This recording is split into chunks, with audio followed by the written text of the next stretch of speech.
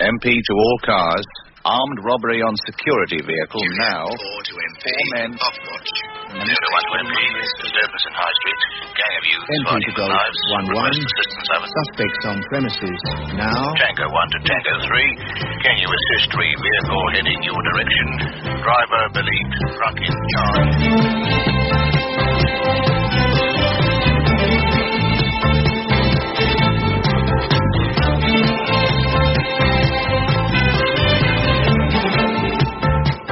Detective. Stories of crime and detection in London. Written by Robert Barr with Ray Brooks and Christopher Blake.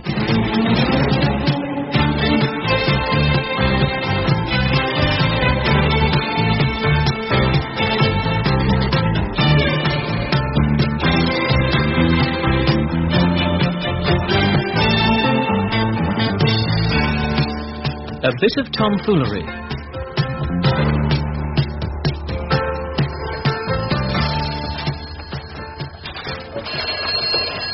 CID? DC Harrison? Who is it? Oh, yes, sir. Will you hold a moment, sir? Dave Brook? Yeah, Jim. What is it? Chief Inspector's been looking for you. Oh. Urgent. Do you know what it's about? Well, he didn't say. Okay. Sorry about that, sir. It's about the lorry theft, isn't it? Come in. Now, come in, Dave. Shut the door. Sit down. We have a new DC on the strength. He reported this morning, and I'm putting him with you. With me? Are you so busy? Well, I'm always busy, sir. Then you need help. So I'm putting him with you. Here it is. He's Detective Constable Blair Maxton. Blair? Well, that's what it says. Another grammar school lad. Well, we could do with a bit of education in this office. Age 23. Initial training report good. It is 2 years on the beat in Z District. Good report from their crime squad, appointed DC and sent here. Yes, sir, but why put him on me? Although I hate to say it, Dave, you're the sharpest sergeant I have. Not the best, not the smartest, but the sharpest. I want you to take him under your wing for a while. I'll get him. Chief Inspector Roach here. You can send up DC Maxton now. Now, you can have a look at him. Does that mean I have a choice? No, it doesn't mean you have a choice. You're having him for a month. You'll show him around, and you'll teach him to be a useful detective on this district. You'll teach him all your good habits, like making the right contacts, remembering faces, spotting villains at work, and making nice, clean arrests. You'll teach him how to conduct himself in court. You will not teach him any of your bad habits, such as cutting corners and losing office files. Can I say a word, sir? No, you cannot. Come in. Come in, Maxton. Meet your new sergeant. Detective Sergeant Dave Brook. As from this morning, you will work with him. You will go where he tells you, and you will do what he tells you. Yes, sir. He's an experienced detective, and you will endeavor to learn all that he knows about this district. And when you've been here a month, you'll report to me again, and I'll decide whether you should be reassigned, right? Thank you, sir. That's it, then. Oh, Sergeant. Sir? Since you now have help, you can handle these. From this morning's crime complaints. Thank you, sir. Bye, sir.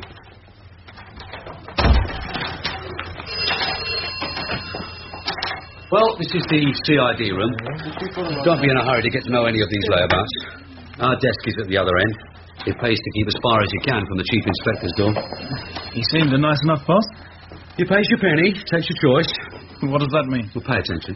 On that table by the window are the division crime books. Look at them each morning. By the phones are all the useful numbers. And this is the duty book. And that's the night duty list. On the wall over there are the wanted photos. We've got 4 internal phones, and the one at the other end of the room is for outside lines for confidential calls. And this is our desk. We share it, and this is our workload. We share that too. We've got 12 cases in hand, plus 8 new ones we've been lumbered with. Our share of the morning's crime complaints. That makes 20 cases.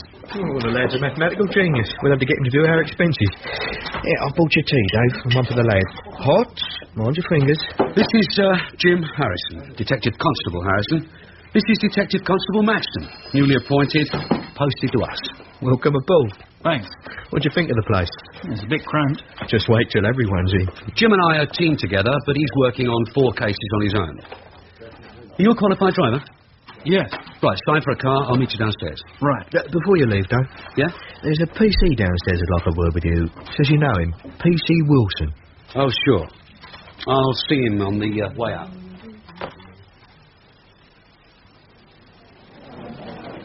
Is PC Wilson around?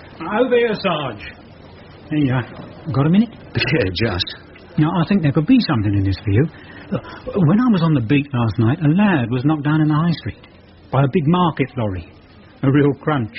He was taken to hospital. He died this morning. Yeah, but that's uniform stuff. So what? Yeah, wait for it.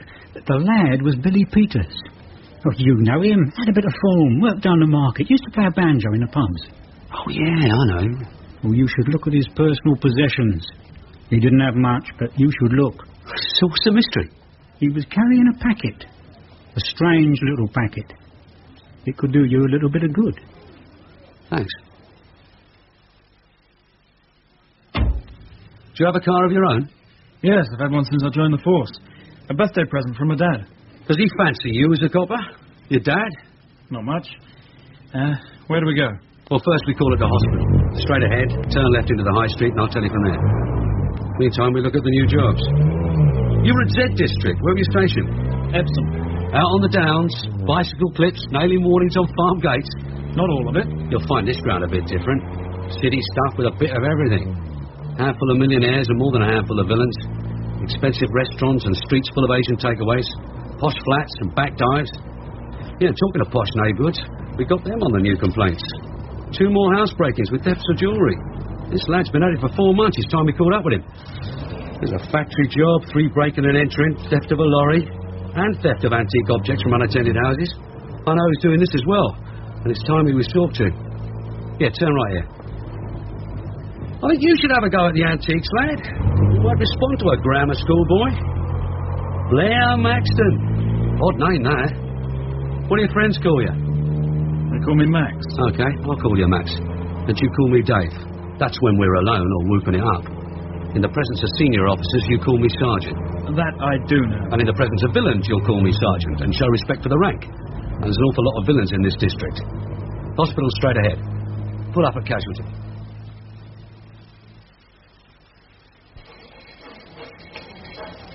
Yes, sir? From the local police. Detective Sergeant Brook. Can you tell me who was in charge of Casualty last night? Yes, sir. It was Dr. Briggs. That's him over by the stairway. Thank you. Dr. Briggs? Yes? I'm Detective Sergeant Brook. This is my colleague, Detective Constable Maxton. Morning. You had a patient in Casualty last night. William Peters. He died. What's your interest, Sergeant? Well, I've been asked by our uniform branch to look at his effects. If you'll come with me. Well, there isn't much, but what there is, you can see. I understand he has no relatives in London. Well, no relatives anywhere that we know of. If you'll give me a moment. Let's see.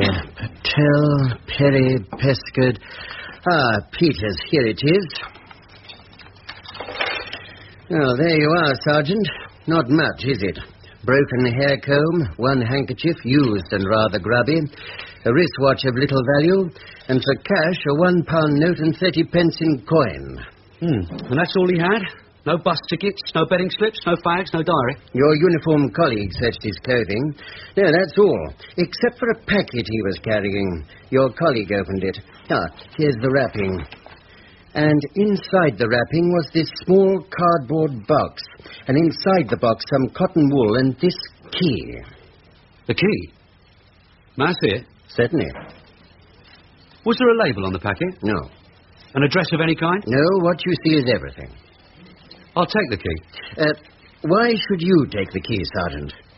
It will be the police duty to trace his relatives. This key may help us. I'll take the key in the wrapping, and my colleague will give you a receipt. Thank you.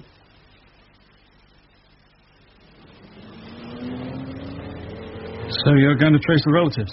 Not this side of eternity, I'm not. Billy Peters has got no living relatives. His family was wiped out in the Blitz. Landmine hit a street shelter. Killed half the street, including his mum and dad, brother, 2 sisters, uncles, aunts, cousins. Left Billy Peters. He was 15. Quite a story. Yeah. And Billy was a true survivor. Stayed on his own. Never really settled to a steady job, but always got along. Working the market, street stall at weekends, helping in pubs. Once he got into crime in a small way, and out again. How is the key going to help? Well, don't you know? No? You're going to have to do better than that, lad. I mean, take a look at it. That little job is the key of a safe deposit box. Now, Billy Peters never owned anything, never had more money than would last a day. I mean, he ended up with only £1.30 in his pocket. So why was he carrying the key of a safe deposit? Do you know? I'm going to find out. But first we've got to deal with this bunch of complaints. The good citizens whose pads were done this weekend. So, let's set a route. Where do we start? The friend who lost his antiques, or the ladies who lost their diamond rings? Ladies before gentlemen? As you say. Okay. We start with the ladies. Head north, I'll direct you. One of them's a widow. Name of Dennery. Beatman says she's a nice old dear, but frail. What did she lose? Well, from the list, I'd say about 15,000 quid's worth. All the treasures her husband left her. But she won't be mourning the cash. She'll be crying for the memories that have been lost. It's got to stop, Max. I mean, this bastard's been at it for 4 months on my ground. Knocked over 2 flats Saturday night. Makes you mad, does it? No, but it makes me feel inadequate.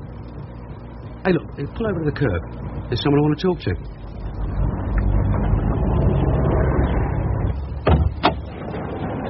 Harry! Harry! Over here. Hello, Cop. What brings you? Don't hang about, Harry. Get in. In! Oi. That wasn't clever, Guff. Pulling me in front of a crowd. There isn't a crowd. Come on. And who's this geezer? That's my mate. You show him some respect. Sorry, Guff. It's just a surprise. I've got some work for you, Harry. Billy Peters. Yes, I heard this morning. But you know he's dead? Yeah. He was off his usual run. I think he was doing an errand for someone. Do you know who? He was always doing errands. What's the odds? The odds are that I want to know. I want you to go to the places he worked. Find out who he was running it for. And who he was running it to. And I want to know today. What's it worth, Guff? Phone me when you've got something. Yes, Mr. Brook. And I'll hear from you today. Bye, Mr. Brook. Who was that? A snout called Harry Dean. But you lay off him, he's mine. Now, let's call on the ladies.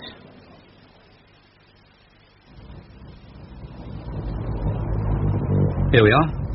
Stop at number 18. We find flat number 6. Mrs. Dennery. Lady Dennery. Widow and relic to the late Sir George Dennery. So you better straighten your tie.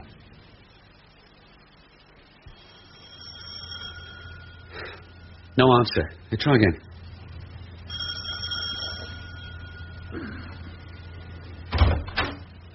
Lady Dennery? Yes? We're police officers, ma'am. Detectives from the local station. You reported a burglary. Aren't you supposed to show me your police identity card? Our warrants, ma'am. Here you are. That's my photo. That's my name and rank, Detective Sergeant Brook. This is my colleague, Detective Constable Maxton. May we come in? Yes, sir.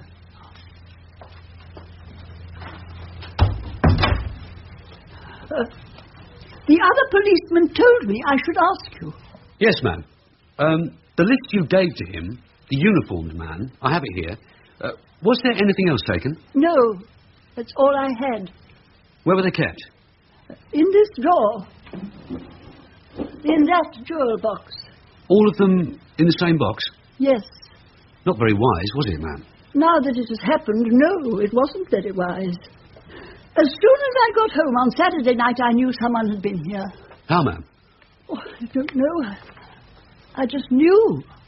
It was a feeling of fear. You say you've been out that night, ma'am? Just across the square. To my friend Mrs. Sturt. I always visit her on Saturday evenings. I wasn't away long. I left here at 8 o'clock and was back by 10. Well, long enough, ma'am. As you say, you always visit her on Saturday evenings. The stolen items, can you give me an idea of their value?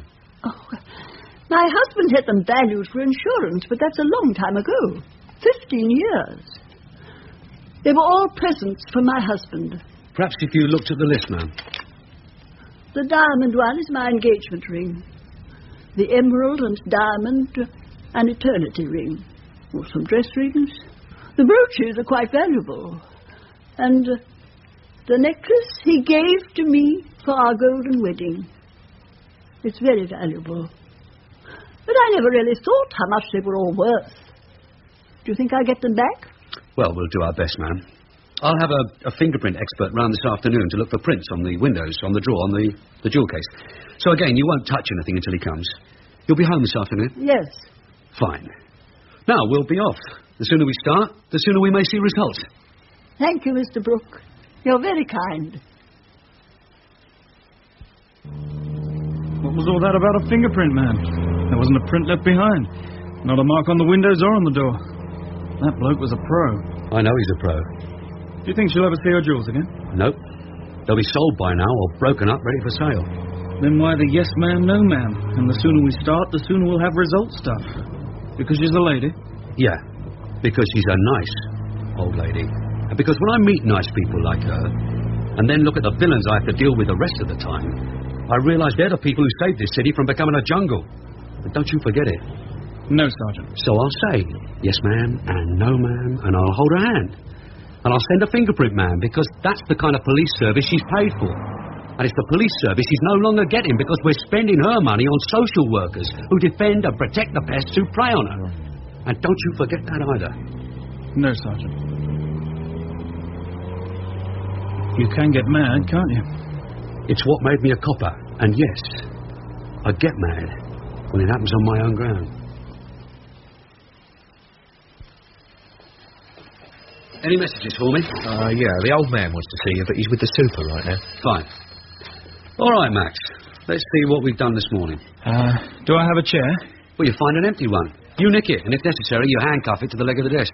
Right. This chair all right? In this office, backsides book chairs. Go on, sit down on it. Now, let's see.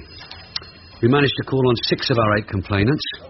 Unless you deal with them each day, they get snowed under by the ones coming in tomorrow. 2 more old ladies have lost their tomfoolery. Now, this is the 9th job this pest has pulled on my ground, and we're going to nail him. Is that understood? Yes, Sergeant.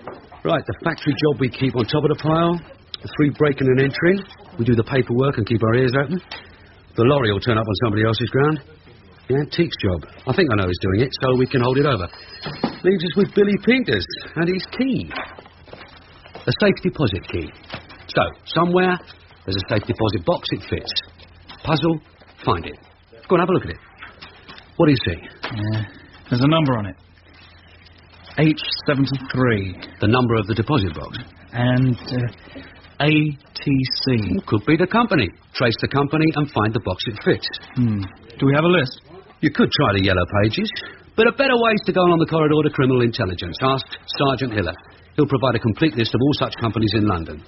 And if necessary, you will call on every one. And I don't want to see you until you know which box it fits. Good, start now. Yes, Sergeant. Dave? Yeah. Old man's back. Oh, tough. Yeah. Come in. You wanted me, sir? How's it going? Well, we talked to 6 of this morning's losers, including the jewellery jobs. 9 in 4 months. What's the value now? Well, most of the old dears don't really know, but I reckon he's had 5,000 or 6,000 from each, and much more than that from Lady Dennery. And when are you going to take him? I don't know. But when I do, I'm going to nail him to the cell door. Not in this nick, you aren't. No, sir. Is that all? Yes. Chief Inspector Roach? Yes, Commander. Okay. Yeah. How's the new lad? Maxton, isn't it? Yeah, well, he's all right with old ladies and antique dealers, but I haven't tried him on villains yet. Sorry, it's all go today. CID, Harrison? Who? Oh, yes, he's here. It's for you, Dave. Brook here? Who's it? It's Harry, Mr. Brook. You stopped me today, asking about Billy Peters. You got something? Yeah, but it's a bit complicated, Mr. Brook. I'm not saying it on the phone. Where do we meet? The North Bridge Cafe. Okay.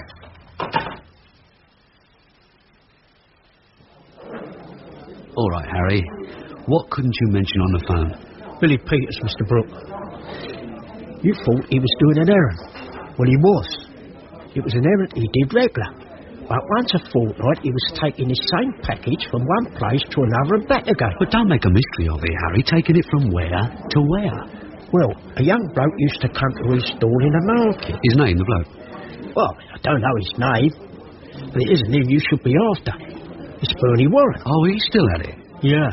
See, once a fortnight, Billy would take this package from the young bloke and deliver it to Bernie. 2 days late, we collect it from Bernie and take it back to the young bloke. Describe the young bloke. Well, tall, skinny, about 28. It's Bernie you should be after. Nothing moves but he winds it up. Thanks, Harry.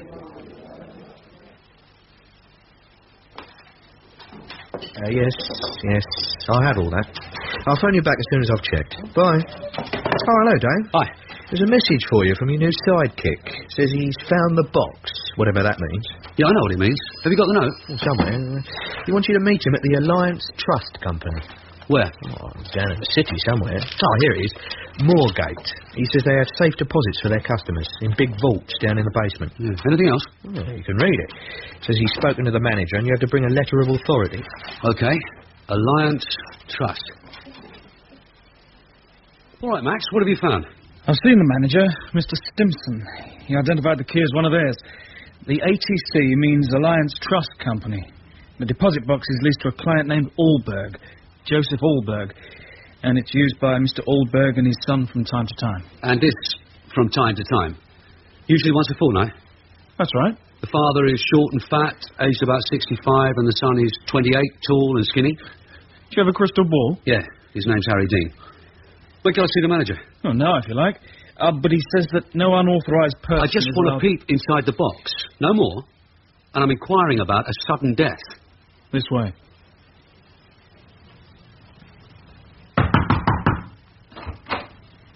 Mr. Stimson, this is my colleague, Detective Sergeant Brook. Good afternoon, Mr. Stimson. Afternoon, Sergeant. I've identified the key as one of ours. Now, what is it you want? I'd like to check the contents of the box. Do you have the client's consent? The possessor of the key is dead, Mr. Stimson. We're trying to establish next of kin. Our client's name is Joseph Allberg. There is a father and a son. If one is dead... We have reason to believe the name is not Allberg. I have a letter of authority here. The box will be opened in your presence, Mr. Stimson, and the contents will be left untouched. Just a glance to see if it helps to identify the owner of the key. Come this way, please.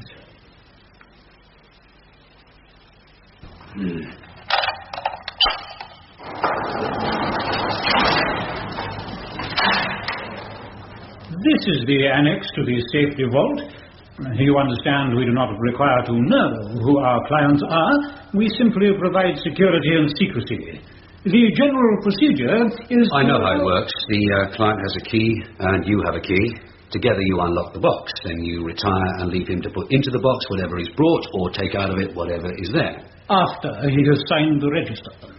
Yeah, let's go to the box. First, you sign. Sure. This way, please. This is the box H73. I open the first lock. And I open the other.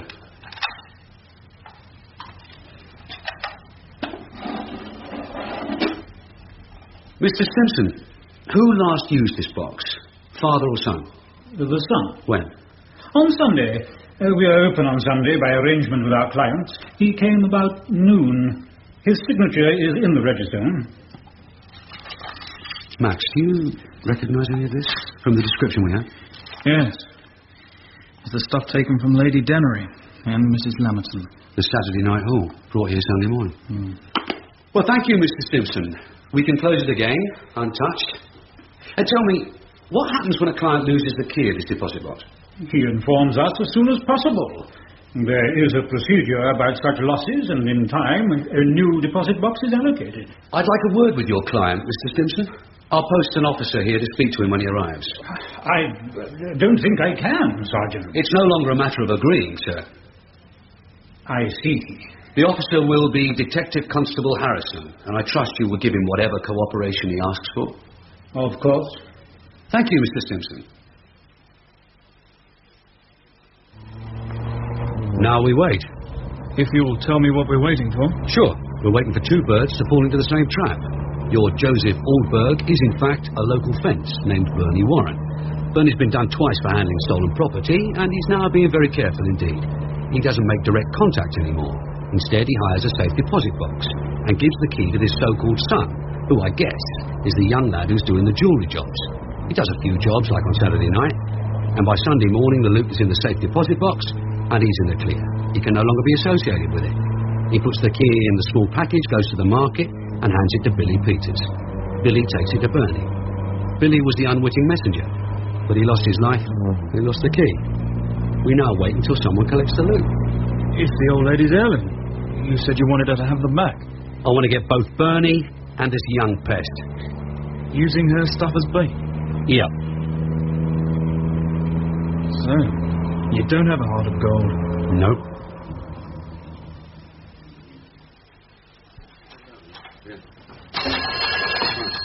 CID, Sergeant Brook. Harrison here, Sarge. Your bloke has arrived. He's reporting the loss of the key. He's there now? Yeah, talking to Mr. Stimson. Is it the father or the son? The son. Keep him there, Jim. We're on our way. Max? Yeah? We don't need that bait.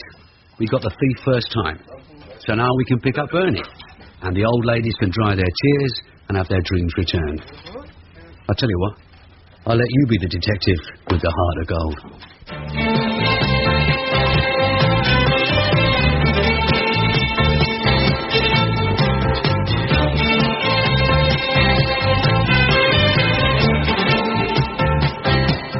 In that episode of Detective, the parts were played as follows. Detective Sergeant Brook, Ray Brooks. Detective Constable Maxton, Christopher Blake. Detective Constable Harrison, Peter Cleal. Chief Inspector Roach, David Dacre. PC Wilson, Martin Friend. Dr. Briggs, James Taylor. Harry Dean, George Toby. Lady Dennery, Aimee Delamain. Mr. Stimson, Martin Friend. Detective was written by Robert Barr and produced by Martin Fisher.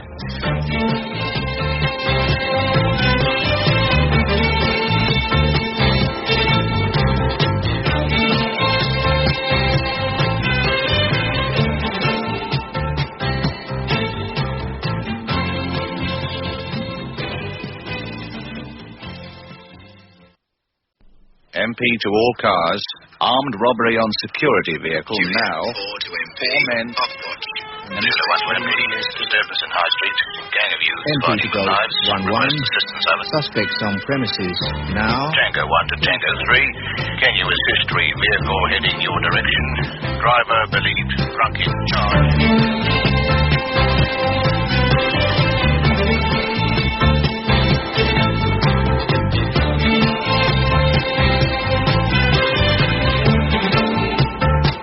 Detective. Stories of crime and detection in London, written by Robert Barr, with Ray Brooks and Christopher Blake.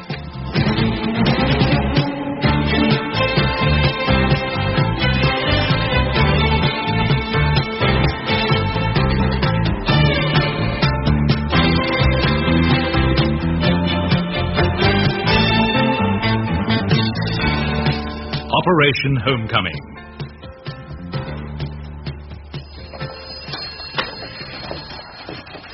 Sergeant Brook! Brook! Where's Sergeant Brook? Just gone out for a moment, sir. When he gets back, tell him I want to see him. Yes, sir. CID, DC Maxton speaking. Who's that? Oh, Miss Williams. Yes, we've been working on the case. And we... will you hold on, please? Dave? Yeah. Mr. Roach wants to see you. Oh, sure. Yeah, right. Here's your tea. There's our ham rolls. And you owe me 23 pence. He wants you now. Looked like he was going to explode. That I want to see. Look after the shop. Sure. Are you there, Miss Williams? Sorry about that. I was about to say... Oh, you're back. Yes, sir. I've got a job for you. Are you busy? I got plenty on, go.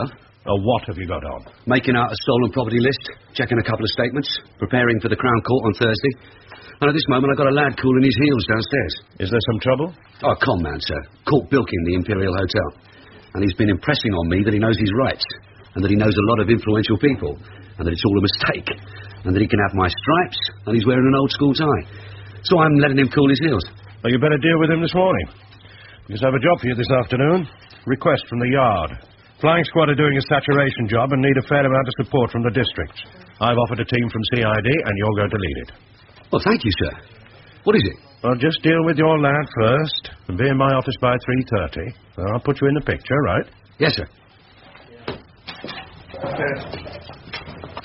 you have these statements checked? Yes, here they are. And your tea's getting cold. Oh. That's all right. You married, Dave? What kind of question is that? A straight question. A bloke who likes cold tea. Yeah, then it's a straight answer. No, I'm not married. Do you have a girl? Yes, I have a girl. And yes, she is pretty.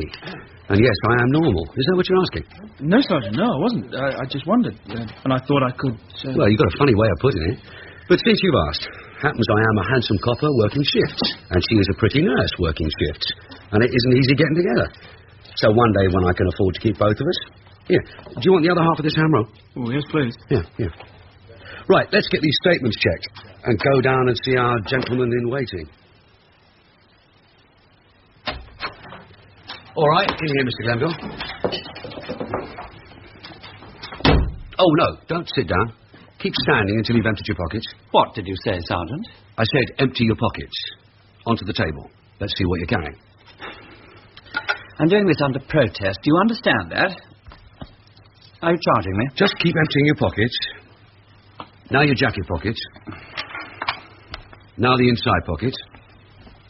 All your inside pockets, Mr. Glenville. Max, help him. Yes, Sergeant.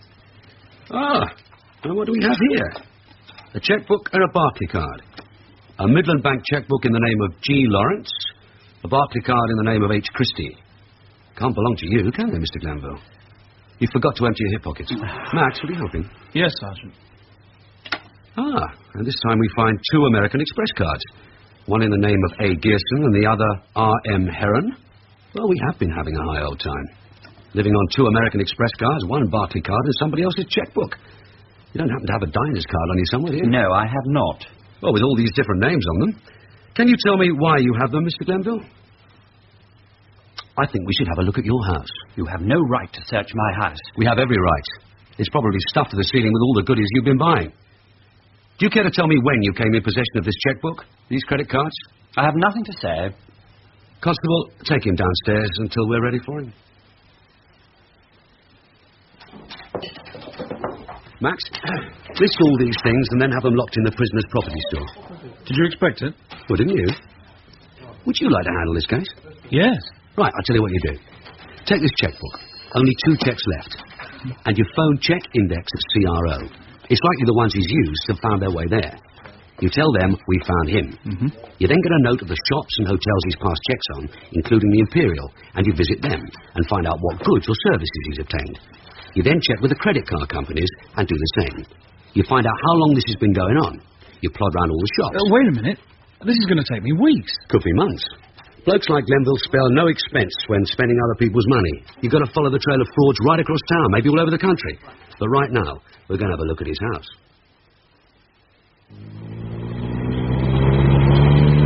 Don't look so hurt, Mr. Glenville. We're just taking you for a run. Where? We're going to your flat. You want to have a look? You've no right.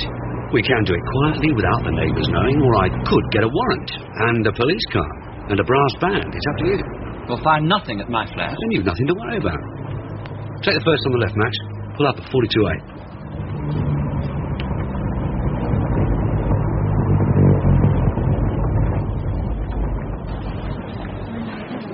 You're home, Mr. Glenville. Well, you can sulk if you like, or you can look happy like you were bringing friends home.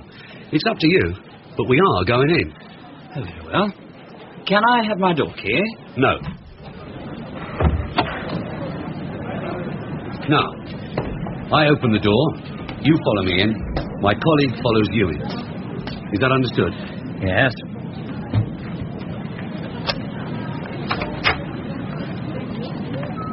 No nosy neighbours? It is a select neighbourhood. Yes, of course. Now, let's see what you have. Well, this room looks clean enough. Keep an eye on him, Max. I'll take a look in that room. He's no sympathy, your sergeant. No understanding. Oh, he understands, all right. You've been living it up on other people's savings. How long have you been doing it? I'm sure you know one has lost a penny because of me. No one but those money-lending people who charge all that extortionate interest. Glenville! You must be mad! This place is stacked with stuff. You brought 12 new coats, you got about 6 new suits, got about 12 pairs of shoes unworn, still in boxes, 9 new dressing gowns, and in your dressing table drawer are these. 3 stolen checkbooks, empty, and 6 more credit cards. Just stand there. I'll call out the rest. I'm feeling sick. 10 new shirts, about 5 new cardigans, 5 new frying pans. For God's sake, 5 frying pans? Why? Please, could I have a glass of water? I feel sick. The kitchen is in there.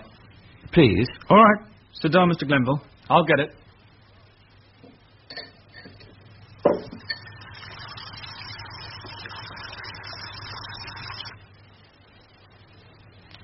Here you are, Mr. Glen.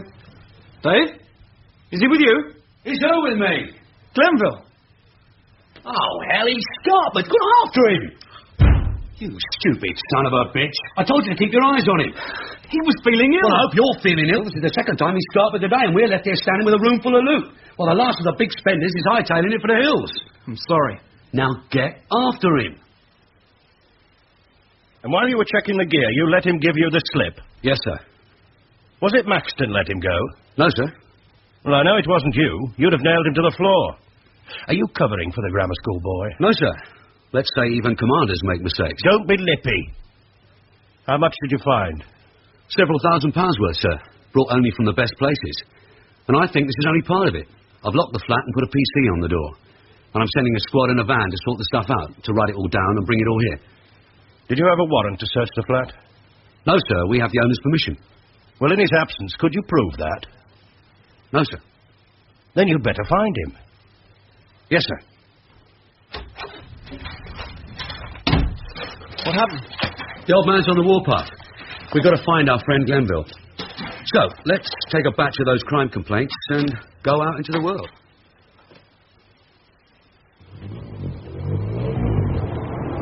Where do we go? Just drive around. Keep your eyes peeled. Do you think he'll still be here? Unless he had another credit card or a ticket to romantic places. Like Paris? No, I can guarantee he won't go that far. I took his passport. You keep your eyes on the road and watch the pedestrian crossings, and I'll watch the pavements. You were telling me about your girlfriend. I was not. That you would marry her if you had enough money. And that you would introduce me. I said that. Didn't you? What time is it? 20 to 1. Oh, it's almost lunchtime. And it's her day off. What do you say if we take her to a nice pub? We'd have my vote. We'll find a riverside pub and crime can wait. Somewhere we can sit and watch the swans. I'd like that.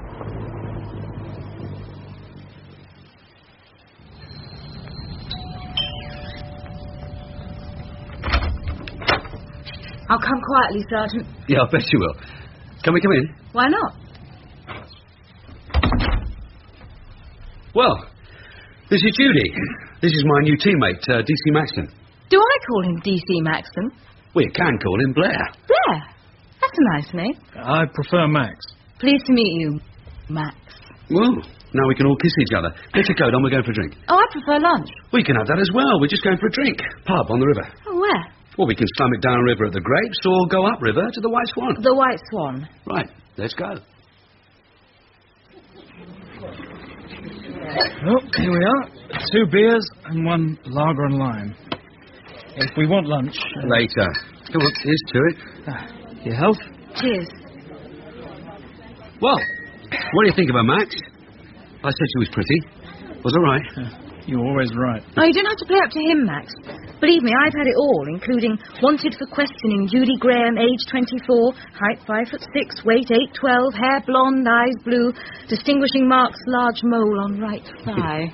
She's also a trained nurse, white belt. And trained in judo, black belt. Yeah, I'll remember not to touch. Tell me about yourself, Max. You should ask Roach about him. I collared a lad this morning, a right one. Pocket full of other people's checkbooks and a flat crown with goodies. You'd have loved it. New suits, new shirts, new shoes, and a cupboard full of frying pans. Frying pans? But don't ask me. I was just checking the store when Loverboy let him get away. Oh, you let him go? He was feeling sick. Yeah, I'll bet he was. And now he's off on another spending spree and Roach is wild. Did you tell him about me? What do you think? You didn't tell him. Mr. Roach is a very nice man. He's kindly and considerate, and considering what he has to put up with, he's most understanding. Well, cheers. Cheers. Max, will you answer me one question? I'll try. Look at me. Do you think I should marry a copper? Well, what can I say? It's his round. All right, come on. Let's have your glasses.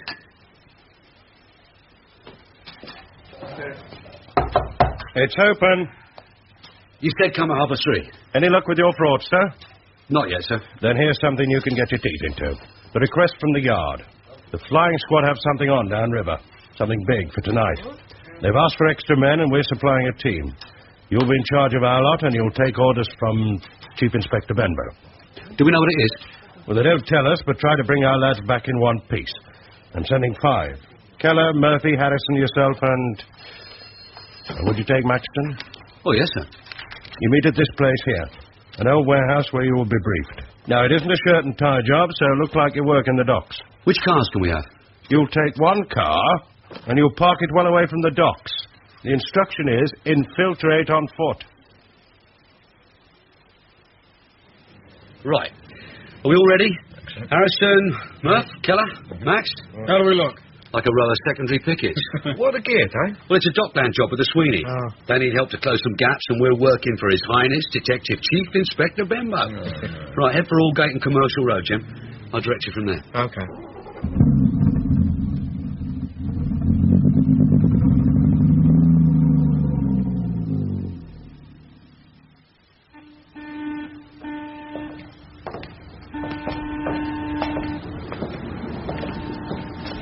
Is this the warehouse?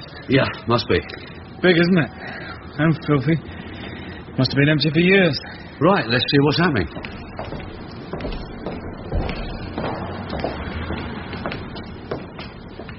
Where can I find Chief Inspector Benbow? There's a room down the end. You go there and check him. Right, thanks. Come in. Mr. Benbow? Yes? DC Brook. There's 4 with you? Yes, sir. This is DC Harrison, Keller, Murphy and Maxton. No need for you all to come in. I can see you. Now, Brook, you'll wait outside until they've all assembled. Might take half an hour. Keep quiet and try to keep from showing yourselves. In a room on the other side of the shed, we set up a temporary canteen. Try to get something before the mob descends on it. When Commander Jackman arrives, we'll tell you what it's all about. Thank you, sir. And close the door. It's drafty in here. It's the river. Blows straight in from the channel. Jim and Keller, there's a mobile canteen somewhere over the other side of the shed. Find it, get us all a cup of charm. What's best to eat? Okay. We've just got to wait around. Yeah, for half an hour, he said. It's dark, isn't it? You're really going through the book. Dark, cold, drafty, filthy. Well, it is. You could have found a better place. It's to make you feel furtive. Yeah, lads. Cups of tea and a pork pie. They're disappearing at a rate of knots. Sure, Char. What else is happening down there? There's a platform. Blokes with tarpaulins putting them up over the broken windows. Do you think we look all right? You should see some of the others. Leather coats, long hair, brass earrings. Yeah, well, brass earrings are mad. Slag catches you by the brass ring, you can pull your bloody head off. I'll swing you round and throw you in the river. Well, the place is filling up. How many would you say? 20, 30? Yeah, more sweaters than beads and bangles. They've been picking the hefty ones. All right, lads, come nearer to the platform. It's getting a bit dark, and I want to be able to see you. The only light we're going to have in here is the light from the projector falling on the screen. Could we try it, Sergeant? No, that's fine. Now, you're here to be briefed on an operation to be called Operation Homecoming. Some other members of the force have been briefed at another place. The 30 of you in this room have been specially chosen as the heart of the operation. First slide, please. This is a bird's-eye view of the dock area in which we're now gathered. It shows part of the river, the derelict dock, and the roads leading in and out. The uniformed men will be responsible for these roads for the next 3 or 4 hours and for setting up roadblocks. Next slide. 4 faces you should all recognize. First, David James Whittall, a top villain. Escaped from Parkhurst 3 years ago. And he escaped in company with this villain, Adam McCabe. They've been living abroad since they left us, living well on the proceeds of past crime. Our information is that they're now returning to us, and their return is connected with further serious crime. They'll be accompanied by 2 other villains whose faces may not be so familiar to some of you. This one is Charlie Kane. planner of crime. This one is Albert George Tracy, a protector, a piece of muscle. Well, that's the briefing. They expect to return in the dark, and by this back door. All 4 men are likely to be armed. Our intention is to arrest them before they can shoot anyone's head off. All teams will be given their action positions as they leave. The operation is called Homecoming, and the code word that they're here will be High Tide. You have 5 minutes to study these photos and then to your places.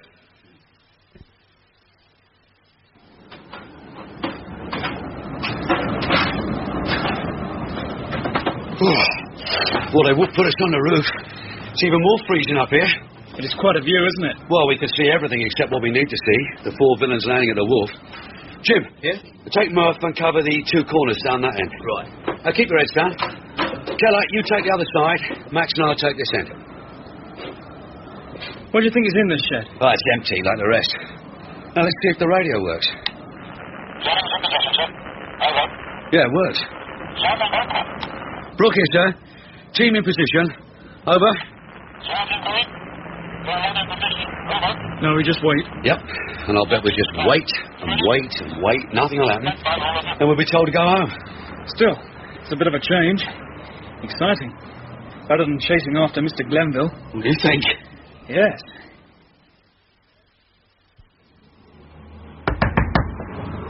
Who is it? It's your friend, Glenville. Open the door, please.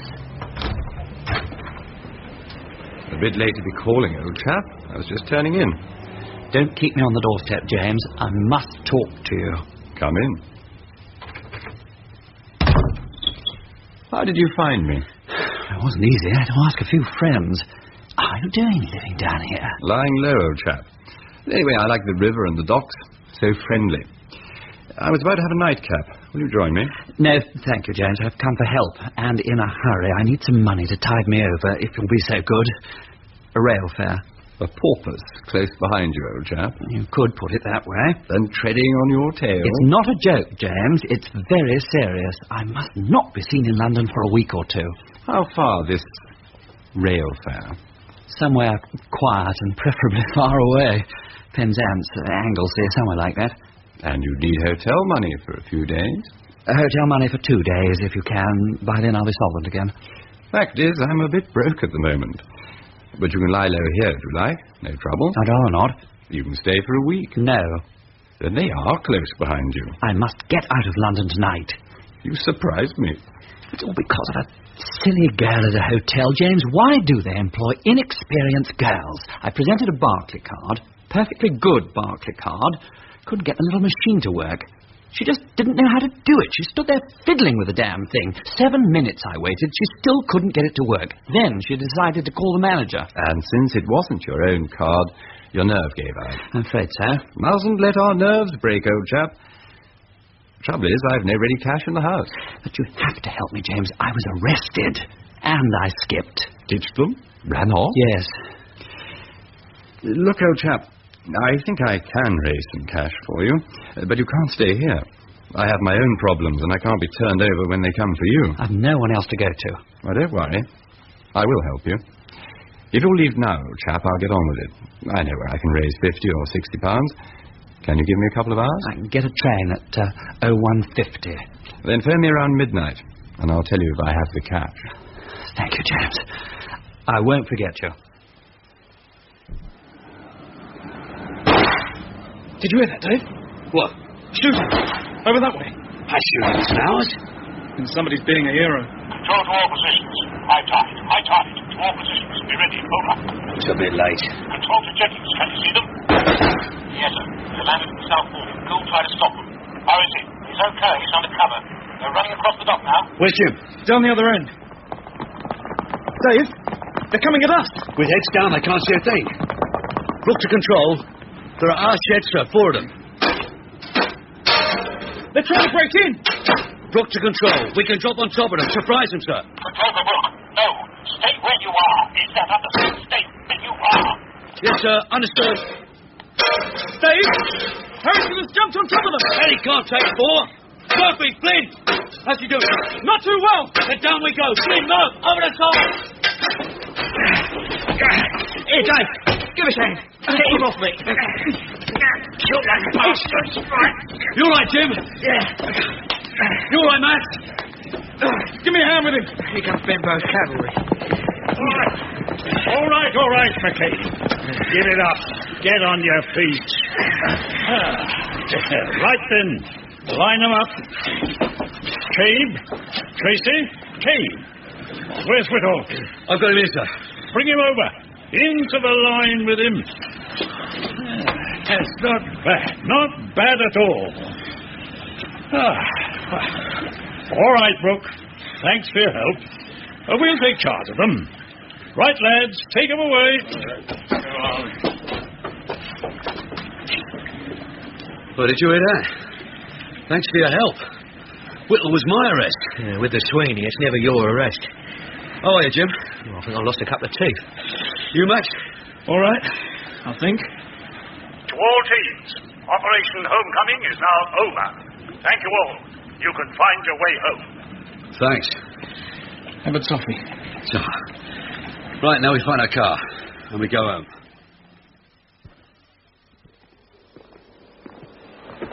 Jim, why did you jump on them? He was trying to make Sergeant. Very funny. I'll tell you something. You could have parked the car near it. What could do you good? Hey, Art. What is it? It's a sad art that never rejoices. Hey, Max. Yeah? In that phone box, over there. Do you recognise him? Yes. The last of the big spenders. Our Mr. Glenville. Do you think he could escape from you in a phone box? No, Sergeant. Well, get him.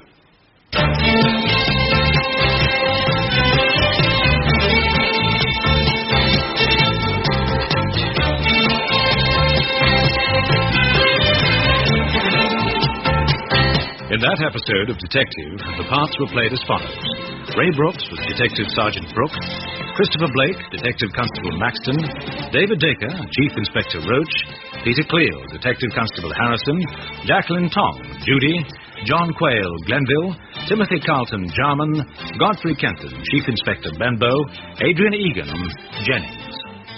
Detective was written by Robert Barr and produced by Martin Fisher.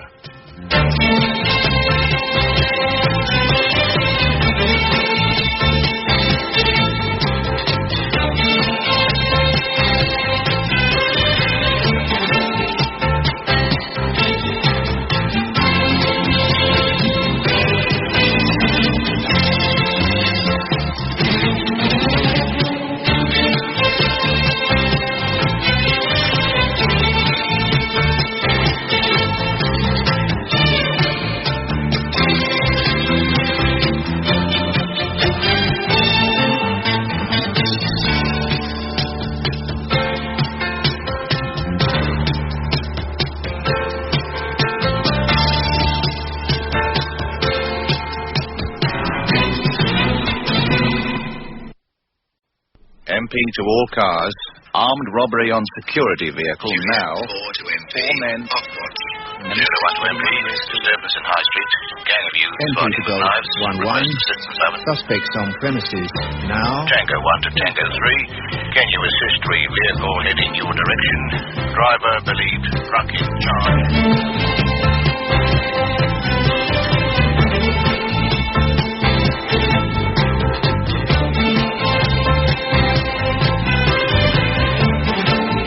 Detective. Stories of crime and detection in London. Written by Robert Barr with Ray Brooks and Christopher Blake.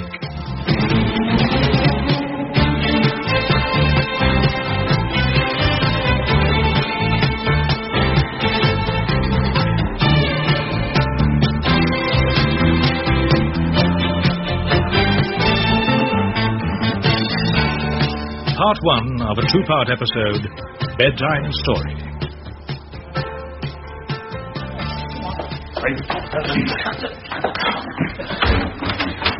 All right, in here with them. Wake up there. That's 1, 2. Come on, Lowry. Quit shoving, copper. Get in. Knock it off. You drag us out of our Come on, get in line. That's better. Sergeant Brooks on his way. Keep an eye on them, Constable. Yep. All ready for you, Dave. Where'd you pick them up? The two Lauras at their own home, Crowned at his. All in bed and pretending to be fast asleep. Did you find the cash? No. The gun? No. We've started a search of the streets for it. The big brother is missing. He may have both the cash and the gun. Then we'd better find him. Let's have a look at this lot first. All right, back in line. Let's have a look at you. Ah, you. You speaking to me? Yeah, you. What time do you make it? 3 a.m. So what do you mean by dragging us out of our beds? At least you've been in bed. Because of you, my lads have been up all night. Okay, Max. This loudmouth is Jimmy Lowry. He's 21.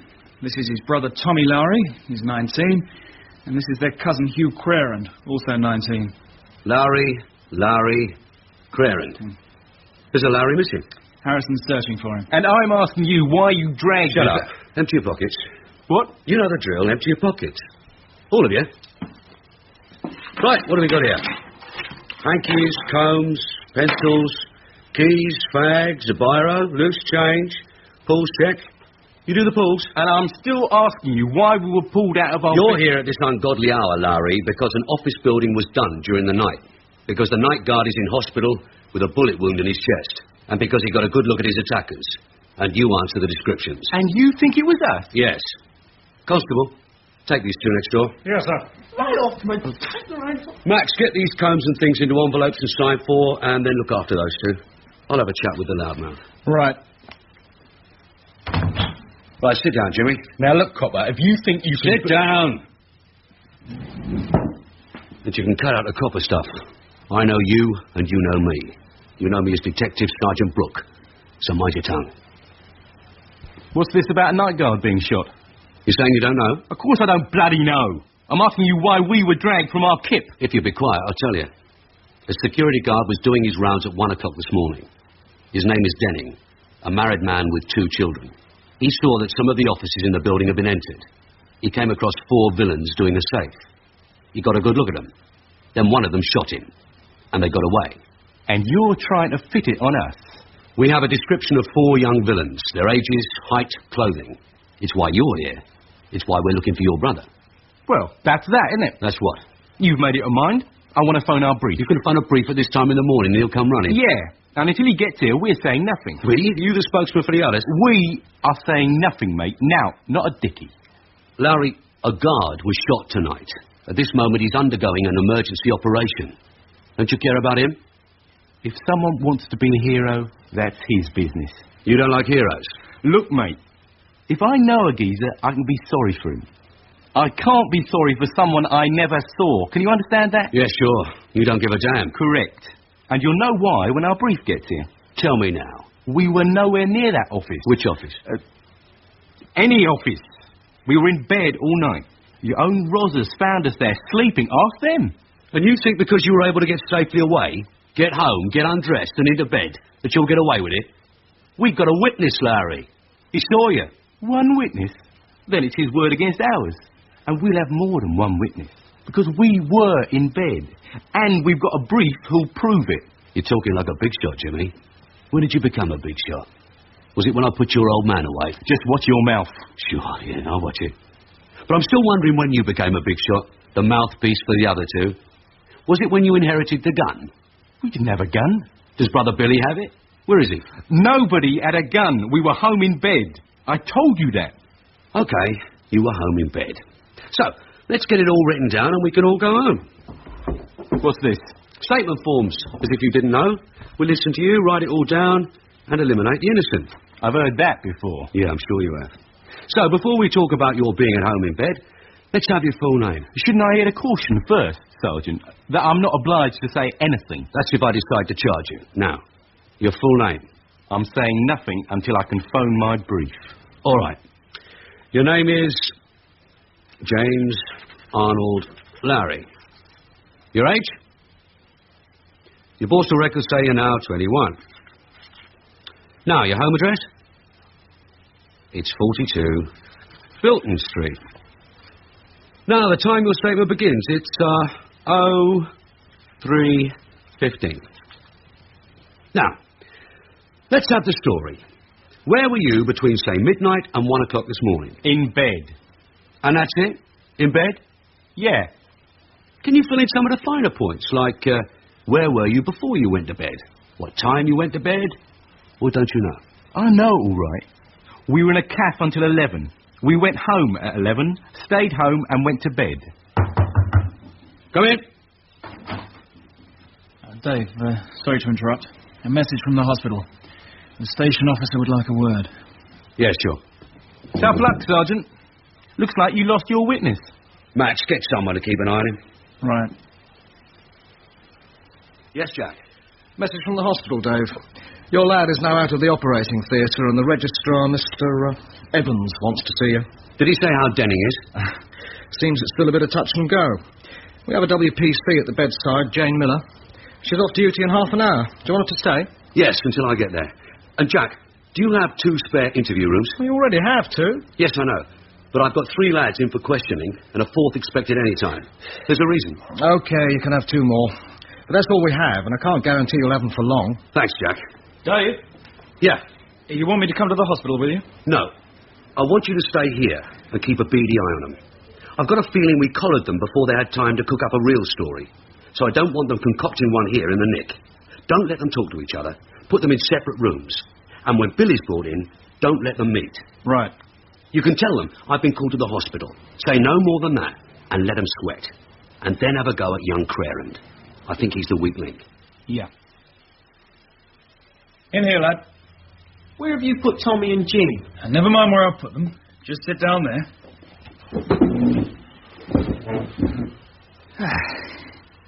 It's Huey, isn't it? Huey Crarend? Yes, sir. Now, tell me where you were last night, Huey. I was home in bed, sir. Your men will tell you that. Never mind what my men can tell me. I want to know what you can tell me.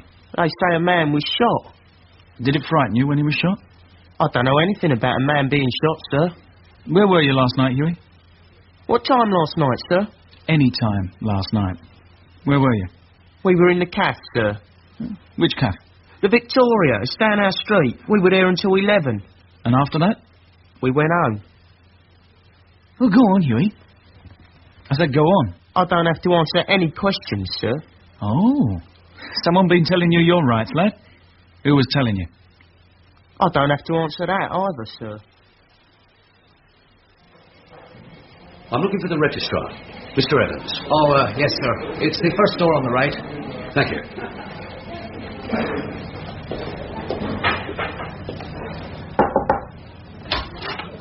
Mr. Evans? Yes? From the police. Detective Sergeant Brook. Come in, Sergeant. Thank you.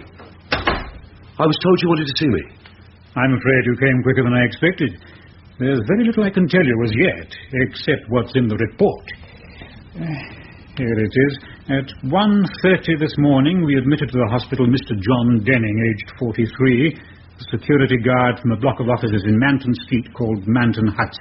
He was admitted to surgery at 1:45. Surgery was completed by 3:15. Can I see him? No. How is he? We won't know for an hour or two yet. It was a gunshot wound? Without doubt. The bullet was recovered from his left lung, quite near the heart. Altogether, he was a very lucky man. You'll want the bullet? For the laboratory, yes, sir. A policewoman came with him in the ambulance. Do you want to see her? Yes, please. Follow me. If you'll wait here a moment.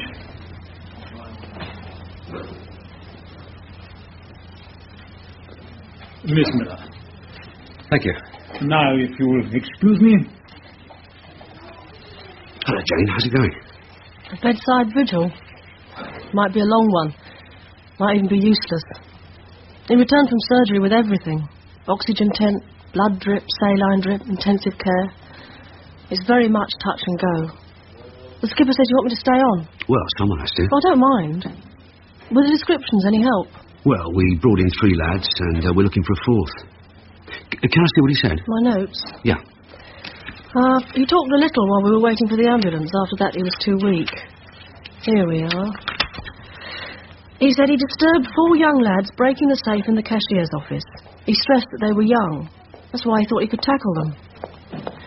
2 of them were about 19, he said, and they were both wearing blue denims, jacket and trousers. Very grubby, he said. The 3rd one he thought was about 21, denim jacket and grey trousers. The 4th, the oldest, was about 25. He was kneeling at the safe. He was wearing a black leather jacket, black trousers, canvas shoes, or sneakers, he called them. He gave their heights, didn't he? Around 5'6", 5'7", he thought, and slim. Scrawny, he called them. 4 of them? He was certain of that. 4. When he disturbed them, did they say anything? Did any of them speak? No, not a word. They seemed to know just what to do. They rushed at him, knocked him over, and ran out of the office. As he fell, he caught hold of one of the young ones by the jacket. Caught him by the jacket pocket, but the pocket tore and he got away. Did he see who shot him? No. Only what happened up until he was shot, not after. Is there any help? Oh, I wish I could be sure. The description fits the Lowrys, a family of local villains. The young ones always worked four-handed. The 3 Lowry brothers and their cousin, Crerand. It's time we caught up with them. But so far I've got nothing but your descriptions. And the Lowrys are good at swearing black's white. There's the torn jacket. No, we didn't find a torn jacket. We didn't find the cash at their place either. How much was taken? About £50,000. No sign of it or the older brother. He's 25 and fits the description too. But descriptions are never enough. No chance of talking to the guard? Not a chance. OK, Jane. Right now, it's back to the factory. Ah. How did it go, Dave? We're no further. Has the 4th lab been brought in? Not yet. And Mr. Roach is in. Thanks, Jack. Where's Max? He's questioning young Crerand. All right, Huey. All you've said so far is that you spent your time in the Victoria Cafe and then went home. What then? I went to bed. And what time was this? 11. That was early, wasn't it? Well, the cafe was dull. We got fed up, so we went home. You all went home? Yeah. With Billy? Billy weren't with us. Where was he? I never saw Billy. I told you that. Why'd you keep asking about him? Max? Yes? Can you step outside a minute? Sure. What's happening? Not much. I've kept them apart, but they already had a bit of a story cobbled together. That they were in a cafe until 11 o'clock last night, and then went home to bed. I've had a go at Tommy Lowry and 2 goes at young Crerand. They tell the same cafe story. But beyond that, they'll say nothing. They went home so early. It's likely that that part of the story is true, Dave. That the 3 were in the cafe until 11, and then went home. I bet it was to pick up the gear and go office breaking. Was Billy in the cafe? They say no. Do you believe them? Yes. It would be too easy to check. Others in the cafe would know. Now, I think they left the cafe at 11 to meet him. Then we'd better find him. Oh, Mr. Roach is in and he wants to see you. As soon as you get back, he said. Get an all-stations, all-cars search started for Billy Lowry. There's the description. Right. Come in. Oh, come in, Dave. I hear you're having a busy night. Yes, sir. Any news from the street search? Well, not yet. Spreading farther afield now. Vacant ground, backyards, back alleys, dustbins. They should work their way from Manton Street to Bilton Street. You still fancy the Lowrys for it? Yes. Now, how far have you got? They've learned well from their old men. First thing Jimmy Lowry did was to demand to see his lawyer. His lawyer? It'll be his old man's lawyer, Julius Darcy. And he said it like it had all been arranged. You know, if you ever get nicked, keep quiet and wait for me. Well, I haven't much help for you. The preliminary report from the scenes of crime is in. Nothing useful's found in the office, no fingerprints or anything else. Will you want any help on it? No, we can do it ourselves. All right. Now, keep me in touch. Yes, sir. Dave? Yes, Jack? Got something for you. The search team found it. Like the night guard said. A denim jacket with a pocket torn. Where did they find it? Near Bilton Street. In a dustbin in Anderton's Lane. Have a look at it. Yeah, well, the pocket's torn, all right. A damn good rip. He said he grabbed one of the young ones. Now, which one? No need to guess. The name's inside. Crerand. They also found a pair of old leather gloves stuffed in the pocket. Here they are. Thanks, Jack. I'll have a little chat with Crerand, and then I'll get Max to bring this in. Huey Crerand, isn't it? Yes, sir. I'm Sergeant Brook. Are they looking after you, all right? Yes, sir. Not cold or anything? Where's your jacket? Didn't have time to bring it, sir. Why not? Your men didn't give us time to do anything, sir. Didn't have much time to get dressed. Well, accept my apologies, lad. We do our best. We brought your jacket for you. My jacket? Max, bring Huey his jacket. Here you are. This isn't mine, sir. Try it on. That's it. It fits, doesn't it? Yes, sir. So it's yours. No, sir, this one's torn. Crerand, your name's inside it. Take it off and look. Yes, sir. Oh, it was mine. I lost it. And where did you lose it? In a dustbin? No, sir, in a club. Which club? The social club. When? 2 weeks ago, sir. It was stolen. I see. Someone stole your jacket. Took it on the office job tonight, got it torn in a struggle with the guard, shot the guard, and then stuffed your jacket in a dustbin. I don't know what he did, sir. Max, show him the gloves. Ever seen them before? Yes, sir. They're mine. Were they in the pocket? Yes, Crerand, they were in the pocket. Just wait there until I come back for you. Do you believe him, Max? No, he's a liar. But he's baby-faced and innocent-looking, a convincing liar? He didn't convince me. Then prove to me that he didn't have his jacket pinched. Go round and ask. When was he last seen wearing it? Was he wearing it in the cafe last night? And yes? Well, dustbin lids make a noise in the middle of the night. Knock on some doors. Did anyone happen to hear it and go to their window? And if you have no luck, take it to his mum. Tell her he got it torn last night and wants it mended. See what she says. Yes, Dave. All right, Jimmy. Let's get on with it. Now, where were we? Ah, yeah, you were making a statement. I was making no statement. Oh, I thought you were. I've written here your name, age, address, and the time the statement was started. Oh, but we'll have to change all that, won't we? It's now, 7:22. And I was wondering how you all happened to leave that cafe as the clock struck 11. Not a few minutes before like ordinary people might, or a few minutes after like other people might, but right on the nose. You say it, and Tommy says it, and Huey says it, like a heavenly chorus. Did you leave the cafe in a straight line? If you want to know what time we left, ask Mario. And who is Mario? He owns the cafe, and he has a clock on the wall. Would you like a cup of tea? You're entitled to a cup of tea, Jimmy. You're entitled to breakfast, if we keep you long enough. You're wasting your time. Constable, 2 cups of tea. Yes, Sarge. And while we wait, we can get on with the enthralling story of how you spent the rest of the night in your kit. You're quite a comic. I don't feel like a comic this morning. I keep thinking of Mr. Denning. Who? Denning, the man who was shot and is in hospital. You keep forgetting. We were nowhere near that place. Good. Then we can get it all written down. I, James Arnold Lowry, make the following statement. Do you know how much was in the safe? What safe? The one you were screwing when you were supposed to be in bed. £50,000. Did you know it was as much as that? No. I wonder if Billy still has it. You keep on at him, don't you? Keep on about Billy all the time. You can't think of anything else. Well, shut up. Okay. While the constable's out of the room, Jimmy, while there's no one else here to hear us, is there anything you want to tell me? Like what? Well, Billy's gone, and so is all the cash. He can live the life of Riley on it, and you and Tommy and Huey are left to face the shooting charge. You suggesting a deal? Well, there are some things I can do. Get stuffed, mate. Billy will see me all right. Are you sure? It's a lot of cash, but it won't last forever. It won't last until you get out. I'll be out of here today. No. Even if we're not out, you won't make it stick. Billy will be talking to our brief. The family sticks together. Yes. We found Huey's jacket. The one the guard tore. None of that will mean anything. Why not? You got your story fixed? Just wait and see. You sound very sure of it. I am, so there's no deal. And anyway, here comes your pal. What kept you, Constable? Canteen wasn't open yet, Sarge. I had to get the keys and make the tea. Here you are, Jimmy. Help yourself to sugar. And the name is Stevenson? Mrs. Martha Stevenson.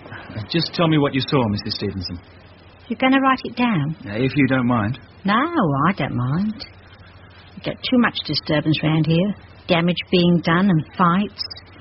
It was a noise that got me up. A noise in the lane. So I got up and went to the window, and the 2 of them were trying to bang the lid back on the bin. You said you knew them? 2 young hooligans from down Bilton Street. You recognise them? Of Of course I did. It was that young Crerand and Hugh, I think his name is, and one of the Lowrys, the youngest one. What time was this? It was 1:20. Are you sure of that? Of course I'm sure. I looked. I was woken up, wasn't I? It's time all this noise and frightening people was stopped. That's what it's about, isn't it? The hooligans. Would you be able to identify the two lads you saw in the lane this morning? Identify them? You mean in court? Say you saw them in the lane. Oh, no, officer. Oh, I couldn't. No, not with them. Why not? Not with the Lowrys. They live over in Bilton Street, and they know me. They're a bad, wicked family. No one around here wants trouble with them, no. We won't let them harm you. If you can identify them, they'll be put away. And then they'll come out again. They always do. I'll help you by telling who does these things, but I won't get mixed up with that family. It's very important. No, I couldn't. All right, Mrs. Stevenson. Thank you just the same. Come in. Dave, Max, sit down. How far have you got? Well, we're moving forward. Last time we talked, we were working only on descriptions. Now we know we've got the right lot. The jacket's been found, the one Mr. Denning said got torn. You heard about it? Yes, in Anderton's Lane. With Crerand's name on it. His story is that he lost it 2 weeks ago, but we found a woman who saw him throw it away last night. Matt?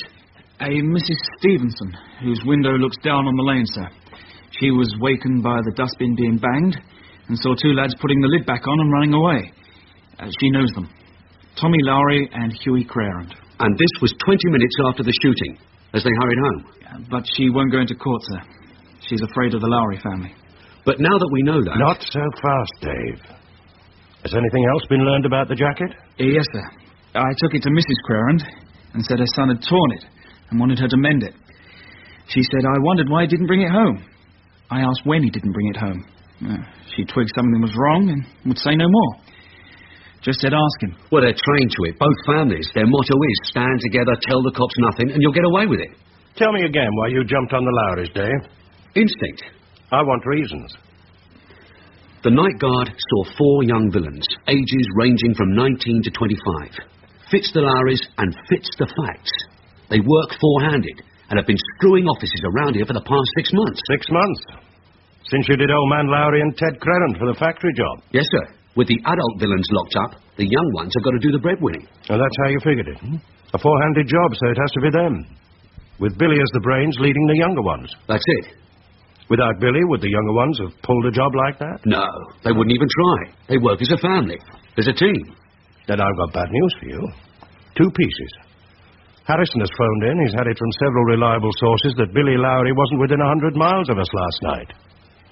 The Lowry team was broken up a month ago when Billy left home. And he has not been back. And that's solid. It can't be. It can be. And it is. Then where is Billy? He's got a job in Stockport. And last night he was on night work. Checked and solid. Well, if that's true, why didn't they say so? They could have said it and walked out. They could be leading you on. It was you who grabbed them, accused them, and wouldn't listen to them. So they're setting you up for Julius Dancy. And he's been waiting to get you. We've got a fair amount against them. No, you've just been trying to prove that they did it. A four-handed job, yes, Dave. The Lowrys, no. And you haven't been looking elsewhere. They're a family of villains. It was their description. It was their style. But it need not have been them. And when you accept that Billy could not have been anywhere near, that the family team has broken up, then their story makes sense. The young ones do miss him. They were bored and at home in bed. Young Crerand did have his jacket stolen. And that is why they sit calmly and wait for their lawyer. A man was shot. A family man with 2 children. I mean, do you really believe all this? That they're clean? How long have you had the call out for Billy Lowry? 6 hours. Cars and detectives all over London searching for him. Has he been seen? Anywhere? No. CID, Chief Inspector Roach. Yes. I give him my compliments and tell him I'm engaged, but I'll see him as soon as I'm free. Thank you. Your troubles have started. Dancy is downstairs. He has come for your scalp.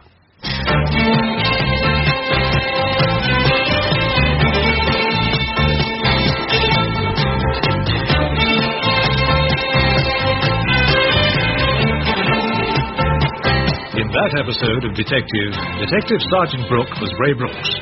Detective Constable Maxton, Christopher Blake, Chief Inspector Roach, David Dacre, Jimmy Lowry, Tom Bowles, Huey Crerand, Michael Thacker, Station Officer Gordon Reed, Mr. Evans, Martin Friend, Jane Miller, Claire Clifford, Woman, Betty Alberge. Detective is written by Robert Barr and produced by Martin Fisher.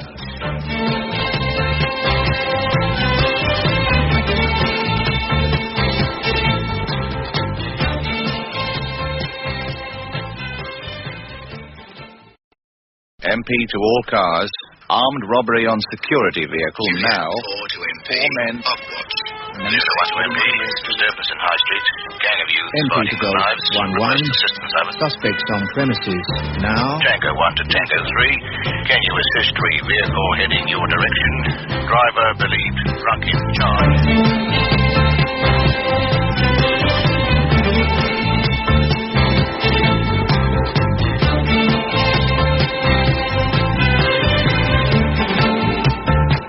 Detective. Stories of crime and detection in London. Written by Robert Barr with Ray Brooks and Christopher Blake.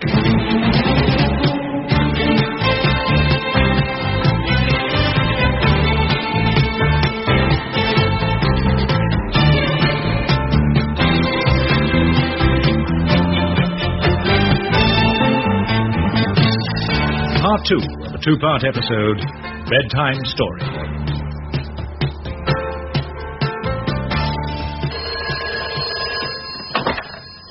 CID, Chief Inspector Roach. Yes. Yes, give him my compliments and tell him I'm engaged at the moment, but I'll see him as soon as I'm free. Thank you. Your troubles have started. Darcy is downstairs. He has come for your scalp, and he wants to speak to his 3 young clients. Well, can't you stall him? For how long? I need time to think. I'll keep him talking, I'll keep him waiting, but after that... Thank you, sir. But don't take too long. What do we do now, Dave? Well, figure it out. Do you know this Julius Darcy? Yeah, I know him. He's given me a rough time in court once or twice. And I've given his clients a rough time. There's no love lost. I don't believe that story about Billy Lowry being miles away. Yeah, Jim Harrison has checked it. Jack! A minute. Yes, Dave. Where's Mr. Darcy? Well, he's going to have to see Mr. Roach. Anything from information room about Billy Lowry? No. Seems he's nowhere around. The lad's still in separate rooms? Yeah. Thanks. Well, come on, Max. We'll see if they still remember their story. Right. No, wait a bit. Go out after Billy. See if you can find him. Go round Bilton Street, into the cafes and the market. Ask anyone you bump into when they last saw him. Ask Ma Lowry. And don't forget to tell her that he's off with £50,000. She's a greedy old bitch. And good luck with it. Yeah, you too.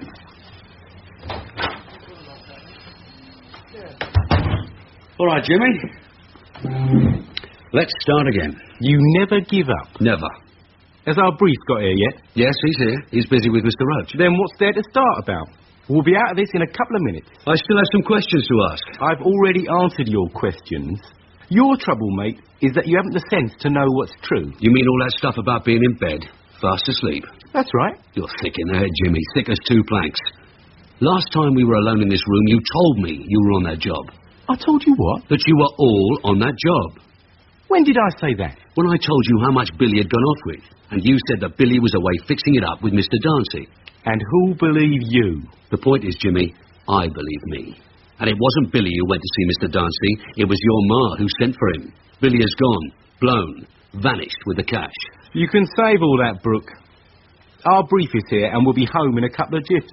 And then your troubles will start. Like what? A big complaint to your boss. We want to know why we were dragged out of bed, brought here, not allowed to speak to each other, and accused of shooting a geezer. It isn't funny, accused of shooting a bloke. No. And it isn't funny being shot either. And you were on that job. You'll have me in tears. Brook, you're in dead trouble. You did my old man, and half of what you said about him was bull. You stitched him. It's a grudge, isn't it? But we're not like the old generation. We don't stand and wait for it. We take steps to protect ourselves. Like fixing the story first and then doing the job. How does it feel to be fitted up? Yes? Dave, Mr. Darcy's waiting to see you. Sent down by Mr. Roach. What did I tell you? Shut up. Thanks, Jack. Hey, do you still have that spare room? Yeah, it was reserved for the big brother. You might as well use it for the lawyer. Good morning, Mr. Darcy. Morning, Sergeant. Will you come this way, please? We can use this room. Now, Mr. Darcy, what can I do for you? I want to see my clients. They are James Lowry, Thomas Lowry. I know who your clients are, Mr. Darcy, and you can't have a word with them. Not yet. Why not, Sergeant? Because they're helping me with my inquiries into an armed robbery, the theft of a rather large sum of money, and the shooting of a security guard. Tell me, are they helping you as witnesses of this event or as possible suspects of the crime? What do you think? It's not what I think, Sergeant. I'm waiting for your answer. As possible suspects, sir, since they fit the descriptions given by the security guard. And because of their previous records. Mr. Darcy, you are a lawyer, and as such also an officer of the court. You're well aware of police responsibilities and procedures, and have a duty not to obstruct the process of law. I also have a duty to my clients. Of course. I've had a talk with your chief inspector, and I found him helpful. I'm sure you did. May I see my clients? Not yet. Have my clients signed any statements? No, Mr. Darcy. It seems they've been instructed not to. Instructed? Advised. I still have some inquiries to make, so, if you'll excuse me. I trust it will not take too long. I'm a very busy man. Mrs. Lowry? What is it? Detective Constable Maxton. Can I have a word with you? About what? About your sons. Why come here? You got 'em down at the station. Not all of them. We're looking for Billy. He don't live here now. Where does he live? That's for you to find out. And that's why I'm here, Mrs. Lowry. To try to find out. I've spoken to one or two of his friends, and they say he's in Stockport. Well, now you know. My boy's in Stockport. He has a job there, a good job, so why won't you let him be? I want to know where he is, Mrs. Lowry. Do you know where he works? No. And if you'll just move your feet, I have my own work to do. Oh. Sorry. I was told he's on a building site. Yeah, that's right. A building site. And what's the name of the firm? Name? They do have names, Mrs. Lowry. The people who own building sites. He didn't tell me. When did you last see him? Not since he went away. His friends say he's been home for weekends.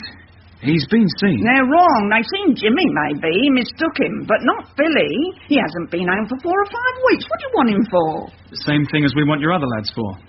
We're wondering what happened to the money. What money?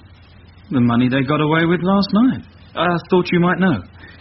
You have 2 sons down at the nick without a penny between them. And you have another son on the loose. Are you saying that my Billy... Of course not, Mrs. Lowry. I just want to talk to him. You got a fag? No, Mrs. Lowry. Is it a lot of money? Whoever has it won't need to work on building sites, that's for sure. And won't want to live around here anymore. How much did you say? I didn't.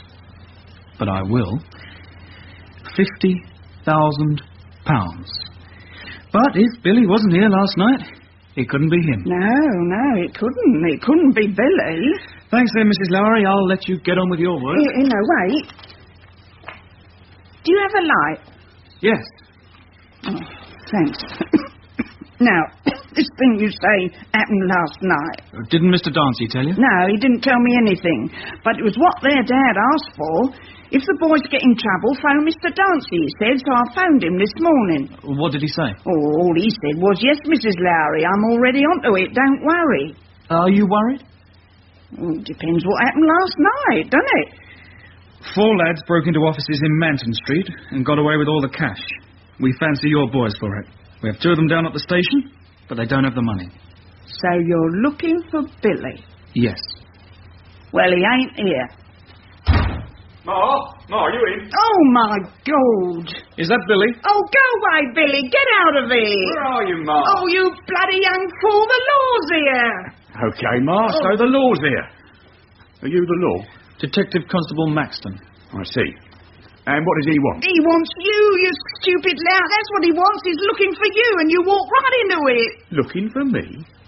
I've just come to visit you, Ma, for the weekend. I wrote to you, didn't I? Of course you did. That's right. You wrote to me. Pleased to see me? Of course I am. Real pleased. Where's Jimmy? He's in the nick.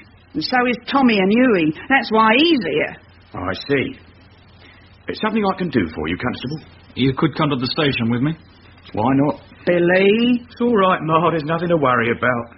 Billy, stay with me. Have some breakfast. I want to talk to you. I won't be long, Ma. I'll be back and we'll have a long talk. Do we go now? Yes. Mr. Darcy is there, Billy. See him first.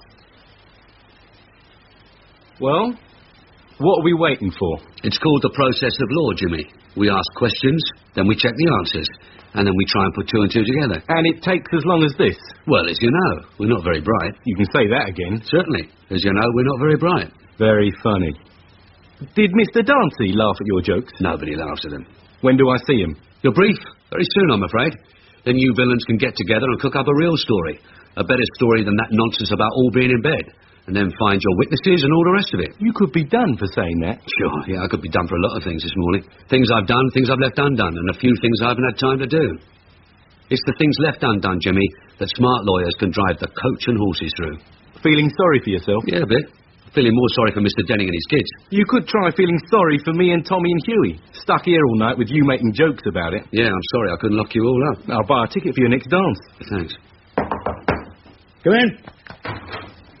Dave, I've brought Billy Lowry in. He's a liar. It's one of your tricks, Brook. It won't work. Okay, Jimmy, it won't work. All right, Max, let's go and have a look at him. I know it's a trick. Where'd you find him? I was at his mother's house when he walked in. He says he's just arrived from Stockport for the weekend. Do you believe he's just arrived? No. And you should have seen his ma's face when he said it. She was telling him to run for it, but yeah? He wanted to come. So I think you're going to have some trouble. Right. Then we'll both have a go at him. I'll talk. You write down the answers. Morning, Billy. Morning, Mr. Brook. Nice of you to come and help us. Always willing. What's it about? Just a few things we have to check. Do you mind if DC Maxton makes a few notes? Fine with me. Good. Is it true, Billy, that you're away from the family now? Got a job in the north? Yeah. Do you mind telling us who you're working for? Why not? McAlpine's. Been working for him for a month and a bit on a building site. You can check it. And you've come down to see your Ma? Yeah. When did you get into London? 4:10 this morning. Went to see Ma and met your friend there. You didn't come last night? No, on the early morning train. Are you sure, Billy? We can check. Of course I'm sure. I was on it, wasn't I? What time do you knock off on Fridays up there? Well, usually about 4:30. Oh, I see what you mean. Well, last night I was doing overtime. We were working on a factory and there's a penalty clause, so we're pushing it. Overtime and a bonus. What time did you work till? Till 10:30 last night. Is it something to do with time you're after? Yes. What time? Max, tell him. 1 o'clock this morning. Say midnight till 1. At midnight I was in Stockport, and that is 200 miles away. You can check with the foreman. I was on the site till 10:30 and then had a drink with the squad. And you can check with my landlady. I had supper there and then packed to catch the 12:38 train to come home to see Ma. Can I have your landlady's name and address? You can have her card. Look, here it is. She does a very good bed and breakfast if you're interested. Thanks. DC Maxton's been writing the gist of what we've been saying on a statement form. Just the facts and the times. Is it ready, Max? Here it is, Sergeant. Right, read it over, Billy. And if it's okay, sign it. Then DC Maxton will sign it. And I'll be back in a few minutes.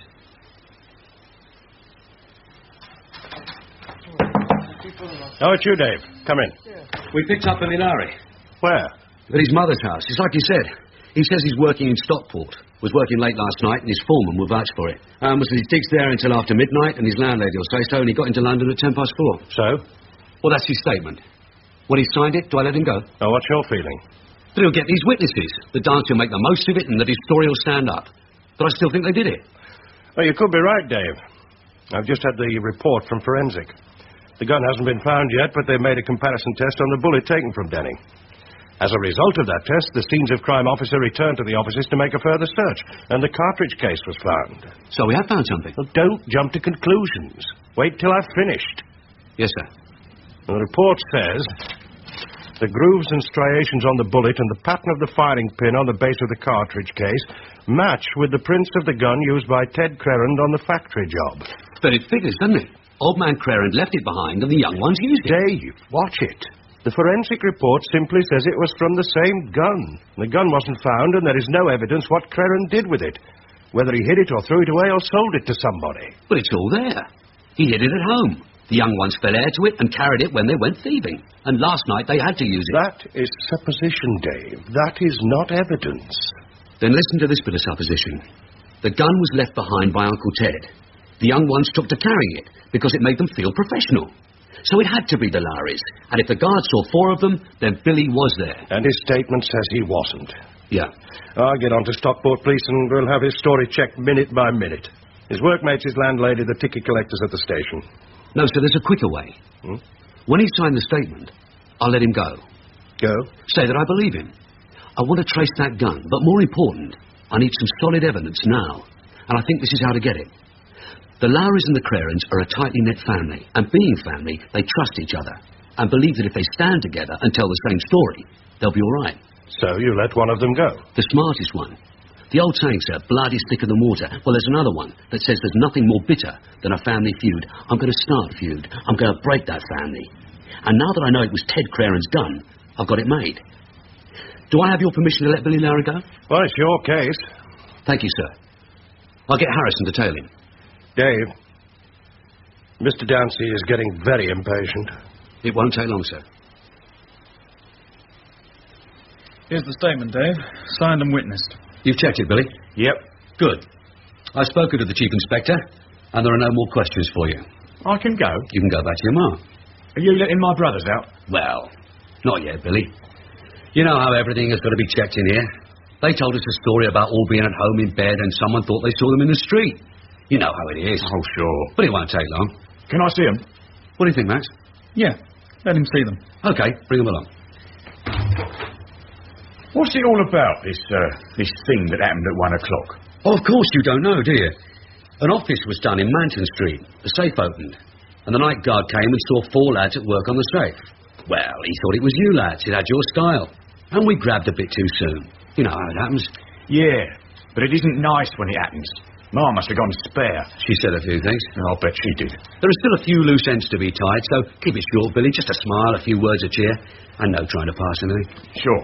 Oh, here they come. All right, lads, stay in line. It isn't a party. Well, there you are, Billy. Your brother Jimmy, Tommy, and Hughie Crerand. What's happened, Billy? Nothing's happened, Jim. I came to see Ma, and I came to see you, that's all.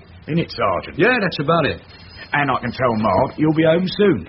We going home, Sergeant? Oh, we still have a few ends to tie up. Billy's going home. Well, you've seen them, Billy, and you mustn't keep Ma waiting. Max will show you out. Yeah, bye, lads. I'll tell Ma you're all right. He's gone, then? Yeah. When do we leave? You don't. Not yet. What? None of you leave. I want a word with Hughie. What about, Mr. Brook? About your father's gun. I want to know He's got nothing, Hughie. He's bluffing you. Shut up, Lowry. We're getting down to business now. Come with me, Hughie. Max, leave the other 2 in there. Let them talk if they want to. What's going on, Dave? Change of tactics. It's a long story. If they want tea or anything, let them have it. In here, Hughie.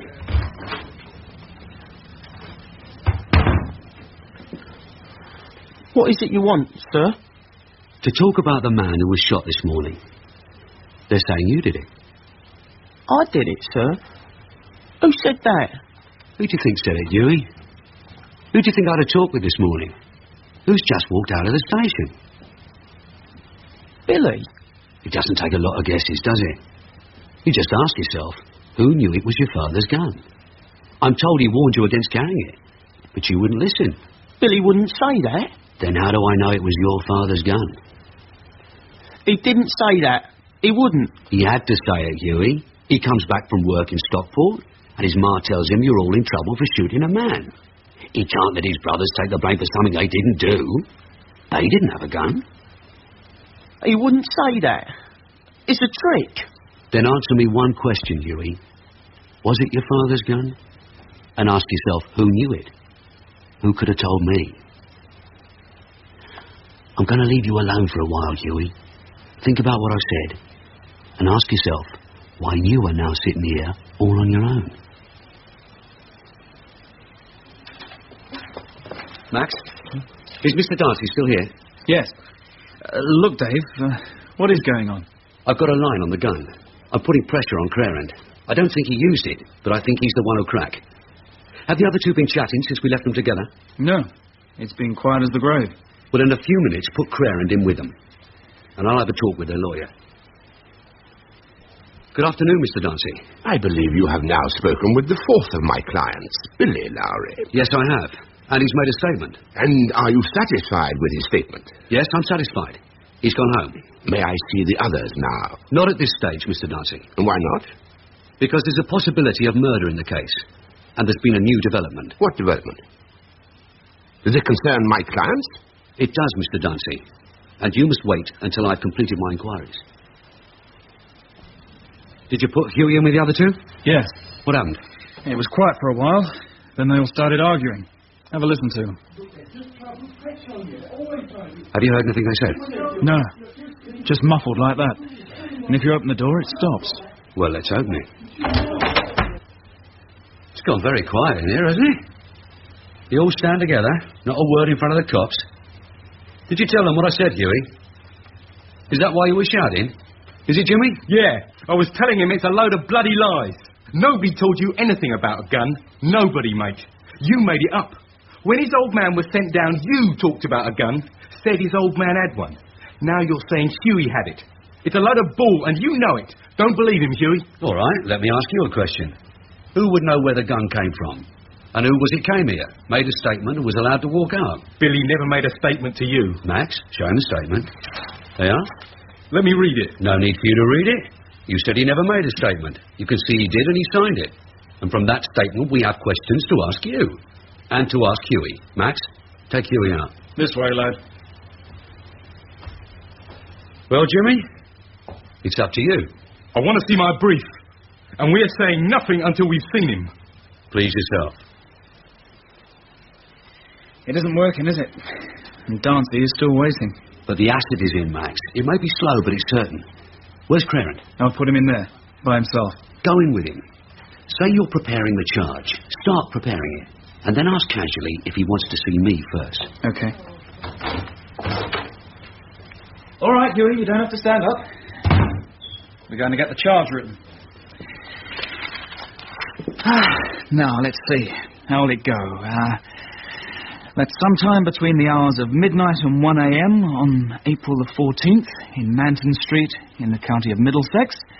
Having entered as trespassers, a building being a block of offices situated in 25 Manton Street, you stole from there... it was £50,000, wasn't it? I don't know what it was, sir. Well, this is a holding charge for now, so we can call it a sum of money. So, you stole therefrom a sum of money, being the property of the Manton Finance Group, and that in order to escape from the building you discharged a firearm and did attempt to murder... No! John Denning, aged 43... I didn't shoot him! I said I didn't shoot him, sir. If you're just denying it again, we're not impressed. And we're going ahead with the charge. But if you've got something to tell Sergeant Brook, he might see you. I want to tell him something. Dave? He wants to see you. Right. What is it, Huey? Why do you keep saying I had the gun? Well, someone had it. I didn't. Who had it, Huey? Billy. Billy had the gun? Yeah. You'll have to say it louder, Huey, so I can hear you. Who shot the guard? Billy. Louder. Billy! Did you see him shoot the guard? Yes. But how could he, Huey? He wasn't in London. He was 200 miles away, working. He has his mates to say so. No. He was here. He came last night. Where did you meet him? When we went home from the cafe, he was waiting at our house. Waiting at your house? Yeah. Why your house? The gear was there. And the gun. If he was at your house, did your mother see him? Yeah. She made tea for him. And your ma will back you up, won't she? She'll speak up for her own son. Yes, sir. OK, Huey. Just sit there for a moment, and then DC Maxton will get it all written down. Would you like something to eat? Yes, please. Max, a minute. Right.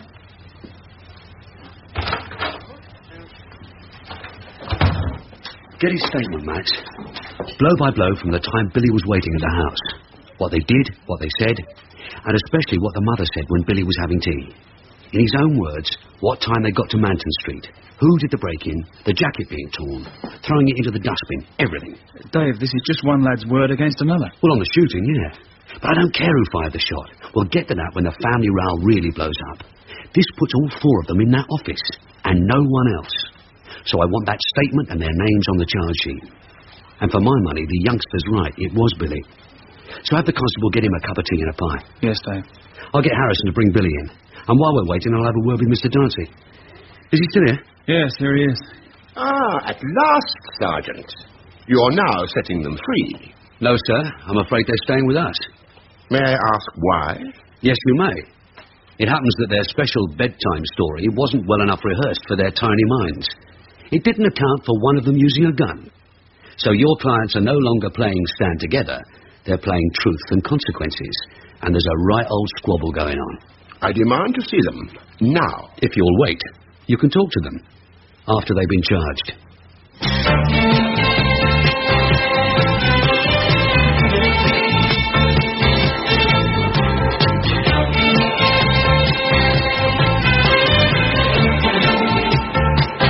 In that episode of Detective Sergeant Brook was Ray Brooks. Detective Constable Maxton, Christopher Blake. Chief Inspector Roach, David Dacre. Jimmy Lowry, Tom Bowles. Huey Crerand, Michael Packer. Station Officer, Gordon Reed. Dancy, Nicholas Selby. Ma Lowry, Hilda Fenimore. Billy, Colin Bell. Detective was written by Robert Barr and produced by Martin Fisher.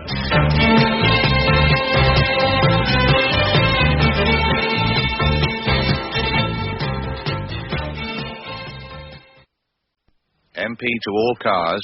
Armed robbery on security vehicle now. 4 to MP. 4 men. Off-watch. Zulu 1 to MP. Disturbance in High Street. Gang of youths MP fighting to with Golf knives. 1-1. Assistance over. Suspects on premises. Now. Tango 1 to Tango 3. Can you assist 3 vehicle heading your direction? Driver believed drunk in charge.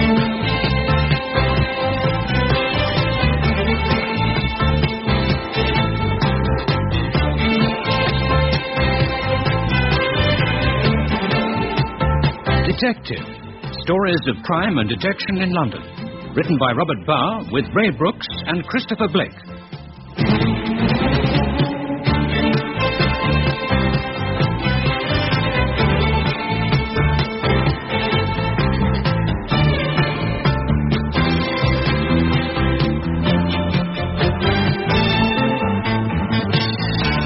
The Bank Raid.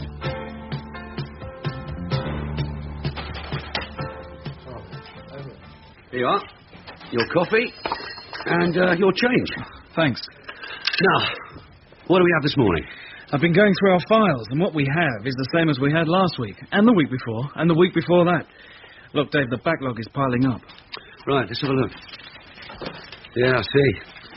Well, let me tell you, the only way we'll ever clean up all complaints of crime is to be standing next to Chummy when he's nicking the stuff. We just try and keep our heads above water, that's all. What's next? 5 new ones. An old lady's home done, some furniture taken. Let's see.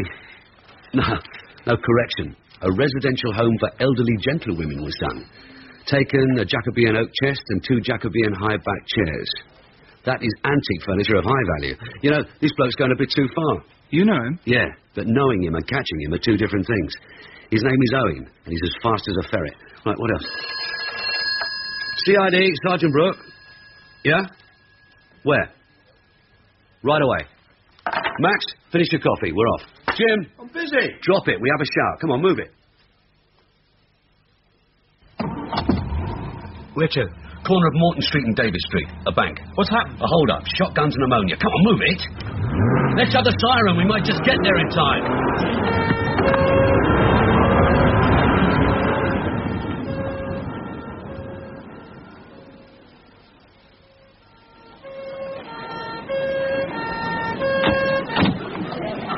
There's still a crowd. Let's see what we got. Constable? What happened? No one's sure yet, Sergeant. The manager's inside. His name's Franklin. Thanks. Mr. Franklin? Yes? Detective Sergeant Brook. Will you come in here, please? I'm still a bit shaken. I've taken some pills. Do you mind? No, go ahead. Can you tell me what happened? Well, it isn't easy to tell. It was all over in minutes, in seconds, really. I hardly had time to go from this office into the bank. How many were in the raid? 3. Well, I mean, I saw 2 of them, but the cashiers say 3. They were on their way out, and there were the fumes, ammonia, still in my eyes. Have you had your eyes treated? Yes, the chemist from across the road came in. One of our customers, a lady, ran out and into his shop. Max, over to the chemist. A witness before we lose it. Right. I'm sorry, Sergeant. It's been such a shock. Guns and all that ammonia. I feel better now. Will you tell me exactly what you saw? I saw almost nothing at all. It was so quick. 2 men leaving my bank, both with guns, and one carrying a bag. They hit a man over the head with the guns. Perhaps Miss Reese can tell you more. Miss Reese, please. You see, some of the staff had gone to lunch. Only 2 girls on the counter. Here she is. Miss Reese, this is Sergeant Brook. Miss Reese, can you tell me what happened, how it happened, and when it happened? Yes. It happened at exactly 12:30. There were 5 customers in the bank, so 3 of them were waiting. When the door opened, a man walked in with a blue woolen hood over his face and with a gun. Have you any idea of his age? Oh, I'd say he was a young man. In fact, I know he was a young man by the way he leapt straight up onto the counter. He pointed his gun at the customers and said, "Turn around and face the wall." Then he shouted, "Turn." So I turned to face the wall, and he said, "Not you, miss." He handed me a canvas bag and said, "Fill it." And so I began putting the money from our cash till into the bag. It's instructions from our head office. The girls are told not to resist armed men. You understand? Yes, I understand. Go on, Miss Reese. Well, then I saw a second man come in with a gun. He stood by the window looking out. And then a third man came in who also had a mask on, and he stood by the door and began to spray ammonia into the air with a thing like a flick gun. Made us cough. And then I saw this woman. She'd been at a desk writing a cheque, and I thought she'd fainted, but she rose and ran out. She was hysterical, shouting, "Murder, murder, it's a bank raid." They let her run out? Well, I think they were surprised. She ran right under the arm of the man standing by the door and out into the street. She ran straight through the traffic, Sergeant, and into the chemist's. And there she fainted. Miss Reese? Well, when she ran out, the man standing on the counter swore. Then he grabbed the bag from me and jumped down. A customer panicked and got in his way, Mr. Henderson, and he hit him on the head with his gun and knocked him down. How much did they get?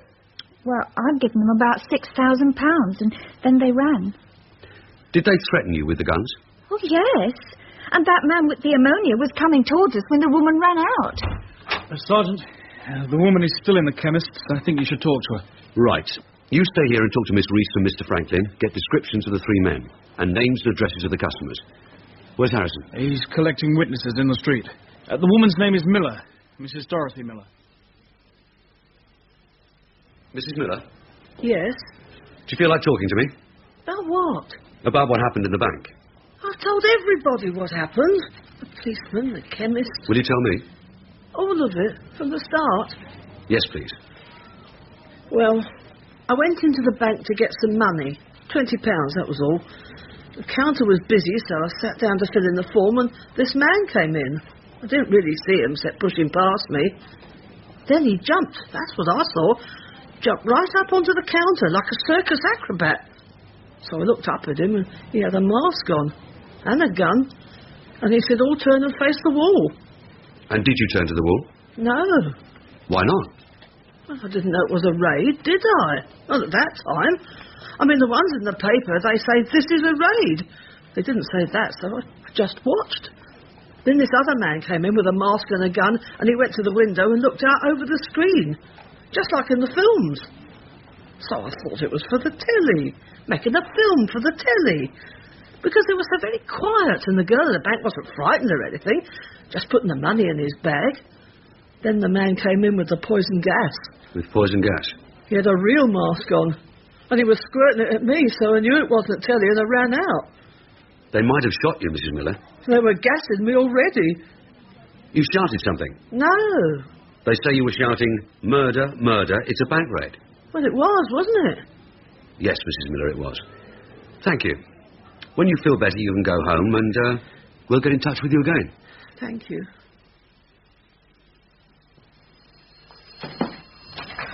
Well, what did we get, Max?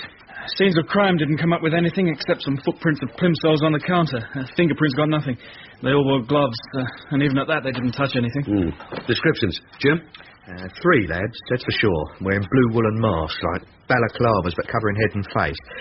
Could be late 20s, height 5'7" to 5'9", seen in the bank, seen running from the bank. They had a car parked in Summer Street.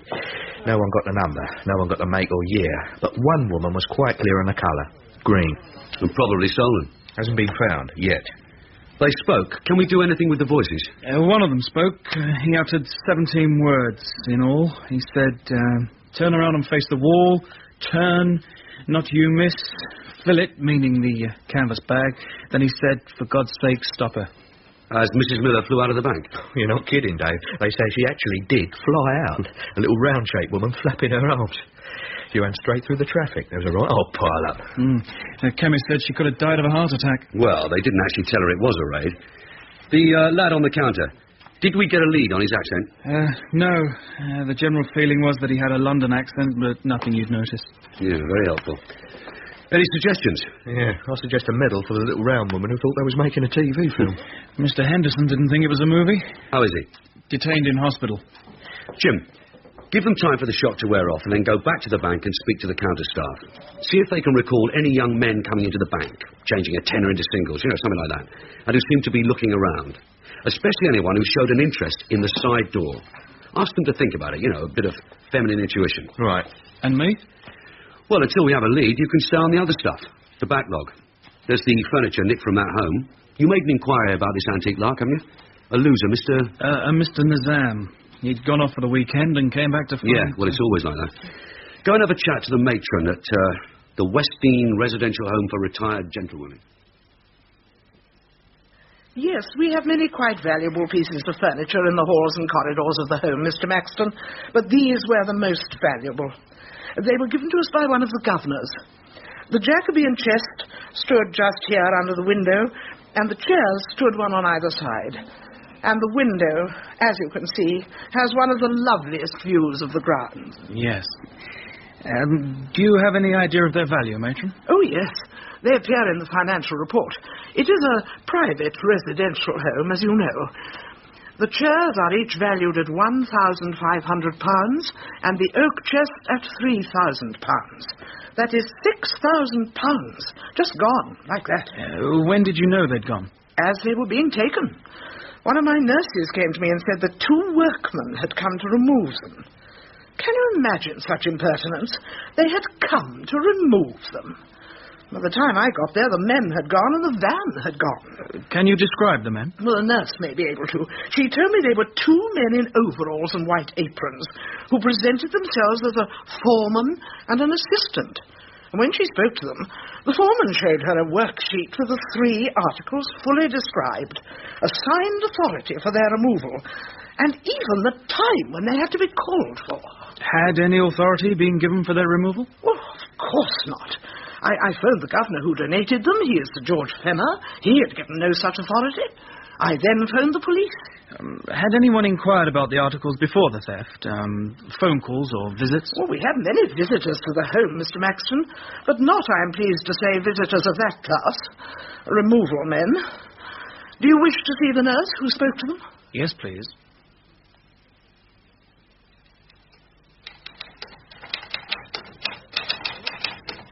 Writing your memoirs? No. Just copying 2 statements from the old ladies' home. The matron and the nurse who saw the thieves. Want to read them? Why? I know exactly what it will say. Would you like to make a bet? Could I win? You'd be paying for experience, and that's worth a pint from any DC. OK, a pint. Right. Last Sunday, a certain Mr. Owen put on his Sunday best, and looking like a church visitor, called at the old ladies' home and had a quiet mosey round the corridors. He had a butcher's at the bits and pieces, and spotted the oak chest and the matching chairs. A few days later, he sent a van and 2 men in white aprons to collect them. They had a worksheet with a description of the items, a signed authority, and even the time. OK, you win. A respectable man was seen there last Sunday wandering in the corridors. 3 days later came 2 men in white aprons. Who was who? Mr. Owen only values, he doesn't collect. He was the one who went there on Sunday. You can go and practice on him if you like, but you'll never pin him down. I've got his address somewhere. Dave? Yeah. Bank job. The car's been found. Abandoned. On the back seat, 3 blue woolen hoods, a brown canvas bag and a squirter with some ammonia still in. They've been taken to the laboratory. Do we know where it was stolen? Yeah, taken 3 days ago from a cinema parking lot in North Kilburn. The lady was right. It's green. Anything from the bank staff about the lads casing the place? Yes, from Miss Thompson. One lad she had a feeling about, though she's not too sure. He came in on 2 successive mornings for change. He was in overalls. She thinks he was working nearby. Did she give a description? About 26, 5'7". Good looking. Best she could do. Right. I'll go and have a look at the car. Matt? Yeah? Mr. Owen's address. Let me talk to him. It won't do you very much good, but it might make him lay off for a couple of months. Right. Is this the car? Yes, this is it. Green Triumph 1976. Stolen 3 days ago in North Kilburn. Real owner, a Mr. Milligan of West Kilburn, who had taken his girl to the pictures and come out to find it gone. And he's wondering when we'll let him have it back. And when will you let him have it back? When we've finished with it. Oh, by the way, no prints of any kind, not even Mr. Milligan's. Seems the lads spent the time giving it a good old cleaning. They even tuned the engine so it wouldn't let them down. It's in better shape than when it was nicked. Well, they left in it the woolen mask, the canvas bag and the ammonia gun. What's the sellotape for? The car's so clean, I'm using this to lift any dust from the seams of the bag and from the plimsolls.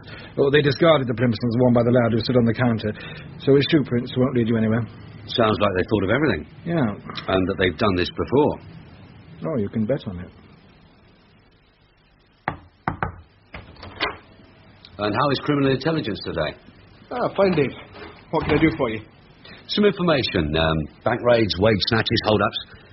3 lads. I think they've been at it before. Late 20s, medium height, 5'7" to 5'9". One of them's quite an athlete, carrying sawn-off shotguns and ammonia. Ammonia? That's a bit old-fashioned, isn't it? Well, it was used today, a bank in Davis Street. Late 20s, medium height. Can you be more specific? No. Well, according to eyewitnesses, 50% of all London crime is done by lads in their late 20s, of medium height. Yeah. Well, we're looking for 3 lads. Well, give me more. They waved guns about, and when an old lady ran out screaming, they didn't fire at her. They just scarpered, but in good order. So, no violence? Well, I wouldn't say that. They brought ammonia. And when they were making off, a customer panicked and got in their way. They clouded him. Well, let's see what we've got in the files. Late 20s. We don't really know that for certain. They wore woolen hoods, but the way they moved and ran and jumped about, people said they were young. Would you be interested in 2 lads doing a sub-post office, masked, carrying sawn-off shotguns, a year ago? Yeah, let's see. Sure, have a look. Well, sub-post mistress says they walked in at lunchtime. Shop wasn't busy. One stood by the window. The other presented a gun. No fuss. They walked out with £2,400. Another sub-post office. 3 months later. 2 lads. Masks and guns. Thanks. Yes, same MO. Walk in when the shop's quiet. One goes to window, the other presents the gun. But it's still only 2 lads. Then have a look at this. 2 plus 1. A snatch from a wages car. Masks and guns. 3 lads, and one of them a bit of an athlete. While 2 stop the car, the other leaps from a shed onto the roof of the car and smashes a windscreen. Yeah, could be the same lads. Recruited a 3rd to make a real team. Do you have anything on them? Yeah, they've either been very careful or very lucky. I can give you the addresses of witnesses if that will help. The 2 sub-postmistresses and the driver of the car, and the cashier who was travelling with them. Yes, please, I'd like to have them. And have you got the correspondence number there? Yep. Mr. Charles Owen? Yeah, that's right. And to what do I owe the honour of this visit? I'd like to have a look around. Not much to see today, sir. Just a small store of second-hand furniture. That's what I'm interested in. Would it be business or pleasure, sir? I mean, was we specially recommended to you? Yes, by Detective Sergeant Brook. Then it's business, sir. Anything particularly you have in mind, Squire? Yes, 3 antique pieces, Mr. Owen. Jacobean. Well, then they wouldn't be here, would they, Squire? We buy only second-hand stuff. Mr. Owen, antiques is second-hand stuff. Yeah, but fair's fair, Squire. I mean, antiques got to be 100 years old. I mean, if this junk was 100 years old, it'd have fallen to pieces, wouldn't it? I mean, just look at it. Mr. Owen, do you have a van? A grey panel van? No. But I sometimes borrows one. Did you send it to the West Dean Home for Ladies? To where? The West Dean Residential Home for Ladies. Never even heard of the place, Squire. But you do use a grey panel van? Look, Dub, don't muck me about. You've had a butcher's. Have you seen any of this? What was it you called it? Jacobean? Have you? No, I haven't. You finished, then? Yes. Feel free to come any time, Squire. But for the moment, ciao very much, and goodbye. Goodbye. Oh, my regards to Sergeant Brook. Did you see Charlie Owen? He sends you his regards. Did he give you his Uriah Heep Act? Was we specially recommended to you, Squire? Like is you thinking of setting up a new home? Pretended he wouldn't know an antique if it was brought to him gift-wrapped. Do you believe him? Well... Do you believe him? No. Good. Because he's the best judge of antiques in the business. Just make a vow that one day you'll get him. But right now we've got some work to do. What time is it? Yeah, just on 7:30. Oh, damn. I've got someone to meet. Judy? Are you psychic? No. It's just the furtive way you said it. You've got to meet her? Yeah, in the Falcon, 7:30 sharp. Oh, hell, look. Look, dash round. Buy her a drink. Tell her I'll be about half an hour. Tell her some big stuff about a bank raid and Sherlock's on the trail. Keep her interested. Sure. I'll hold her hand. You're bloody not. You keep your hands on the table. Yes, Sergeant. And if I'm not there by 8, you can give her a lift to the hospital. She's on duty. And come straight back. Yes, Sergeant. Well, I'll be here or with the collator. So, what's new, Dave? I had a thought about these 3 lads. Like? Well, a year ago there were 2 doing sub-post offices, and today we have 3 with a similar MO doing a bank. First 2, then 3. I mean, wouldn't it be reasonable that these 2, having some success with small post offices, that they gathered in someone who knew about bigger stuff? Like how to do a bank? I'm following you. You said ammonia was old hat. How many years? Are you still following me? Yeah, I'm ahead of you. Now, that information will be with C11. Hold on. Put me through to the yard, will you? C11, Inspector Harris.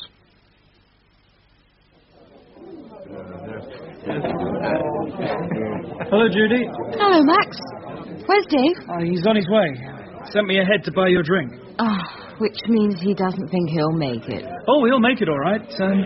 What will you drink? Well, if he makes it, we'll wait until he comes. Sit down, Max, and talk to me. Sure. He's on today's bank raid, and there are a few loose ends he has to take care of. All right. Let's talk about you. And the job. And Dave. How about you and Dave? Oh, Dave and I are all right. You were said to keep me interested, Max. Yeah. So? About the job? I'm not quite sure. But you like it? Oh, I like it. Yeah, I really like it. But, well, I make too many mistakes. I mean, I would make too many mistakes if it wasn't for Dave. And I don't know if I'll ever sort out all the paperwork. Will you stick it? I don't know. Do you have a girl? No. Did you have a girl? Yes, but she couldn't stand the long hours. No one can stand the long hours. No one but a wife. You're right. I'll have that drink, Max. Hey, Dave. C11's done rather well by you. Oh? Well, it's wonderful what you can do when you keep a note of trivia. Who meets who, where they drink, what they do. Where they live? Well, going in height and probable age, give or take a year or two, they've been through all the raiders and associates who used to use noxious gases, and they've come up with one who should interest you. Graham Thorpe. Know him? No. Oh. He's 5'7", which fits. He's 36, which is not quite in your age range, but he's not the one that did the jumping about. Now, he's the brother of Terry Thorpe, who's got some heavy form in bank raids. Well, the younger brother hasn't quite made it yet. But he has been seen recently hanging about with a couple of younger lads in Camden Town. And the two younger ones fit your book. And Tommy Thorpe used to live in Kilburn, where the car was pinched. Do you need any more coincidences? Yeah. Does he have any form? Yeah, for stealing cars. I have a place where he hangs out in the evening, where he sometimes meets the two other lads. And I've got an address for him. Can I use your phone? Sure. CID room, DC Harrison. Anna. Jim, this is Dave. How many are up there? There's 4 here at the moment and 2 up in the canteen. What's it about? The bank job.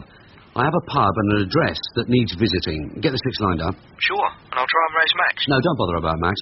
Just get the 6 and a couple of cars. And tell Mr. Roach I'm on my way to see him.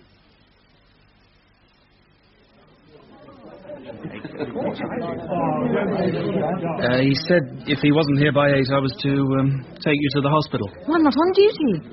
If he isn't here by 9, you can take me home. He'd have my scalp for that. I didn't mean take me home. You can drop me on the doorstep. Oh, yes.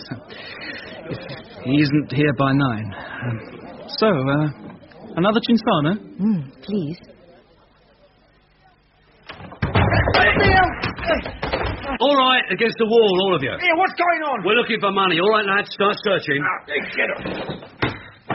It's dark for 3 of you to be together, but I suppose you had to count the loot. Over here, Dave. One drawer full of money, one bin full of bank wrappers. Yeah, that's it. Now you. Me? Yeah, you. You look like the one. Let's hear you say turn around and face the wall. Why should I say that? Because you said it this morning, and you'll be saying it often enough in the next few days to the bank staff and the customers. Get stuffed. Okay, yeah. Flynn, Keller, Anderson, get the 3 of them down to the car. Yeah, get down.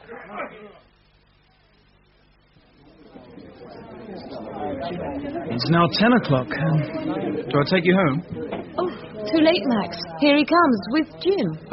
Hello, love. Sorry I'm late. What kept you all this time? We have the 3 off for the bank job, taken their fingerprints, and listed the loot in the property book. Jim, put up some drinks. Yes, Sergeant. And, Yes, Sergeant? Then you take Max back with you and get on with the paperwork. I have to make up for lost time.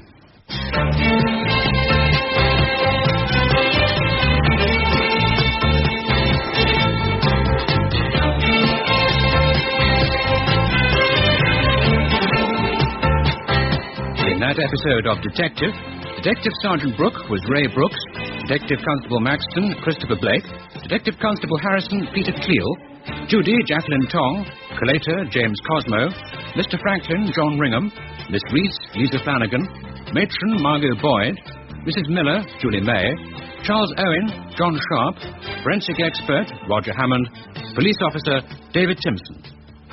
Detective was written by Robert Barr and produced by Martin Fisher.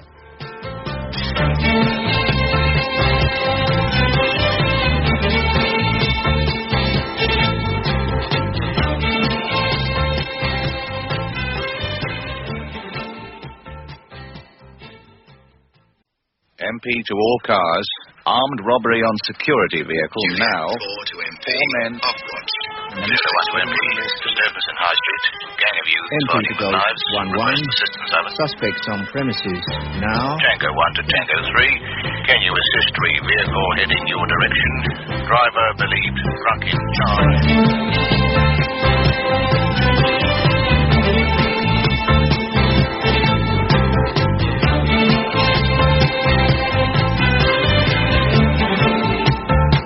Detective. Stories of crime and detection in London. Written by Robert Barr with Ray Brooks and Christopher Blake.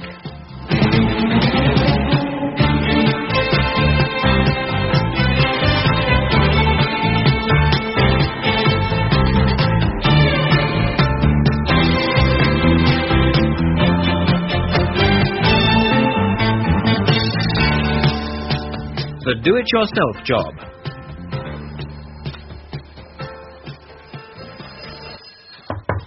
It's open. Do you know what this is, Brook? It's a bar of silver, sir. Lift it. Well, it's an ingot of silver weighing, £5. Do you know the value? No, sir. Well, I'll tell you. It's worth £320. That one ingot. 800 of them were stolen this morning. A van load. Being shipped from a bullion merchant's in Whitechapel. But that's not our ground, sir. No, but the van was abandoned on our ground, and this ingot was found on our ground.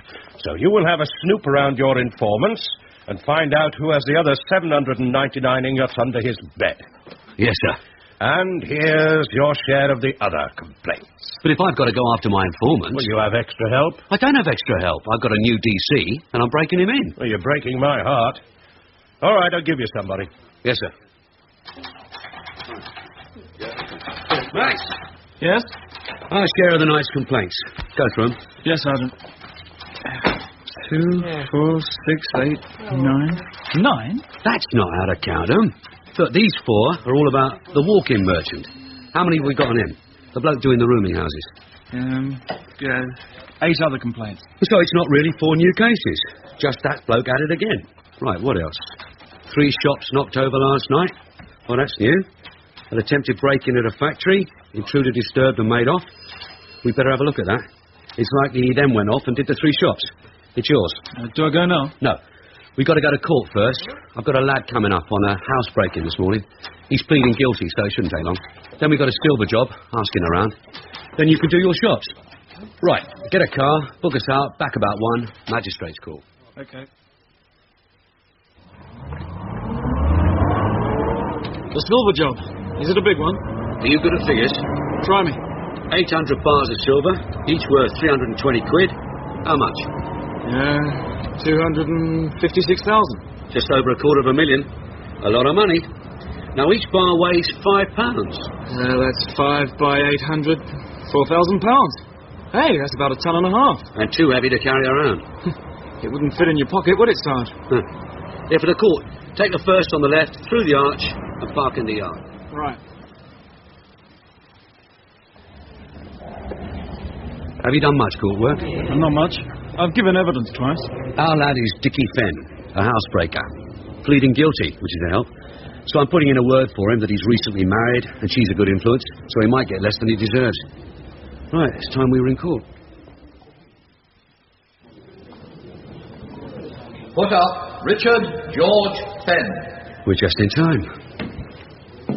Richard George Fenn, you are charged with having on January the 3rd, 1980, having unlawfully entered a house... Quick clear guilty. I'm into the box to outline the case and speak up for him, then we're off. Richard George Fenn, how do you plead?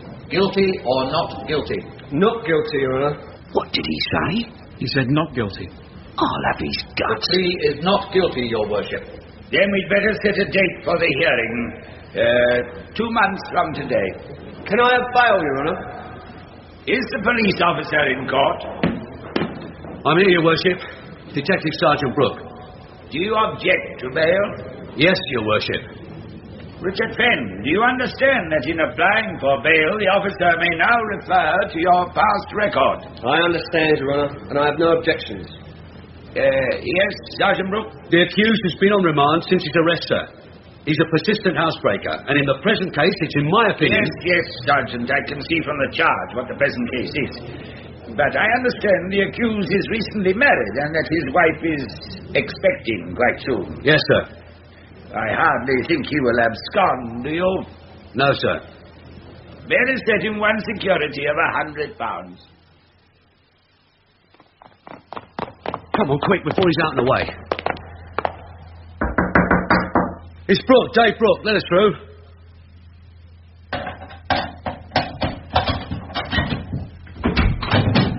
In a hurry, Dave? Yeah. Is Fenn still in? He's waiting for his security to arrive. Sitting on the second bench along.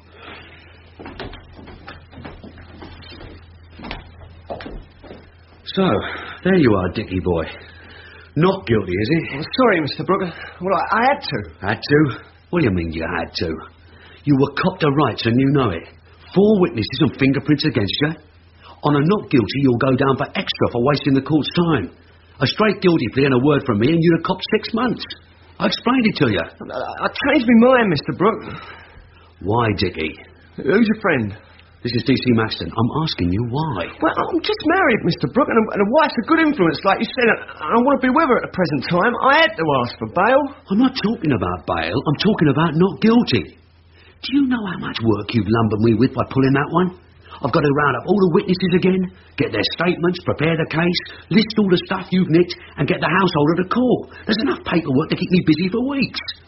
And I suppose you'll want legal aid. I had to plead not guilty if I was to get bail. At least I won't be in jail till the case comes up, Mr. Brook. I mean, what needs me? You can't expect any help from me then, can you?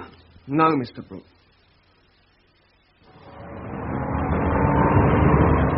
Annoyed you, did it? Changing his plea?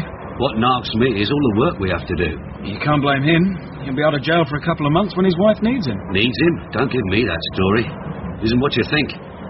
They've been married 5 months, and she's 7 months pregnant. And her old man is Charlie Regan. And he was standing in the registry office with a cudgel behind his back, ready to beat Dickie's brains out if he burked on it. Now, the fact is, he's scared of her old man. And he thinks he can square him by doing a bit of housebreaking while he's on bail, and provide for her while he's inside. From housebreaking? Yeah. Well, if you know this, can't you just... I've got a case to prepare. I can't be sitting on his tail for 2 months. We also have shop break-ins and a silver job.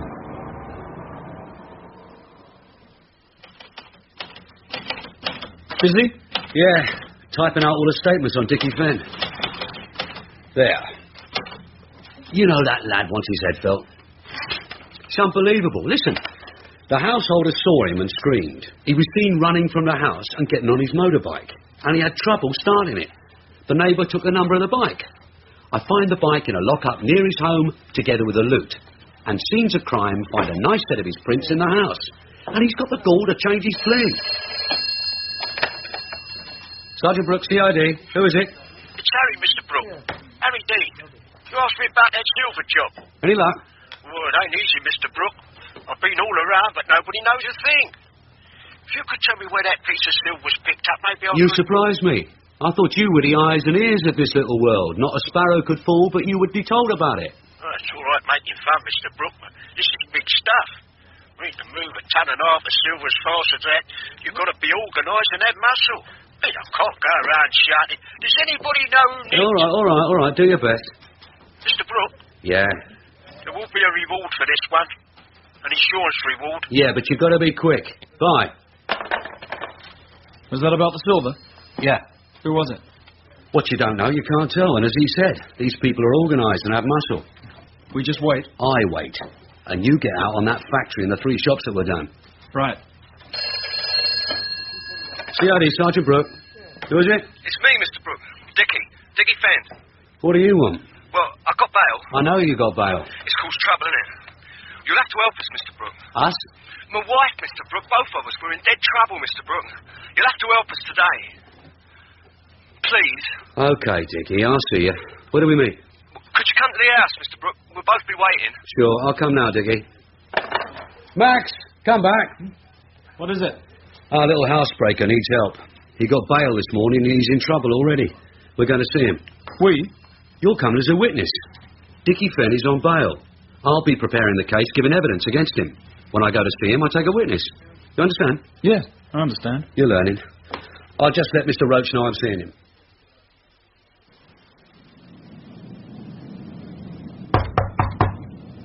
Who's there? Who is it? It's Sergeant Brook. Stop mucking about, Dickie, and open it.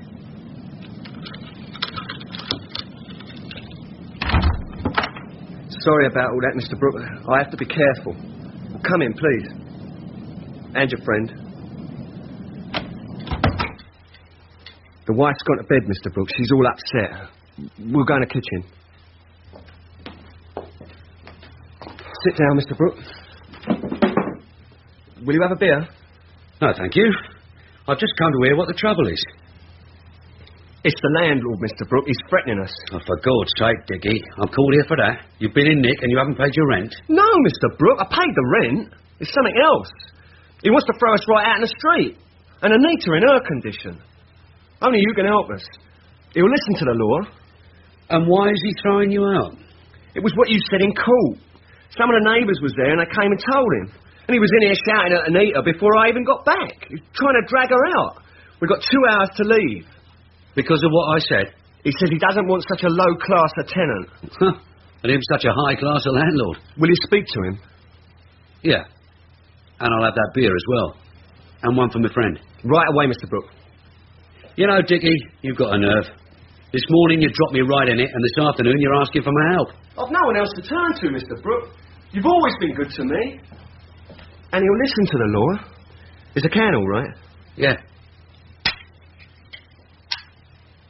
Will you speak to him now? Dickie, if I'm to help you, you have to help me. How? Well, you're a thief. You know what goes on. There were 4 break-ins on my ground last night. A factory and 3 shops. Do you think I did it? Don't be daft. Last night you were in custody. I'm asking if you know anything. If I'm to help you, I need something in return. Sure. That landlord really scared her, Mr. Brook. Tried to drag her to the door. She was screaming. You will talk to him? Yeah. I'll have a word with him. And you're going to tell me something. I haven't heard anything about last night, Mr. Brook. But I could give you a place to look at. Okay. A do-it-yourself shop down the end of Church Street. A one-window, one-door kind of place. Do you know it? Yeah, I know it. Everything in the windows are kind of old and faded. Look, don't go round the houses. I know the place. Do you know it's been taken over? About 3 months ago. By Parsons. Peter Parsons? Yeah. He don't sell much do-it-yourself. But he bought it because it's got a big storeroom. You're saying he has stolen gear there? I'm saying a lot of the stuff nicked on your manor finds its way there. But you'd have to find it. It's got this front door in Church Street and another door in the lane. You'd have to go in from both sides. Thanks, Dickie. You'll speak to my landlord. His name's Patel. Lives in the basement. Sure, I'll talk to him. Right, we'll show ourselves out. And mind you answer your bail. Yes, Mr. Brook.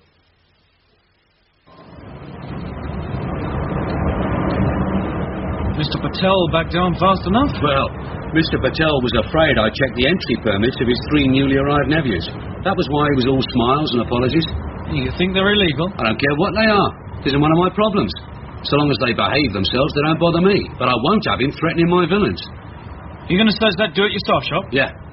We get a search warrant? Don't be soft. We say we're chasing a stray cat. And while you chat him up, I'll have a furtive look saying, pussy, pussy, pussy. You're joking. Don't bet on it. But first you'll check with the rating officer and see if Peter Parsons is the new owner. And if he is, he's got enough form to merit a visit. Jim, you got a minute? Yes, Dave. Then I want you. Do you know the do-it-yourself shop in Church Street? Grubby little place down by the end. Yeah, that's it. A little bird tells me it's got a big storeroom. What's the interest? Well, we had 3 shop break-ins last night. Quite a load of merchandise taken. Yeah. I want you to watch the place as from now. In half an hour, Max and I will go in the front door. I want to know who runs out the back door. Is the old man busy? You better ask him. Right. It's open. Anything new on the silver, sir? Well, the squad's been here all morning. They've taken possession of the silver ingot. They've dug up the vacant ground in Miller Street where it was found. They've towed the van away to forensic, and now they've gone off to Lambeth. Why? Well, they think the stuff is there. Oh, good. Still... Still what? Well, that silver bar we had, it didn't walk here by itself. What's on your mind? Oh, nothing, sir. Oh, I may have a lead on last night's shop breaking. Oh? I'm going to have a look. Can I have 3 extra men? No, I haven't got any to spare. Well, if I'm right, we'll have some searching to do. Just for today. No, all right, I'll try and find you a couple. Chief Inspector Roach, who is it? Oh, yes, of course, sir. It's the squad again. Bye, sir.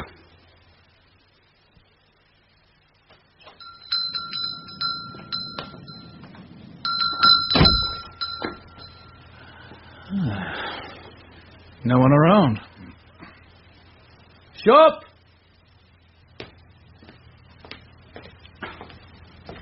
Yes, sirs. What can I do for you? Oh, well, if it isn't Sergeant Brook. Good afternoon, Mr. Parsons. Good afternoon, my dear sir.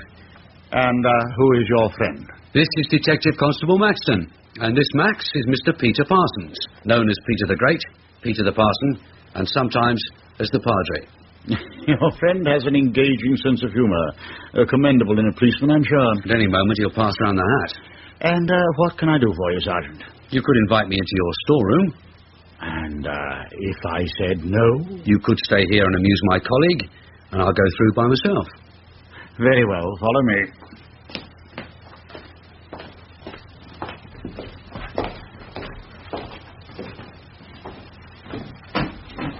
And this is the storeroom. It is quite big. On the bill of sale, it was deemed spacious. Is it always so full? Oh, it's deceptive, Sergeant. Half of the stuff is only here for repair. Well, I like to help my neighbours. The troublesome grass mower, the faulty sewing machine, the wayward grandfather clock. They're all brought here. Do you mind if I look around? What do you expect to see? If I told you, Padre, it would vanish like a puff of smoke. Just let me look. Of course. Right, thank you. Maxton, is that your name? Yes. I had a friend, Maxton, from Devon. Lots of relatives there. And the churchyard full of ancient headstones with the family name. Are you from Devon? No. But a good education, a good school. I won't ask why you joined the police. Why not? Not for me to say. Mr. Brook tries to compensate with a sense of humour. What was that, Big? Nothing, Mr. Brook. I was discoursing on the merits of a good education. Then perhaps your education will tell you what this is. What is? This. That, my good friend, is a bar of solder. It's an awful lot of solder. I have a lot of repairs to do, as you can see. Yes. Is that all? No. If you'll amuse my colleague for a few more minutes, I'll answer that. It might be a private call. It won't embarrass me.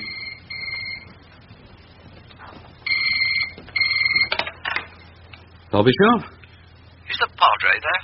No, he's just stepped out for a minute. Who's that? This is Alfie, friend of the Padre's. Can I take a message?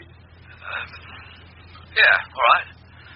Tell him it's off until tomorrow, but someone will see him in a couple of hours. Yeah, I'll tell him. Can I say who?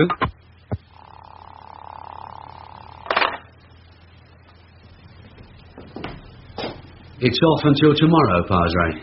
I don't know what you mean. No, but you look pleased. What's off until tomorrow? Cross my heart, I have no idea. Then think of this. It is off until tomorrow, but someone is coming to see you in a couple of hours. So, just sit down and be good.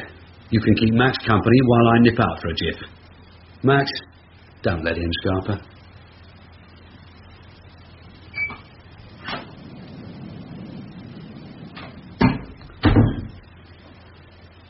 As an educated man, Mr. Maxton, you must know that this is all very illegal. Your friend is here without a warrant. I could have asked to see a warrant, but I didn't. And what do I get for my cooperation? You'll have to wait and see. I ask you. Where are the Sherlock Holmeses of yesteryear? Gone. All we have today are the bumbling Lestrades. Tell me, my friend, why did he come here?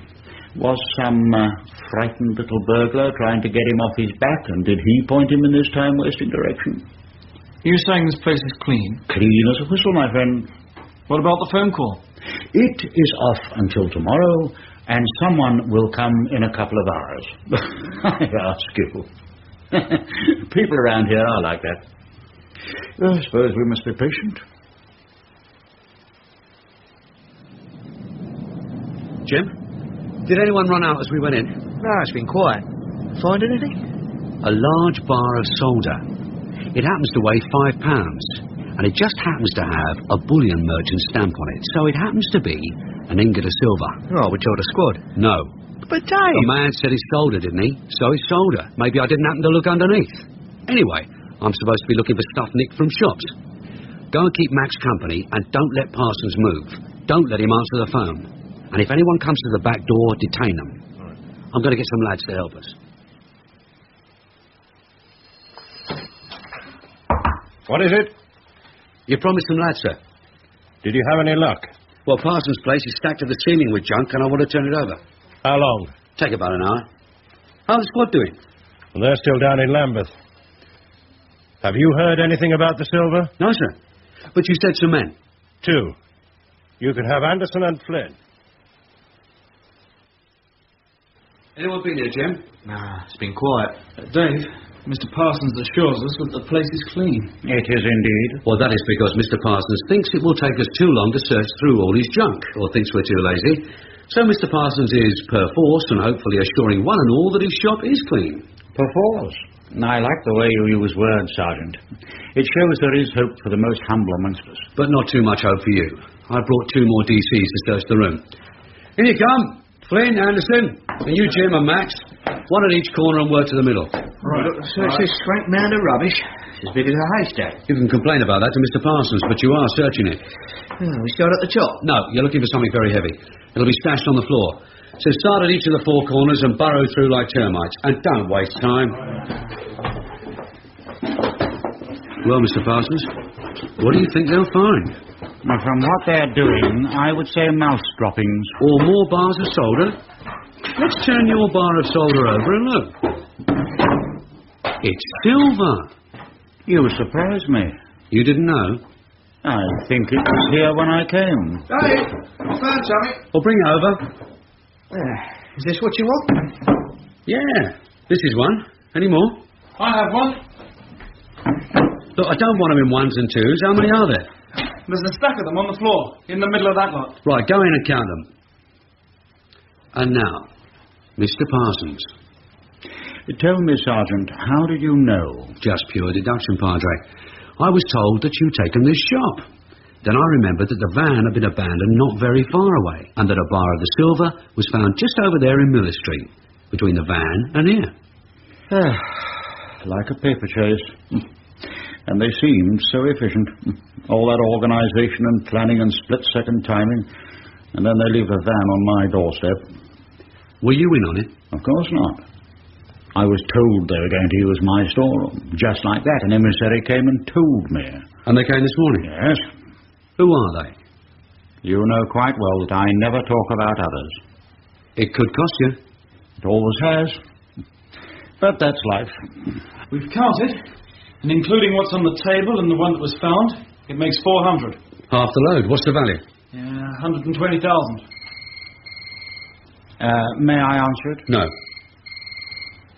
Well, they'll expect someone to answer. Jim! Answer it! Okay. Hobby shop? He hung up. You frightened them off. No, we haven't. Men coming into the lane. What do they look like? Well dressed. One looks like a businessman. One looks like a bouncer. He is a bouncer. It's Tom Sharp. It's them. Parsons, you just sit there and say hello when they come in.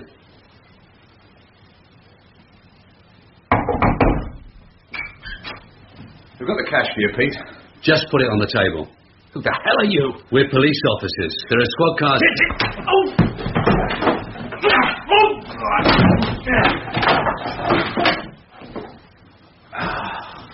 Who did that? He hit Max, so I hit him.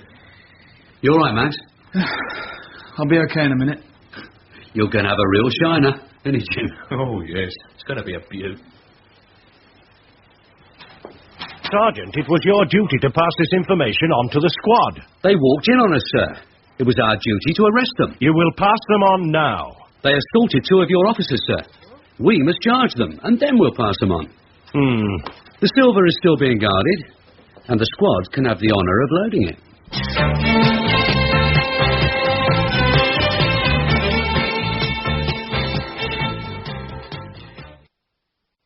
MP to all cars.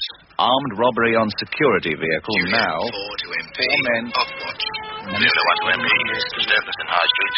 Gang of youths fighting with knives. 1-1. Suspects on premises now. Tango 1 to Tango 3. Can you assist vehicle heading your direction? Driver believed drunk in charge.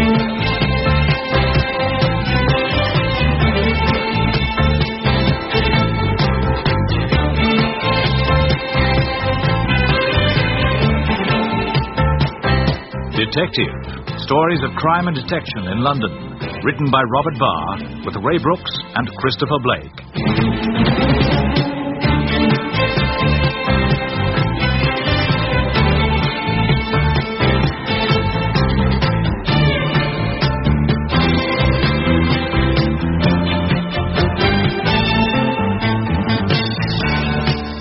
1 of a 2-part episode, The Birthday Party.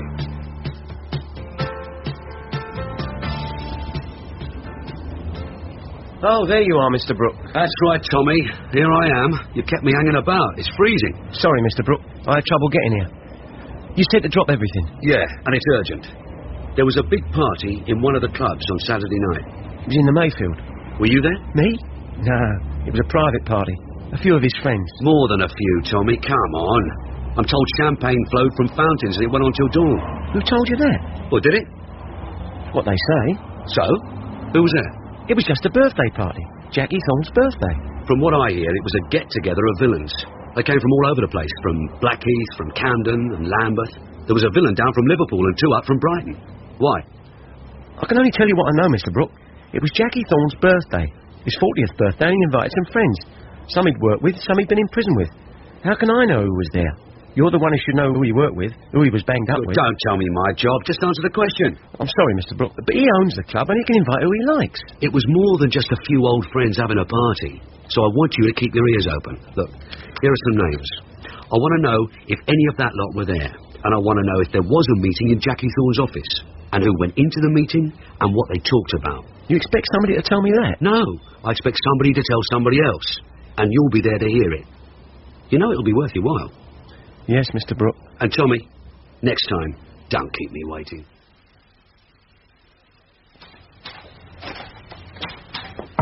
Come in, Dave. Did you find out who was there? No, not yet. The story is that it was a birthday party. Friends. By invitation. And all of them villains? Well, they'd have to be. He has no other friends. Well, our regional crime squads want to know who, and they want to know why they were meeting. Yes, sir. They always get worried when their own villains move off the patch and meet other villains. They think they're getting into bad company. Yeah, something like that. Well, it's a private club. He owns it. He can have a party if he wants. Oh, I'm sure he can. But can you see this lot? I mean, you see the names. Yes, sir. Will they come here just to sing happy birthday? He's very popular, sir. Not with me, he isn't. They were here on business and we were caught out. We expected to have an answer. Well, it could take some time. They want it yesterday. How much can I offer? Offer what you think it'll bear, and I won't argue so long as it gets results. Your sidekick was looking for you. Ah, thank you, sir. Dave? Yeah? 2 messages for you and this packet from CRO. Open it. And the messages? A phone call from fingerprints. There were no marks found on that bag. Some smudges and smears, but no prints. Okay. And the other? A call from Judy. She said to remind you. Remind me of what? She didn't say. She just said I'm phoning him to remind him. Does it make sense? Yeah. What's in the packet? A list of names, their cards and photos. You know any of them? Yes, 2 of them. Know why we got them? No. Well, on Saturday night, they were all on our ground, having a knees up. They were all at the Mayfield Club until dawn on Sunday. And at dawn, like Cinderella, they disappeared. One of them may have left a glass slipper behind. And we're expected to find it? Yeah. 3 of our regional crime squads are bothered. It could do us a bit of good. Afraid not. When our regional squads ask questions, we get no credit for having the answer. Right, let's have a look at the stuff from CRO. Right, got 8 names, 8 photographs, 8 files. Right, let's see. Charles James Roach, Peter Kelly, Roger Ashton. Did you ask for them? No. These are the ones the squads think were here on Saturday. Christopher White, Edward Manderson, Harry Reeves, Thomas Gary, and of course, our own Jackie Thorne. Quite a team, isn't it? It includes 2 of the best getaway drivers, 2 draftsmen, and 4 who've done time for armed robbery. Interesting. You could switch them around 2 or 3 ways. Make 2 teams, or make a main team and a backup. Choose any 6 from 8. Including Jackie Thorne? No, you're right. He's getting a bit past the rough stuff. A team of 7. Jackie Thorne getting them together, putting up the money, providing a meeting place. And the type of job? Well, have a guess. Look at their records. Peter Kelly, 3 previous. 5 years, 5 years, and 7 years. On all 3, shotguns were carried. Eddie Manderson, 2 previous. 5 and 7. On both, shotguns were carried. Jackie Thorne's been in the dock with 3 of them, and in jail with all the others. Then how did he get a club licence? Well, are you kidding? He's been a good boy ever since. Pays his rates, pays his taxes. And if you think doing 5 and 7 makes 12, you're wrong. With remission, less than 7 years banged up. And from his share of the loot, he now owns a very profitable club. Better than a pension. And still at it. Well, that's the answer we've got to come up with. I've put the word out. And while we wait, take these files along to Jim Hillier and see what the intelligence unit can add. Right. Oh, and Dave? Yeah? Judy said to remind you. Oh, yeah. You reminded me.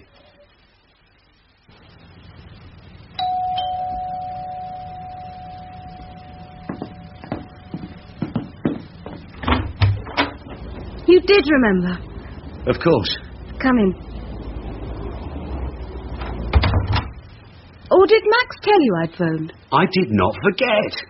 I was out most of the morning. There was no way I could phone you. But you remembered? That it's your day off, and I'm taking you to lunch. That it's also your day off, and we're spending it together. And I have drinks ready to celebrate. Here's to a long, long day. Thanks. Did I ever tell you how pretty you are? Twice.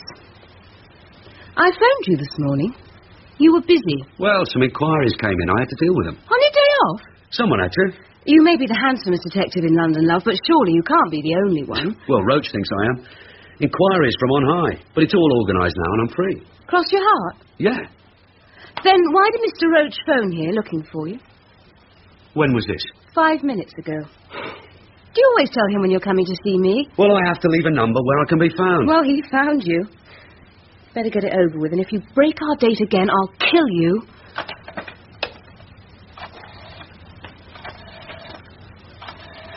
Whatever happens, I'm taking you to lunch. You'd better. Chief Inspector Roach, please. It's Brook, sir. Oh, hello, Dave. Glad I got you. There was a call for you just after you left. Wouldn't give a name, but I think it was one of your snouts. Says he has something and wants to meet you in the same place. He'll be on time. Now, does that make sense? Yes, sir. Is this the man you wanted the money for? Yes. Well, let me know what happens. Yes, sir. Yes, sir. Yes, sir. Does this mean our date's off? No, we're having lunch. But before we do, I've got to see someone for a few minutes. It's on our way, and it won't take long. You can wait in the car. Don't I always? Then I phone Roach, and I'm free. Don't look at me like that. I said I'm free.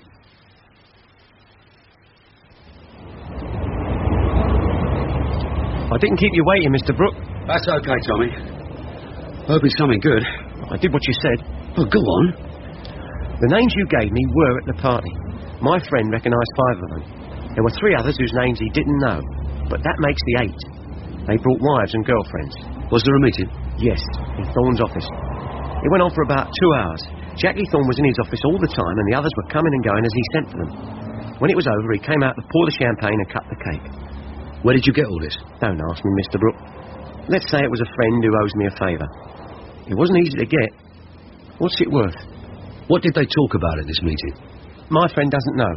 A bouncer was on guard at the office. Only people Jackie asked for were let in. Well, if you don't know what they talked about, it's just a guest list. It isn't worth a tosser. It's what you asked, if these people were there. Well, what else? There is something. What? This is worth plenty, Mr. Brook. There was someone there who wasn't on your list. Who? Terry Neal.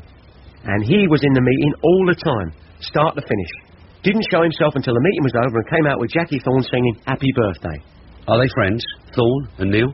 They used to be, but Terry Neal's been gone a long time. Lives down in Kent, they say. Big house, married well, kids at a posh school. Thanks, Tommy. Well, I'll take this for the moment. Then? There'll be more. I'll speak to my governor and see what it'll bear. But I still want to know what they talked about.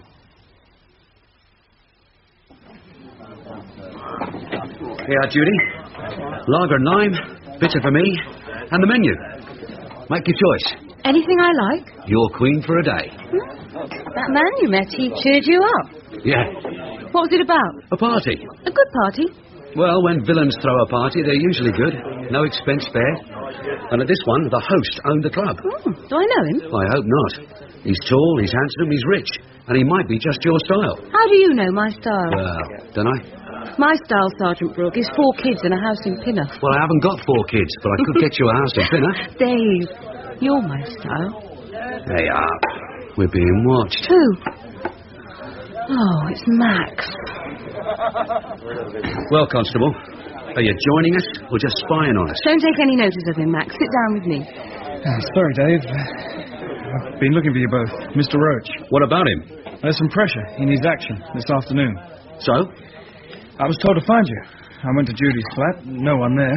Went to the hospital. They said it was a day off. Went to the Swan. No luck. So I took a chance and came here. Just like a real detective. Don't listen to him, Max. What do you fancy? Pine salad, ham salad, lobster salad? What I really fancy is a large pint, if you'll excuse me. Of course. So it's your day off, is it? Judy, I thought we could get away somewhere they couldn't find us. But they always do. I must have a talk with him. He's still wet behind the ears. Don't stop blaming him. It's not him, it's you. When I was a DC, we learned the Nelson touch. We never tracked down our sergeant until he'd had his lunch. Or whatever he was having. Whatever he was having. Well, you're not having it today, are you? He wants telling.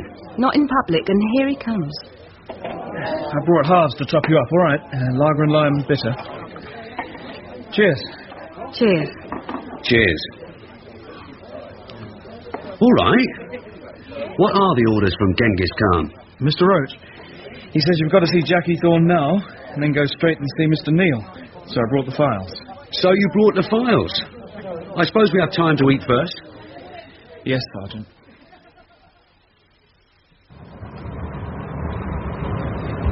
Did you bring a road map? Yes, Sergeant. And I checked. Neil lives in Kent. The route is marked. And the files? In the envelope. Neil's is an intelligence file. He has no CRO number. That, Constable, is because he has no convictions. Look, do you have to take it out of me? It was the chief who wanted you, and I had to find you. Yeah, but I expect my DCs to use their heads. To know when they should take their time. On this case, is there anything we can ask Thorne at 3 o'clock that we couldn't ask him at 5? No, Sergeant. Well? You could have told me to push off. Not after we'd met, you twerp. A smart DC would have known I was on a date. He'd have gone across the road and phoned the pub, told me what was going on, and I'd have told him where he could find me and at what time. Yes, Sergeant. Are you learning? Yes, Sergeant. Right, now forget it. You know where the Mayfield is? First right, then left. Number 20. Members only.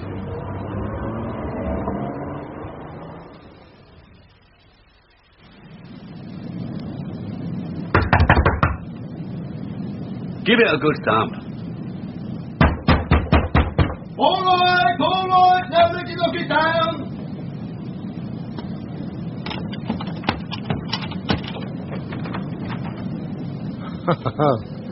It's you. That's right, Jackie. It's me. We've just closed. The door was closed, that's all. Can we come in? You never change. Yes, come in. Well, what is it this time? Mayhem? Murder? Breach of the race relations? Or have you just come for a drink? I've come to talk to you. Makes a change. We'll grab a stool. Now, how does it go? I say to you, will you have a drink, officer? And you say to me, no, thanks, I'm on duty, sir. Wrong. You say to me, will you have a drink? And I'll say, yes, thanks. I'll have a large whiskey. And my colleague will have a pint of the best. Yeah, sounds more friendly that way. Billy! 2 whiskies and a pint! Well, what's it all about, Sergeant? You had a party here on Saturday night. Did it trouble you? An awful lot of known faces. It happened that way. Some of them were old friends. Why? Why what? Why were they meeting here? To mark a historic occasion, Sergeant. The moments when a man moves from his happy 30s into his dull and middle-aged 40s. It made me stop and think. I thought of all the friends I'd forgotten along the way. I looked up some addresses and invited them to supper. It was more than just a supper, Jackie. Well, when you own a club, you're expected to put up a few drinks. Thanks, Billy. Sergeant, your whiskey. Sure. Constable, your beer. Thank you. As I was saying, you're expected to put up a bit of a show. You had a cake, some paperettes. And a lot of well-known names. They happen to be very old friends. And their wives and their daughters. It was a proper family affair. It doesn't happen every day, you know. What doesn't? 40th birthday. When it comes your way, Sergeant, pass it up. It's a rotten birthday, I can tell you. It's goodbye to all that Being young, virile, happy-go-lucky, goodbye to the young birds. So I met at a party for some friends I'd known when I was young. Like Terry Neal. Why'd you choose him? I didn't. You did. He was here. Well, that's right. Well, we'd lost touch a long time ago. Our families knew each other in Lambeth, down Lower Marsh and the Cut. I just felt like seeing him again, that's all. He was a villain. No, never.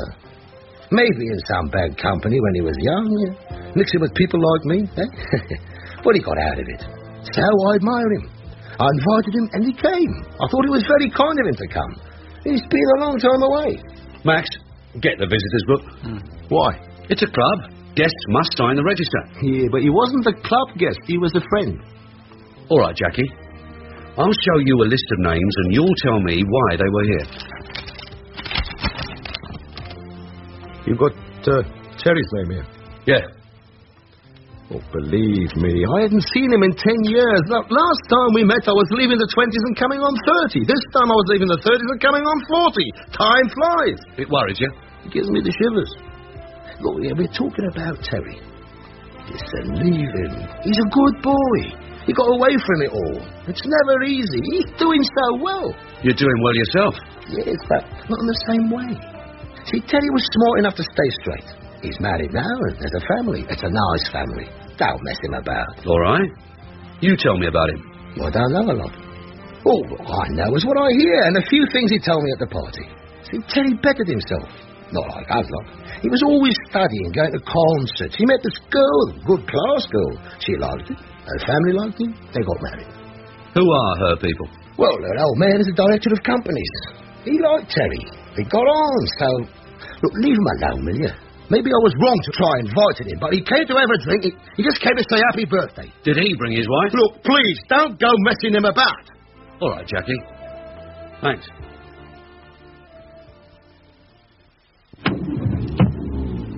And what now? Back to the station? We go down to Kent. But you said... Don't bother about what I said. We're calling on Mr. Neal. So, hand me the file. Yes, Dave. And let's get started. Sure. Right. Let's see what we've got on him. Terence Paul Neal. He's 36 now, coming up 37, which puts him near enough to Jackie Thorne, an associate of known men but no convictions. So what we have on file is just a load of gossip about how well he's doing in his new life. High finance, city companies, who he knows, where he goes, which make a car he drives, who he meets, where he drinks, his girlfriends. He has no girlfriends. No, he's married now. Nice wife, kids at a posh school. It'd be daft, wouldn't it? And no convictions. Well, it depends how you look upon convictions. Look at this. An associate of thieves, including Thorne, and 3 others on that list. When he was 24, he was in a bank robbery in Islington. 8-handed job, and they got away with £180,000. All of them arrested, but the charge against 2 of them dropped by DPP on lack of positive evidence. Terry Neal was one of the 2.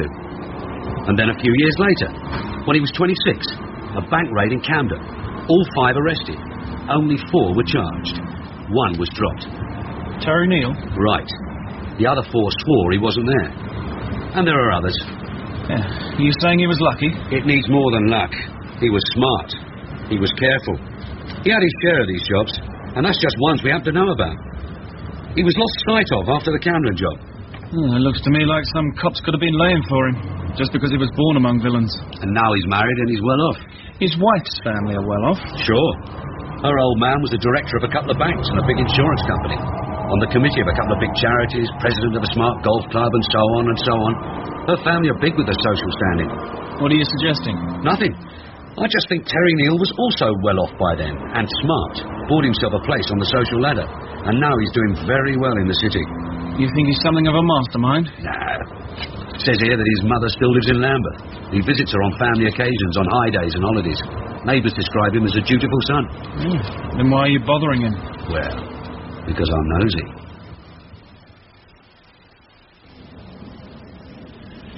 Is this a place? Yeah, it's the place, all right.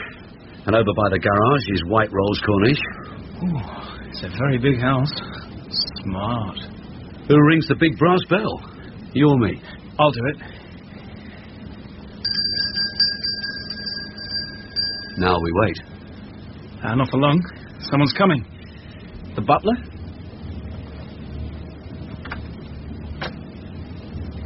Yes? We would like to see Mr. Neal, please. Who will I say, sir? Tell him Mr. Brook would like to see him.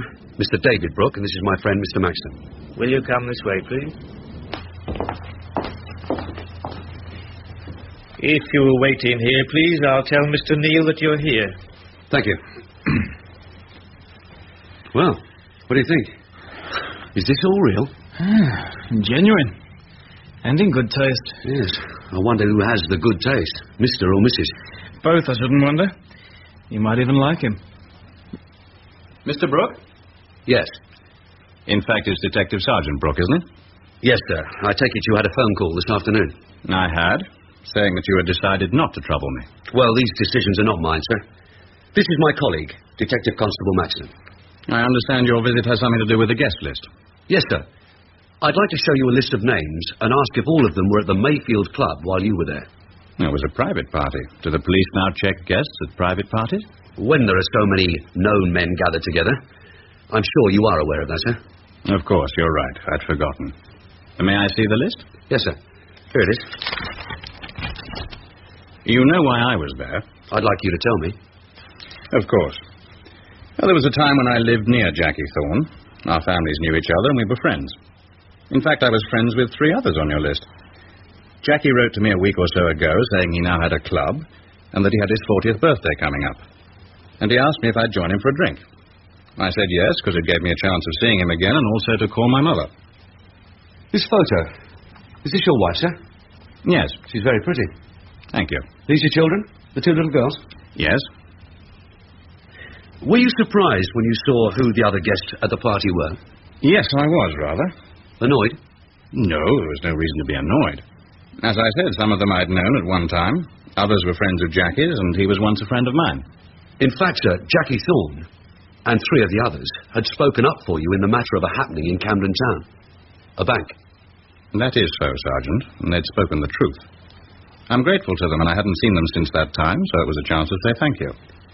I hadn't seen Jackie Thorne since then either. I was going to ask you, sir. What I was about to say, Sergeant, is it happens that my wife and her family know all about it, and knew all about it. I have no secrets from them. Neither have I any record of misdeeds, do I, Sergeant? No, sir. Also, many of my friends know about it, and some of them don't, because it's none of their business. Yes, sir. And I will add, if you will let me finish and be done with it, in my present life I have many very good friends. You could call them influential friends. Some in business, others in local committees. Friends at my club. Among them 3 MPs, 5 or 6 barristers, and 2 judges. Oh, I'm not saying this to impress you, Sergeant, but simply to point out that if you wish to take account of the past, you must also take account of the present. Yes, sir. I was about to ask if all the persons on the list were at that party. They were. May I ask why you're checking them? Of course you may, sir. The regional squads were set up to keep an eye on known and active villains. They're always interested when they meet together. And since most of these people are criminals, can you tell me whether crime was discussed? Yes, it was. By Jackie Thorne. The crime of growing old. Thank you, sir. I think we'll be going now. Will you have a drink before you go? No, thank you, sir. We have a long drive ahead of us.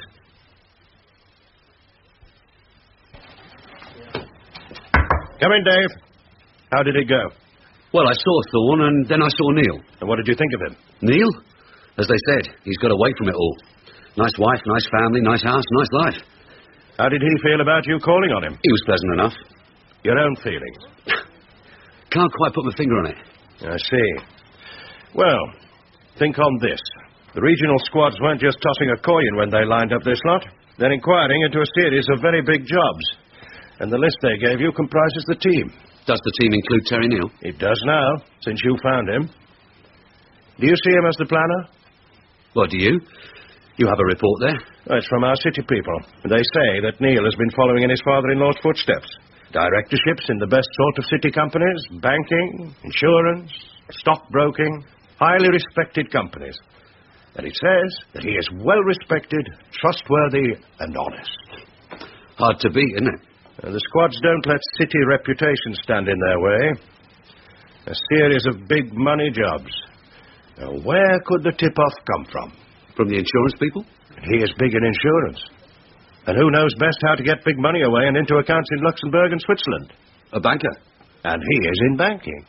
And for the lads who get a big share of the money and need good investments... He is in investment. Now do you see him as a planner? You said big jobs. How big? To date, £5 million. What, in cash? Always in cash. Cash from bank vaults, cash on the move. Which makes Neil our target. Yes. So take 3 of these names, Thorne, Manderson and Neil, and start on them.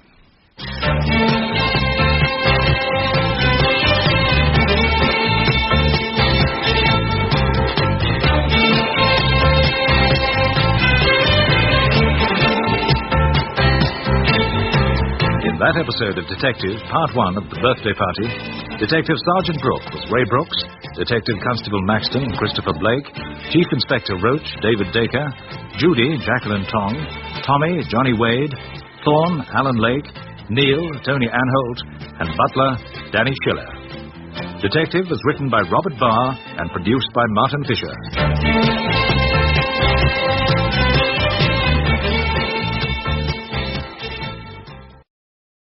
MP to all cars.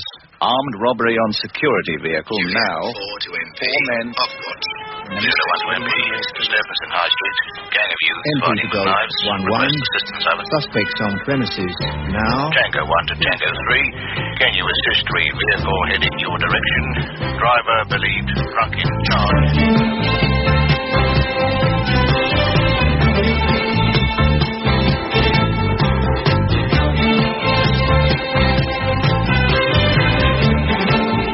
Detective. Stories of crime and detection in London. Written by Robert Barr with Ray Brooks, Christopher Blake and Morris Colborne.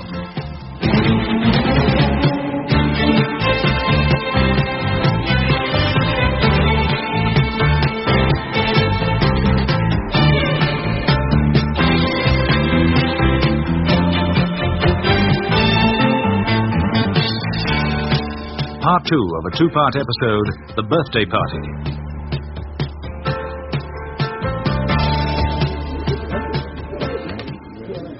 Sergeant Brook? Yes?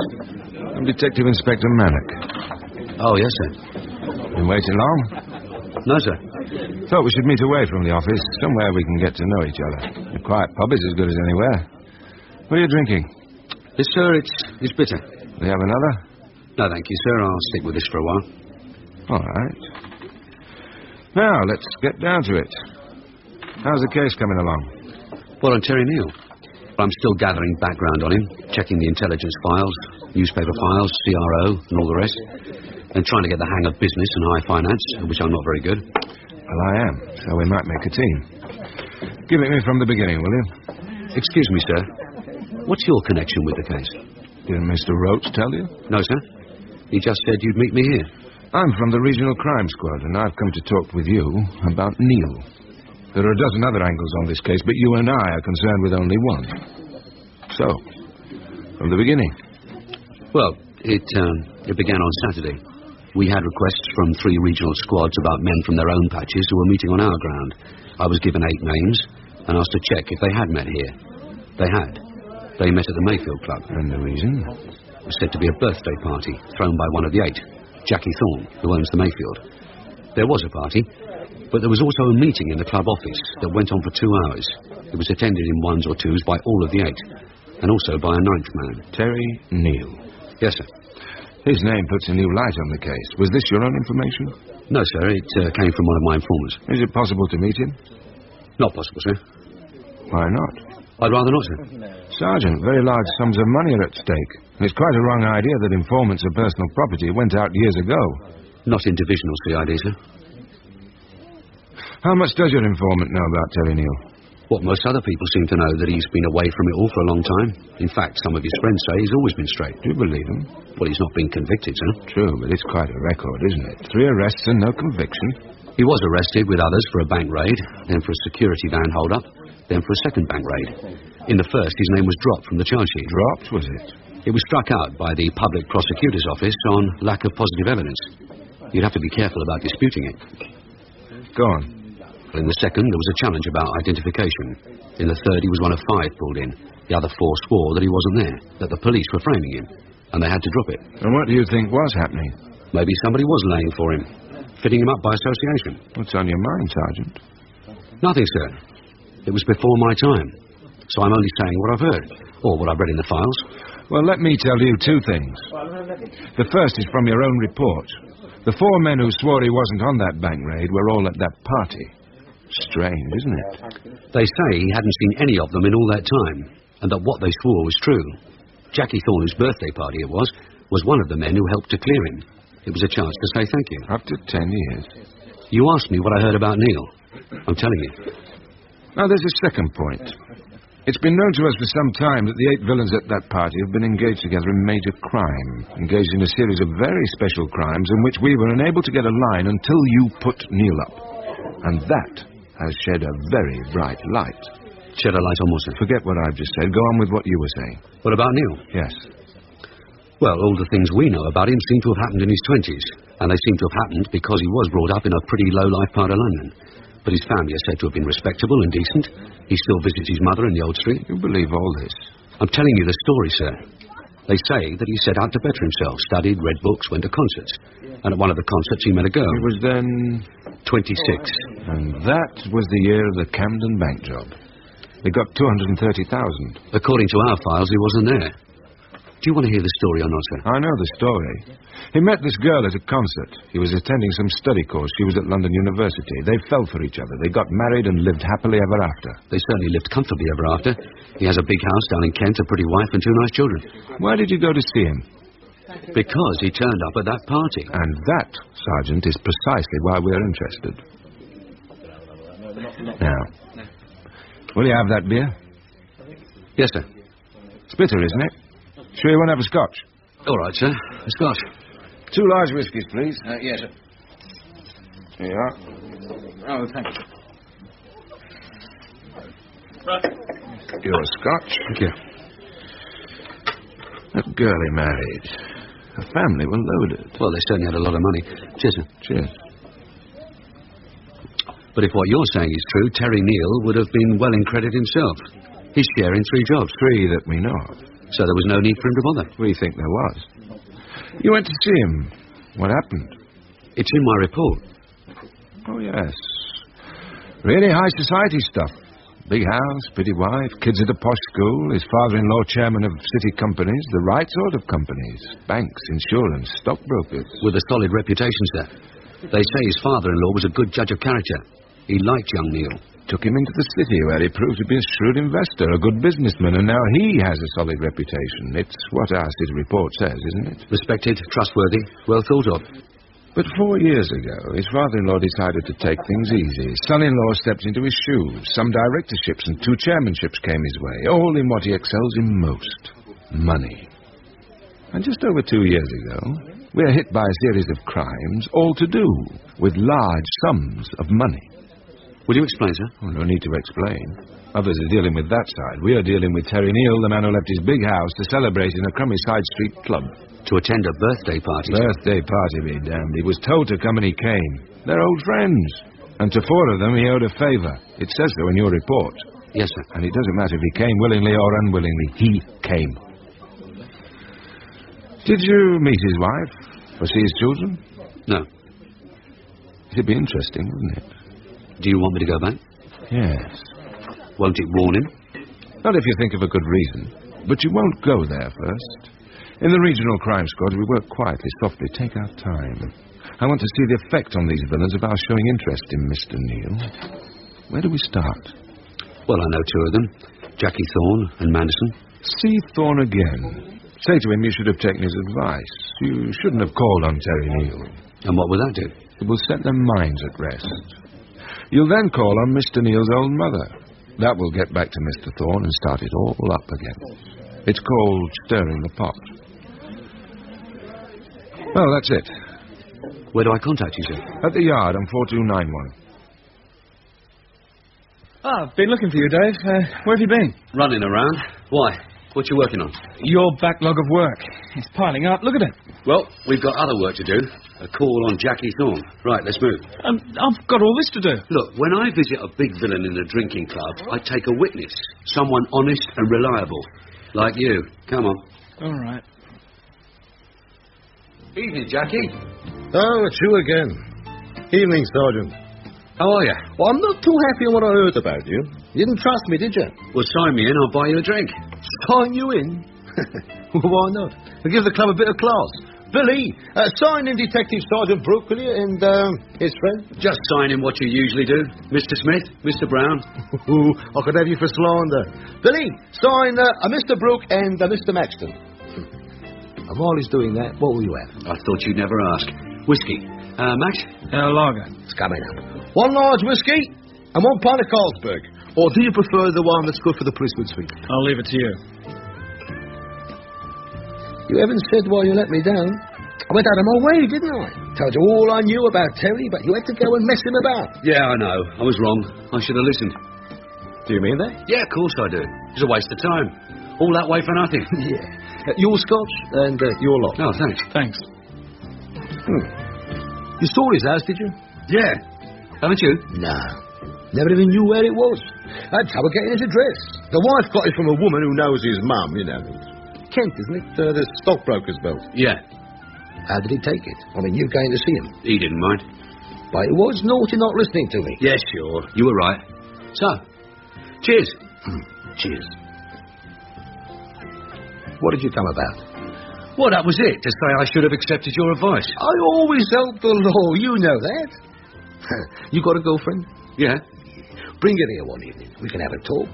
Is that goes for your mate and his girl? A foursome. It's an idea. I'll lay on a nice little meal and show your girls a good time. Yeah, well, we'll do that, Jackie. Yeah. You staying up the other half? Is it time? We should be going, Sergeant. Okay, we go. Well, thanks, Jackie. Be seeing you. Sure. Anytime. Are you taking him up on that offer? About the free meal? Not on your life. Judy would like it, after she was stood up. We're not eating with someone like that. Back to the station? Yeah. Do you think he bought it? He was weighing you up, throwing in a lot of questions. Yeah, I think he believed you. But it doesn't tell us anything, does it? He'd have done the same if his friend Neil was on the straight. Said the same things. What do you feel? Well, if Neil is on the straight, he's got a lot of muscle to defend himself. All that money, all these influential friends. I hope nobody puts their feet in it. I hope nobody puts your feet in it.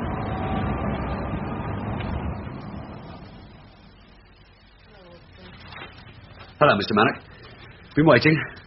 Did you see Thorne? Yes, sir. How did it go? Well, I think he bought it. I've some news for you on the next step. No need for you to call on his mother. Our lads have no doubt that Neil calls on her from time to time to see she's all right.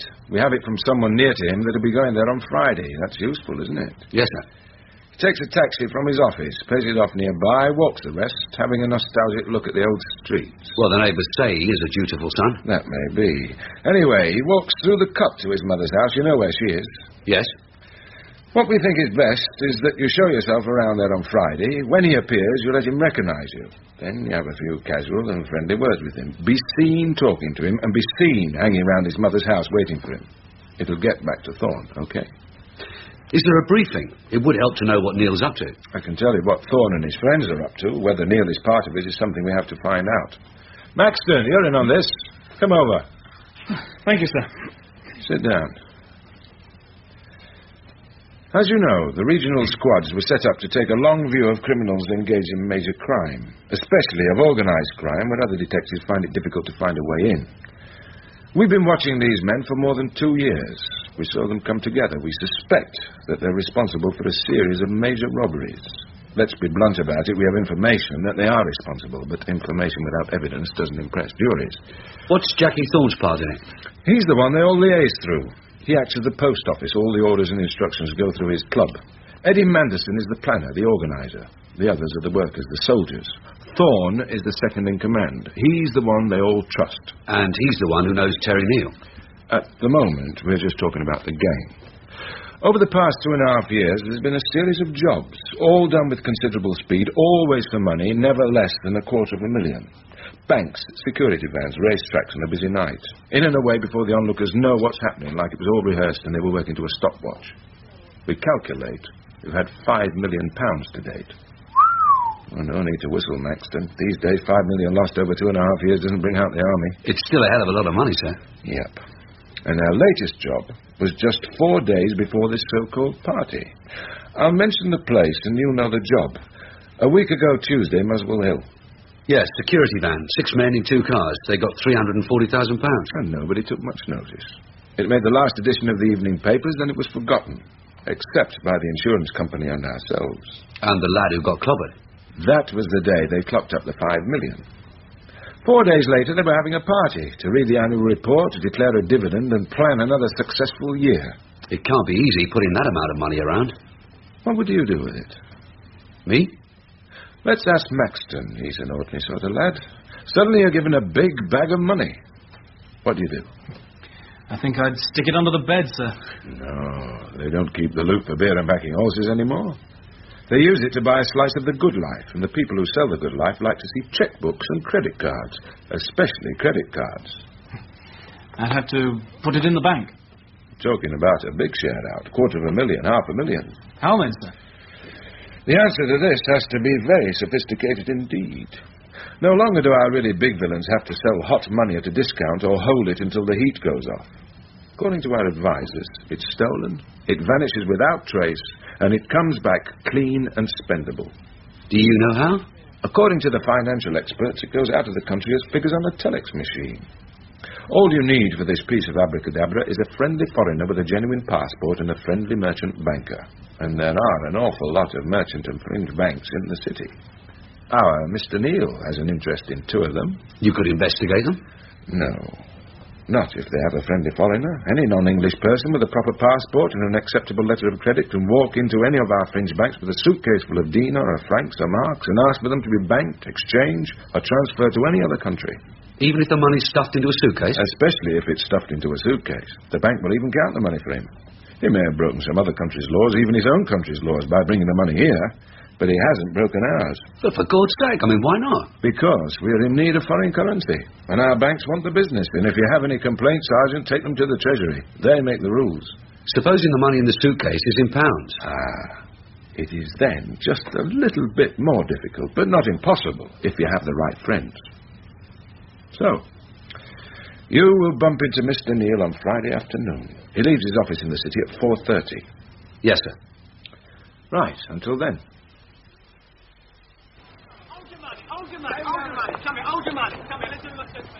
What did you buy? 4 bars of chocolate. 6p off if you take the pack of 4. Well, what do you think of it all? Yeah, busy. Good place to get lost. Don't kid yourself. The word's going round. There's a big rozzer in the market buying sweeties. You think? I know. So you better start eating one of them. Will you have a bit? No, thank you. What's the time? 10 to 5. Right. Well, you hang about. I'll stroll down to the corner. If you buy a lollipop, they'll think you're a TV cop. You said to show ourselves around. By show. I didn't mean to say you should entertain them. Thank you. Right. Wait for me. Yeah. It's Mr. Neal, isn't it? Yes. It's Detective Sergeant Brook. Yes, sir. What brings you to this part of the world, Sergeant? Visiting some colleagues, sir, at the local station. Oh, yes, of course. It isn't far from here. And I thought I'd have a stroll around. You're a bit out of your way yourself, sir. I don't think you mean that, Sergeant. I think you know precisely why I'm here. Yes, sir, I do. But that's not why I'm here. I can assure you our meetings, Fortuitous? No, sir, I was thinking more, accidental. Well, it was nice seeing you again. I'll walk to the corner with you, sir. And I'm sure you know which corner. Yes, sir.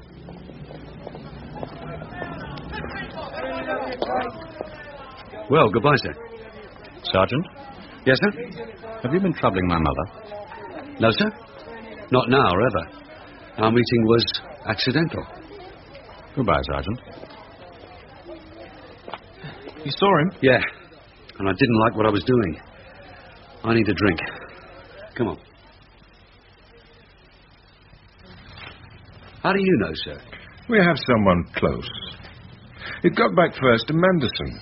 Then he phoned it to Thorne. You should have heard what Thorne had to say about you. Yeah, I can guess. But how did you hear about it? We have a source near to Manderson, though all we ever hear is what has happened. Never anything that'll put us a move ahead of them. The news got back to Manderson that you were in the market waiting for Terry Neal, and that you walked along with him to the corner of the street, did you? Yes. Nice touch, that, walking him home. Oh, it worried them. They were wondering what you talked about. Thorne said he'd phone Neal and ask, but we don't have a source at that end, so we won't know what he says. Is Neil in it? Definitely. It's a liberty, isn't it? A sack full of money, a friendly foreigner, and a merchant banker. Can't it be stopped? How can it be? Supposing our friendly foreigner is an Arab gentleman with a sack full of dinar, profits from his oil wells, and he wants to exchange it and buy another hotel in Park Lane. Why should we say no? We need his oil money. But if the suitcase is full of our money? I said it requires a friendly fringe banker. Remember that every day our fringe banks deal with tens of millions of pounds in foreign currency. Every day they're transferring all sorts of money, switching it from one country to another, pushing it around the world. Like a merry-go-round? More like the wind of change. Money becomes a series of figures on a telex tape, and then it changes its form on the wind. Pounds change into francs on the Paris Bourse, to marks in Bonn, dollars on Wall Street, and somewhere along the line it changes back into sterling, and you can now bring it home. And since it's quite legal, we can't stop it. We can concern ourselves with the bit that isn't legal, the stealing and handling of it. I'm going to call on Mr. Neil in the city. He has a lot of influential friends, sir. If I feel he's slipping away from me, I'll make a phone call to you. I'll make one before he does. And you'll back me up by raiding the Mayfield Club. You get a search warrant now and be ready to raid and seize every scrap of paper and all the books as soon as I phone you. On the warrant, sir, what do I say we're looking for? You tell me. Stolen liquor? Good. That gives you the right to seize the books. It's Dave Brook, isn't it? Yes, sir. All right, Dave. Be ready for my call. Mr. Neil? Yes? I'm Detective Inspector Mannix. Sorry to call on you at your office. Oh, it's quite all right. I seem to be surrounded by policemen these past few days. Perhaps you can tell me why. Oh, do take a seat. Thank you, sir.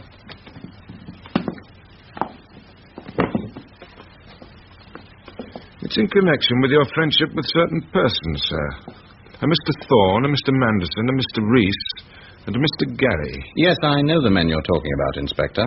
I've already explained to a sergeant that I met these men at a party, that I'd previously known some of them, though not all of them, and that Mr. Thorne was once a friend.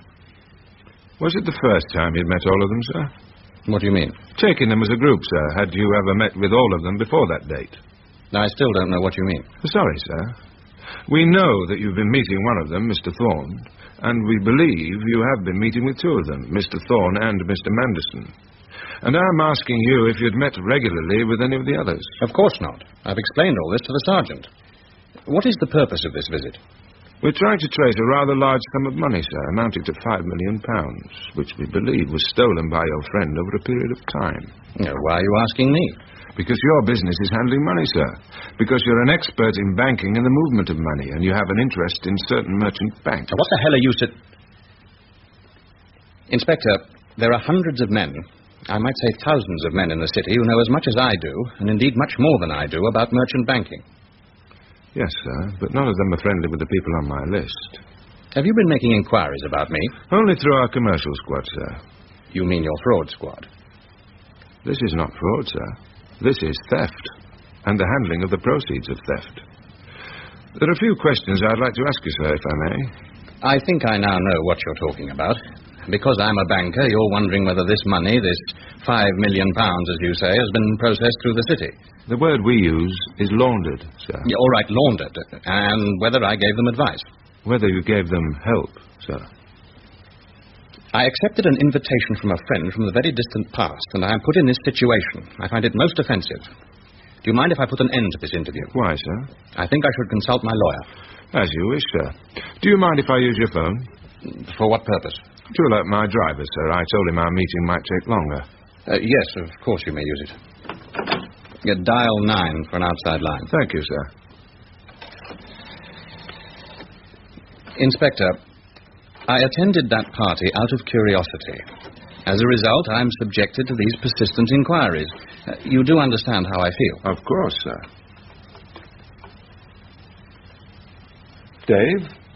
Mannix here. Yes, as arranged. Thank you. The trouble is, sir, that we believe you owed some of these men a favour, and we don't think it was all those years since they were last in touch with you. Inspector, there's something I want to tell you.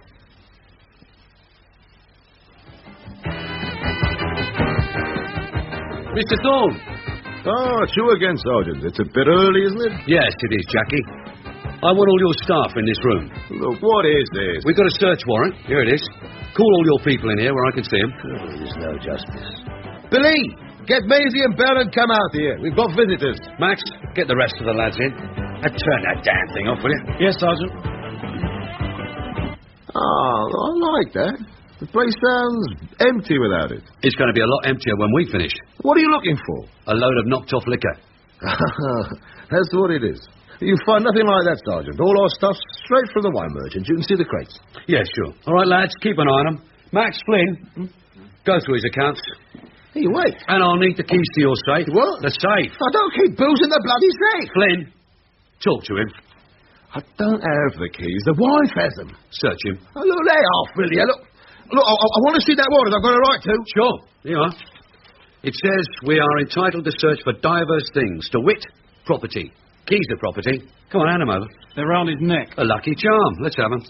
Well, it's what you get for being nice to coppers. Max, open the safe. Catch.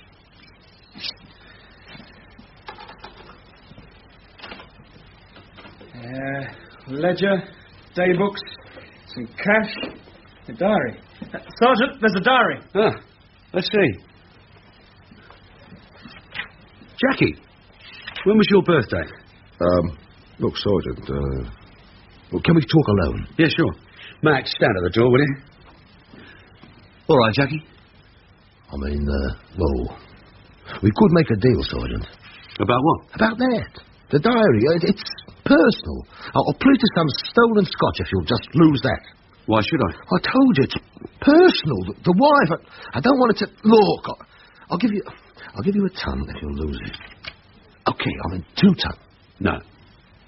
It's got your birthday guests in it. And it's got Manderson's phone number. And Terry Neal's phone number. Both home and office. It's got the days when you phoned him, when you met. And it's got some big numbers, too. These the amounts the lads got away with? Are these the dates? For God's sake, give me that. Yeah, these are the dates. Flynn, take him out. Look, I could do you a favour, Sergeant. All right, I'm going quietly, I know that. Max, we guard this with our lives. It seems to be all written down, date by date. And it's all about the money and Mr. Neal.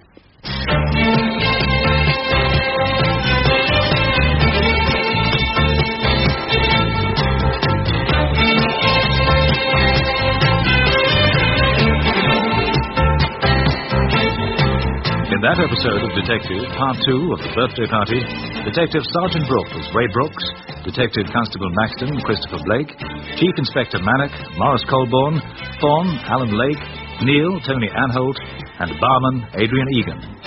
Detective was written by Robert Barr and produced by Martin Fisher.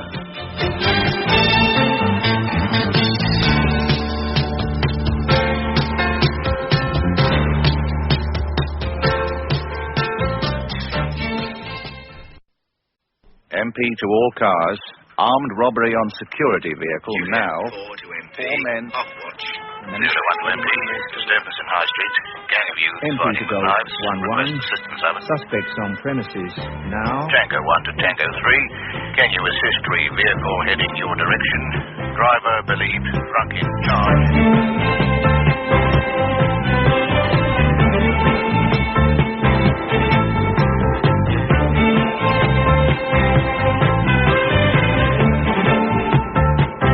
Detective.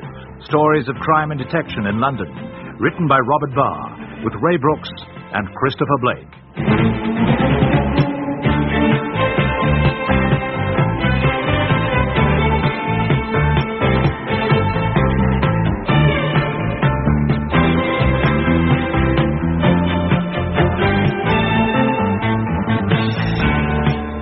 The coming out present.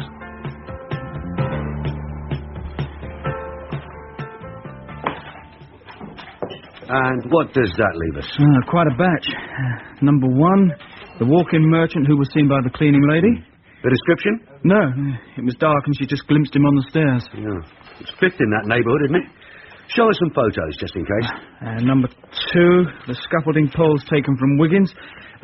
Area cars have stopped 4 lorries with scaffolding poles, but who can tell one scaffolding pole from another? Well, Joe Wiggins thinks he can. And then Joe Wiggins should look for them himself. Right, keep it on top. Next. CID. Dave Brook. Who is it? It's Harry D, Mr. Brook. You said to call. Okay, you're cool. I've something for you, Mr. Brook. It's good.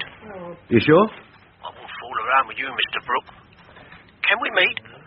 Yeah, in half an hour. Where? Same place as before. Right, thanks. Right. Show the cleaning lady some likely photos, and if the old man asks for me, tell him I'm out for an hour. But only if he asks. Where will you be? Having a walk in the park.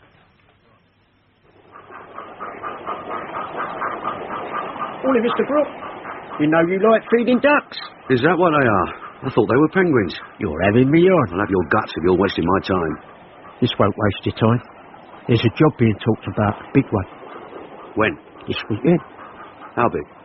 Well, I could get killed even for talking about it. Okay, get killed. Tell me. A security job. Over £1 million, they say. Could do you a lot of good. You told me nothing. There's top villains working on it.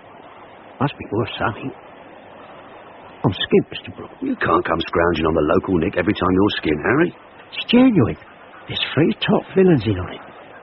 There's Ryan, Moody. Well, that's 2. And Brennan. Joe Brennan? Yeah. He's inside, Harry. He's doing 5. No, he's out, Mr. Brook. When? Couple of days. I've seen him. He's staying with his sister. His pals met him at the gate. They had this one laid on, but they was waiting for Brennan to do the bells. Bells? You said a security van. No, a security place. If you know that much, Harry, you know more. No, Mr. Brook. That's all I know, honest. Harry, you've told me who. I need to know when and where. I don't know where. Well, you'll find out. They'll kill me. If you're skint, I'll sub you. A 5er. 5er? All right. 2 5ers. But they have to bring results. When do I hear from you? Couple of days, Mr. Brook. Thursday. Okay. Here, you feed the ducks. They don't like the look of me. You're surprised. Was it worth going out for? Yeah, it might be. What's been happening? I showed the photos to the cleaning lady. She didn't pick anyone. And the old man was looking for you. Oh, tough. It's open. You wanted to see me, sir? You're out after something. One of my snouts wanted a word. Useful?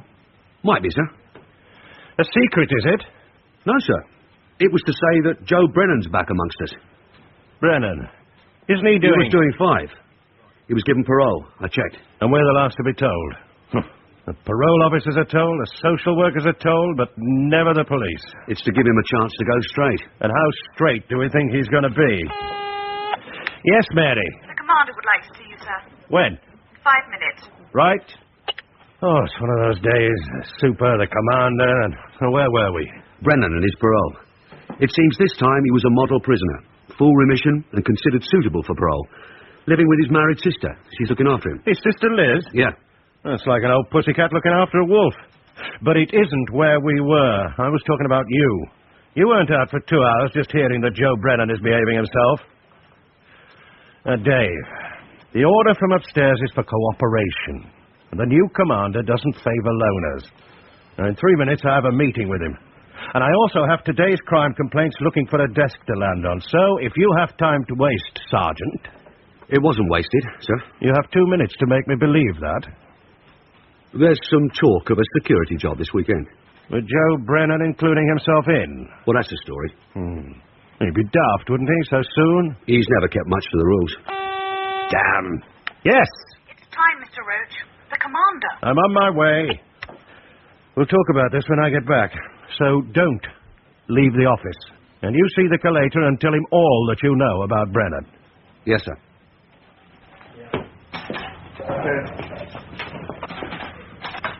Did the old man tear you off a strip? Well, niggled me for some information. Did you give? Not much. Now, let's get on with the workload. The order from above, Dave, is for teamwork and cooperation. Crime information has to be shared. Not by this team. We work hard for our information, and we don't share it with the lazy so-and-sos who spend their time in the canteen. Oh, don't let the commander hear you. No, I won't. I'll give what I have to give and no more. How's our own work coming along? 2 on remand and 8 inquiries pending. Have a look. Right, I'll deal with them today. There's something for you to do, but keep it quiet. An address. A married woman lives there, Mrs. Gardner. Huh? And what's her claim to fame? She's Joe Brennan's sister. Oh, is that Don't what you went... shout it. I just want to know if he is living there and what company he's keeping. But it's off our ground, so be careful. Right, and now I'll have to tell some of it to the collator, but not too much. Jim Hillier? Ah, come in, Dave. What can I do for you? Well, I've come to see how the great world of criminal intelligence is operating today. In which department? Giving or taking? Well, a bit of both. Well, that's a change. Let's start with the giving. Well, it being more blessed. Oh, it's storeth up treasures in heaven. I'll hold you to that. Did you know Joe Brennan's out? No. Let me check. Bradley. Brannigan. Really. Brennan. Joseph Arthur Brennan. No, I didn't know he's out. Does it surprise you? Armed robbery. Sent down for 5. With his usual conduct, he wouldn't be out for another year and a half. With full remission, he'd still have 6 months to do. Yes, that surprises me. Given parole a week ago. Oh, jails must be overcrowded. What else are you giving me? He's living with his married sister. We've got her address. Do you want it? No. Just anything you have on him. Well, let's see. 4 previous. This last one. 5 years for his part in armed hold-up.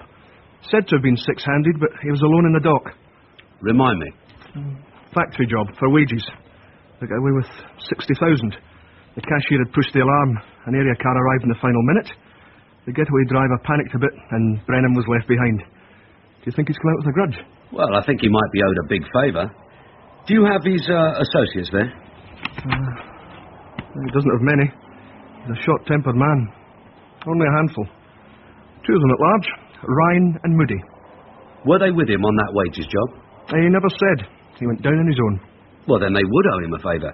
Like his share of 60,000. That would have been spent a long time ago. Yeah, that's what I was thinking. Well, thanks, Jim.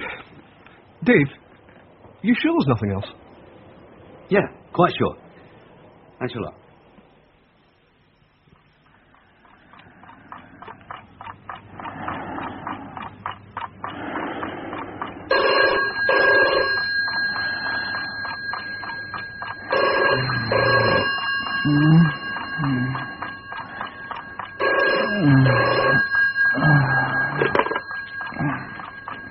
Yeah?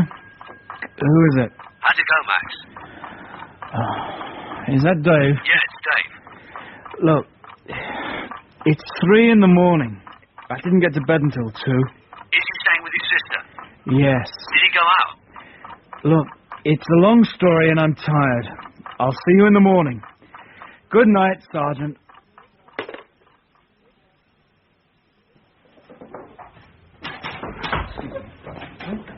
Morning, Max.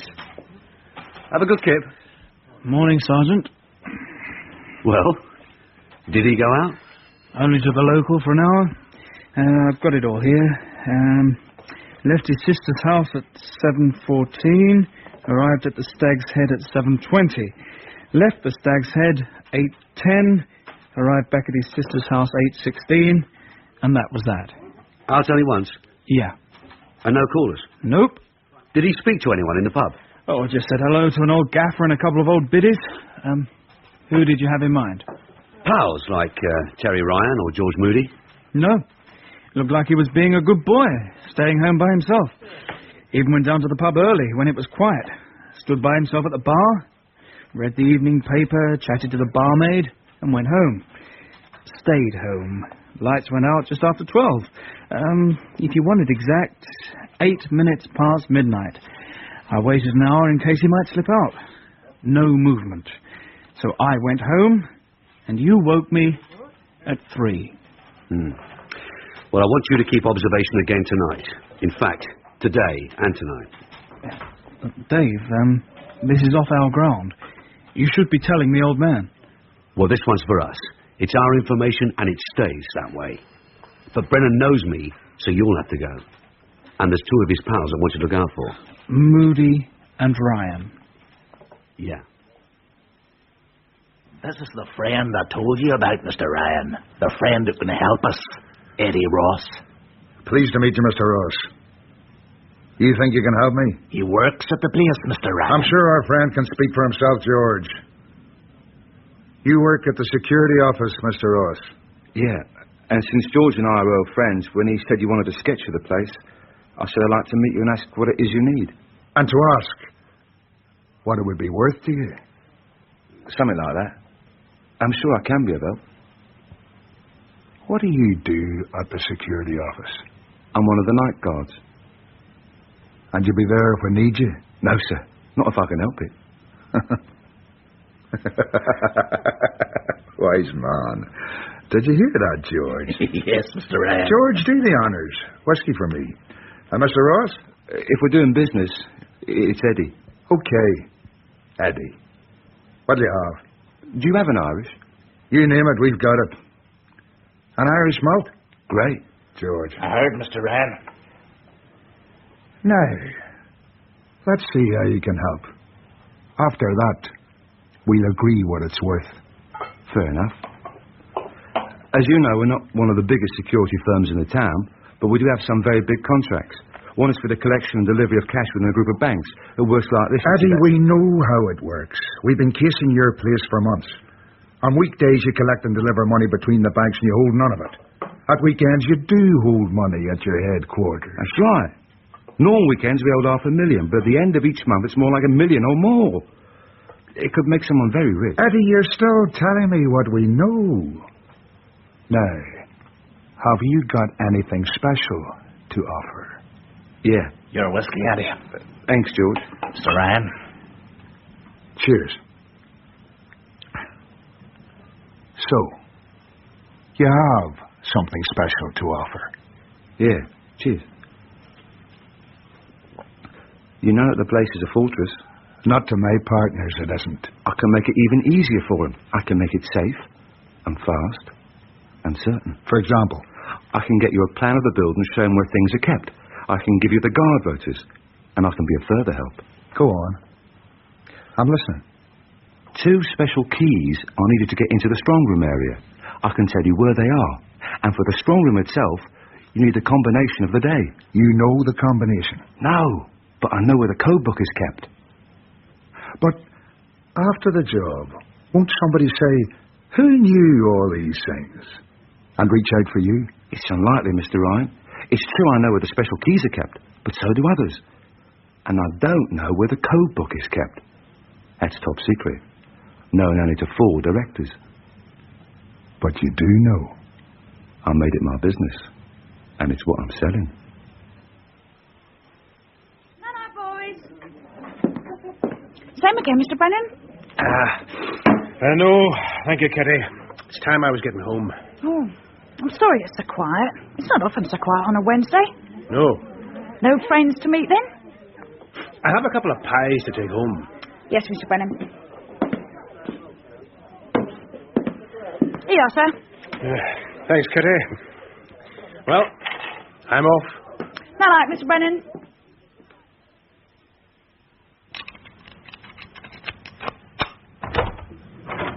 Les, I'm back. Got a couple of pies for you. Ryan, what the hell are you doing here? I came to talk to you, Joe. Where's Les? Gone round to her man-laws. No one was to come here. No one. It was to be done only through Les. I was careful, Joe. I came the back way. Liz slipped out so we can have a talk. She'll be back in half an hour. Now, will you listen to what I have to say? All right. A friend of George's, the one who's been helping him. He brought me a sketch of the place. Have a look. There. What do you think? How did he get it? Copied it. He's on the inside, one of the guards. And he can give us information, in his own words, that'll make the job safe, fast, and certain. How? Here. Look. This is the area of the strong room. There's no need to break through now. he can tell us where to find the special keys to this door. And for the strong room itself, he can tell us where to find the combination of the day. We had allowed 4 hours, Joe. But with this help, once you get us inside, it's a walk. I've been timing it. I reckon in only 12 minutes. If everyone does their bit. Aye, about that. If the cops come immediately, those alarms go off. That place is alive with alarms. And I can't be absolutely certain. If he can get a plan like this, can he get us a sketch of the alarm system? He's getting it now, Joe. And he's getting you the manufacturer's name. Well, then there's no problem. I told you we'd fix a coming-out present for you. Oh, there's just one point. I have to have your agreement. He wants a share. A fifth. I told him it was a bit steep. For the alarm system, the keys to the security area, and the combination? Yeah. That's worth it. There'll be no squeak from the alarms, and I'll have you in before the guards can blink. Right. We thought of doing it Sunday night, at the end of the shift, when the guards are getting a bit careless. Right. That's Liz come back. She said she'd ring first. I'll slip out the back.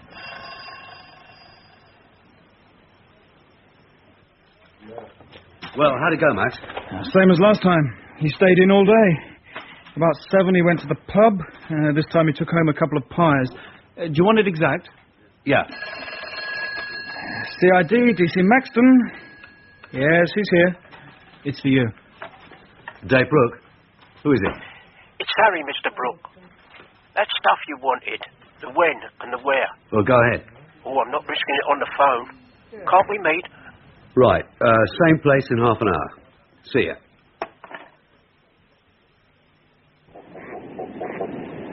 You're late, Harry. Boss, it's Mr. Brook. Can't trust him anymore. What have you got? Well, it's good news for you. It's on your own ground, Mr. Brook, so it should do you a bit of good. It's the big security building on the corner by the bridge. What, Northbridge? That's it. When? This weekend. A weekend's a long time to be hanging around at this time of the year. Can't help you, Mr. Brook. It's the best I can do. Saturday or Sunday? I don't know. You'll just have to watch the place. Can you put me in for a reward? Don't be daft. Rewards are paid when the stuff's taken. This lot's not going to be taken. If it is? We'll have to see. So, it's the security office in Northbridge Road? Yes, sir. Saturday or Sunday? It's the best he could get, sir. They're a pretty dangerous mob. Now, Sergeant Hillier, what does criminal intelligence have? On the security company, sir. Well, they do hold large sums over the weekend, and at the end of the month it is about $1 million. The building's ironclad, alarm systems, security locks, and a strong room as good as any I've seen. Would it take all weekend to do? Frankly, they don't see it being done at all, sir. Joe Brennan has different ideas. I could talk to the director, sir. Not yet. This job isn't ours. What do you mean it isn't ours? The commander's orders, Sergeant. It's a top-value job. I tell the commander and he tells the flying squad. But it's on our own ground, sir. Yes, but even if it was next door to this nick, we still have to pass it on. Oh, but cheer up. They may need some local knowledge. Mary? Yes, sir. Ask the commander if I can see him, please. We work ourselves into the ground, and this is what we get. They give it to the squad. It's how it works, Dave. I'll tell you how it works. If it comes off, the glory boys will get the credit. If they muff it, we get the blame. That's life, Sergeant.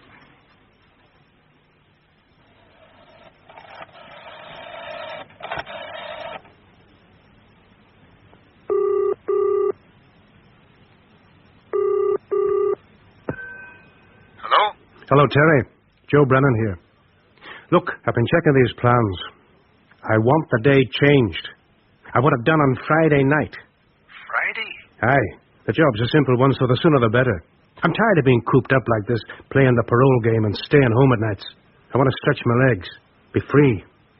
I want it laid on for doing fast on Friday night, and I want my share and my air tickets and to be out of the country by Saturday morning. Okay?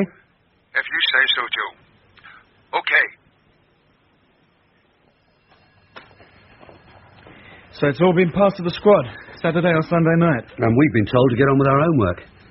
What's top of the frame? This bloke who's doing the bed-sitters and rooming flats and seems to know good jewellery from trash. Always leaves the trash. And the Wiggins scaffolding poles and the antique joker. Oh, and the 2 legal aid forms to be squared up. CID, Sergeant Brook. Who is it? It's Harry D, Mr. Brook. That job I told you. There's been a change. What kind of change? Oh, I was in the pub dinner time. Ryan was talking with Jim Moody. I managed to catch part of it. It's on for tonight. Are you sure? Yeah, certain. Brennan wants it done tonight, and then he's away. Thanks. They nearly got away with it, Max. It's on for tonight. Why must we always be cooped up like this? Because we're coppers, that's why. What time is it? Just after midnight. Dave? Yeah? Does your snout know what wrong information can do to a copper's gut? Has he ever been crammed in a van on a night like this? Cold? Hungry? Just shut up. Keep your eyes on that building. Central control to Central 3. Central 3? Stand ready. A car with 3 men has just pulled up near the Carpenter's Lane entrance. Are they active? Not yet. Sitting watching the place. Waiting. Stay alert. Central control to Central 1. That's our heavy mob. Will you send them in? They're already in. They've taken the place of the security guards. Central control to Central 1. Are you getting me, Central 1? Central 1. Sorry, I was keeping an eye on something. Keeping an eye on what, Central 1? There's a geezer already in. He's doing the alarm system. Do we take him? No. Let him all walk into the cage. We'll go. We've left the front door open for the backup. The tip was solid. Lucky for you, Brook, or we'd have broken your leg. Would you like to try it? Some other time. Central control to Central 3. Get it moving. That's us. All out. Make for the front door.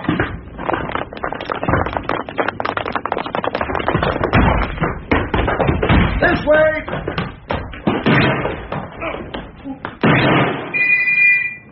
We are police officers. Drop those guns. The hell I will. Drop that gun, Ryan. That's it. Now, you too, Moody. All right, then. Let's get them. Now, lie on the floor. Hurry it. Arms and legs spread. Dyson, collect the guns. Maxton, Brook, search them. Now, is anybody hurt? No, sir. Good. All clear? You'd better get downstairs, Dave. 3 to be charged. 3? No Brennan. But Maxie was there. He did the alarms, bridged and cut. I saw them. His work. He must have pushed off when the shooting started. Oh, don't look so miserable. The squad is pleased with you. They're giving you 1. Moody. But I did arrest Moody. Moody? Smile. Let them think you're happy.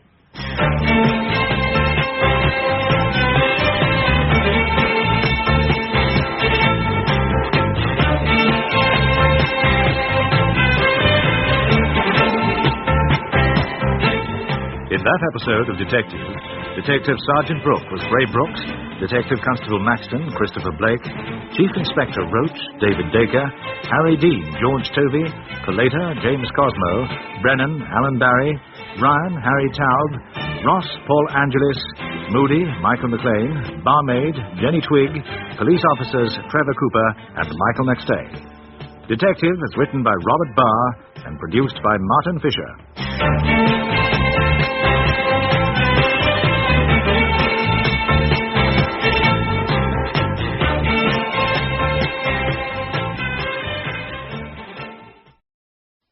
MP to all cars. Armed robbery on security vehicle now. 4 to MP. 4 men. Off watch. Hello to MP. Disturbance in High Street. Gang of youths fighting with knives. 1-1. Assistance ovens. Suspects on premises now. Tango 1 to Tango 3. Can you assist 3 vehicle heading your direction? Driver believed drunk in charge.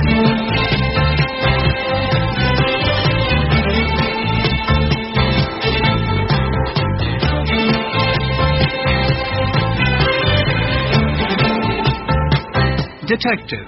Stories of crime and detection in London. Written by Robert Barr with Ray Brooks and Christopher Blake.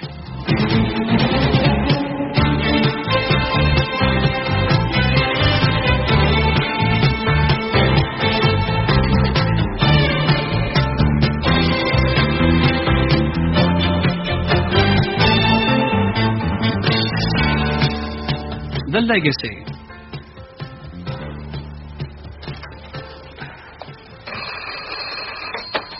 See out of your room. Who is it? Oh, it's you, Mr. Taylor. No, he isn't in at the moment. This is Sergeant Brook. Yes, I'm all right. How are you? Yeah, as soon as he comes in, I'll tell him. Jim? Yes, Dad. Has Max been in? Yeah, he was in earlier looking for you. Made a couple of phone calls, went out. Did he say where? Isn't it in the duty book? No. Any idea where he went? You could ask Mildred. She's asleep. I heard that. What number do you want? Millie, DC Maxton made a couple of calls and went out. Do you know where he went? One call was to a house in Derwent Gardens. He said he'd go there right away. Oh, thanks, love. House in Derwent Gardens. Do you know about it? No. What are you working on? The usual rag bag, plus a complaint about pyramid selling that could take me months. And they're back at it, offering easy fortunes and a business of your own. Don Brook. I could do with a business of my own. Come in, Mr. Roach. Yes, sir. Have you spoken to DC Maxton? Not yet, sir. Derwent Gardens. Now, where's that complaint? Where did I put it? Ah, that plague of thefts from bedsitters. I want you onto it right away. When did it happen, Mrs. Kendall? I don't know when it happened. Poor girl. But it must have been after the others had gone. They're always gone by 8:30 to catch their buses and tubes to go to work. The house is all bustle until then. And then it's quiet. Miss Graham, doesn't she go to work? Oh, she hasn't got a job yet. And she's been home these past 2 days. This flu that's going about, you know. So I was taking a cup of tea up to her. I've got no staff, and in the morning... At what time? Oh, 9:45. I knocked on the door and then opened it and found these things all over the room and a poor girl lying there by the window with blood on her face. I phoned for the ambulance and then for the police. Her name is Susan Graham? Yes. How long has she been with you? She came to us a month ago. I hope she isn't seriously hurt. I don't think it's too bad. Do you have a home address for her? No. She comes from Wiltshire, but where in Wiltshire, I don't know. Maybe there's an address among her things. Mm-hmm. Is this how the room was when you came in? Yes. These 2 drawers were out, and her things spread all over the carpet. She must have woke up and then he attacked her. Did you hear her call out? No. Did anyone? Well, after 8:30, the house is empty, except for old Mrs. Fitch on the ground floor. She's stone deaf. And me, of course. I didn't hear anything. Did the thief steal from any of the other rooms? I don't know. There's no sign that he did, but I won't know until they return this evening, you see. Does she have any friends in the house? No. Even I don't know her very well. She didn't make friends. Shy girl. You know, homely. Plain? Well, since you ask, yes. There was an earlier report of thefts from the house. Ah, that was 5 months ago. Dreadful it was. But it wasn't just from this house. He stole from all the houses in the gardens. Are all the houses in the gardens bedsitters? Most of them. How many tenants are in this house? 12. My regulars, the ones that have been with me for some years, they're on the lower floors. The younger ones are up here on the 2 top floors. And believe me, it isn't easy keeping a motherly eye. Another policeman. We're in Miss Graham's room. Tell him to come up. Will this be your friend? It'll be my sergeant. And now we'll have work to do. Searching the room, looking for marks and fingerprints. Of course. This is Detective Sergeant Brook. Pleased to meet you. And this is Mrs. Kendall, the landlady. Yes, pleased to meet you, ma'am. It's been quite an upset. It has. Do you mind if I have a word with DC Maxton? Not at all. I'll be downstairs if you want me. Thank you. Well, what was taken? No one knows yet. The girl was whisked off to hospital. She was found lying by the window here. Her name is Susan Graham. She's 26, a single girl. Been living in London 1 month. Comes from Wiltshire, but we have no home address for her. Well, you won't need one. She'll be back later this morning. I'm not serious, then. A bash on the head. Bashes on the head can be serious. Hospital says it was just enough to knock her cold, but there's no concussion. And they expect to send her back later this morning. When did it happen? I'd say about 9:45. And why would you say that? Until 8:30, the house was the usual morning chaos.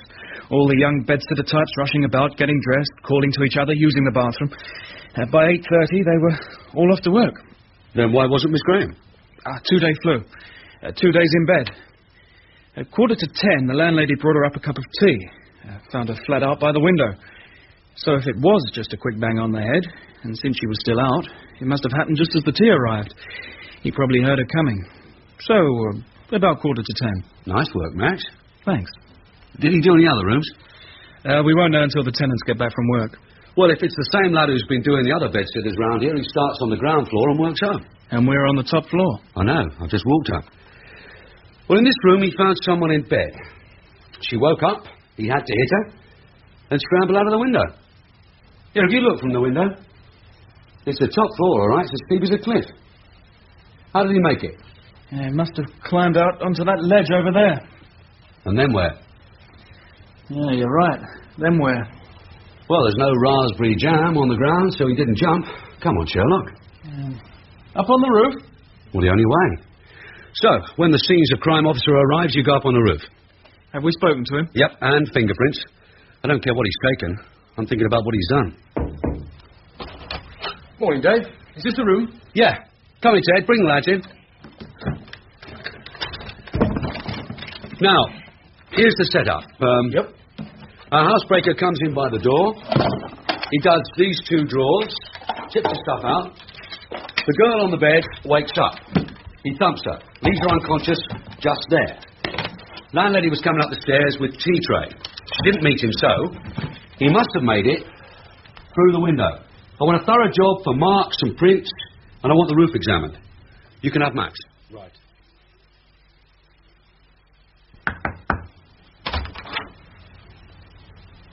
Mrs. Kendall. Sergeant Brook. Have you finished now? Just a few minutes more. Susan has come back from the hospital. I was keeping her here until you finished with her room. Yes. Do you want to speak to her? Yes, please. Come in. Thank you. She's very shaken. She's taken it very badly. Susan, this is Sergeant Brook. How are you, miss? That was quite a bump. Are you feeling any better? Please, can I go to my room now? She's been asking that ever since she came back. We're still examining it, miss, trying to learn about the lad who attacked you. Perhaps you could tell us what he looked like. I don't know what he looked like. Well, that's not very helpful, Susan. Can you tell us what happened to you? I don't know what happened. Please, I want to go to my room. Did he wake you up? Yes. And then? I asked him what he was doing, and he hit me. Did you try to stop him? Yes. What did he hit you with, Susan? He held my mouth, and he hit my head against the wall. Did he say anything? I don't know anything else. Please, can I go to my room? Hold on a moment. We're finished, Dave. Okay, Ted. Any prints? Yeah, but whose? We shall want elimination prints of the girl and the landlady. Yeah. Look, can it wait a while? Sure.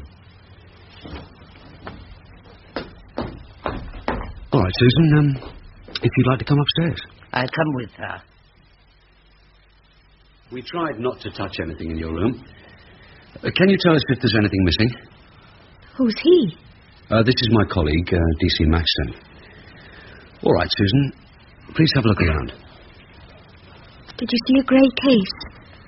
A little grey case. It was in this drawer. That drawer was open, miss. Lying on the floor, just like that. A little box. About this size. No, miss. What's there is what was in the room when Mrs. Kendall called us. A little grey box. What was in the box, miss? My money. All my money. How much money, Susan? All I have. It was more than £1,000. And you kept it in that drawer? Yes. Why? Was the box locked? Yes. Is the key still there? Will you look? Yes, it's here. He doesn't have the key. It'll make no difference to him, miss, if it's just a little grey box. Do you know exactly how much was in it? £1,100. Oh, please, I want to be by myself. Please, will you leave me alone? You must try and help us, miss. Only you can help us. If you tried to stop this man, you'll know what he looked like. Did you see his face? He had a hood over his head. What colour was it? White. It was like a bag. What sort of build was he? I don't know any more. Please, will you leave Susan, me? if you want to get your money back... I won't ever get it back. Please, I want to be by myself. I think you must leave her for a while, Mr. Brook. Sorry, miss. When you think you can help us, tell Mrs. Kendall. All right.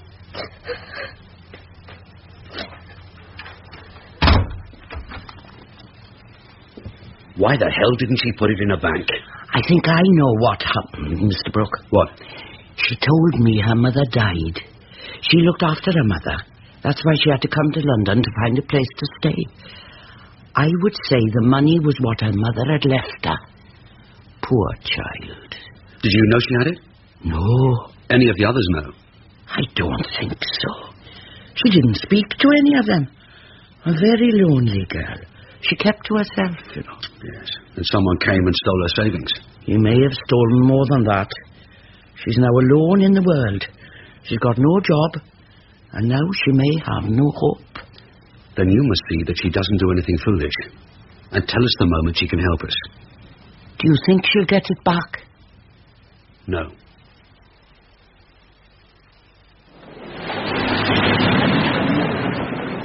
Sorry I'm late, Mr. Brook. It's okay. I've got some money for you. Thanks. You better count it.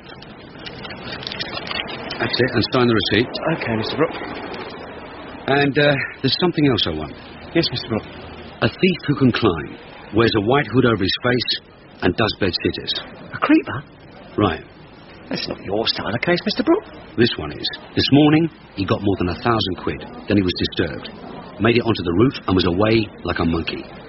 Keep your ears open and let me know. Yes, Mr. Brook.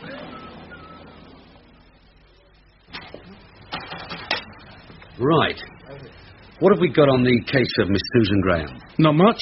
I've been through all the reports for the past year. 4 outbreaks in that district. Well, they seem to come and go. Had it for a couple of weeks and then quiet for a couple of months. Well, in the past, he never got very much. He couldn't have been living on the profits. So what does he do in the 2 months? He's been seen only once. That was the last time. Seen on the stairs by a cleaning lady. She didn't get more than a glimpse, but her impression was of a lad in his 20s. Slim and medium height. Right, well, let's put him down between 22 to 26. He's a good climber, so we'll accept that he's slim. What do you think of the girl? Susan? Yeah. How do you mean? Well, as a girl, come to London to find a new life. Not much on the face, not much on the figure. What, plain and dumpy? Yeah. So she's shy, keeps to herself, becomes a loser. Do you feel sorry for her? How about you? Yeah, well, it's a tragedy, isn't it? I saw it in her face. The dying mother provides a little legacy for her plain and devoted daughter, and a thief comes in and nicks it. And you're going to get him? I'm going to nail him, and if the money's gone, I'll flay him and sell his hide. What do we have on the other people in the house? Yeah, mostly girls. 12 bed-sitter tenants on 4 floors. On the top floor, 4 girls, including our Susan. Do you want their name? No, not yet. On the 3rd floor, 4 rooms, 4 girls. Next floor? 3 larger rooms, and each with a kitchen. A lady librarian has 1, a middle-aged widow has the 2nd, and an old man of 78 has the other. On the ground floor, there are 2 apartments. A lady of 65, Mrs. Fitch, has 1, and the landlady has the other. Here's the list. Maxton! The voice of doom. You better go and see what he wants. Yeah.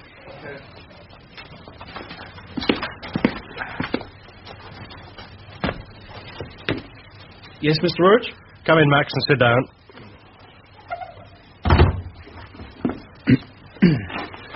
Now, tell me, how are you getting on? Fine, sir. I mean with Sergeant Brook. Couldn't be better, sir. We get on well. Yes, I suppose you do. But he isn't the only sergeant in the district. No, sir. I said I'd have a talk with you and reassign you when you've settled in. The point is, are you learning enough? Being given enough on your own? He isn't too good at handing over responsibility. I've had quite a few on my own, sir. And he lets me in on all his cases. And he is friendly. Yes. Sergeants aren't supposed to be friendly. It's not in their nature, not in his nature. Has he given you any of his contacts? No, sir. You made any contacts of your own? One, sir.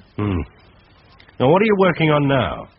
I'm on quite a number of cases, sir, and this morning, Derwent Gardens. I started that one on my own. And how's it coming along? A young girl has lost all her savings, sir. £1,100. It's a personal tragedy, really. A lonely girl just arrived in London, and she's robbed. Maxton, theft has nothing to do with whether she's a lonely girl in London or the Pearly Queen of Lambeth. Theft is just about property, taking it away from the true owner, the intention to deprive. Yes, sir, but it's also something of a tragedy. Yes, I see Brook is putting a stamp on you. You know, the trouble with Dave Brook is... Inspector Roach? Who is it?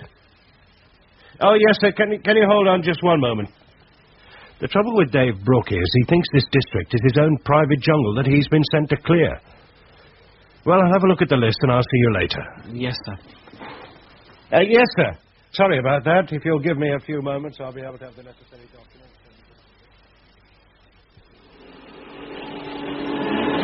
Mrs. Kendall? Oh, it's you, Mr. Brook. Just a minute. That's better. Have you come to see Susan? Yes. How is she? She hasn't been out of her room since you left. She hasn't said anything to me yet. And when I last looked in, she was crying. Or taking it badly? Breaking her heart. Tell me about the other lodgers in your house. Not much to tell, really. 3 girls on the same floor as Susan. They're not in very much. When they do stay in, the record players are a bit loud, but they don't give much trouble. 3rd floor, about the same. They come and go, you know. Next floor down, you come into my regulars. Look, I'm going to make a cup of tea. Why don't you join me? And then I can answer all your questions. Yes, thank you. Well, did you get anything? Yeah, a long story about life in Bedcityland. The place is festooned with girls who've left home and are looking for freedom and a date. You and I could do ourselves a bit of good by just hanging around out there. I meant work. Did you get anything? Well, I haven't found a suspect in the house yet. It's an all-girl affair. All they seem to do is run downstairs in the morning and run upstairs in the evening and play records too loud. They don't even know our Susan. The girl with no job, no friends, and no hope. Mr. Roach was giving me a lecture that theft was just about property. Yeah. Well, it's true, I suppose. Why was he giving you a lecture? Yeah, he thinks I should be reassigned. Go with another team. Why does he think that? Do you? No, Dave. I'd like to stay with you. Then why does he think it? Well, because, Dave, he recalls that you weren't too keen to have me at that time. And he promised you that it would just be for a month or 2. That he should speak to me about it? Oh, he's the boss. In the force, we do as we're told. Well, I mean, look around. Can you see a sergeant here you'd want to work with? No. Oh, watch out. Here he comes. Can you spare a minute, Maxton? Yes, Mr. Roach. Come with me. Don't believe those lectures of his.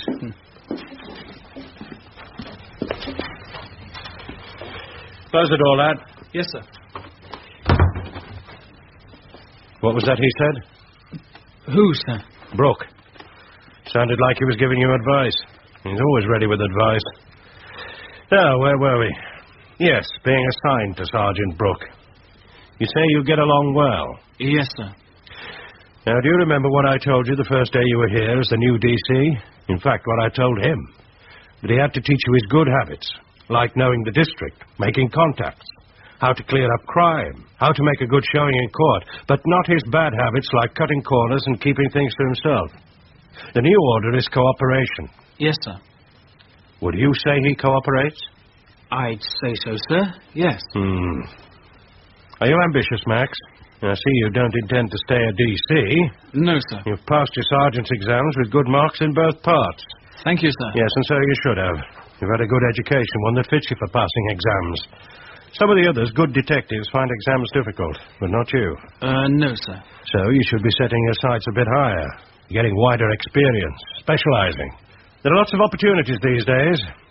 Leave it with me till I've talked to the commander. Hold it a minute, please. But however ambitious you are, lad, don't ever be a chief inspector. Not in a district. We just answer the phone and have none of the fun. Thank you, sir. Miss Graham, can I come in? Yes. I'm sorry I wasn't any help to you. Well, don't worry about it, miss. I do understand. It must have been a very frightening experience. Yes. Do you think you'll find my money? Well, it would help me if you could tell me more about him. I didn't see him. You said you tried to stop him. Yes? Then you have an idea of what height he is. Oh, I mean, was he as tall as I am? No. Shorter? Well, this height. Well, this? Yes, about that. And his age? I didn't see his face. Well, it doesn't matter. I mean, you're a girl. You have an idea whether he was older than you or about the same age. Older. Well, give him an age. 26 or 27. You tried to seize hold of him. Was he heavily built? No, he was slim. How slim? Thin. How was he dressed? He had dark trousers, a grey jersey, a dark jacket, and this thing over his head. He put his hand over my mouth. He had gloves on. Yes, we know he had gloves on. One more question, Susan. His voice. Did he speak? No. When I asked what he was doing, he just caught hold of me and threw me against the wall. I don't remember anything more.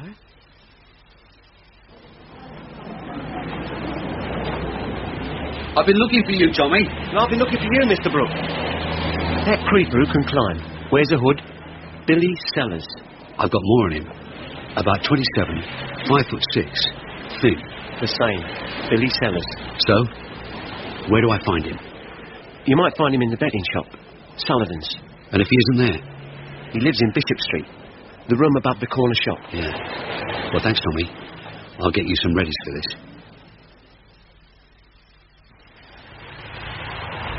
Mr. Place? Yeah. According to the lady in the corner shop you went in a few minutes ago. Murphy, round the back and catch him if he makes a jump for it. Right, sir. Flynn, he's a bit of a climber, so cover the roof. Max and Jim, come with me.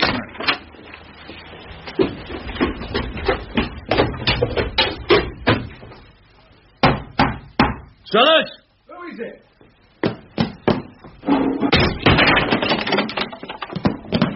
There was no need for that. Stand by the wall. Yeah, what's going on? Jim, to the cupboards. Max, to the drawers. What's it all about? It's about your visit to Derwent Gardens. I don't know what you're talking about, mate. Clothes are here. Dark trousers, grey jersey, tweed jacket, and in the pocket a hood. What's the hood for, Billy?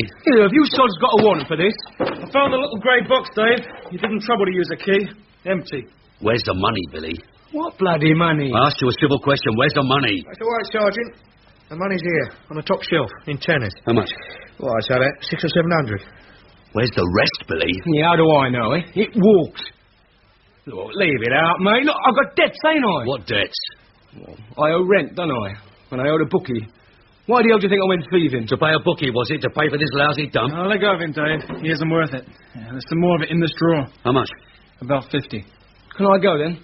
You're going to the nick, mate. You're going to cough this one. You're going to cough every one you've ever done. I'm going to nail you down. There'll be no bail, no kind words. You're going to get the book. Oh, for God's sake, why?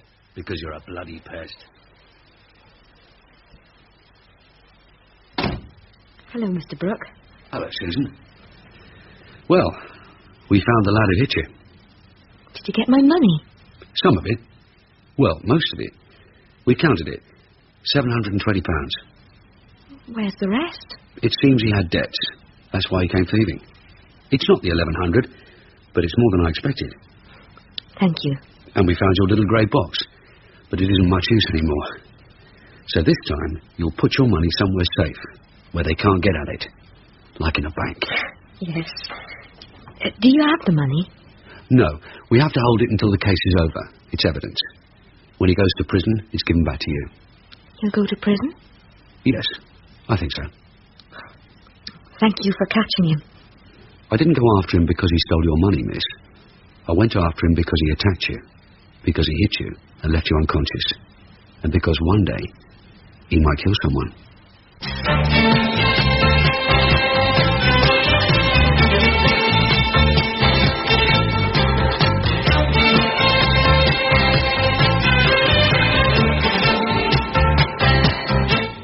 In that episode of Detective, Detective Inspector Brook was Ray Brooks, Detective Constable Maxton, Christopher Blake. Chief Inspector Roach, David Dacre, Detective Constable Harrison, Peter Cleal. Mrs. Kendall, Jessie Evans, Susan Graham, Victoria Plucknett, Tommy, Johnny Wade, Billy Sellers, Roy Holder. Detective was written by Robert Barr and produced by Martin Fisher.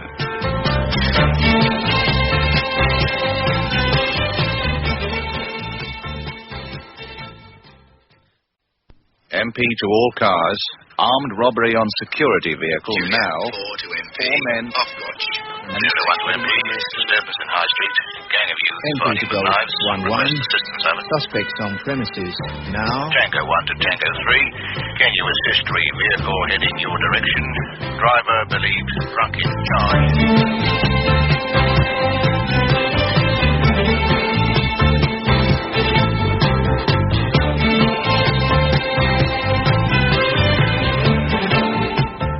Detective. Stories of crime and detection in London. Written by Robert Barr. With Ray Brooks and Christopher Blake.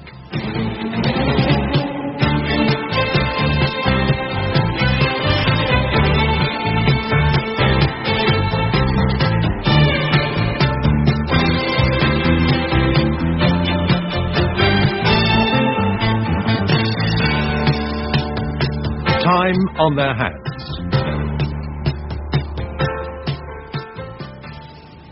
Sorry to call you in, Max. There's a night job on. Yeah, something happened? Yeah, CID from south of the river. Want to turn over a house on our ground. Someone has to be there with local knowledge. Is it big? Yeah. When? Well, they haven't got here yet. I'm keeping an eye on the governor's office. They're calling him first. Here, have you eaten? No. Well, then you better have something. Hi. What's up? Hello, Jim. Waiting for 2 lads from Southwark. They want to turn over a drum. You brought me in for that? Yeah. Dave. It was me night off. Well, so? Yo, I've been waiting for weeks to meet this girl. I just put up a round of drinks when I got the call. Urgent. Look, if she fancies you, she'll wait. Yeah. Look, we're talking about food. Enough to keep us going till 6 a.m. Do you fancy pies, sandwiches, or do we go to the canteen for a meal? Sandwiches. Right, we'll go. I will. Yeah, right, get some sandwiches to eat now and some to take with us. Some coffee to drink and some in a flask for later. Got enough money? I think so, yeah. Yeah, this girl. Was she so special? Dave, I've been trying to get to know her for weeks. I had it all set up for me night off. Introductions, getting along fine, just putting the drinks on the table. Then this. Well, it's always happening to coppers. It's what makes them so popular. With respect, Sergeant, I could have screwed your neck. Yeah, I'll bet. Yeah. Could these be our visiting Rozzers? Yeah. Do you know? I know the sergeant. Do we join him? No, they're going to report to the governor. He's busy, so he'll get rid of them and send them to me. Tell me about the sergeant. Sure. You got yourself a toughie for a house search. Detective Sergeant Morgan. They call him Morgan the Mighty. They say he could kick the lock off the main gate at Brixton. Well, that I'd like to see. He probably will. Here he comes. Are you Sergeant Brook? Yeah. I'm Sergeant Morgan. This is DC Davis. Evening. Hi. This is DC Harrison. Just the 2 of you? No, there's another one. DC Maxton. How many are you? 4. The other 2 will meet us when it's been set up. What's the job? A house in Tilson Row, number 4. How do you meet him? You know him? Yeah. Why him? Information received. Can I see the warrant? It's all in order. I have to see it. Okay. Thanks. House at 4 Tilson Row, after dark, to use force if necessary for the effect of such entry. You won't need force. On this one it may be necessary. To search for divers things to wit, property. What kind of property? We'll know it when we see it. You're playing it close to the chest. We're not spreading it around. And if we don't find it? Then we go to his other place. Which is? His pal in Merchant Street. If not one place, then the other. You have a warrant for each? Yes. Can I see? Proper pussy, aren't you? Here it is. What order are we doing them? Tilson Row first. I want your lads to see that it's bottled up. No one running out to carry the news. Yeah, well, Tilson Row's a dead end. Finishes in an 8-foot brick wall, so they shouldn't get any trouble. What time are we going in? When they're sleeping it off, like 2 in the morning. Where will we meet? It's your patch. You say. Okay. Well, it's a quiet area, so we better meet 2 streets away. You got a map, Jim? Yeah. Here it is. Yeah. Well, we'll meet, here. Okay? At 1:45. Okay. Until then. Sergeant.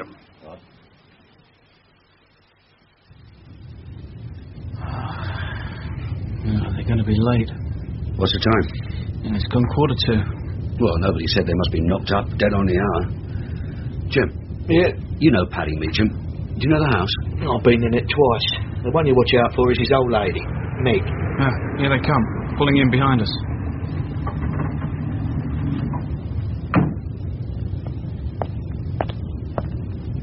Open the door and let him in.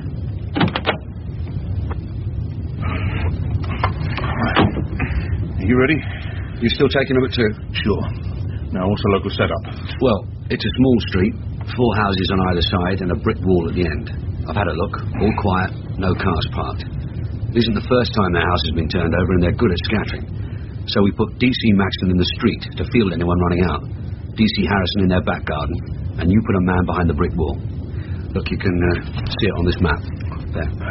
Sure. Anything else? Jim? If his old woman comes to the door, she'll try to stall you by asking questions, keep you arguing. Her tongue never stops. She's twice as wide as the house. You'll have to push past her. What are we looking for? At this stage, I can tell you. Here, have a look at this. Genuine Swiss jobs. Retail at £220. And our friend Meacham has 3,000 of them. Maybe we'll hear him ticking. Where'd you get this one? Picked up a bloke on our own ground. He had 3 of them as samples. When he heard the real value of them, he decided to make a deal with us. The stuff is at Meacham's, all in boxes. How much was he placing them at? 80 quid a throw. 3,000? That's, Max? That's £240,000. Should keep him off the dole for a while? Yeah. Well, this gold watch says it's 5 to 2. Do we start? Okay, we'll get the lads in position, and then we knock on the door. Okay. Are you ready? Yeah. Right.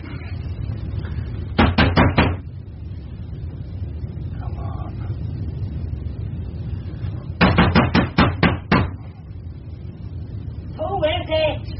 It's the police. Open up. Who did you say? The police. Open up. Go to hell. I said open up. And I said go to hell.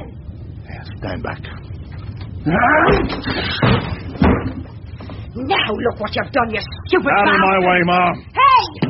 Hey, this is my house, mister. You don't push me out of the way. Where's Paddy? Who?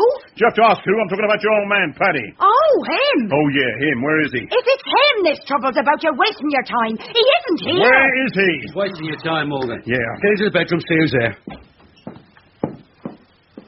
No one here. It's empty. Ma, where's Mick? Who? Your son, Mick. He was never here. He's sleeping at his auntie's. We got Mick, Sergeant. Caught him climbing a fence. We'll keep hold of him. Any sign of the old man? No, he's the only one who slipped out. I checked with Max and the 2 other DCs. So, he was never here. You're an old windbag. Now sit down and shut up. I'll have none of your lip for a start. If it's Paddy you're looking for, he isn't here, so get out. Ma, will you sit down and shut up? We think Paddy left something behind. We're going to have a look for it. Well, all right, lads. Don't just stand there. Start looking. Do you have authority? Does he have the authority? Yes, Ma, he has a warrant. Then ask Mickey to run over to his Auntie Molly and get her to come here. Mickey is running nowhere. In the absence of me husband, I demand to have me sister here. You are here and your 3 boys are here. That's enough. Now sit down. No. Now, come on, lads. Keep at it.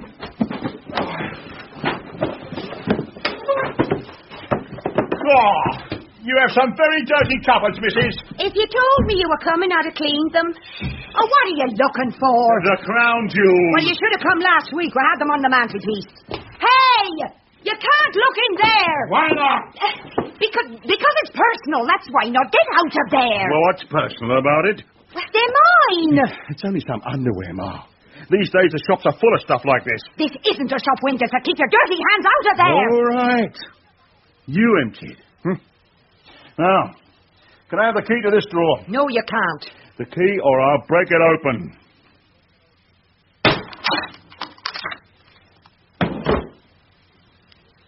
Now, are you satisfied? Brook, how you doing? Nothing. And you? No. So we start again. If you think you're going to go all the way through Ma! If it takes until morning, we're going to find what we came for.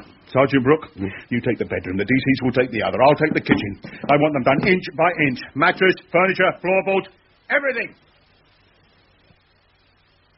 Well? Nothing. How about going to the other place? Yeah, we better.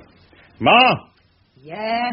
I'm leaving the 2 detective constables to go on looking, and I'm going out for a few minutes, but I'll be back again. And while I'm gone, you give the 2 lads all the help you can. Yeah, I'll do that. Is it all right if I make myself a cup of tea? Yeah, I'm sure they'd like a cup. It's not for them, it's for me. Yeah, well, I'll be back. Oh, great. Who do we take? I'm taking my 2, Harrison and Maxton. Well, shouldn't they be... Doesn't matter who runs out now. If Meacham does come back, your lads can go. Right. You know the other place? Yeah, a small block of flats with a front and back entrance. So we go in the front and back and meet at his door. You lead, we'll follow. Right.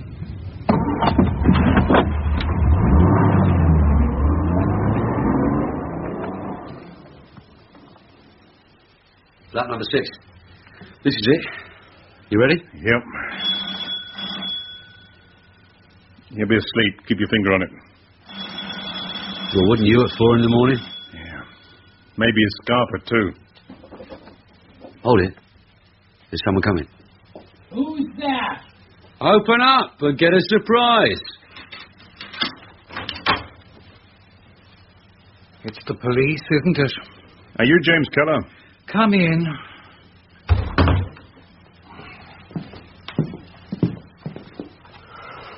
Oh, no, you awakened me. I'm not quite straight yet. Who are you? I'm Detective Sergeant Morgan. This is Detective Sergeant Brook.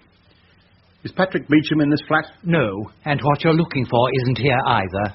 How do you know what we're looking for? It's watches, isn't it? Well, Paddy isn't here, and they aren't here, and they've never been here. We'll have a look for ourselves. I've 2 DCs waiting outside. Can I ask them to come in? Do you have a warrant? Yes. Then ask them in. Oh, lads, come in. And wipe your feet. Start looking, boys. And do be careful with my ornaments. They're very valuable, you know. Mr. Keller. Yes? You were expecting us to come here. No, but it was no surprise. Not after you lifted that lad. Tony, isn't it? Tony something. What about this Tony something? Picked him up yesterday, didn't you? Paddy reckoned he'd never stay quiet, and offered that kind of gear in his pocket, and him only doing a favour. Why should he keep quiet? And sure to tell you he came here, and then I sent him on. But the stuff was never here. Then why did he come here? Because Paddy is very free at giving this address to his friends, it being a cut above Tilton Row. But when people come here asking for Paddy, I send them straight on. I take it you've been there. What makes you think that? Well, 4 in the morning's a bit late to start turning over a place. So I take it you went there first and found nothing. Would you like a cup of coffee? Yes, I'm sure we'd all like some coffee. Mr. Keller, you seem to know a lot about it. What we're after, and that they're not at the other house. Do you take sugar? Yes. And your friends? Yes, you were saying. Knowing about the watches. It's hard not to know what Paddy's up to. He tells you. He was here last night, until about 11. Here's your coffee. Oh, thank you. Talking about lifting this Tony and wondering if he should move the stuff. Meg must have been laughing when you arrived, and everything just gone. Where was he taking them? He doesn't tell things like that. And don't get the wrong idea, Sergeant. I'm not involved in this in any way. Like hell you're not. He gave this address. He came here to tell you he was moving them. If I was involved, would I be talking to you? The fact is, I'm not involved. Mr. Keller. Yes. If you're not involved, why did he come here last night? When he's worried, he likes to get away from his missus. You've seen her. Bossy, and her tongue never stops. So he comes here for a bit of quiet. Sometimes he tells me his problems. Oh, here come your friends. Coffee. Yeah, thanks. So, help yourself to sugar and cream. Biscuits in the tin. Thank you, I will. So, Paddy tells you his problems? Sometimes. Like about the watches? He was stuck with them. Did you know? Too pricey, he said. So he had to get this Tony to find a buyer with big money. But Tony got lifted, and Paddy's running all over the place. I told him... Told him what? Told him thieving doesn't pay. All it gets you is worry, like Paddy tonight. He says Meacham moved the stuff tonight from the house before we got there. Where's he moving them to, Mr. Keller? I'm not involved. Well, I can do you for just knowing about them. Big deal. And what would you tell the court? I'm charging him with not coming running to the Nick every time Paddy Meacham has it off. If I did, I'd never be out here, Nick. It happens I'm just a friend, and he talks to me when he's worried. I can summons you as a witness. To what? That he told me he was thinking of moving them. You saw them? Never. All he did was talk. But when my bell rings at 4 next morning and somebody wants to play footsie, open and get a big surprise, well, it's no surprise. Did you find anything at his house? Did you? Mr. Keller, does Paddy have a car or a van? He borrows a van. I don't know from where. He's borrowing it tonight. Then there's not much more we can do here. Thanks for the coffee. We're going to message out about your friend Meacham and we may be back. So it won't be worth going to bed. Make it before 10. I go to work at 10. Good night, Mr. Keller. Good night. Well, what'd you make of him? Well, there's no watches there, that's for sure. I don't think there ever were. This bloke, he kept calling Tony something. Tony Reese. He's the lad we nicked. Well, he wasn't so useful after all. Somebody got the news to Meacham. And to think of it, right now he's driving around the town trying to find a place to hide. How much is it, Max?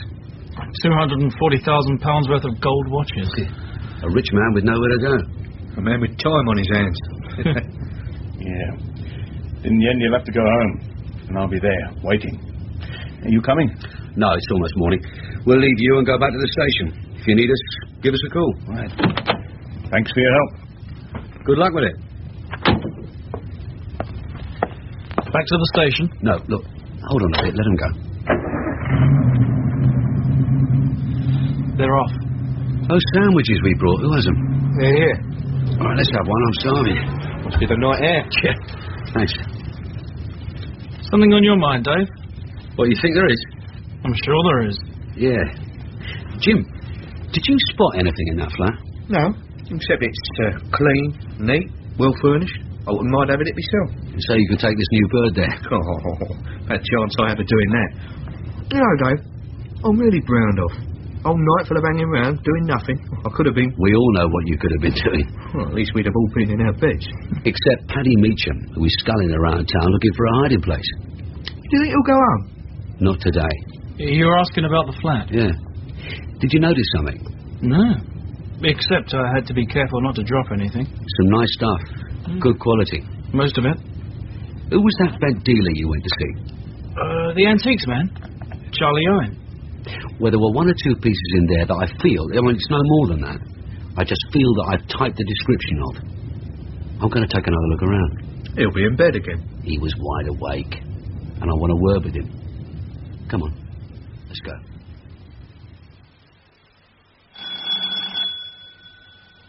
Who is it? The police again.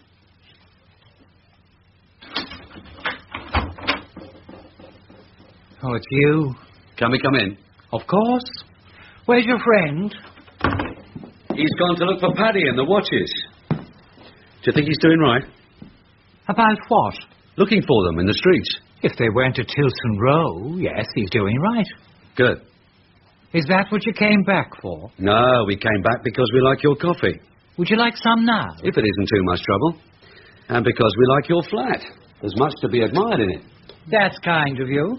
And much that has been admired by the original owners. By Charlie Owen, before he decided to nick them. Who did you say? Mr. Charles Owen, the well-known and bent antiques dealer. And, of course, also admired by you, before he sold them to you. What are you saying? You heard me, Mr. Keller. I'm talking about the pretty ornaments, the bronze figures. You have such a fine collection. What do you think, Max? Yes. I like this group of wild horses.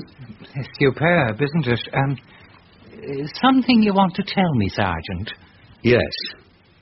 I suppose if it was just the odd group that looked familiar, it would be difficult to prove. But the trouble is, Mr. Keller, that 5 of these pieces, including the group of wild horses, came from the same well-known collection, vanished while the owner was on holiday.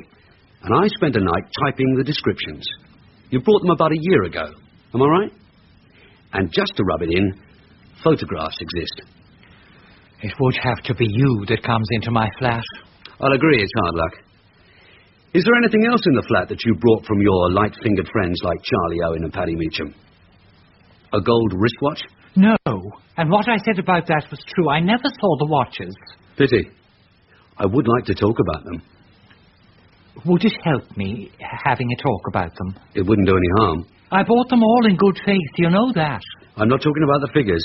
I'm talking about Paddy Meacham. Oh, Paddy. Yes. He only talked to me because he was worried. He was worried about having £250,000? Well, that was the trouble.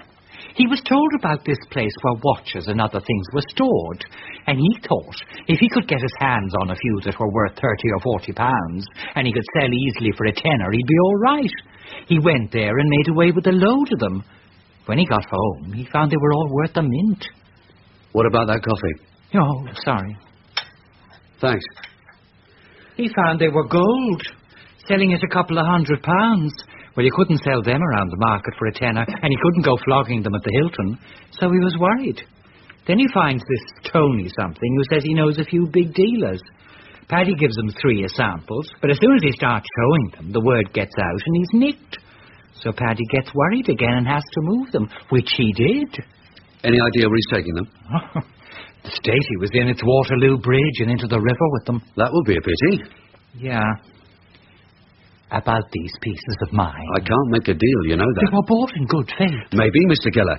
But citizens who know people like Paddy and Charlie Owen find it difficult to convince juries. I only bought them because I liked them. Did you get a receipt? No. Well, a good lawyer might make a case for you. And if you can help us with the watches, and if we didn't mention that you know all these bank characters... Oh, your other friend has come back. Or yours. Aren't you going to answer it? Yeah. Keller? Yes? I have a man down in the street. I know.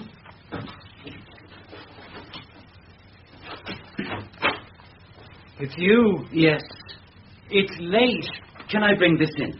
If you want to. Good morning, Paddy. Oh, my God. Couldn't you find anyone else to take them? Jimmy, what's happened? Sorry, Paddy, but they're at your place as well. I'll take the parcel, Paddy. Yes. Is this the lot? No, the rest are down in the van. Max, get them, will you? Yes, Sergeant. I wish I'd dumped them. It would have been a pity. That was the trouble. Not easy to throw away. Do we have them all? 3,000? -3. And that was the trouble.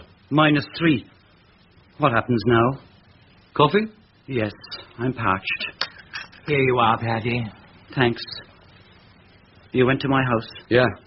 How did Meg take it? She's waiting for you to come back with the money. Here they are. 2 more cartons. That's a lot. Is it, Paddy? Yes, that's the lot. You can have them.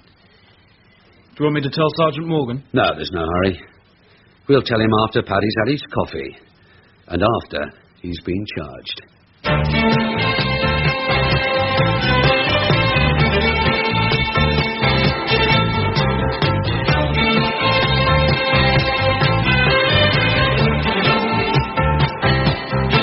In that episode of Detective, Detective Inspector Brook was Ray Brooks.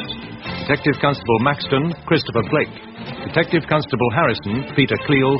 Detective Sergeant Morgan, Godfrey James. Meg, Norma Ronald. Keller, David Kelly. Paddy, Vass Anderson. Detective was written by Robert Barr and produced by Martin Fisher.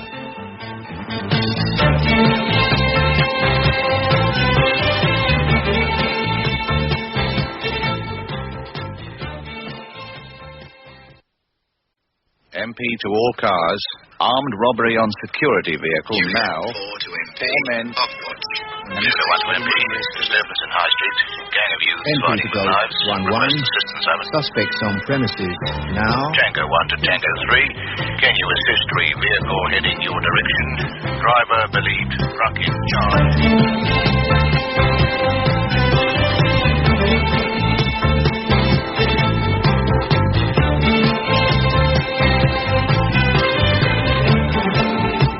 Detective. Stories of crime and detection in London, written by Robert Barr, with Ray Brooks, Christopher Blake, and Maurice Colborne.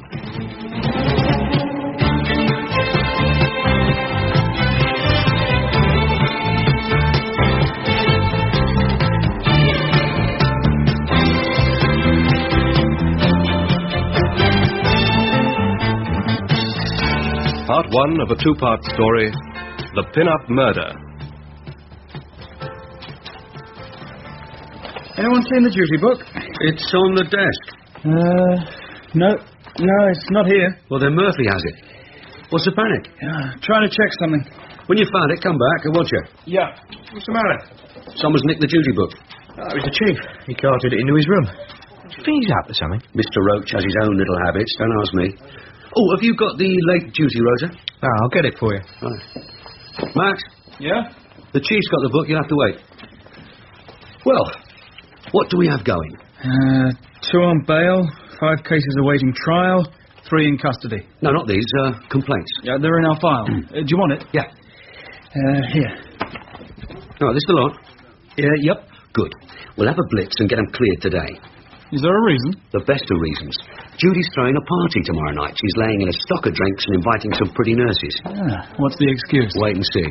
You're invited, so's Jim. And if we clear this lot, we can have the evening free. And I want you both on your best behaviour. Show the girls that you're good lads to have around. We'll be on good behaviour if you keep your eyes off the other nurses. Why should I? Judy would like to know you cared sometimes. Are you thinking of moving in? She's right for you, Dave. We'll show that you're the man of the year. Yeah, well, before we get to that, get these cleared up. You take 2, Jim will take 2, I'll take these 3, and we'll give them a right going over. Here's the rota, Dave. Oh, thanks. Look, get these 2 cleared up today, and you've got an invitation to a party tomorrow night. Oh? Where? At Judy's. 2 pretty nurses each and a crate of booze. Oh. And all it'll cost you is a small contribution, like a £5. There had to be a catch in it. You don't expect her to get 3 big roses plastered on nurses' wages, now do you? I'll get these cleared up tonight. That's the spirit. Go on, Max, get started. Yeah, give me a minute. CID room, DC Maxton. Who? Yes, sir, I'll find him. Dave, Detective Chief Inspector Mannett for you. Who? You worked with him on the Jackie Thorne case. Yes, I know that, but you said Chief Inspector. Yeah, that's what he said. Must have been promoted. Huh. Give me. Sergeant Brook here, sir. Chief Inspector Mannett. And it's Dave Brook, isn't it? Yes, sir. I want to see you. In half an hour. Be at the north end of Vauxhall Sir? Bridge. Yes? Right now I've got a load of work on my desk. Sergeant, I've spoken to your commander and I've spoken to your CI, and you are free as from now, and that is an order. Are you listening? Yes, sir, I'm free. Right. You'll be at the north end of Vauxhall Bridge at 3:30, standing on the pavement. I'll pick you up. Yes, sir. On your way out, you'll see the station officer. He knows about this. He'll issue you with a firearm. But keep quiet about it. Yes, sir. So get moving. Max? Yeah? I have to go out for a while. Take over my 3 jobs, will you? See if you can fit them in. Sure.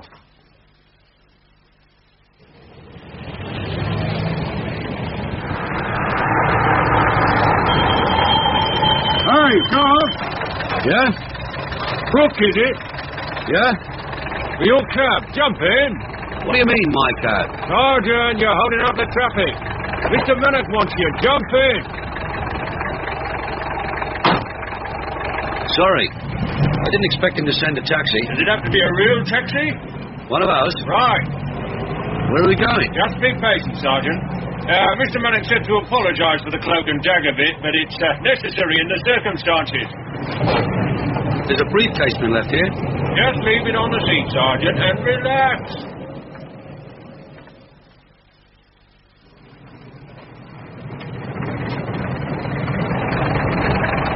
End of the road, Sergeant. You get out here.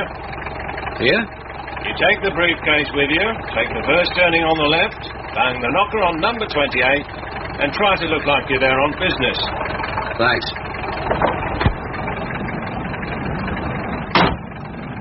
Sergeant. Yeah? It looks like a taxi, so you pay the driver, okay? Give me a quid and I'll give you 2.50s as change. Sure. Thank you, go.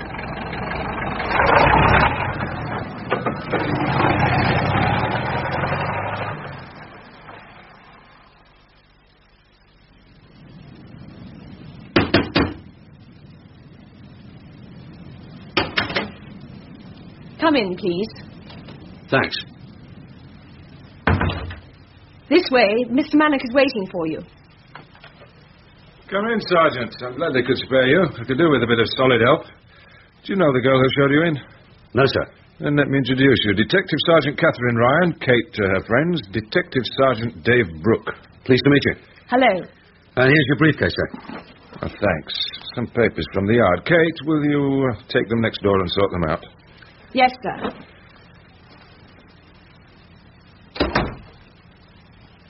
Well, you haven't asked what it's all about. No, sir. What is it about? The shooting at the Belmont Club. Have you been following it? Well, everyone has, sir. It's all over the morning papers. You have 2 villains arrested and charged, and you've lost your principal witness. She's disappeared. It's in all the papers. Yes, sir. Egg on our face. That's what they say. With pictures and all. Miss Cindy Carson. And what pictures? You've seen them? It's not often the papers get a story like that, sir. Pretty blonde, shapely, a Soho stripper, and the only eyewitness to a gang killing. In fact, there were other eyewitnesses, but she was the only one who admitted she saw it. She talked to the press, then she talked to us, then she saw the papers, saw what she'd said, and ran off screaming, "They'll kill me for this, they'll kill me." And so they will, sir, if they find her. She left the running a bit late. And what's your advice, Sergeant? Find her before they do. You'd like to do that? Yes, sir. And take a look in the bedroom. But she's here. You didn't think we'd let her disappear. She has disappeared from the press and television, and from the villains who are looking for her. We performed the disappearing act. We whisked her away very quietly from the back streets of the East End and brought her to this rather select, quiet house in the depths of Barnes. Not too far away, but far enough. Well, I don't know, sir. Considering what she saw, they'll be looking for her everywhere. Her work can put 2 villains away for life. They'll be offering cash, bending ears, using pressure, and they have a very effective grapevine. That's why you are here. It's your job to protect her. Mine? Why not? You're just a lad. You're not from the yard, nor any of the specialist squads they'll expect to be guarding her. You're not known to this lot. And if they did look in this area, they won't connect you. Second point, I'm told I can trust you. Only 3 people know we're here. She doesn't know, I know, and Sergeant Ryan, whom I trust implicitly, and you. Yes, sir. So if anyone gets a tip-off, press or villains, even a hint of where she is, I'll know where the axe should fall, won't I? Can I see her, sir? There's a doctor with her at the moment. With that kind of girl, you can't be too careful. He's checking that she's unharmed and that she is fit and well. Yes? The doctor's leaving, sir. Come in, Doctor. How is she? Oh, she's fine. Couldn't be better. Good. She's very pretty, but she's as tough as they come. And she tells me she doesn't want to be here. She wants to be with her boyfriend. That's not what she said when we found her this morning. She was running scared. She thought we were Tommy Mark's friends come to carve her up. She was glad to come here. Yes, well, I'm sure she's in danger and she knows it. But you'll have to convince her that she's safe here. Look, I'll look in again. Bye, John. Bye. You said only 3 people knew. I still say 3.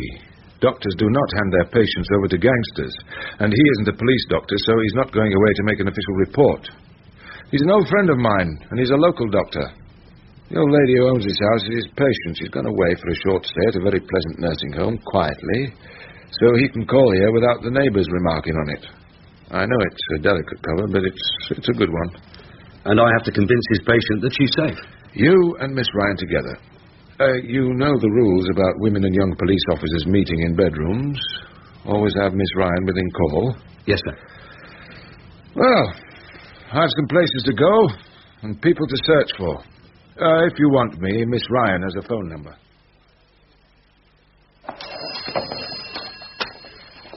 Jim, has Dave been back? No.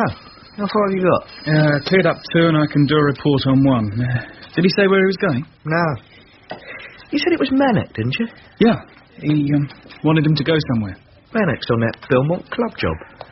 The girl in all the papers? Yeah. But he was Regional Crime Squad. Was. Not now. Ooh. That case had everything. Gangs, rackets, rip-offs. And girls. You seen her pictures? And Dave will be looking for her. Do you think he'll remember his friends? What I think is, he'll be away for some time. Away tomorrow? He'll leave the nurses for us. And it just might leave Judy for you. Yeah, watch it. Why? He hasn't put his name on her yet. And she fancies you. Don't let him hear you say that. Yeah, I'll promise. If I can borrow the typewriter. All right. Sergeant. Dave. Hmm? If we're to be members of the same sewing circle, it has to be Kate and Dave. Okay. Dave. Have you seen this picture of her? Yeah, I've seen them all. I prefer the one on page 3. Yes. Sexy, isn't it? She doesn't look so sexy now. No. All she's showing is her nose over the tip of the blankets. She still thinks someone will come and slash her. Well, they're her friends. She knows what they'll do. And yet she was talking to the press like this and posing for all the photos. Thought she was a bit of a star. What did happen at the club, Kate? It was something that had been brewing for a while. Cindy again. I'll see what she wants. Mr. Manick's orders. We'll both see what she wants. What is it, Cindy? What time is it? It's about 10:30. I heard a noise. Where? At the window. Cindy, you're imagining these things. Dave, check it. Sure. What did you hear, Cindy? A noise at the window. Dave will have a look round. Who is he? He's a friend. He's here to look after you, to see that no one comes for you. Why don't you find Ray? We're looking for him. He would help me. We'll find him. There's nothing there. I heard it. All right, Cindy, maybe you heard something, but it wasn't your friends. They aren't my friends. Okay, they aren't your friends. But they are looking for me. You have the buzzer, Cindy. Any noise you hear, just press it. And you think that'll stop them? Sergeant Brook will stop them. Well, if I'd have known it was a place like this, I wouldn't have come. What did you expect, Cindy? Right out in the country where they can't find me. That's what I expected. A big place, a strong place. That's just where they'd look, isn't it? A big, strong place with police guards all around it. They'd never look at a place like this. That's what you say. But it's not you they're after. No. And it wasn't me who got my pictures in the papers, was it? And said I saw it all and would do my duty and give evidence? I'm not giving evidence. I don't care what I said. I saw nothing. I know nothing. And I'm saying nothing. You can tell them that. Cindy, nothing will happen to you. And you can talk to Mr. Manick in the morning.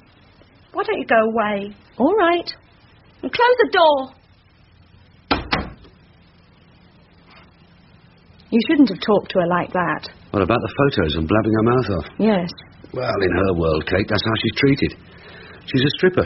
She's used by the mob. She expects men to smack her down. She's insecure. Thank you, Dr. Freud. What do you think will happen if her friends do catch up with her? At the very least, she won't be a pin-up anymore. She'll be found in a lay-by on the M1. And her next photo will be on a police poster. Information is required. If that happens, your scalp will be hung from the ramparts of New Scotland Yard, put there by Mr. Manick himself. And it isn't if her friends catch up with her. It is when. You think they will? Security is never as good as they think. Only 3 of us now. I'm the commissioner, and 2 assistant commissioners, and a commander and their secretaries and their secretaries' boyfriends. Will the real informant please stand up? I was asking you about what happened at the Belmont Club. Oh, it's quite a story. Would you like some coffee? It's only instant, but it's not too bad. Yeah, sure. We have a very smart kitchen. It's all very posh. Just as well. We'll be here a long time. You sure? Remembered something? Yeah, I was going to a party. I hope it's a long time away. Tomorrow night. Something special? Yeah. The girlfriend. You have a good excuse. You're shacked up here with a stripper. Thank you very much.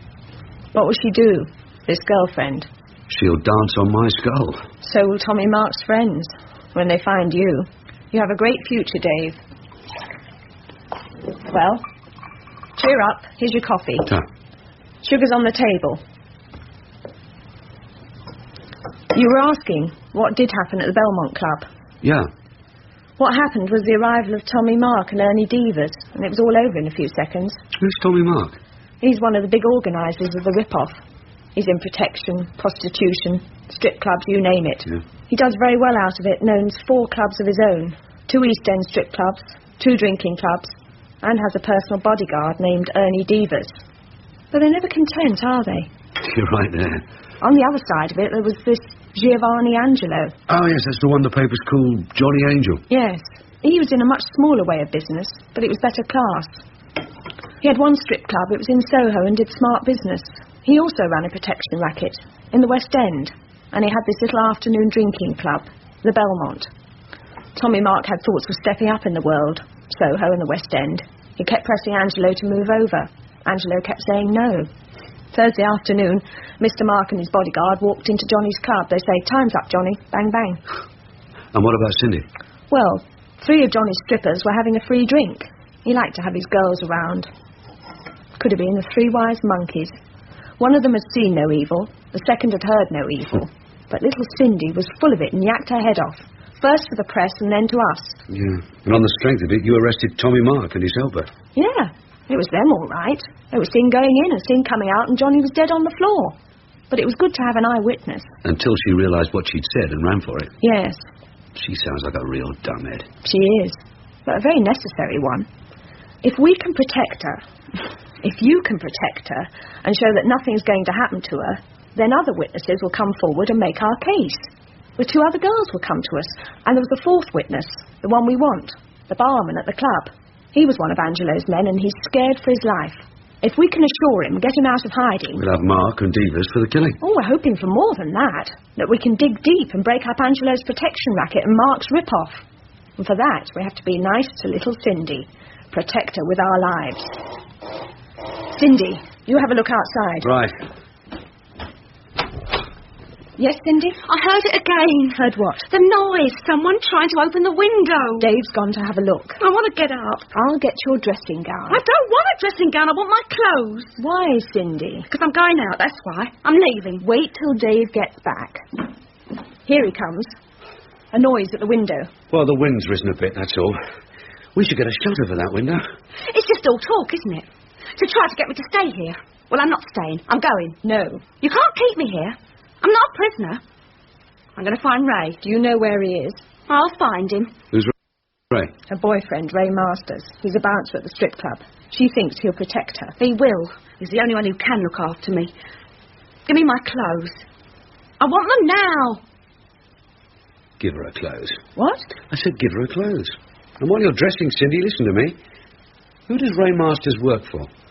Mr. Angelo. And where is Mr. Angelo? He's dead. And because of that, and because of you, 2 men are in prison and their friends are looking for you. But they can't find you. So who will they ask? Your friend Ray. And where will they find him? Standing outside a strip club in Soho. He won't be there. Not tonight. If he isn't there, they'll think he's with you. So they'll go looking for him. Not just 1 man, not 2 men, but a whole load of muscle. Do you think 1 bouncer can stand up against that? You bastard! You aren't dressing. Oh, go to hell! Would you like some coffee? No! We're looking for Ray. We'll find him for you. You won't arrest him? No, just find him for you. But I'm not giving evidence. I'm not going into court. You'll tell them that? Yes. Are you getting up? No. Well, good night.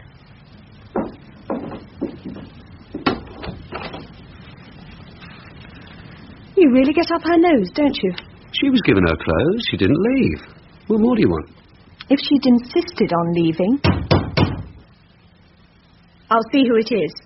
I'll be right behind you.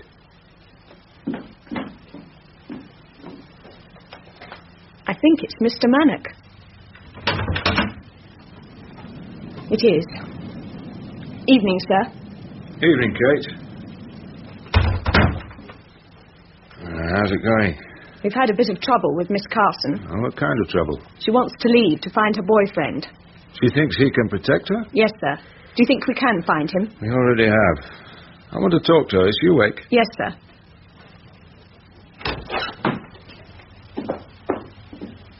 Are you awake, Cindy? Yes. You've been giving some trouble. I want to go out. To find Ray? Yes. We found him. Is he here? Not yet. You didn't find him. You're just saying that. Cross my heart. He sent you this. He said you'd know it. It's Ray's bracelet. It says so on it. Ray Masters. Is Ray? Did they? Is Ray dead? No. But they found him. He's in hospital. Did they hurt him? Yes, but not half as much as they would have hurt you. He says you must be moved to a safe place, and he'll see you soon. You see me? When we've moved you, and then he'll see you. Now get dressed and call me when you're ready. Her boyfriend said you should move her? Well, he might have if his jaw wasn't broken and if he had some teeth. Where did you find him? Lying in a lane near the strip club, Orange Yard. You know it? Yeah. He's in St. George's. Both arms broken, a leg broken, and some expert damage done to his face. These lads are not fooling, Dave. They want Cindy, and they're turning the town over to find her. Has this place been leaked? Yeah, there's talk of a house in Barnes. But how? Don't ask me, but I'm moving her fast. And if I say Ray said it, she'll go without trouble. Kate. I'm going.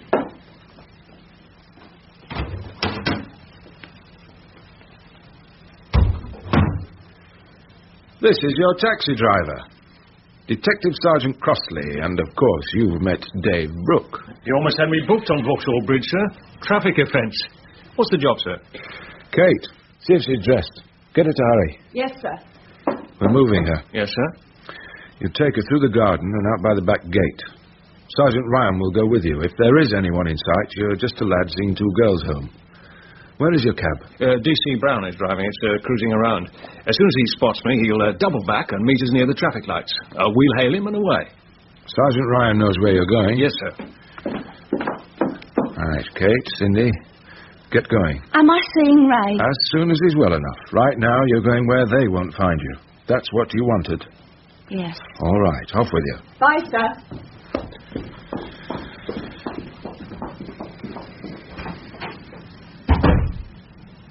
What now, sir?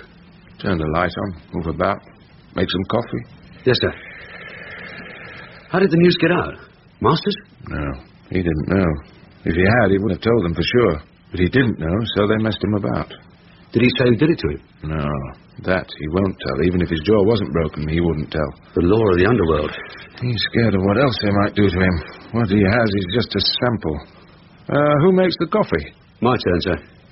Kate's got you trained. Yes, sir. Well, what happens now? When the taxi's clear of the area, some of my men will move in and keep the house under observation. They won't move until I say so. We need more arrest, Dave. And we are the bait. Did you draw a firearm? Yes, sir. Well, we just wait until they arrive.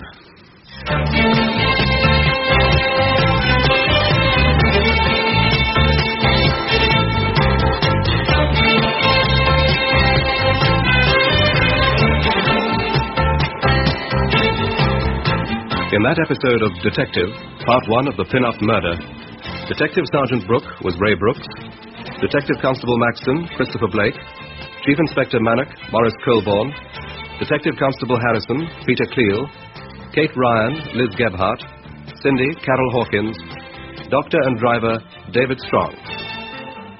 Detective was written by Robert Barr and produced by Martin Fisher.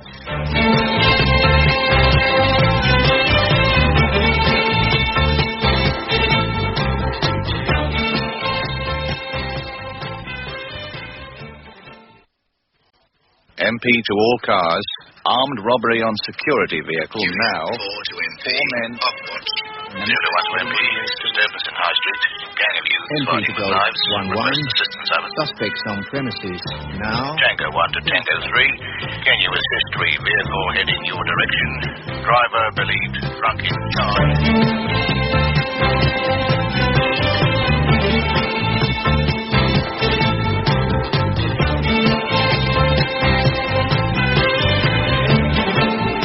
Detective. Stories of crime and detection in London. Written by Robert Barr, with Ray Brooks, Christopher Blake, and Morris Colborne.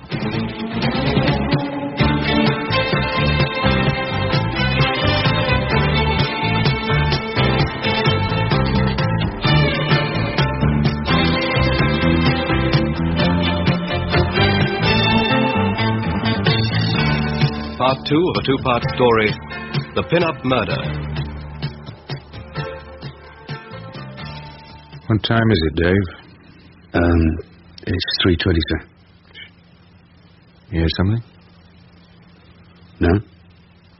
There's someone there. I can feel it. The hair's on my neck. Come with me. Move quietly, no lights, no sound. Somewhere over here. Hear it? Yeah. They've come for Cindy. When they find the room empty, they'll come this way. Can you see them? Yes, 2. You know them? I know one. Can't put a name to him. Wait till they come to us, and I want both of them, even if it means losing your teeth. Here they come. We're police officers. Hell! No!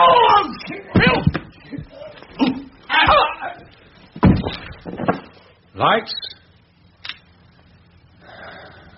Now, let's see what we've got. 2 very unconscious villains. How hard did you hit yours? Hard enough. Turn them over. You hit him all right. I didn't want to lose my teeth, sir. Try the pockets. It's always nice to surprise them when they come round by knowing the names. Oh, your one has a couple of membership cards in the name of F.J. Catling. That's it, Frank Catling. That's fine. We're on our way. And the other? A wallet with some cash in it. Let's see it. There's a ring of keys. Nothing with his name on it. A knife. Ooh, sharp as a scalpel. To carve their names on her face. I'll have it. A sign of life. Morning, Frank. Did you sleep well? Oh, God. Go in me. You walked into a door. I realise it. Who are you? Chief Inspector Mannock. Remember? Oh, Ben. No, Mannock. Your friend got it worse. Yeah. Wake his friend, Dave. Give him a shake. Come on, wake up. That's it. Open your eyes. All right.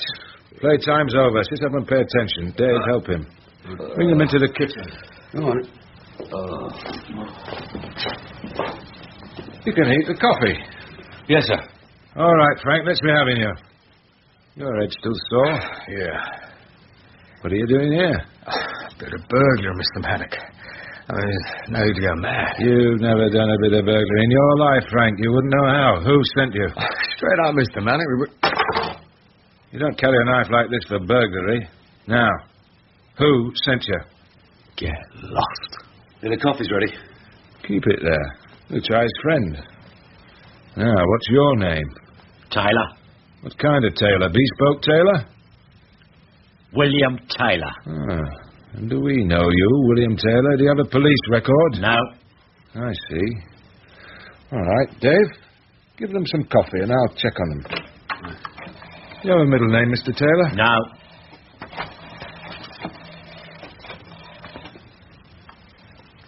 The yard. Give me CRO, please. CRO? Chief Inspector Mannock. A check on two persons. Frank Catling, he has a record. I just want his last conviction and his present associates. Second one, William Taylor. He says he has no form. He's about 38, 5'10", dark hair, thin face. And he's been doing a bit of breaking and entering. Yeah, wait. Can I have a fag? If you've got some of your own. Yeah, I'm still here. You think so? I'll put it to him. Mr. Taylor, my friends at Criminal Records have a file on a man of your age and appearance, and his name is William Thompson. Are you William Thompson? No, sir. My name's Taylor. They say this Thompson has a tattoo on his right wrist, his regimental crest. Will you roll up your sleeve? Dave, pull back his sleeve. Yes, he's got a tattoo, sir. Royal Marines. CRO? Yeah, it's Thompson. Thanks. Now listen, you two. Before you get any wrong ideas, this house is surrounded by members of the flying squad. You know why you've come here, so you know why we're here. Any trouble and you get what you gave Masters. Well, I know what I need. Thompson, you're an ex-Marine, a tough man, and you've quite a record, carrying offensive weapons like this knife you brought here, and you're married to Ernie Deaver's sister, and that's the connection I was looking for. Frank's connection, I know. Friend of Tommy Mark. And he's been throwing his weight around in Blackheath and Soho these past 2 days, asking about Miss Cindy Carson. Someone discovered where she is, and you were sent here. That's all talk, Mannock. We've got a brief. Who'll say different. Billy is a housebreaker. And you were holding the ladder. Dave, use the radio. Yeah. Ask Crossley to come and collect them. What is he? Red 5? Yes, sir. Red 2 to Red 5. Come here, please. Red 5. Red 5, will you come to number 28 and take into custody Frank Catling and William Thompson in connection with the Belmont shooting? Understood. On our way.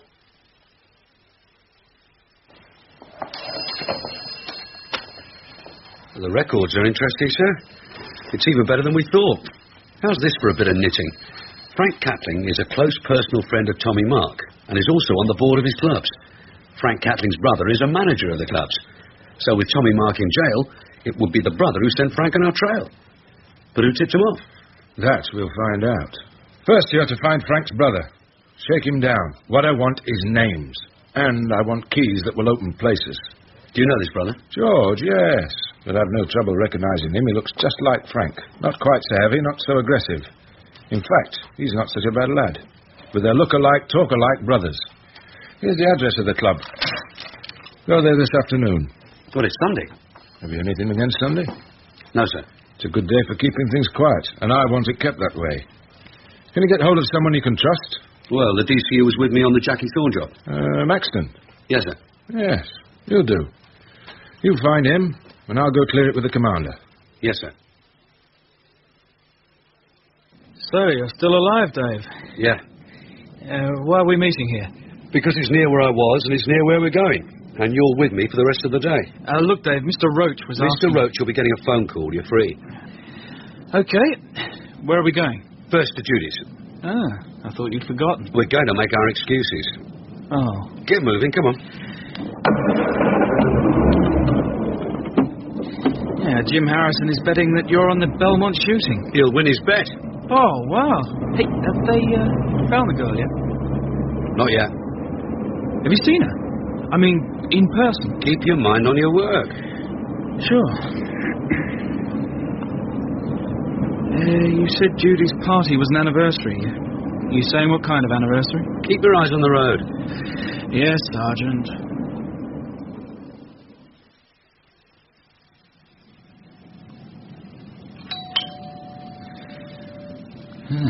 Sounds like she's gone out. She's in. Then she's not pleased with you. Yes, officer, and what can I do for you? You could let me come in. Should I, Max? I think you should. All right, you can come in. What's the excuse this time? For what? I've arranged a party for you, remember? I've been working my fingers to the bone and I haven't heard from you. I've been busy, love. You have a phone, haven't you? This time it was a bit different. How different? And keep your paws off the sandwiches. Top-level stuff. We can't mention it. I'm waiting. All right, look, we're only here for a few minutes, love. I don't think we can make it. Dave, what are you saying? I'm saying I don't think we can make it tonight. Because you've been busy? Don't you think I've been busy? Look, plate after plate of food, bottle after bottle of drink. I've arranged for pretty girls, I've written a place card, and I not only baked the cake, but I iced it and got the spelling right. Happy anniversary. The spelling is right, isn't it, Max? It's perfect. Tell me, what is the anniversary? It's the anniversary of the day, or rather the night, that Dave and I met. But I'm not the romantic one, Max. It was he who wanted the party. For the night we met Judy, he said, we'll invite your friends and my friends, he said. And what is it you were saying, Dave Brook? I'm sorry, love, we can't make it. I mean, Judy, all this will keep. We can have it tomorrow. Tomorrow is not the anniversary. Judy, believe me, this really is an important case. I can't get out of it. There are no days off. It's the big one. This stuff that's in all the Sundays, these pictures, that girl. Yeah, something like that. That's important, is it? Finding a Soho tart. She's a stripper, she's not a tart. You could fool me. Oh, Max, come on, help me out. What can I say? She's in all the papers, Dave, and she is hot stuff. What do you mean, hot stuff? Well, she is, isn't she? Legs right up to here. Thanks, pal. In my days, we weren't even allowed to think about such things on a Sunday. Oh, face up to it, Dave. Look, well, here's the People. Here's the Express. You do have to admit she's sexy. Well, she isn't looking sexy now. She's scared. She keeps her head under the bedclothes and... And what bedclothes was she keeping her head under, Mr. Brook? Look, Judy, that's not what I meant. I shouldn't be telling you, and you mustn't mention it to anyone. Go on. Well, we found her. She's scared for her life, and there's a policewoman looking after her, and not a word about it. All right. Do you want a drink? We may as well drink it now. Max? Please. Mr. Brook? Yeah, I'll have a spot of whiskey, please. A very large spot. And now perhaps we can hear what did happen to you. Yeah, well, it's simple. If you'd done more than just look at the pictures in the papers, you'll have learned that a certain up-and-coming young villain, Johnny Angel, was shot dead in his own drinking club on Friday night.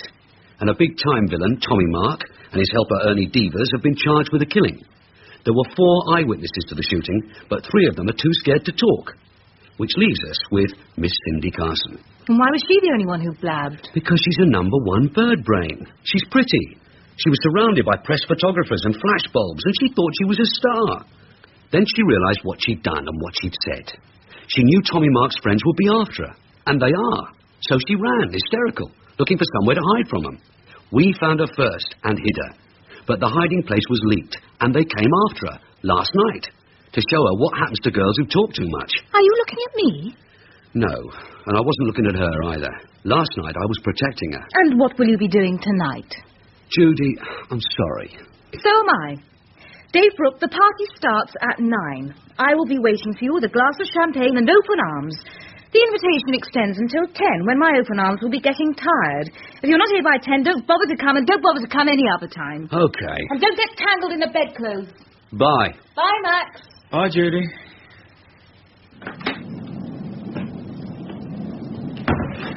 Does she mean it? Yeah. When your work gets in the way of your life, Dave, is it worth it? That's a daft question. Come on, let's get on with it.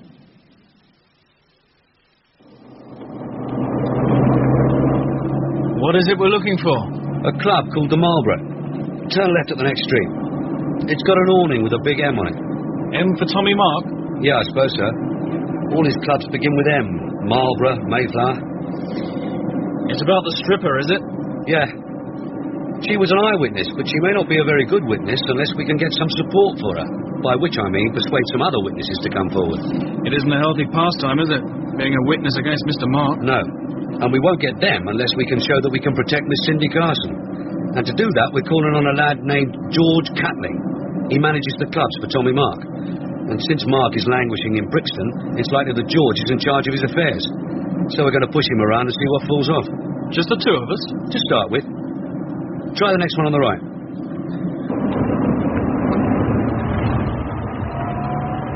Is that it, Dave? Straight ahead, maroon-coloured awning with something on the side? A big M, that's it. Pull up beside it. Right, look, wait here a minute. I'll go in first. Give me time to ask for Mr. Catling, time to find him. Then come wandering in to show him that I've got some support. And leave the car here? Does the neighbourhood frighten you? Oh, frankly, yes. Give me about 5 minutes. You going somewhere, Squire? I'm looking for George. You mean Mr. Catling? That's right, Mr. Catling. Your friend? Tell him I'm from his brother, Frank. From Frank? Yeah. Wait here.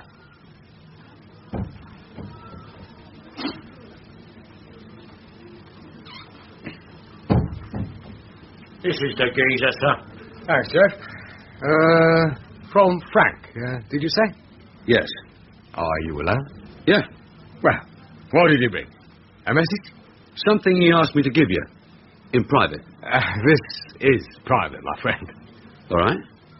Here it is. This is a search warrant.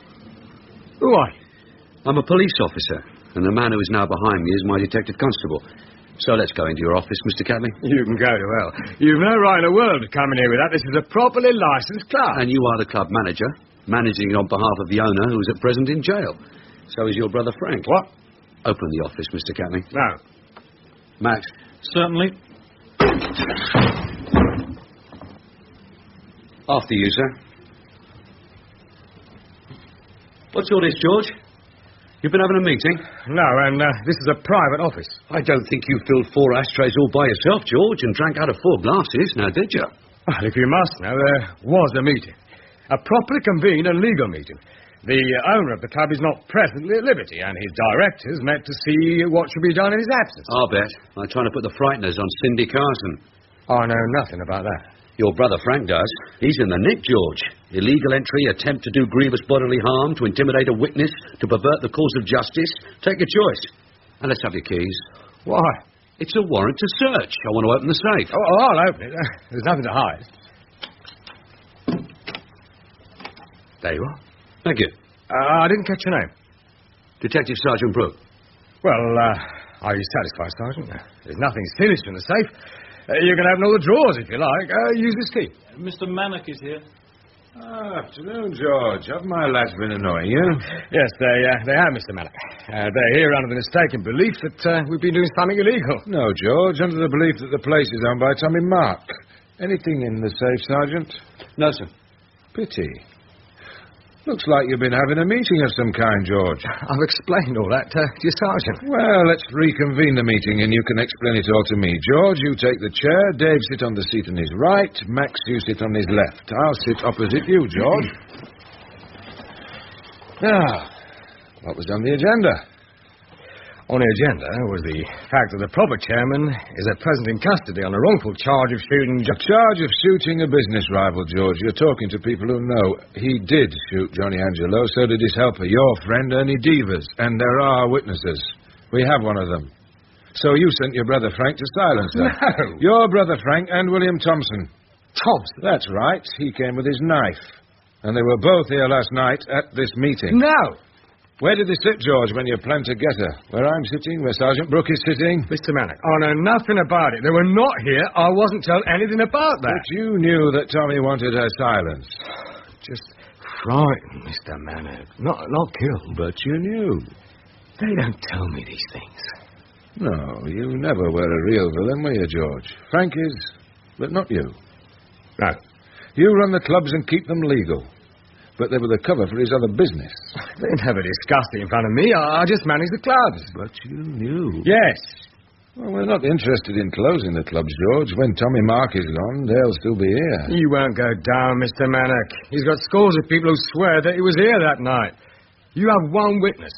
In the end, she won't testify. So? I need your help, George. I'm determined he will go down. And help won't be forgotten, George. Can I speak to Willa?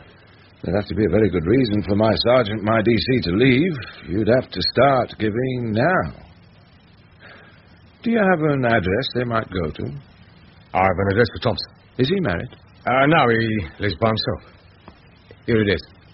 Not many people know it. Sergeant, slip along there, see what you can find, while George and I have a talk. Yes, sir. So this is Thompson's place. He's got it nicely fixed. Do you know? I knocked him cold this morning, otherwise we'd never met. Yeah, there's a couple of cameras here, and a tape recorder. No, we're not interested in them. We want books with names and with addresses or with figures.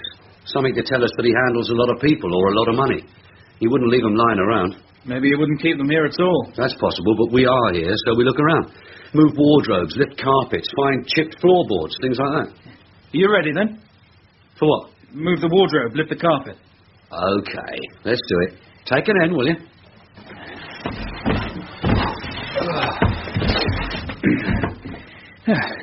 And now the carpet. Hey, you're psychic. What? A piece of floorboard. It isn't chipped, but it's been turned. Let's see. Yeah, it has been. You got a knife? Yeah. Let's have it. A few breaks, I'll give you another one. Right, here it comes. And what do we have? Brown paper. A packet. Yeah. More than one. 1, 2, 3, 4. That seems to be the lot. Hey, can you get your arm in there?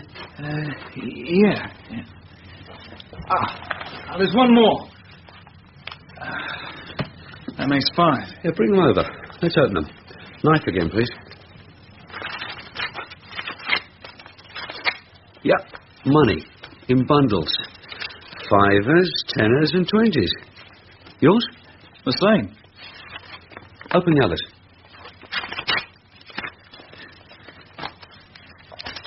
How much would you say? All used notes. Mostly 10s and 20s. I'd say about £20,000 in each packet. Makes £100,000. Who said crime doesn't pay? Do you realise, Max, that all this was hidden away, undeclared, untraceable, and they'll deny it was there? Yeah. I'm saying Thompson will deny it was here. Meaning? Would you like to be rich? Would you like to own your own nick? Belongs to a villain? Just part of his income from his rackets, his strip clubs? What would you do if it was yours, Max? Me? 100,000? Yeah, for a start, I'd buy a carpet for the CID room. And I'd buy all the DCs a new raincoat. That's one of the nice things about wealth. You can afford to be generous. Are you joking? Just dreaming. Well, your dream is over. Here comes Mr. Mannock. Well? Yes, sir. Look what we found. It's a rough guess how much. 100,000. All right. Wrap them up again, carefully, and we'll take them back to George. I've left him thinking about some things. Well, George, have you thought about it? Yes, Mr. Mannock. I'd have your word that the clubs aren't on your list. Oh, should they be? No, sir, you're right. Mr. Mark always let the clubs be run properly. Everything open and with proper accounts. He had to. Yes, I suppose he had. So, you wouldn't be after them? Closing them down? Not if I can get him on things he has been doing, like protection and moving in on his rivals and killing Johnny Angelo. He has people who swear that There's he would... people who will pay to swear. We know what kind of money's available. We've just lifted some of it. Sergeant Brook, bring the stuff in, will you? There you are, sir. 5 packets. Would you like to count it, George? No, Mr. Mannock. Can we go on talking alone? Leave us for a moment, Sergeant. Yes, sir.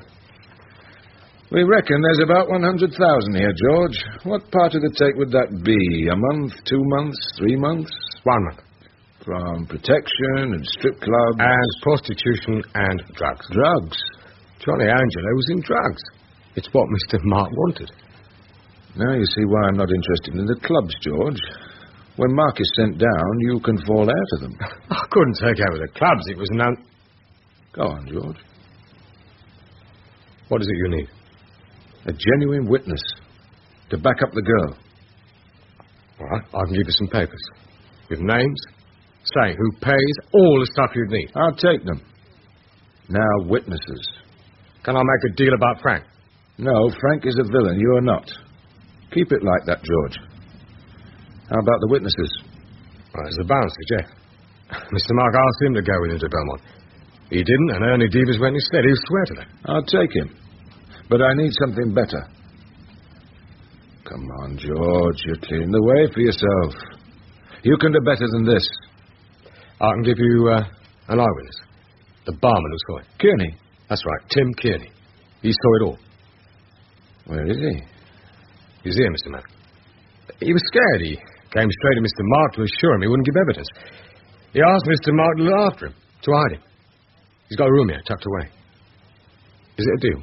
If the papers are genuine, if your bouncer will speak up, and if Kearney will do his bit, then your name need never be mentioned. If Kearney speaks up for you, you will have to get him away somewhere. Does he fancy Australia? He fancies Canada. He asked Mr. Mark to send him there. Okay. Get him. Jeff, will you come a minute? Yes, Mr. Catlin. Bring Kearney in. Bring him here. Yes, Jeff, do as I say. Everything's going to work out. Yes, Mr. Catlin. Don't worry about Jeff. He'll do as I say. He wouldn't go to see Angela. He's got no stomach for that side of it. If you can show Tommy Mark up, it'll be good riddance. Dave, Maxton. Yes, sir. Listen carefully. I'm taking the money to be locked in the commander's safe. And I want you to take a statement from 2 witnesses. You'll see them here, and George will help you if necessary. After that, you'll take the 2 witnesses into protective custody until we've sorted things out. And Miss Carson? You can tell her she isn't alone anymore. And after that, sir? After that, I think we may be seeing quite a lot of each other. Why not give me a ring? I mean tonight, sir. Oh, well, after that, you're free. Thank you, sir.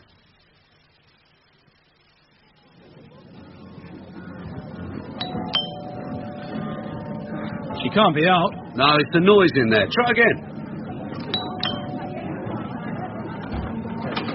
Well, officer, what can I do for you? I was told if I came before 10, there'd be open arms and a glass of champagne. It's only 9:30. In which case, come in. You too, Max.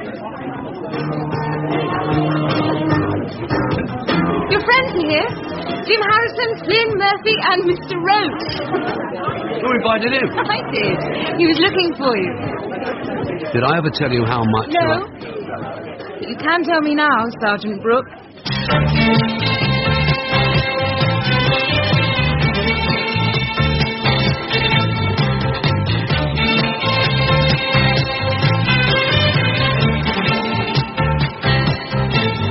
In that episode of Detective, Part 2 of the pin-up murder, Detective Sergeant Brook was Ray Brooks, Detective Constable Maxton, Christopher Blake, Chief Inspector Mannock, Morris Colborne, Judy, Jacqueline Tong, Frank and George Catling, Keith Buckley, Bill, John Hollis.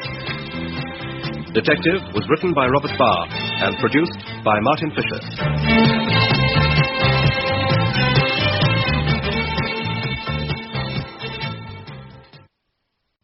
MP to all cars.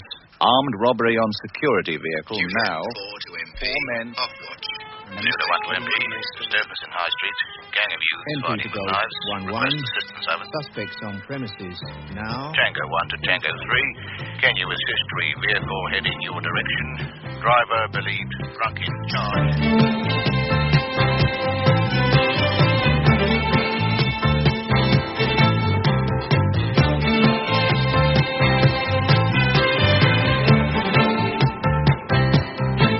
Detective.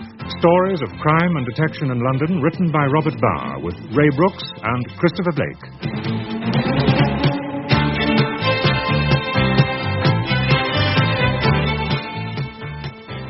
Part 1, A Dream of Riches.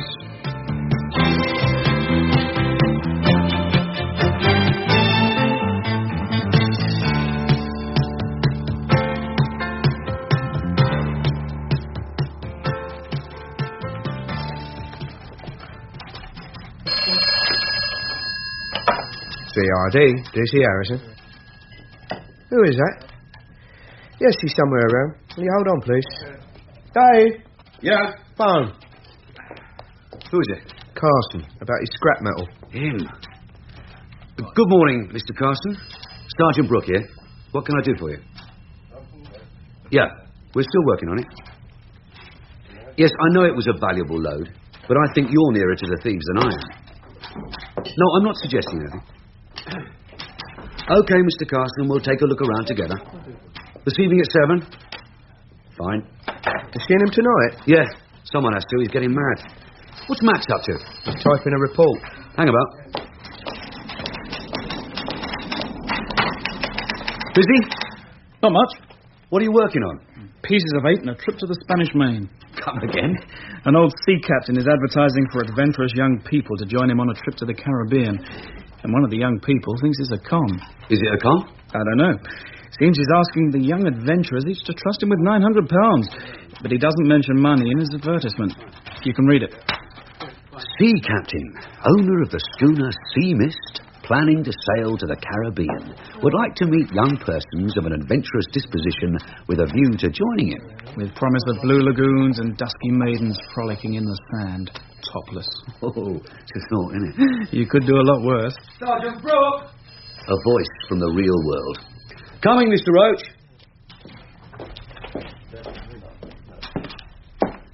Yes, Mr. Roach. Sit down. Have you spoken to DC Maxton? Not yet, sir. The commander has just told me that Sergeant Miller leaves us on Monday. It's a bit quick, isn't it, sir? Well, the commander has agreed it. A transfer to the yard. So we lose an experienced sergeant, and I lose my personal help. But if... Yeah, what is it, Mary? You're with the commander in 5 minutes, Mr. Roach. Oh, yeah, thank you. Now, where were we? We have a vacancy for a detective sergeant. Now, I have a vacancy, Dave, for someone to work closely with me. And I want Maxton. Harrison is top of the frame, sir. Oh, on length of service, maybe. On experience, sir. Well, Maxton came top in the sergeant's exam. Well, he's good at exams, but education doesn't catch villains. Are you knocking him, or trying to keep me away from him? No, sir. I won't stand in his way. But if you want someone to take Tommy Miller's place and work closely with you, Harrison... Dave? Yes, sir? As a replacement for Tommy, as someone who can catch villains, how about you? It would be worth a try, wouldn't it? Keeping you close to me. I'll talk to DC Maxton right away, sir. That's better.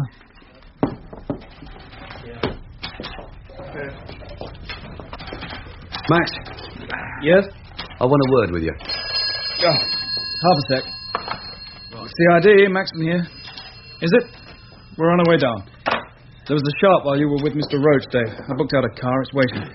Jim, we're ready. Needs 3 of us, does it? What is it? A riot? I'll tell you in the car. Jim. Right. Where are we off to? Lorimer Crescent. Got the sheet, Jim? Yeah, somewhere. Here it is. Passed on by uniform. Sounded like a domestic, but it wasn't.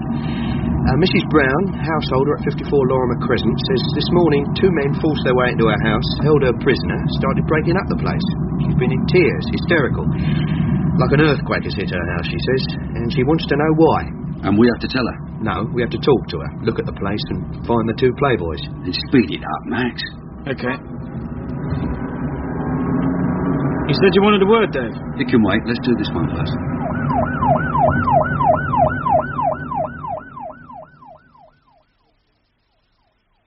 Mrs. Brown? Yes? We're police officers, ma'am. I believe you've had some trouble. Come in, please. Thank you. Where was the trouble, ma'am? All over the house, in every room. Come and I'll show you. They did wreck the place, didn't they? Are all the rooms like this? Upstairs is worse. Mr. Clark's room. Mr. Clark? He rents a couple of rooms from me. They asked for him, but he wasn't in. When was this, Mrs. Brown? About 10 o'clock this morning. I was in the kitchen when I heard the doorbell. 2 men were there. They asked for Mr. Clark. I said he wasn't in, and one of them took hold of my arm and pushed me inside. They asked where his room was and took me upstairs. DC Harrison? Yes, Sergeant. Mrs. Brown, this is Detective Constable Harrison. He and his colleague, Detective Constable Maxton, will examine the damage in the downstairs room while you and I go up and look at Mr. Clark's room. Is that all right? Yes. Jim, you and Max have a good look around, but don't touch. Yes, Sergeant. This is Mr. Clark's sitting room, and his bedroom's through there. Is the other room as bad as this? They smashed them both up. You can see. Broke the furniture, tore up the carpets. Didn't leave anything that isn't ruined. Do you know these men? No. Tell me how it happened, Mrs. Brown, right from the beginning. You opened the door. 2 strange men asked for Mr. Clark. You said he wasn't in. And one of them grabbed my arm and pushed me into the hall. The other closed the door. They asked where Mr. Clark's room was. And you brought them up here? They dragged me up here. They were hurting me. They were big men, mean and vicious. It's over now, Mrs. Brown. Don't get upset. No. They wanted Mr. Clark's room. Is this the room you took them to first? Yes, and it made them angry. They said this isn't where he slept and went to the bedroom. Let's look at it. This is even worse. They didn't do this for fun. They were looking for something. Yeah. Did they say what they were looking for? No. They just went around breaking everything. And they asked about the girl. The girl? Mr. Clark's girlfriend, Miss Lewis. They asked if she lived here. Does she? No. Well, sometimes, not all the time. These 2 men, how long were they here? They didn't leave until 3 o'clock. They were here for 5 hours. Yeah, it would take about that time. Did they let you move about? No, they kept me with them. And when they left, they were very angry. Did you see them leave? Yes. They threatened me not to say anything and then just walked out. Did they have a car? There wasn't one outside the house. Would you wait here a few minutes, Mrs. Brown? Max? Yes? What do you think of it? Unbelievable. Do we know what they were looking for? No. Does she still say 2 men did all this? Yep. And it looks like they were experts. I'll say. They left about 3 o'clock, and she says they had no car parked outside, but it may have been stashed away somewhere else. Talk to the crowd, then knock on doors. Did anyone see 2 men leave the house? Did anyone see them get into a car? Can anyone identify them? Right. Jim? Yes, Sergeant? Go upstairs and talk to Mrs. Brown. Be gentle with her. It hasn't quite sunk in yet. Get a description of the 2 men and a blow-by-blow of the search. Which one did what? We don't know what Mr. Clark had or has that's worth all this wreckage. I want the background on Mr. Clark and on his girlfriend. What they do, what friends they have, the lot. Yes, Sergeant. And Max? Yes? If you turn up anything from the crowd, give Jim a hand. The lady might do some remembering if there are 2 of you prompting her. I'll get fingerprints on the way and check with the yard if any other pads have been turned over like this. And I'll see you back at the office. Right. Hello, Judy. Surprised? Steve! How did you know I was here? I'm a detective. Remember? I know everything. Who told you? A little bird in your ward. She said, Nurse Graham is across the road having coffee and donuts. So, I have to buy you coffee. I'll get it. Miss, one coffee. How are the donuts? Not the best I've tasted. Not much good for the figure either. Anyway, why are you looking for me? Hey, you're not off, are you? No, I'm not. Happens I was passing. The little Irish nurse said you were here. Chance to see you. All right, you've seen me. But do we see each other this evening? Have I ever stood you up? Dave Brook, how can you sit there and say that? I've been stood up more times than you've had pints of beer. But not this time. Oh, there's your coffee. Oh, thank you, miss. Which means that you have nothing more interesting to do. There's lots more interesting things to do. I have a sea captain offering trips to the sun-drenched beaches of the Caribbean to any young person of an adventurous disposition. Might suit you, eh? You should try me. Let's both apply. Is it genuine? Who knows, it might be. Can I have one of your donuts? Help yourself. They're not the greatest, are they? What else is interesting? Mr. Carson is worried about a lorry load of lead he's lost. About 10,000 quid's worth. He's anxious to get it back. Will he ever? I doubt it. Scrap lead has very few distinguishing marks, except to the vicar from whose church roof it was nicked. And that's all you're doing? No. There's a nice, respectable lady who had visitors this morning. 2 large men walked in and wrecked her home, item by item, room by room. Why? We're looking for something. That's a very rough way to look for something. I think it's going to be a very rough case. Oh, does that mean that you'll... No. It's not likely to be sorted out today or tomorrow. Might not be sorted out at all. So, what time do I see you? Well, I'll be home by 7. Then we'll say 9? We'll say 8. All right, 8. And tell the owner of this place to do something about those rotten donuts. DC Maxton. Yes, Mr. Root? Busy? I've just returned from an inquiry, sir. Spare me a moment, will you? Yes, sir.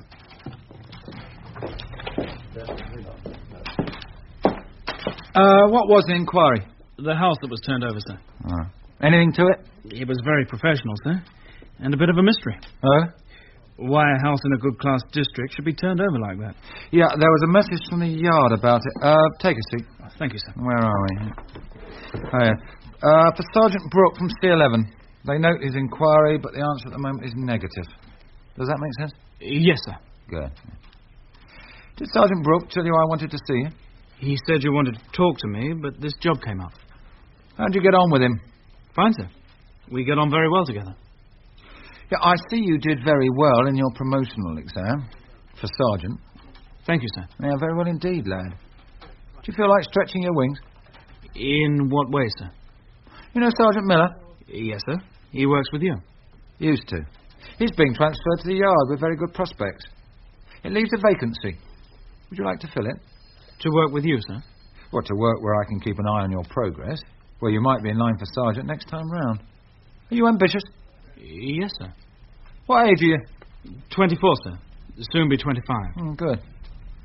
Yeah, it's best to start on the promotion ladder when you're young. And a chance to make detective sergeant at 25 is young. It will be noticed. And there's no saying how high you might go with a start like that. Thank you, sir. Do I talk to Sergeant Brook about it? No, just think it over.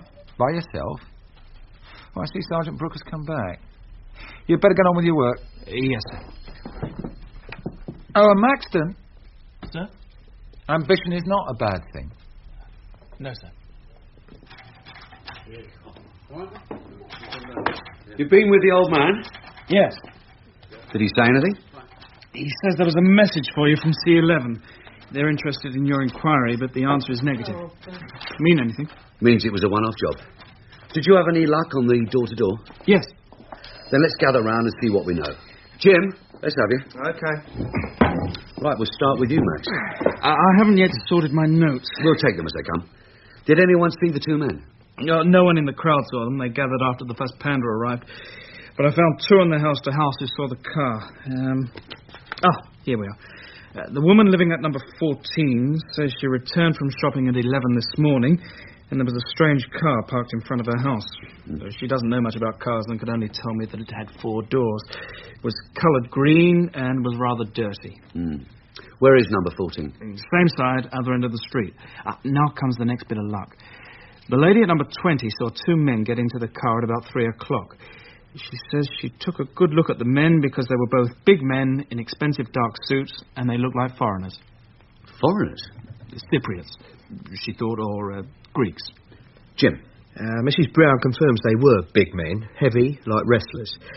She says they wore dark suits, white silk shirts, and regimental ties. Regimental ties could mean nothing at all. You can buy them in any street market, any regiment you fancy. Have you passed the description to the yard? Yeah. Did they have any thoughts? About 60 contenders, they said. But they'll sort them out and send some faces. OK. Now we figure out what they were looking for, right? What's first? How much do we know about our friend, Mr. Clark? Do we know his age? A surprise. He's 22. A student at the local tech. That is a surprise. What else? Not much. At first, Mrs. Brown thought she knew all about him. A nice, quiet, studious lad who confided in her like she was his mother. But that turned out to be a load of bull, didn't it, Max? She thought she knew, until we started asking. 6 weeks ago, she put an ad in the local newsagent's window. Clark turned up, a student from the local technical college looking for digs. A well-mannered, good-looking lad, and this was just the place for him. He seemed to be fond of the outdoor life. Well, he has the gear for it, backpack and all the rest. And the girlfriend? An attractive girl, Mrs. Brown said. She first appeared about a week after he'd taken the room. Her name is Anna Lewis. She's also a student at the local tech. She's about 19, says Mrs. Brown, and a really nice young girl.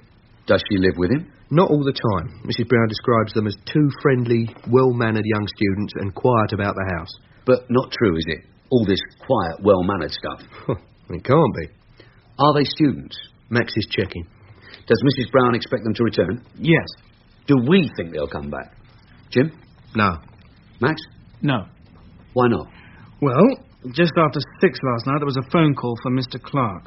The phone's in the hall, and Mrs. Brown took it. She thinks the man wanted to meet Clark, but Clark wouldn't have it. Soon after the call, he came downstairs with his pack, and he and his girlfriend left. Not running off?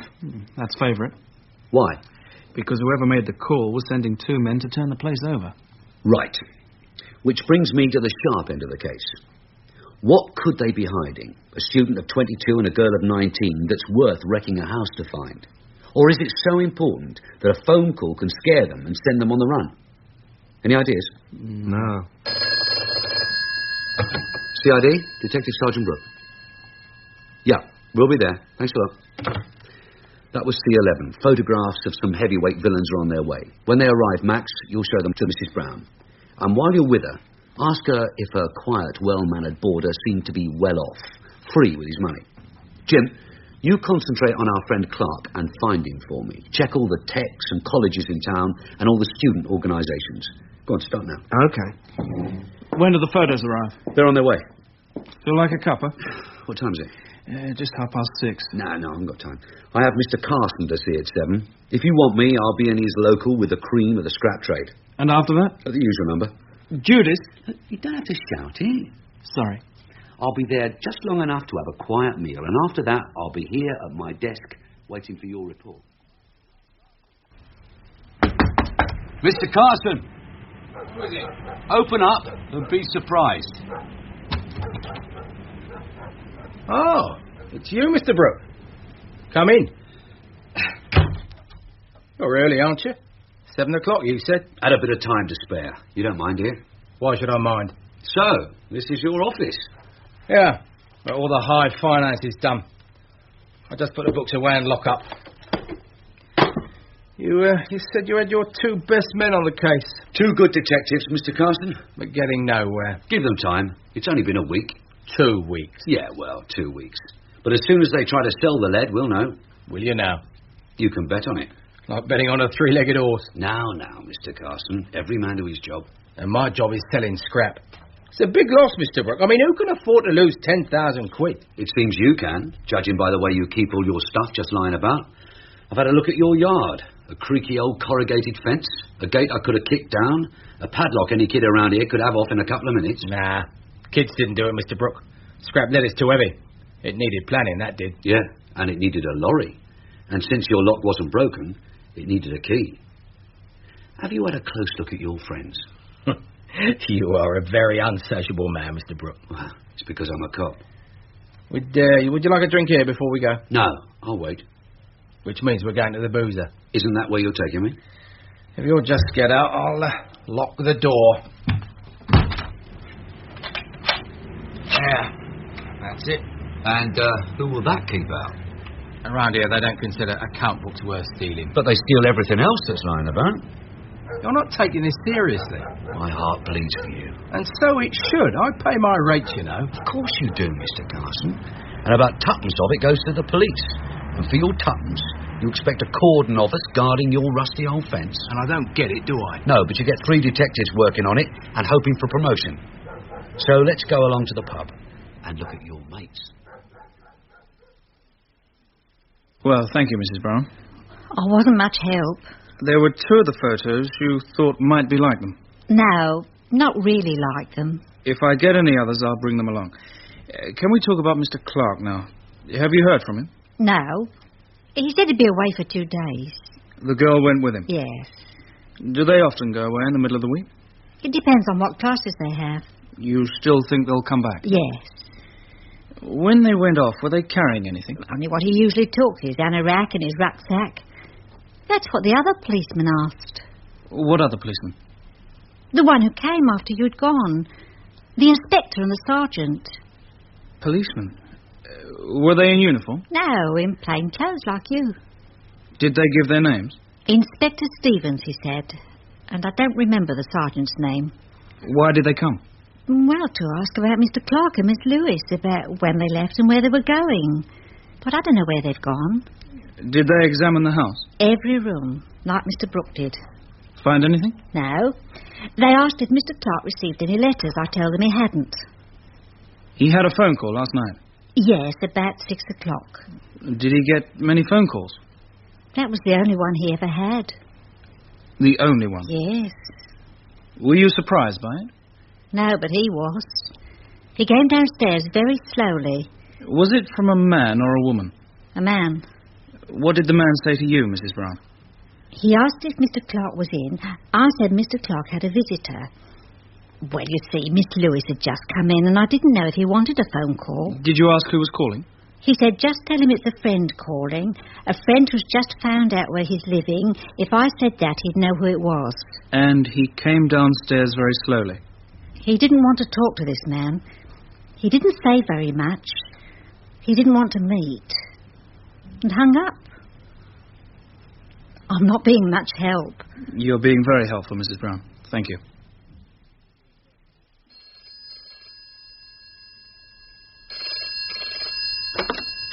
"7453. Who is that?" It's Max. Is that Judy? "Yes, this is Judy." Is Dave there? "Hold on. It's Max. You hear?" Let's have it. Yes, Max. Sorry to bother you, Dave. There's something you should know. I took the photos to Mrs. Brown. Did she recognise anyone? No, but listen. Her house has been searched again. 2 lads came this evening. They said they were plainclothes men. They arrived after we left and went over the place. Did they find anything? No. 2 coppers. Did they show warrant cards? No. One said he was Inspector Stevens. Do we know a Detective Inspector Stevens who would be following in our footsteps? No. I'll see you back at the office. Okay. What was that about? The lady whose house was turned over has just had it turned over again, but gently this time. Someone wanting to know if the first lot had missed it. Missed what? Well, that, my love, is the million-dollar question. 2 students, lad of 22, girl of 19, have something that some very rough people want, and want in a hurry. Can you tell me what it is? I prefer your old sea captain with his palm-fringed beaches and the trip to the Caribbean. Why don't we pack all this in and just sail away? Would you? Sometimes I'm tempted. Yes, until the next time the phone rings. Is Max waiting for you? Max is waiting for promotion. There's a vacancy for a detective sergeant. And Max will get it? Mr. Roach fancies him for it. But you don't? I didn't say that. But you think it? Max is still to prove himself. Now, Jim Harrison, he's put in the time and has all the experience. If Jim got it, it would be good for the service, good for morale. And you wouldn't lose Max? No, that's very naughty. Don't forget your coffee. Oh, tell. I sometimes wonder why you don't make this your canteen. You're in and out often enough, and fast enough. And you get more phone calls here than you do at the station. I've been wondering, why don't I make it my home? Say that again. Make it my home. Don't you remember? Tell me. Because you're waiting until you can afford it, until you're an inspector. To get married? Yes, but I was thinking of something else. We live together? I'm fed up being on my own, Judy, and we don't manage to meet that often. When you're free, I'm busy. When I'm free, you're on duty. And when we do meet, I'm called out. And that's the reason? Yeah. I want to see you sometimes without interruptions. Like when I'm called out, I'll be coming back. You thought it all out? Yeah. Have you thought about me? What I'd like? I'm asking you. Someday when you're not being called out and when we have time together, we'll talk about it. Right now, I don't know. Why don't you just drink up your coffee? There. Well, can we talk about it tomorrow? If you like. Night, love. Night, Dave. Well, Max, anything on those two coppers who called on Mrs. Brown? Have we had anything? Hold it, Dave. They were genuine. Inspector Stevens is with Mr. Roach. He's waiting to see you. Ah, here he comes. Sergeant Brook? Yes, Mr. Roach. Sergeant Brook, meet Detective Inspector Stevens. He's come from the yard with answers to your questions. About the search at Lorimer Crescent? Yeah. I'll leave you to it. Yes, Sergeant. That and some other matters. I understand you've been to the house. Why, sir? Like you, Sergeant, to marvel at the thoroughness of the search. Because what Clark and his girlfriend are hiding is worth an awful lot of money. And they've been carrying it around for 2 months. The first real lead we've had was the turning over of their flat and your report with the names. You know them? We've never actually caught up with them. 2 students on an educational trip abroad. A bit short of cash, so open for a spot of adventure, a spot of smuggling. What did they have, sir? Heroin. They're into drugs. We had a tip-off that a couple of students, a boy and his girl, would be coming to the country with a package of the real stuff. But they were a smart pair, and they gave us the slip. But in doing so, they also gave their contact the slip, and found themselves back in London, on their own, with the heroin. Worth a fortune? Worth several fortunes. How much, sir? Could be £500,000. So they became greedy. It isn't easy to give up £500,000. No, sir. So, soon after they got back to London, they disappeared from their digs in South London. And turned up at Lorimer Crescent with nice Mrs. Brown. Where they were safe for a time, until their contact and the men who owned the heroin traced them, and called at Lorimer Crescent and took it apart. So we had to move smartly. The drug ring is looking for them, and so are we. How near have you got to them? Nowhere, sir. We just started. But for their sake, let's hope we're the first to find them.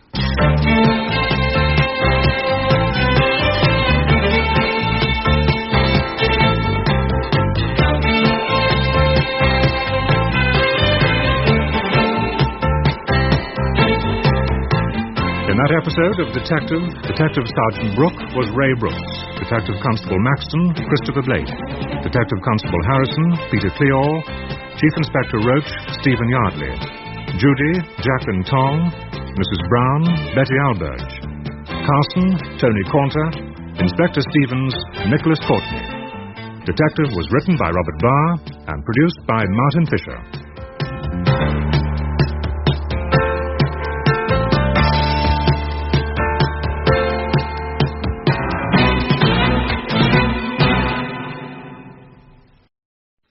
MP to all cars. Armed robbery on security vehicle now. 4 men. Off watch. 201 to MP. Disturbance in High Street. Gang of youths fighting with knives. 1-1. Assistance over. Suspects on premises. Now. Tango 1 to Tango 3. Can you assist vehicle heading your direction? Driver believed drunk in charge.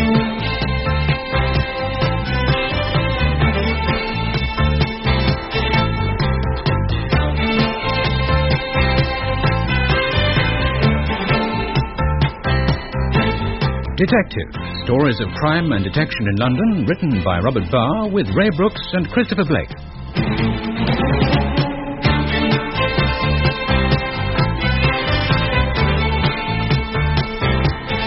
Part 2, 2 on the Run.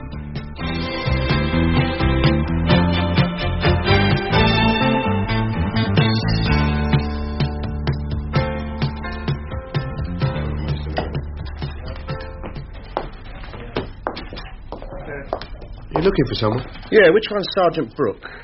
Who wants to know? I do, so just point him out, lad. He's over there at the duty book. Right. Thanks. Sergeant Brook? Yeah? I'm Kelly. I was expecting you. Yeah, what can we do for you? Is there somewhere we can have a quiet talk? There's the canteen. Max, Yeah? A visitor from the yard, Detective Sergeant Kelly. If you want me, I'll be in the canteen. Right. This way. We can't offer you the comforts of the yard, but at least the coffee's hot. I bought you a pie. Thanks. It's Dave Brook, isn't it? Yeah. And you? Sam Kelly. Welcome to the club, Sam. Help yourself to sugar. Tar. Your DI said you'd be coming. What are the odds? About Laura McCrescent? Yeah. Thought you'd know. Well, we showed the photographs around, but none of the witnesses could identify them. No, not that. Forget the photos, Dave. We know the two comedians who turned over the flat, and we also know who sent them. Oh, wait a minute. If you know them, why weren't their faces in the bunch? Because it's not that kind of case. My governor had them taken out. Why? He didn't want nice ladies in Laura McCrescent identifying real-life villains. Wouldn't be safe for them. So it was a waste of time? A lot of things we do are a waste of time, Dave. Like eating his pie. Tastes like cardboard. Everything nowadays tastes like cardboard. Yeah. Anyway, get used to the fact that the two heavies who turned over that house, and the men who sent them, and the men behind it all are someone else's trouble. You and I, Dave, have been thrown together to look for Clark and his girlfriend. I've a photo of her. Got it the first dig she left. What do you think? Bit of all right, isn't she? Looks like Susan George. Yeah. And Clark is bunking with her. Some blokes have all the luck. Some blokes have an awful lot of loot. He has enough to make himself very rich. About $500,000. Yeah? And my bet is that she's going to stay very close to him. That she's the kind of girl who want to get her full share of the cash. You can tell all this from her picture? No. I was told by her ex-boyfriend. He says she has very expensive tastes. Can I have some copies of it? I brought half a dozen for you. Don't let your girlfriend find them. No. 6. Here you are. This fortune they're hoping for, how did they come by it? Did my governor tell you? Not a lot. He mentioned a holiday trip and heroin and a tip-off and Clark being too smart for you. Yeah, well, when you find them, I'll tell you the rest. Is what they have really worth all this money? You doubt it? You hear so many stories about heroin, different prices. Well, that's because there are different kinds, from Pakistan and Iran and so on. That stuff's for chasing the dragon. To what? For smoking, for inhaling. Oh. What they have is from the Far East, the Golden Triangle. This is the real stuff. For injecting, it's 90% pure. I don't know where they picked it up, but probably in Greece. In the trade, it's worth 100 quid a gram. So, a kilo, 1,000 grams, is worth 100,000 quid? Yeah. That is their first option. You can get that on a bulk sale. For street sale to the addicts, it's adulterated 5 to 1. And 5 times 100,000. $500,000. And that's what you think Clark is after? That's what they're both after. That's why they're on the run. But out of the big money, unless they're very clever, they'll have dealers and pushers to pay. Yeah, could still leave a lot. They won't get any of it. All they'll get is grief. Why? Because, and it's a big because, it's no job for amateurs. As soon as they try to sell it, even in a small way, the word will get round the back alleys and the dives that there's a new source. The mob will be back on their trail. And when that happens, Clark will end up in the Thames, face down. Like that? For $500,000, it's got to be a rough game, Dave. So, how soon can we find Clark and his girl? They don't want to be found. They have to be. Where do you fit in, Sam? Well, you took the first shout, so you go at it in your own way. I'll go at it in my way. Maybe we'll meet in the middle. On the river bank? Could be. Who is the liaison? We are, you and I. We keep in touch. You can get a message to me on this extension and we'll meet and plan the moves. And here are some notes on what we know about them. Yeah, thanks. And thanks for the pie. Well, next time we'll eat at the Ritz. Yeah. How is Sergeant Kelly? Fine. Where's Jim? He's checking out the students. We can call him back. We have it all in Kelly's report. Where they met, where they were in digs, which college they went to, and when they first dropped out. Yeah, I could tell you that. 6 weeks ago. 6 weeks? Ah, correct. How did you know? It had to be when they moved to Mrs. Brown's. How long have they been on the run? Seems all to have happened in the past 2 months. Educational trip abroad, a spot of smuggling, giving our blokes a slip. Have we got a photograph of them? Yeah, one of the girl. Yeah. Is that her? Yeah, a bit of all right, eh? Yeah, I wouldn't mind a night with her. Well, forget it. This lady is up to her eyes in it. My information is that she's just as guilty as Clark is. Yes, Sergeant. Now, let's clear the decks for this one. What do we have on hand? You're in court on Monday and you still have the paperwork to do. Next? There's Mr. Carson and his stolen lead. Oh, is he still bothering us? Yes. You'll be lucky to get that back. There's 5 shop breakings, the garage job, and the complaint about the sea captain, and then Look, hold it. We'll have to unload some of them. Is the old man in? He's with the commander. Ah, Jim Harrison's just come back. Yeah, about time. Any luck, Jim? Yeah, I have a line on Clark. In fact, I have a line on both of them.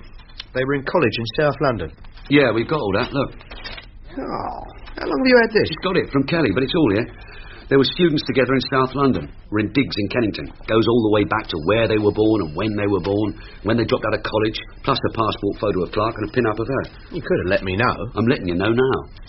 It's not so clever, is it? This is history. Doesn't take us forward from Laura McCrescent. Can you take it forward? Yes. Tell me. I found a student who knows them. He saw Clark this morning. Where? Blackfriars, in the railway station. Going away? No, coming back from somewhere. Was he carrying anything with him? The student said he had a pack, was making for the underground station. Hello? Seemed to be. What time? About 8:30 this morning. Dave, Mr. Roach is back. OK, read this stuff, Jim. I'll be with you in a couple of jiffs. Can you spare a minute, sir? Oh, if it's brief. I saw Sergeant Kelly today from the drug squad. Yes, I do know about it. It has your approval? Yeah. They want to lay their hands on this lad Clark rather smartly, sir. He has a quantity of heroin to sell. And? Jim Harrison has turned up a lead, but we already have a workload that's breaking our backs. Have a look, sir. Yeah. Yes, well, I'll take the break-ins from you and this garage job. And DC Maxton. No, sir. No, sir, what? Not Maxton, sir. I need him. I need all the help I can get. Well, you've got Sergeant Kelly. He's working on his own, sir. And we don't want the yard beating us on this one. Do we, sir? No, well, all right. You're going to have him until this is sorted out. Thank you, sir. But no longer. I'll tell him, sir. Any joy? I got rid of the break-ins, so now we can clear the decks. Jim? Yes, Sarge. Does that Kelly stuff help? Not much. Well, the photos should. Show them around. Try that underground station. Did he buy his ticket at the ticket office? I want to know where he went. Follow it through. On my own? Later, I'll give you a hand. OK. Max, I want you after the girl. Says here she was born in Chiswick and went to school there. Try and trace some old school friends. Have any of them seen her lately? And the backlog? You take the old sea captain. With his trips to the Caribbean? It's a con. It won't take long. It gets it out of the way and it pleases Mr. Roach. And you want to please Mr. Roach. Did you speak to him? Yeah. And you stay on this case until it's sorted. So, you do the sea captain and get out after the girl. And then you give Jim a hand. Yes, Sergeant.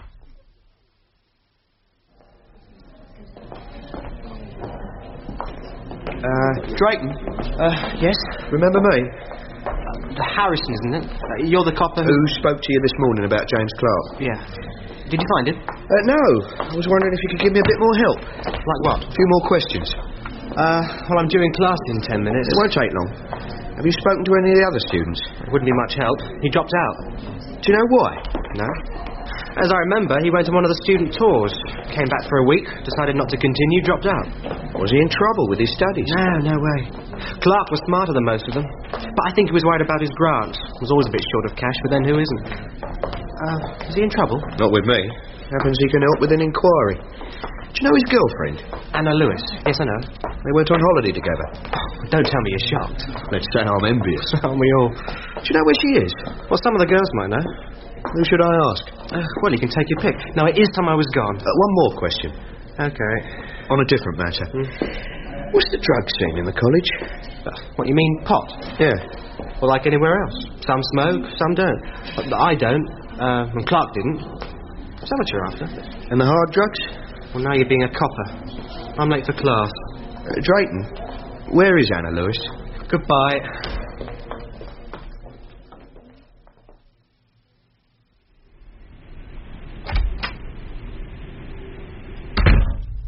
Anna?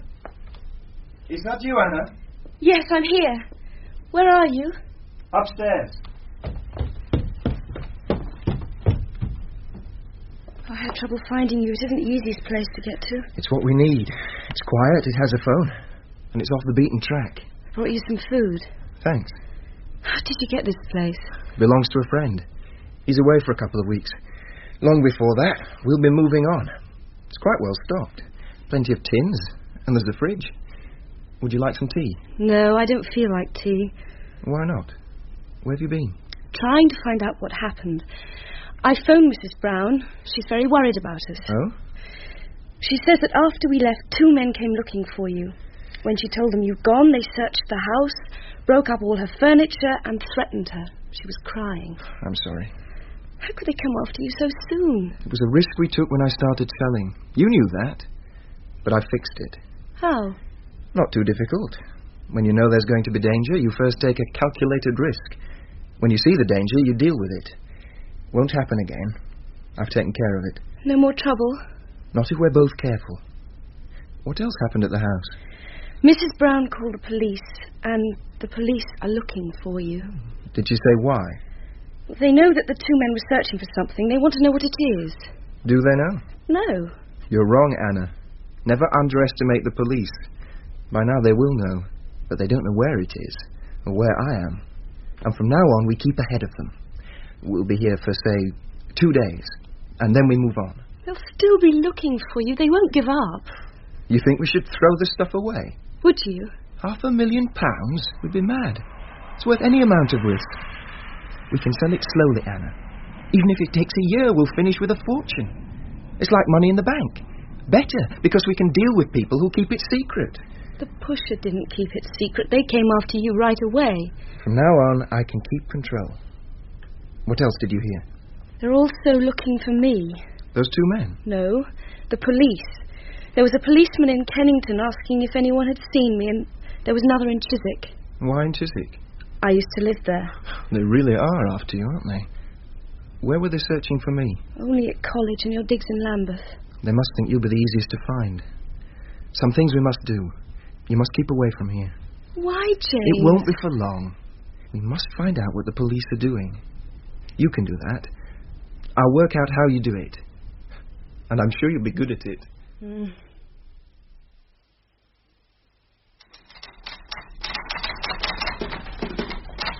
You seen Dave? No. Have you got something for him? Yeah. How long are you going to be with that typewriter? A few minutes. What did you get? A talk with a couple of students, a call at Clark's old digs, a talk with some people who used to know him. Any luck? Not much. How about you? I've got a line on the girl, but right now I'm clearing up the backlog. Finished. You can have it. Thanks.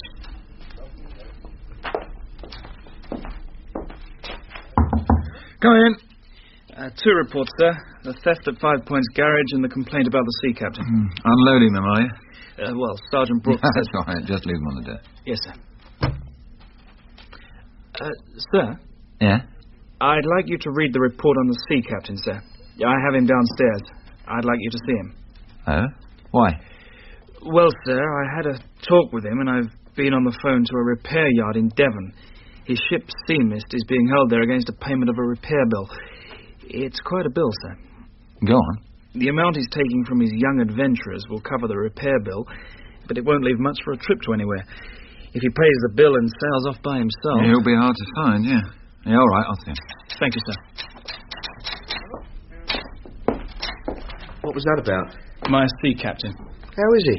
Right now he wishes he was on that palm-fringed island in the Caribbean. Instead he's waiting for Mr. Roach. It was a con? Yes. Pity. It was a good story. Even had me interested. The Dusky Maidens? Yeah. Did you really get something on the girl? Yes, in Chiswick. I talked to some neighbours who once knew her, and some girls who went to school with her. Lots of background, but no one's seen her. She's vanished. And you? I followed up that underground trip. The ticket clerk remembered a lad with a pack. He was pretty sure he took a ticket to Mile End. I went to Mile End, but none of the staff there remembered seeing him. Couldn't or wouldn't? Hard to say. Mile End is a busy station. It's an interchange. When do you expect Dave back? Oh, right now. Here he is. All right, you lot. What have you got? Jim? I just typed it out, Sergeant. The underground tip-off. I followed it as far as Mile End and lost out. Mile End? Does that mean anything to us? Takes him north of the river. Keeps him away from the people who know him. Lots of little back streets. Easy enough to hole up there. Yeah, he'll be holed up, all right. North of the river. It's only a guess. I'm in the market for guesses. Where did you go? South of the river. To the digs where Kelly found that photo of her. Talked to her dear old landlady. Showed the photo around. A lot of people recognised it. A few of them knew her. Nice young girl, friendly, good company. Everyone liked her, but no one had seen her. Dead lost? No, not yet. I was very friendly, letting everyone know that I wanted to help her and wanted to see her. Putting out plenty of bait. There might be a bite. Have you seen Kelly? Seeing him later tonight. I want to hear that story of how they screwed it up and let this pair through. Typical, isn't it? Give it to the yard, they drop right in it. But if we mess anything up... Yeah. Ever thought what you could do if you suddenly found yourself filthy rich? Buy your own nig. No, seriously, Sarge. No, seriously, Jim, there's work to do. Max, I want you back in Chiswick finding out all you can about the girl. Jim, all you can possibly learn about Clark. If we get to know them, we can figure out what they're likely to do. I'll go and see Kelly, and we'll meet here just after 10.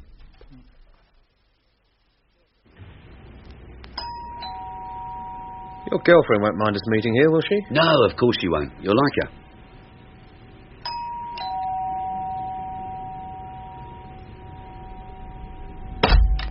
Hi, Dave. Hello. I brought a friend to see you. Hello. How'd you do? Don't just stand there. After you, Sam. Thanks.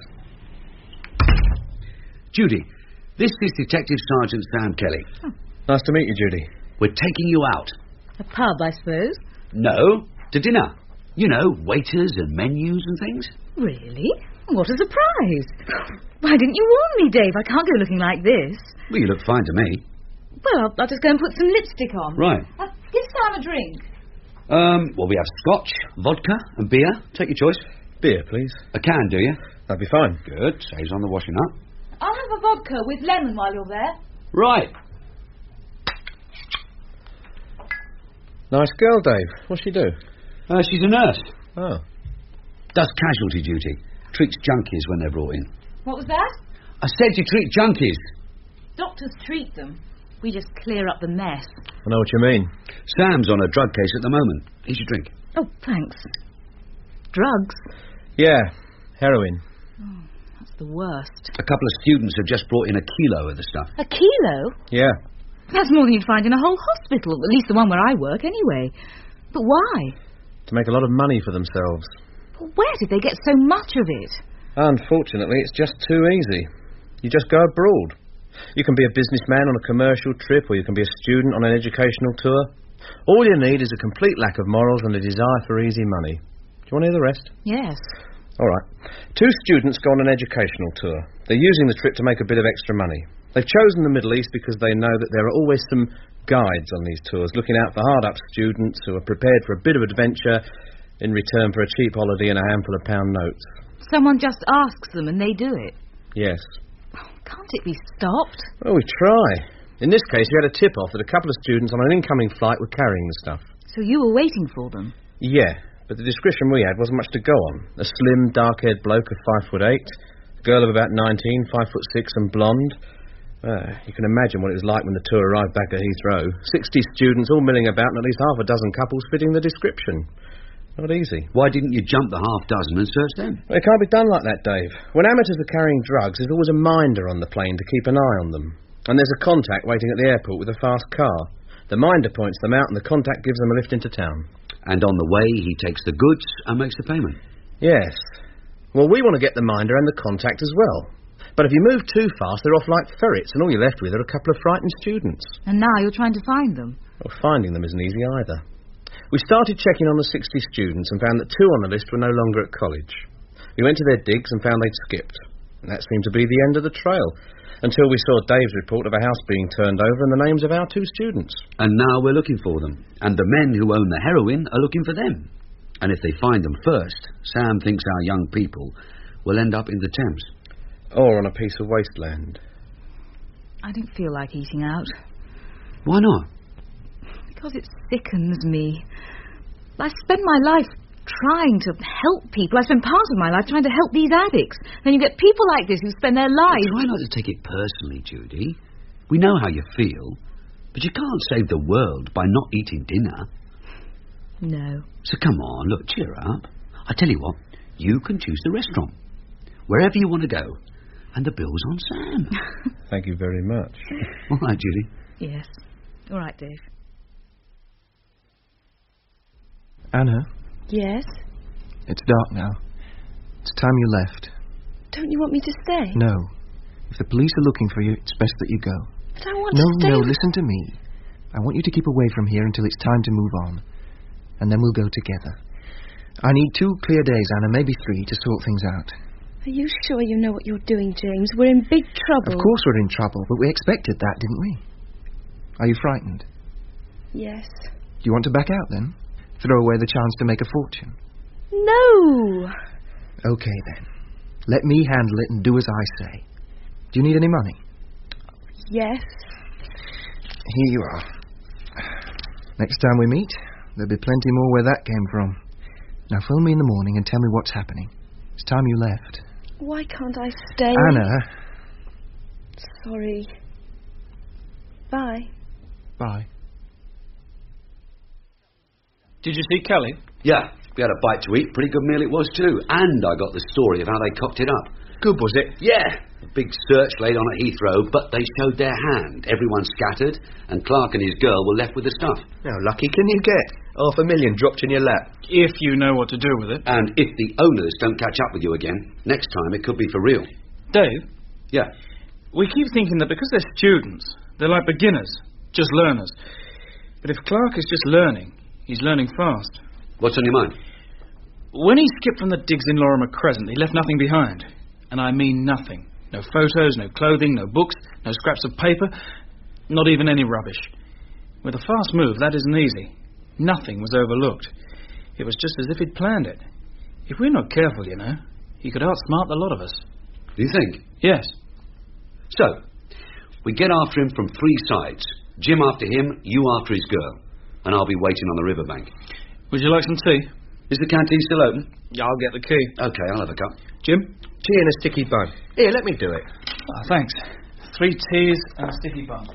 I think your friend Kelly's laying it on a bit. About what? All this found in the water wearing a cement overcoat. Well, it has happened. Doesn't sound real. No. Anything else new tonight? On the manor? Yeah. Well, there's nothing in the book.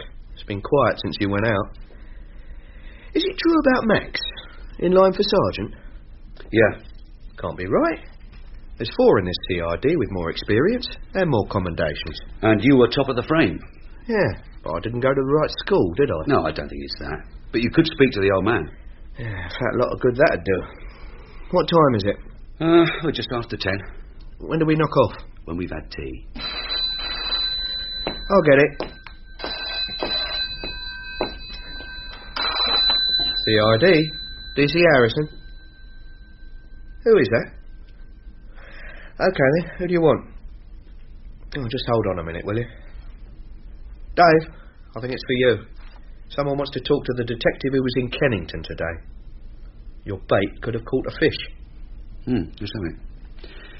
Sergeant Brook speaking. Who's that? Are you the detective who was in Kennington today? Yes. Asking for Anna Lewis? Yes, I am. Do you know her? Yes. I'd like to meet you. Who is that? This is Anna Lewis. What do you want, Miss Lewis? I must meet you. I need help. All right, I'll meet you now. I can't. It'll have to be in the morning. All right, miss. Where? I could meet you at Charing Cross. In the station at 9 o'clock. Will your friend James Clark be with you? No, he can't. Please be there.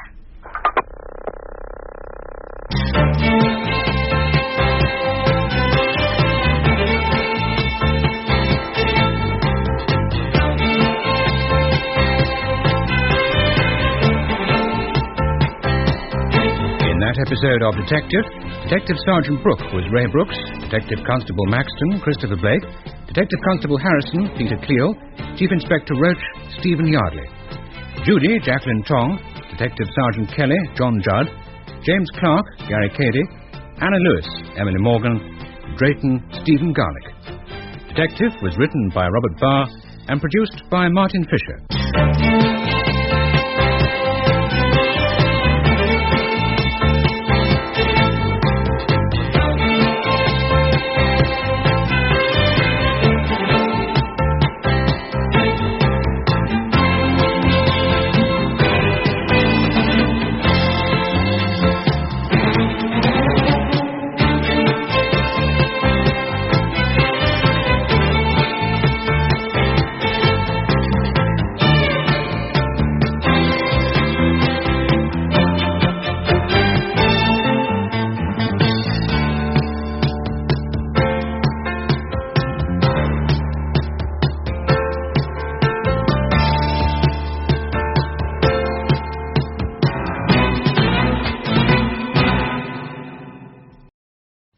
MP to all cars.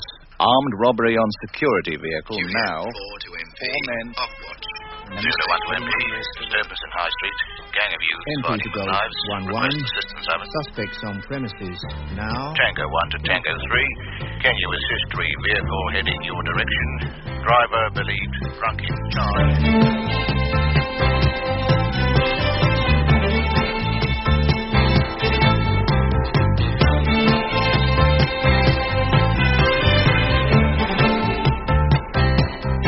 Detective. Stories of crime and detection in London, written by Robert Barr, with Ray Brooks and Christopher Blake.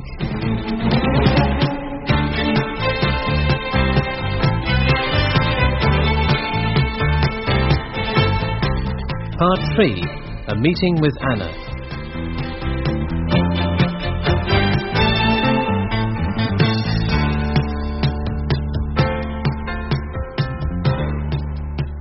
Sergeant Brook speaking. Who is that? Are you the detective who was in Kennington today? Yes. Asking for Anna Lewis? Yes, I am. Do you know her? Yes. I'd like to meet you. Who is that? This is Anna Lewis. What do you want, Miss Lewis? I must meet you. I need help. I can meet you now. I can't. It has to be morning. All right. Where? I could meet you at Charing Cross. In the station at 9 o'clock. Will your friend Clark be there? No, he can't. Please be there. Who was it? Says she's Anna Lewis. Wants to meet me in the morning. Oh, that's better than you thought. Do I come with you? Yeah. Put us both in the duty book for 9 a.m. Meeting Miss Anna Lewis. No, meeting a contact. I don't know if it's Anna Lewis until I see her. You stay out of sight, and I'll give you the sign if I want you to follow her. Right. Miss Lewis? Yes. Detective Sergeant Brook. You phoned me last night. Oh, yes. Is there somewhere we can go? I have a car outside. No. We can go to the hotel? Yes, please.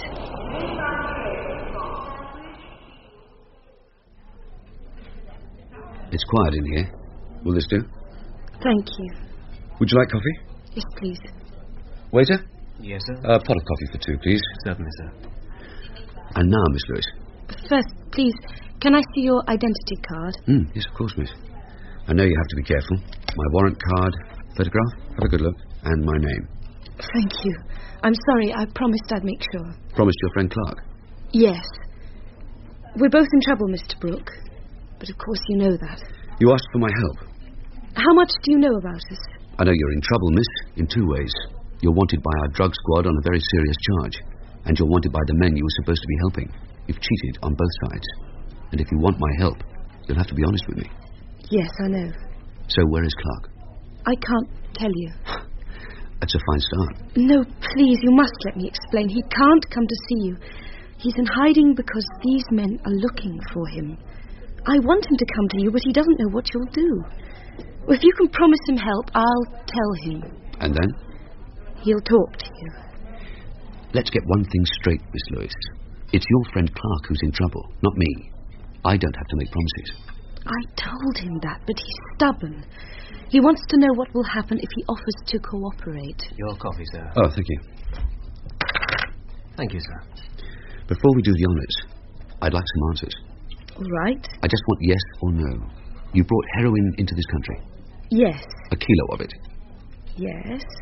Who has it? James. Will he hand it over to me? Yes, that is...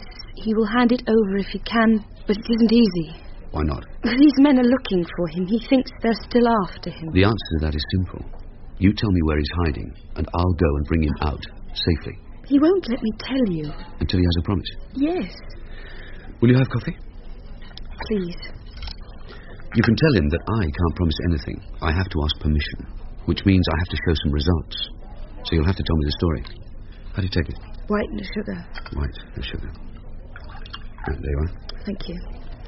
Now, tell me how it started. From the beginning? Yes. Where did you go? It was a package tour. Greece and a bit of the Middle East. What happened? One of the guides on a sightseeing trip approached us. He knew we were a bit short of money, and he asked if James would take something back to London for him. What sort of thing? He didn't say. Where was it? In Iran, I think. In Iran, you think? Look, do me a favour, Miss Lewis. You're talking to a copper. I spend my days talking to people who have broken the law, and I know when they're lying. You are lying. You know precisely where it happened, and you know what you were bringing. I'm sorry. I shouldn't have tried that, but I thought if I admitted we knew, you couldn't help us. If you go on like this, I won't help you. Now let's get back to the guide. What was his name? I don't know. Where did he contact you? A place in Greece called Patras. Go on. He asked if we would take something back to London.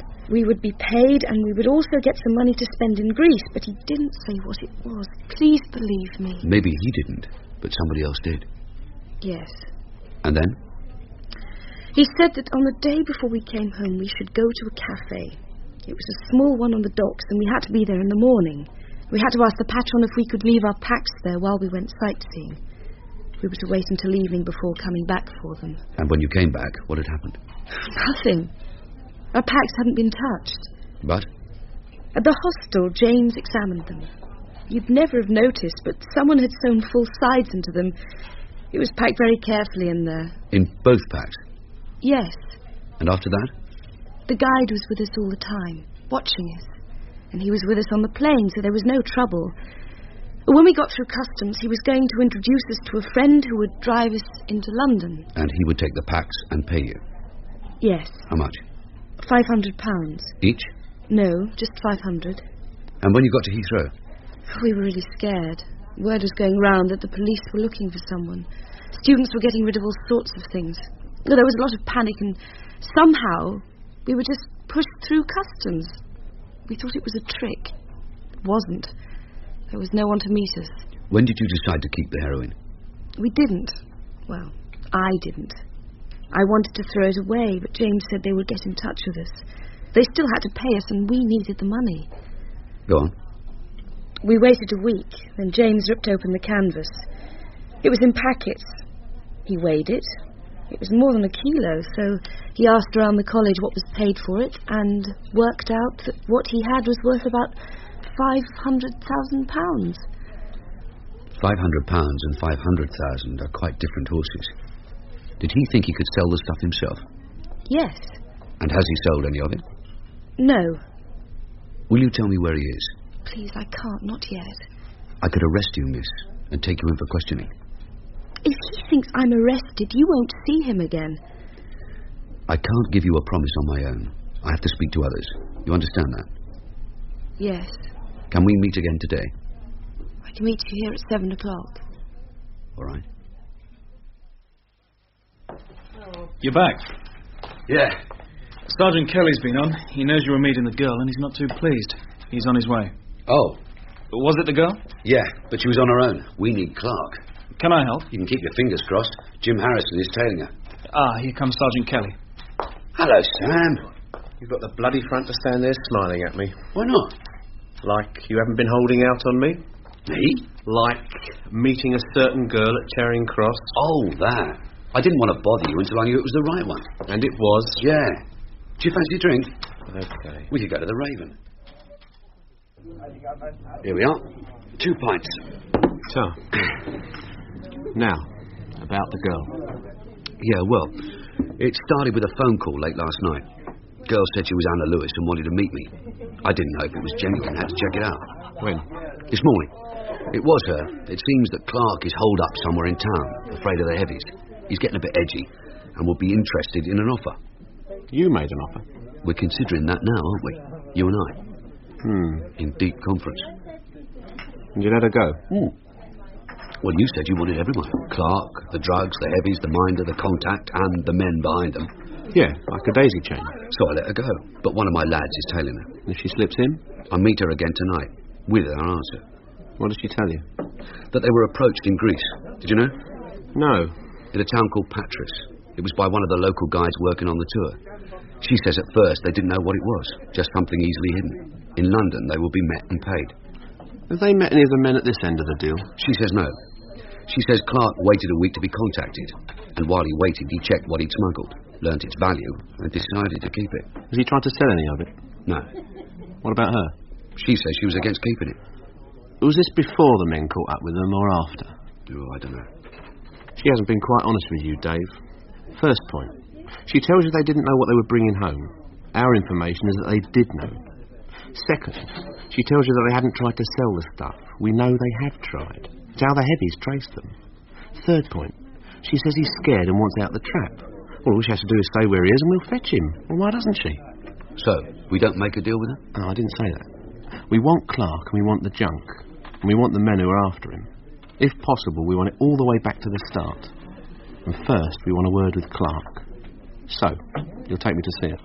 A new face could frighten her off. You'll tell her I'm the man who can make the promises. Can you? Depends what he wants. He doesn't want to be jailed. Well, I have to see my governor.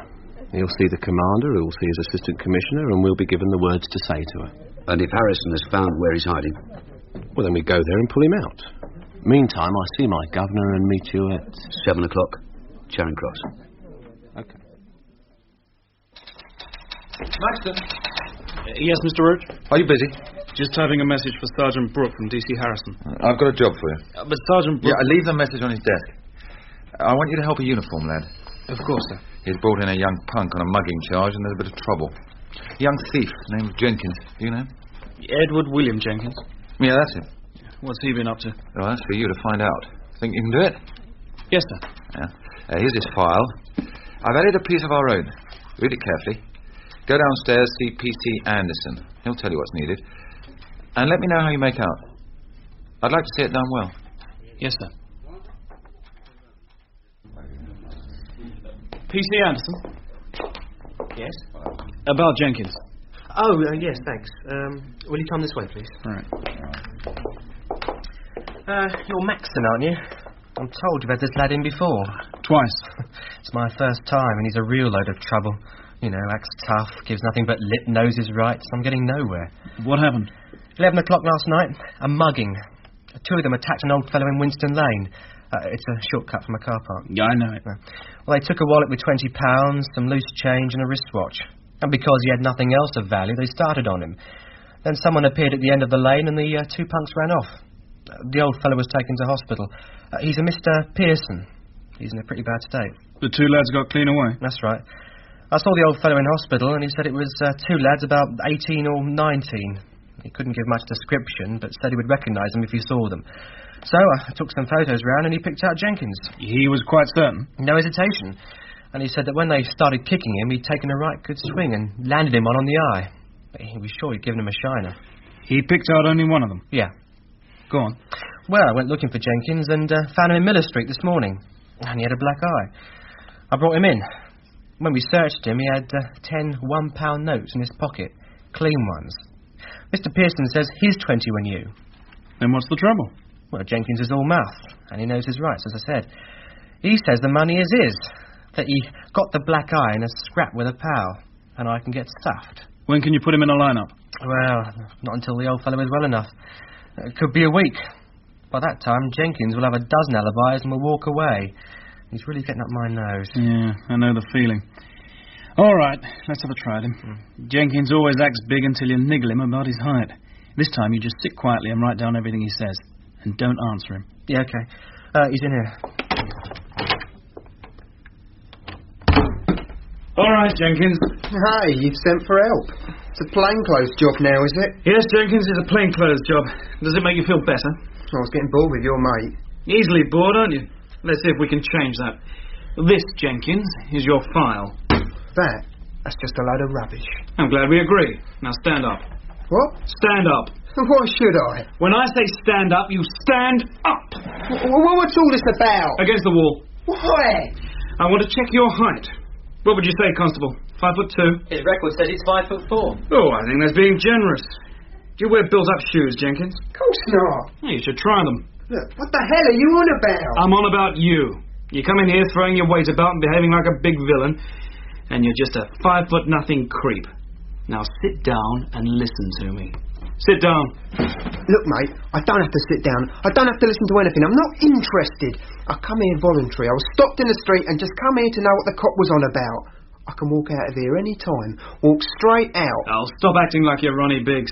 According to your file, you were 19 and you have been thieving since you were 10. You were 6 times before the juvenile courts, twice on probation, 2 spells at Borstal. 3 times you absconded and each time you returned to thieving. Does thieving make you feel big? What's all this about being big? Since Borstal, you've been done twice for housebreaking. And now you've taken to hiding in lanes and mugging old ladies. I don't mug old ladies. Old ladies and old men. Where were you at 11 o'clock last night? I don't have to answer that. I'm saying nothing. I'm waiting. You must know where you were. I was out with a mate. We know you were. Which mate? None of your business. Is that because you were in Winston Lane kicking an old man? We weren't anywhere near Winston Lane. Then where did you get that black eye? The what? Mr. Pearson gave it to you when you started kicking him, didn't he? Balls, an old man never gave me this. Your mate gave it to you, did he? Yeah, that's right. We were larking about. In Winston Lane? We were never in Winston Lane. Then where were you? I'm saying nothing. You can't make me answer. What about the £10? What £10? These £10. Where did you get them? Well, they're mine. 10 new notes. Did your mate have the other 10? What mate? What are you talking about? A minute ago you had a mate. He gave you that black eye. We were nowhere near Winston Lane. Then tell me who he is. I'm saying nothing. I'm giving no one away. That's not what Ken Easton will think, is it? When you've been stupid enough to get a black eye last night. Why is he writing all this down? So we can read it out in court. And let your neighbours know what a sneaky little villain you are. You can't read stuff like that in court. No. But now we're going to bring Easton in. We'll leave a PC to look after you. Wait a minute. Yes? I didn't give Easton away. Do you want to tell us something? Oh, no. Get stuffed. I've got nothing to say.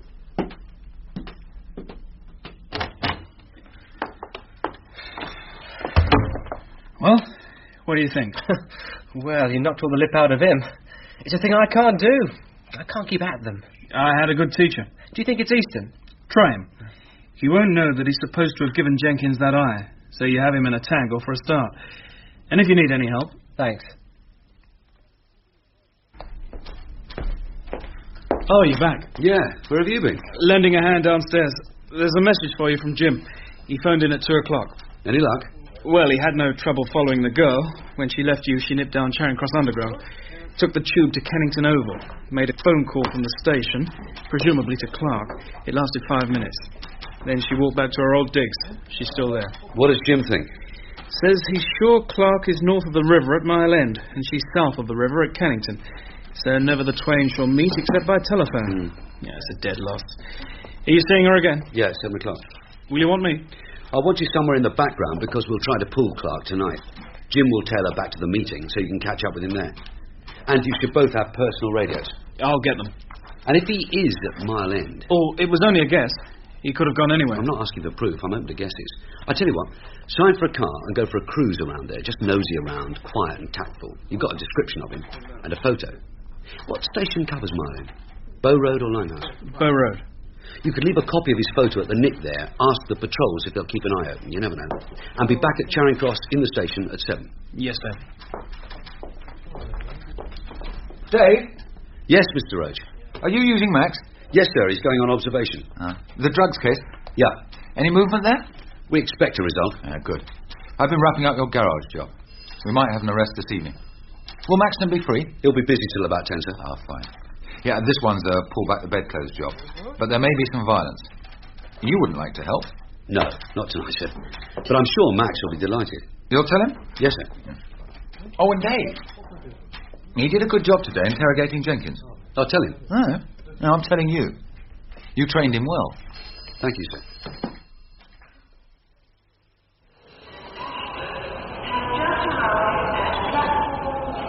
She here? Can you see her? Yeah, she's just arriving. Over there. The blonde with the white sweater and the living bra. Nice. Evening, Miss Lewis. Who is this? This is a friend, the officer who can make the promises. I told you I'd have to speak to someone else. Detective Sergeant Kelly. Okay? Yes. Where do we go? The hotel again? Please. This do? Yes, thank you. Have you seen Clark? No, but I phoned him. I told him what you said. And what did he say? He still wants to know what you can promise him. Will you have coffee or something stronger? Coffee, please. Sam? I'll stick with coffee. Waiter? Yes, sir. Coffee for 3. Certainly, sir. Can you make him a promise? Ask Sergeant Kelly. Depends what he thinks we can do. I'm told he doesn't want to go to jail. Yes. Well, it isn't something we can promise, unless the returns are really big. See, love, it's a question of trading. This for that and that for this. We don't give big promises to small returns. What would you want? First, we want the heroin. All of it. You would hand over all of it. But just so we don't get off on the wrong foot, miss, we know that he sold some of it, so he can't deliver it all, can he? No. Your coffee, sir. Thank you, sir. So, now will you tell me how much has been sold? Not much. A few grams, that's all. Made up in packets? Yes. He knows how to do that. Come on, miss, we're trading. You have to show me what I'm buying or I leave you. Yes, he knows. He went to Soho, to the cafes. He met a boy who uses it, and through him he met a man who sells it. He met a pusher? Yes, and James made up 4 packets for him to test. The pusher said it was good stuff, said he could handle it, and asked for 10 more. How much? I don't know. Anyhow, the pusher must have told his friends. The next thing was a phone call to Lorimer Crescent, and you know the rest. Do you know what kind of trouble you're in? Yes. Look, tell us where he is and we'll go now and save his skin. I can't. Why not? I promised him. Look, this isn't a game, Miss Lewis. I promised I'd phone him. All right, phone him. Tell him we want all the heroin. Anything missing accounted for. The pusher to talk to because he's certainly in touch with the men we want. And the guide who acted as your minder. And we want to talk with Clark. Look, I can arrest you now. When I arrest your friend Clark, you may both go to jail for what you've done. If you want to help us, this is the time. Go and phone him. Now.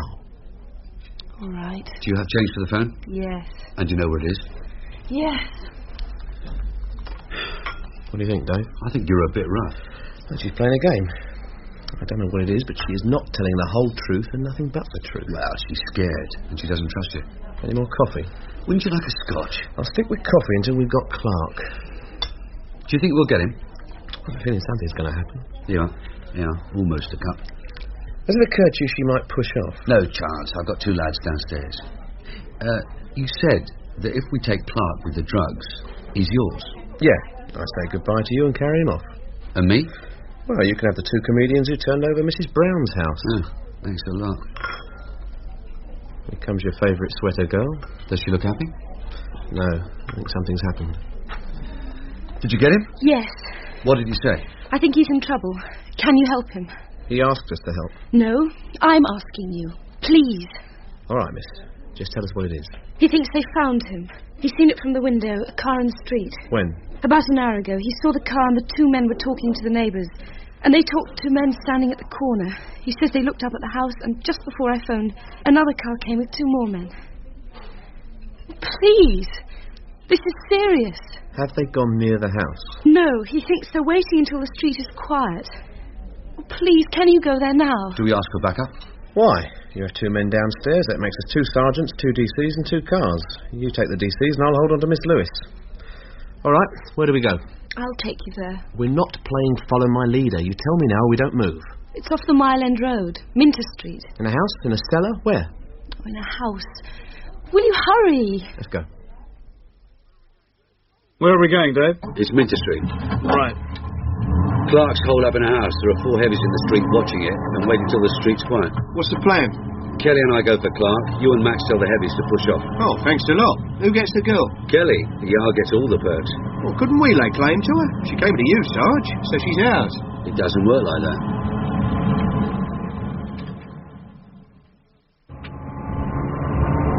How much further? Just keep your eye on Kelly.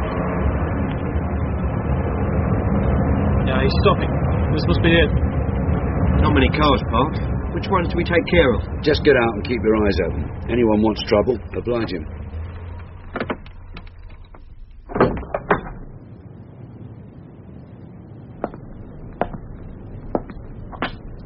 The street's quiet enough. Is this the house? Yeah. Do we bust in or what? Come on, Miss Lewis.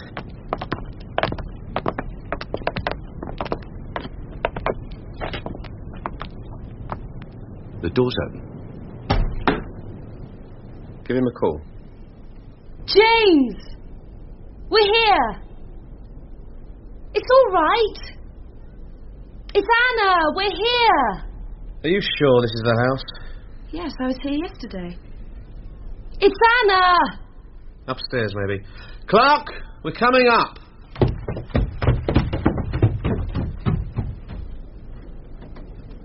What does it remind you of?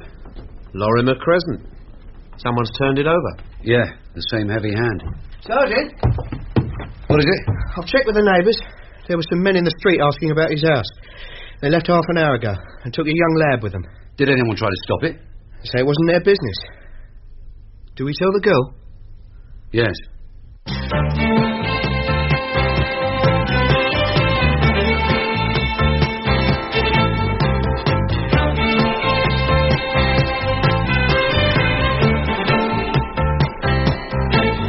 In that episode of Detective Sergeant Brook was Ray Brooks, Detective Constable Maxton, Christopher Blake, Detective Constable Harrison, Peter Cleal, Chief Inspector Roach, Stephen Yardley, Detective Sergeant Kelly, John Judd, Anna Lewis, Emily Morgan, P.C. Anderson, Stephen Garlick, Jenkins, David Milner.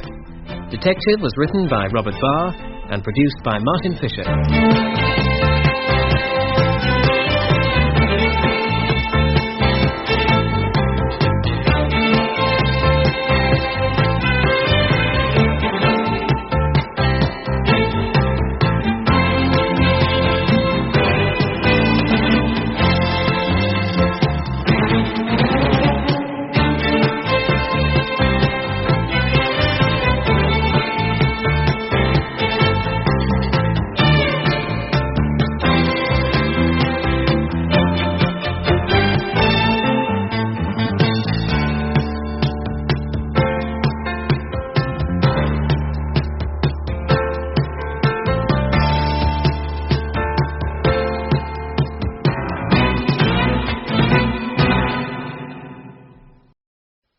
MP to all cars.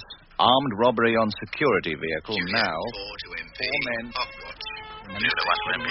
Disturbance in High Street. Gang of youths fighting with knives. Request assistance, over. Suspects on premises now. Tango 1 to Tango 3. Can you assist vehicle heading your direction? Driver believed drunk in charge.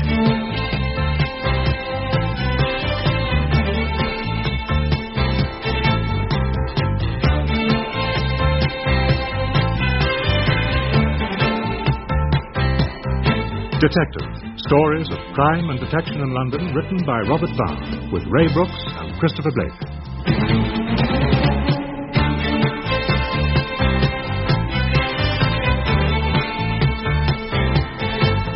Part 4, Contract to Kill.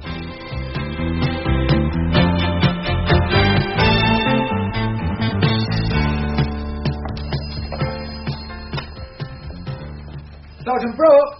Yes, Mr. Roach? Here's spare a minute. Of course, sir. Come in, close the door. Sit down. How did it go last night? Not too well. We did everything the drug squad asked. We traced the girl. We made contact with the lad. He offered to give himself up. But he waited too late, and the heavies caught up with him. The wages of sin. His death. I hope not, sir. But if they do to him what they did to his room, you're right. So? It's over to the yard. How did your one go? Oh, smoothly. We made the arrest at 2 a.m. Fast asleep, a shake on the shoulder, you're nicked. When it was all over, we found a handgun in his wardrobe. A gun? But it wasn't an arm job. It seems it should have been. Maxton found the gun. He's a good lad. Yes, sir. So now you lose him. If you say so, sir. You've given him a good grounding, Dave, but it's time we saw the other side of detection. To you, this manor is just full of villains. Some very dangerous villains. I can show you the file. I don't disagree. What I'm saying, Dave, is that there are other ways of looking at this manor. And there are other ways of being a detective. Not all criminals have form. Not all criminals are in our files. These ones have to be found too. And there are ways of doing that. Sherlock Holmes and his magnifying glass? Or are we favouring Miss Agatha Christie, sir? Don't be lippy, Sergeant. No, sir.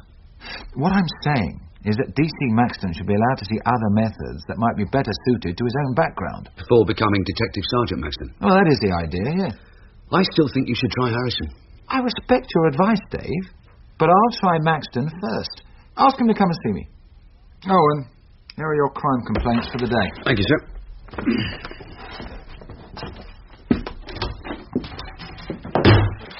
Is Max around? Eh? Oh, he's just gone out. If you see him, tell him I want him. Yes, Sarge. And your tea's getting cold. Oh, tell him. Lady Dennery is dead. You what? In the paper here. Lady Dennery. Oh, the nice old lady who lost her tomfoolery. That's right. Widow of Sir Arthur Dennery. Dead. Natural causes. Nothing dramatic. She was 83. Left £95,000. Would have left a lot more if that bloke hadn't nicked the family heirlooms. He's inside again, isn't he? Yeah. Tommy Miller sent him down. What's happened to Tommy? Transferred to the Sweeney. I wouldn't mind that. Just loafing around all day, keeping observation. That's right. 3 weeks keeping hobbo and 10 minutes having your ghoulies kicked in. That'd do him a world of good. Yeah. Because of him, we lose Max. No kidding. The old man's taking him as a replacement to spread his wings. Does that mean he's in line for sergeant? Correct. That's a bit unfair, isn't it?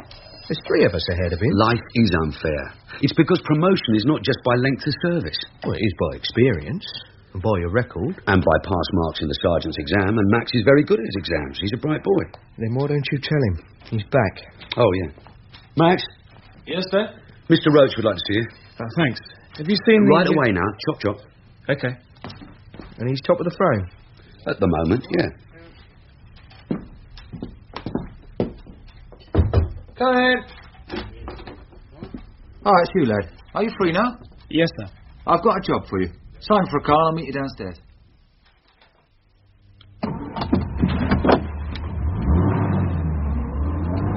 Have you been watching the crime complaints? Yes, sir. House break-ins on the north of the manor. What would you say about them? Too many of them stay on our books. Yes, that's what I think. And when they stay on the books, they look bad on the crime returns. And it's the Chief Inspector's job to worry about crime returns. Yes, sir. It also means that someone's getting away with it. Yes.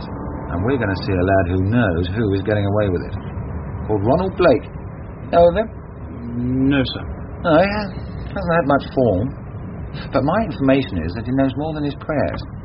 We're going to have a talk with him, get the feel of it, and take a quiet look round his flat. Do you have the warrant, sir? There are times when a kind word has more strength than a search warrant. Anyhow, we're going there to set a little trap. Be sitting there with teacups when his friends turn up. Mannering Road. Do you know it? Yes, sir. It's second on our right. He's a bit allergic to police officers and has a nasty habit of slipping out the back window. So you will go into the back garden and I'll go to the front door. If he tries to slip out the back, you'll nail him. If he's still in the room, I'll call you up. You can park there.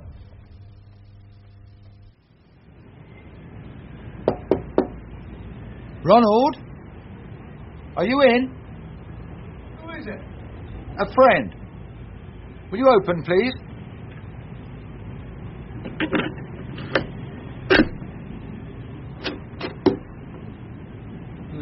It's you. Yes, Ron. Who did you think it was? You said a friend. A friendly visit. Can I come in? Yeah. If I'd known it was you, I wouldn't be here. Oh, that's not a nice welcome, Ronald.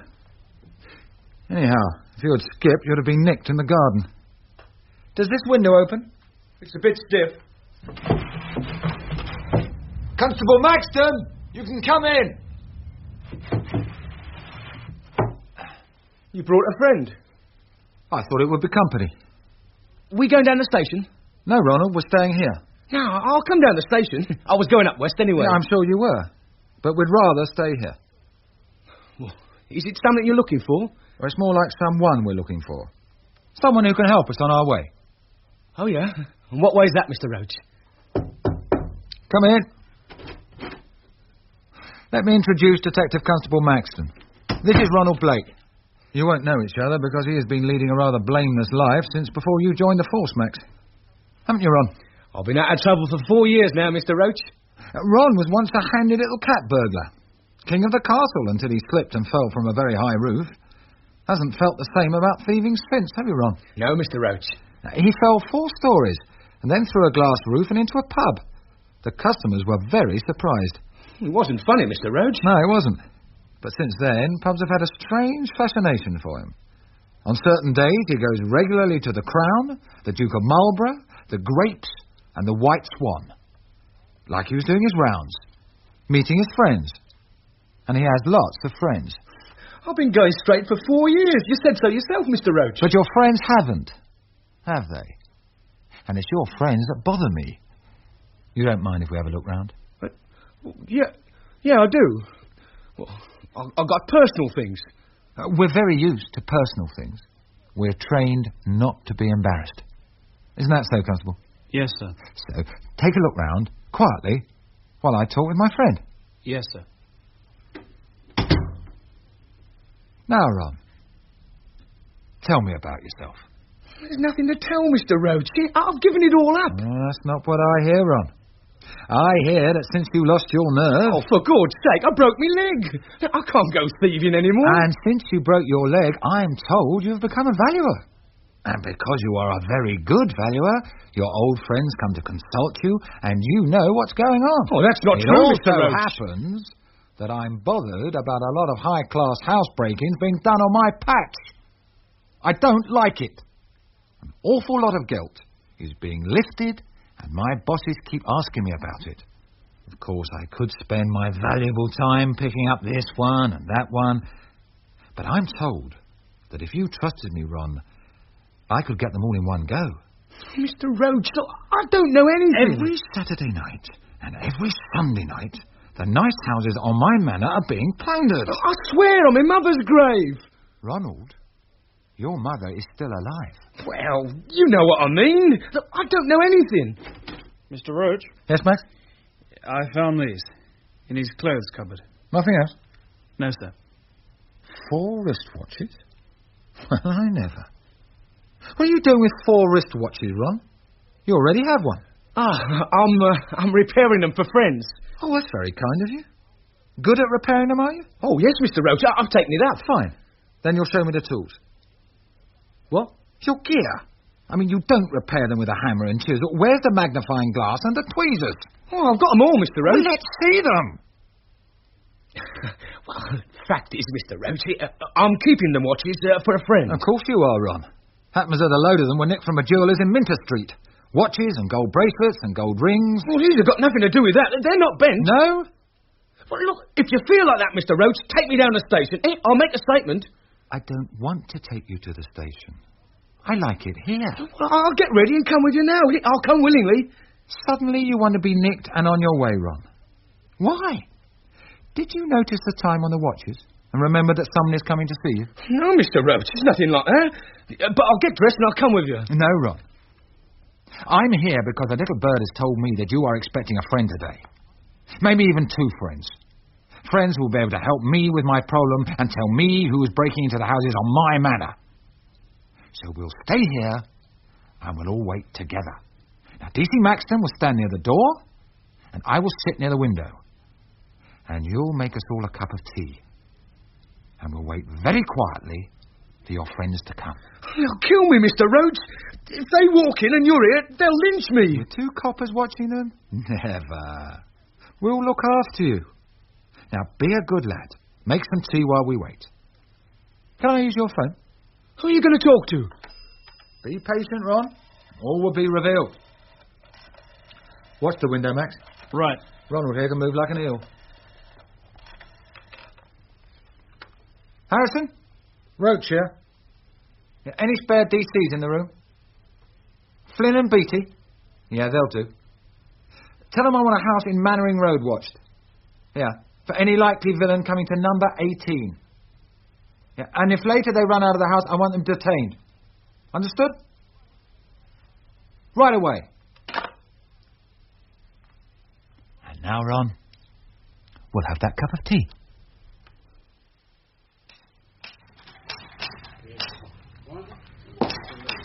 Everyone gone home? Mr. Roach has taken all the spares. Oh? Something in Mannering Road. Do you know what it is? No. I'll get it. It's the ID. DC Harrison. Yes, I see. What's her name? Well, he's busy. He'll want to know more than that. She says it's important. Okay, keep her there. I'll tell him. That was the front desk. There's a lady downstairs wants to see you. About what? She won't say. She has some information and won't tell it to anyone but you. What's her name? Miss Mitchell. Mitchell? Nah, doesn't click. You see her. Won't do any good. The desk sergeant has had a chat with her. CID, a busy man and all that. She says she wants to see you and she'll wait. You haven't been naughty, have you? Don't be daft. Is she some kind of nutter? Why don't you go and see? Okay. The lady wanted to see me? Yeah, she's in the interview room. Do you know what it's about? She'll only tell it to you, Dave. And she's prepared to wait. Right.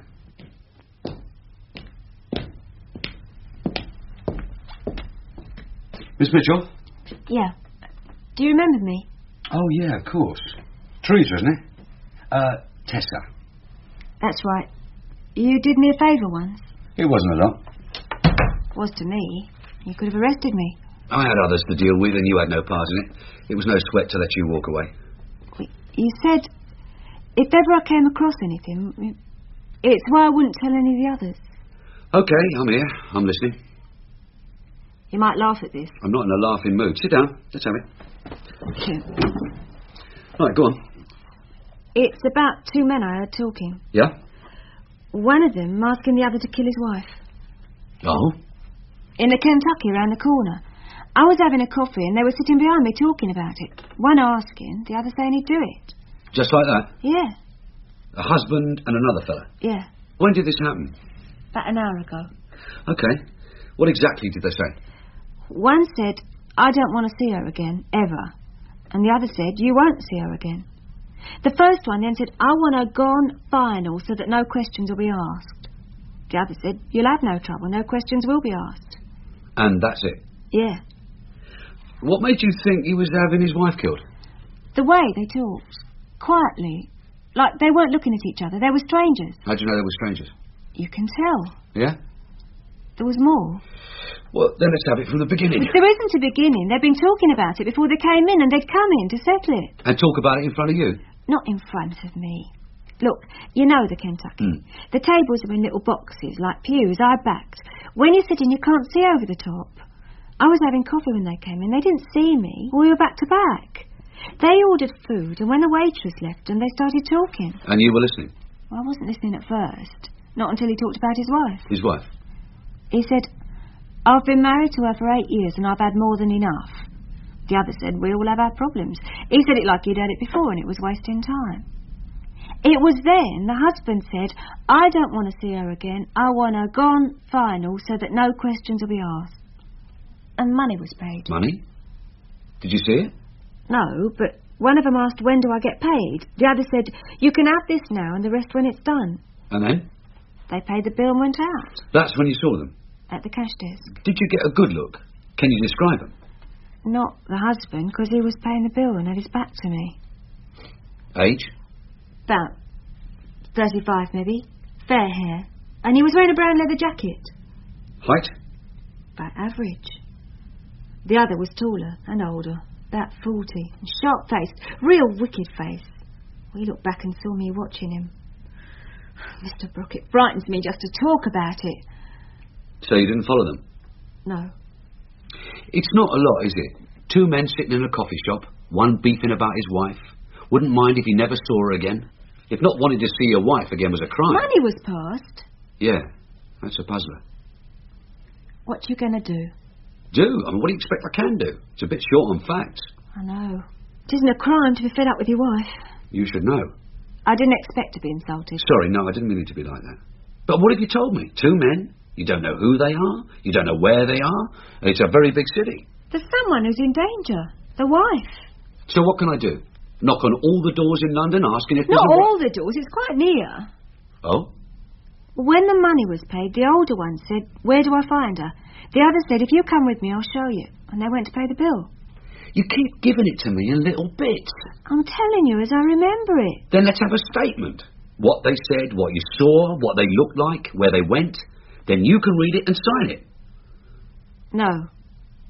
What? I've told you what they said. I'm not getting involved with them. I'm not signing anything. Why not? Because I'm frightened. And because I can't afford to, can I? You know that. No statement? No. I'll see you out.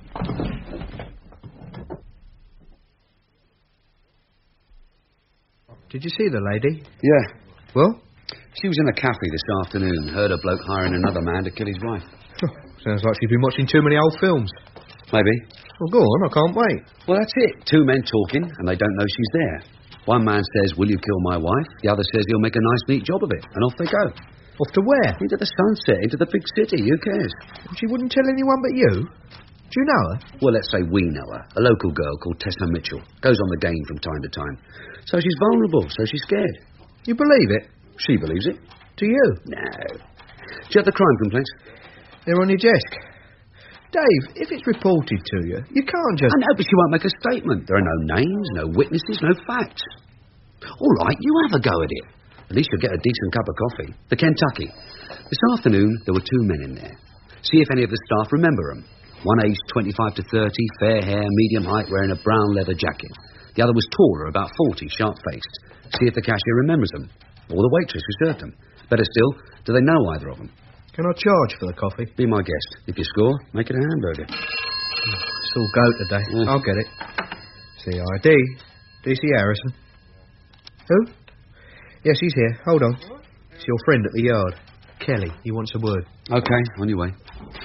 Hello, Sam. What's new? Have you heard anything of our friend Clark? No, not since he was carted off. Have you? Yes, and I'd like to meet you. Is it good news? Well, not for Clark, but I'll tell you when we meet. Where? I'll come and see you. Well, Sam, what's happened? I've had a report from Stepney this morning. Young lad was taken out of the river at Shadwell. Clark? I don't know yet, but same age, same height. No marks on the clothes, like name tags. No identity at all. In fact, so many little odd things that we have to look into it. Like? Well, we lost him at Mile End, and we find this one in the Shadwell Basin. They didn't have to move him far. No. Looks like you were right, then, ending up in the Thames. Well, there's still the paperwork to do. Do you know where the girl is? We left her with you. I know, but it was you she came to for help. I think it would be better if you brought her, Dave. If you asked her if she could identify him. I don't fancy it, but I will. Is he messed up? Quite a bit, but enough to recognise. I mean, for anyone who knew him well. Not long in the river, if you know what I mean. And the attendant will do a nice job on him. Okay, where is he? He's now at Horseferry Road. They're a bit busy today, but I'll arrange for one of the attendants to be waiting for us at 6:30. Any sign of the drugs? No, and with Clark gone, if it is Clark, we're no further on. Except for the girl? Well, that's the chance I'm taking. When she sees what's happened to her friend, she may want to help us. Okay. I'll collect her and we'll meet at 6:30.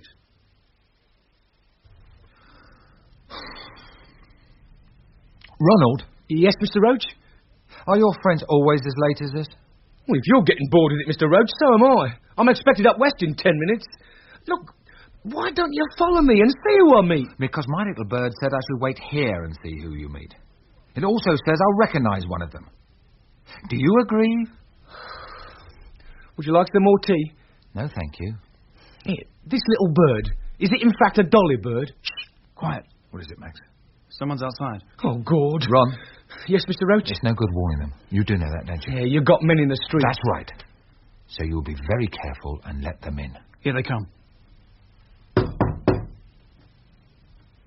Well, go on. Who is it? It's us. Open it. Oh, well, not both of you. Well, what's all this? Look, it's no good, Kenny. No good running. They got blokes in the street. We are saying nothing. We are police officers. Constable, have a look in that bag. See what they've bought.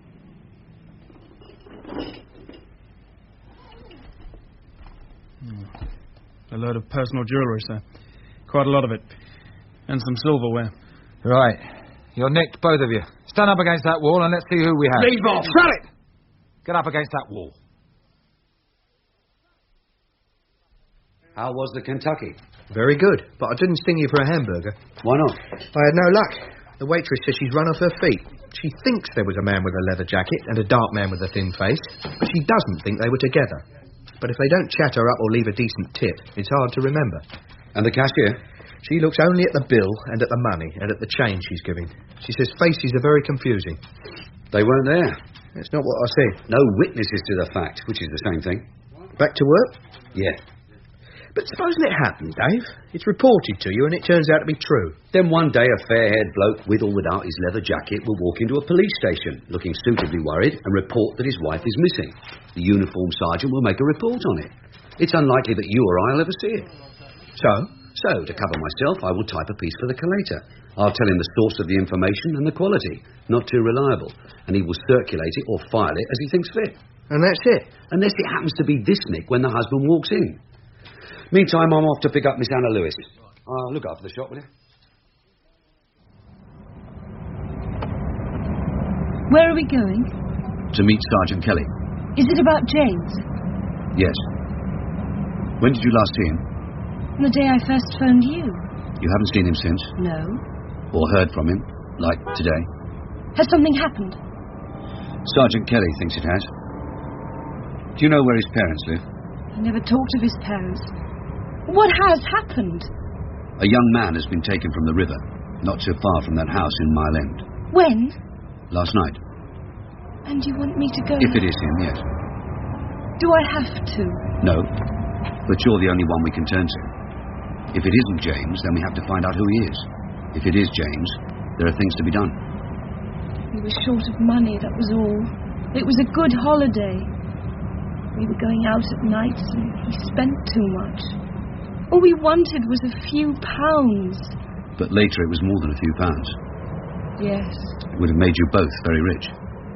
Yes. Do you know how much misery there is in a kilo of heroin? It was a side of it we didn't want to see. But you knew. Yes. Where are you taking me? To Horseferry Road. In Horseferry Road there is a police mortuary. Sergeant Kelly will be there.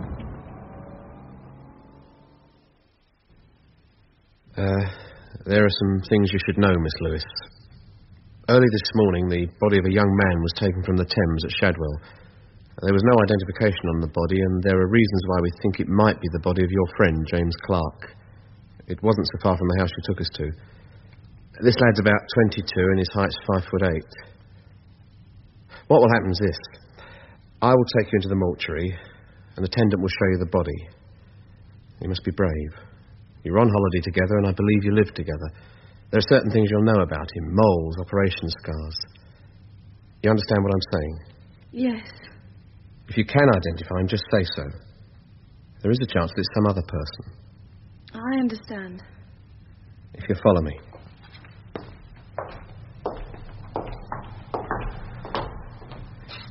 We stand here.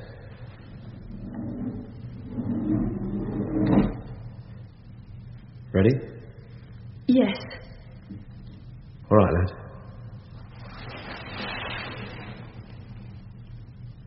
Well, miss? Yes, it's James. You're sure?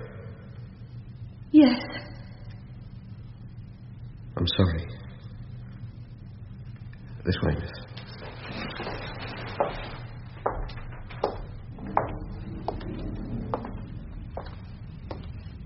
You were quite sure?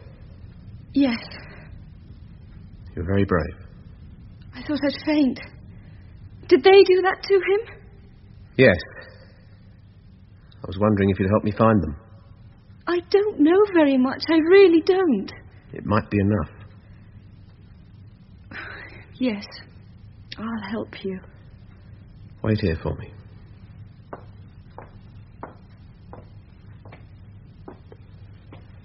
Well, this is where we take over, Dave. She's going to help. Can you trust her? No, but with any luck, she'll take us to where we want to go. Thanks for your help. We'll keep in touch. We'll fix it. Bye.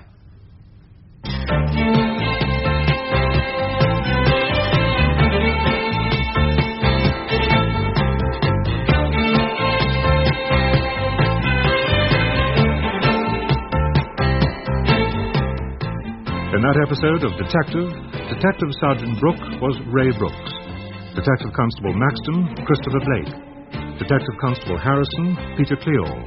Chief Inspector Roach, Stephen Yardley. Detective Sergeant Kelly, John Judd. Tessa Mitchell, Deirdre Costello. Ronald Blake, Roy Holder. Anna Lewis, Emily Morgan. Desk Sergeant, Steve Hodson. Detective was written by Robert Barr and produced by Martin Fisher.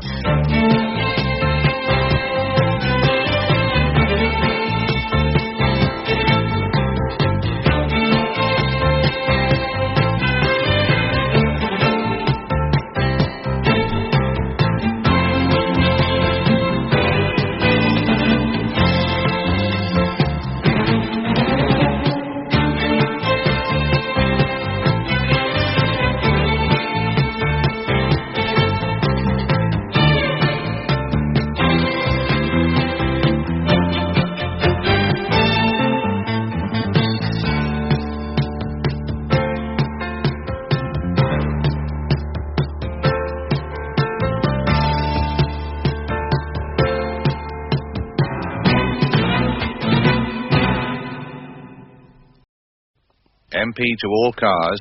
Armed robbery on security vehicle now. 4 men. Off watch. 0 to MP. Disturbance in High Street. Gang of youths MP fighting to with Golf knives. 1-1. Request assistance over. Suspects on premises now. Tango 1 to Tango 3. Can you assist vehicle heading your direction? Driver believed drunk in charge.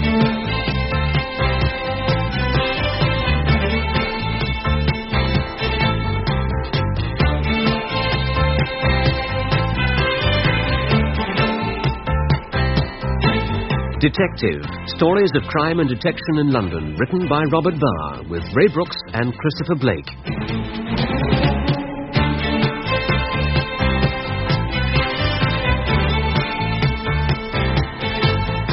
Part 5.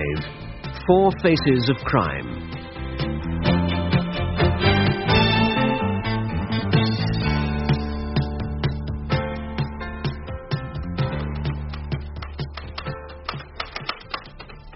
Matt? Yes, Mr. Roach? How busy are you? Just a report on the drugs case, sir. That body in the Thames. It was Clark. The girl identified him. And now Kelly has taken over? I think so, sir. Good. Then you're free. Leave that. It's time for a car and meet me downstairs. Now, sir. Yeah, now. A murder inquiry, sir? Yeah, it happened in a high-rise block, the 10th floor at 2 o'clock this morning. An elderly widower, found dead in the kitchen.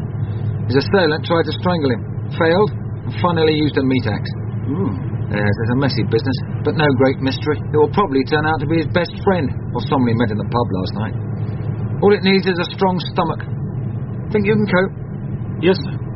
Harrison and Flynn and Sergeant Brook are there, but we'll take over and lend a bit of authority, eh? Here we are. Pull in on the north side. It's the only lift that's working.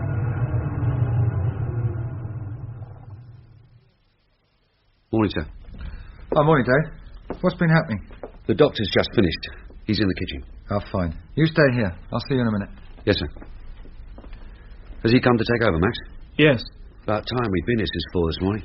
Where's Jim? Door to door. Him and 6 others talking to neighbours, checking the doss house, knocking up the governors of the local pubs.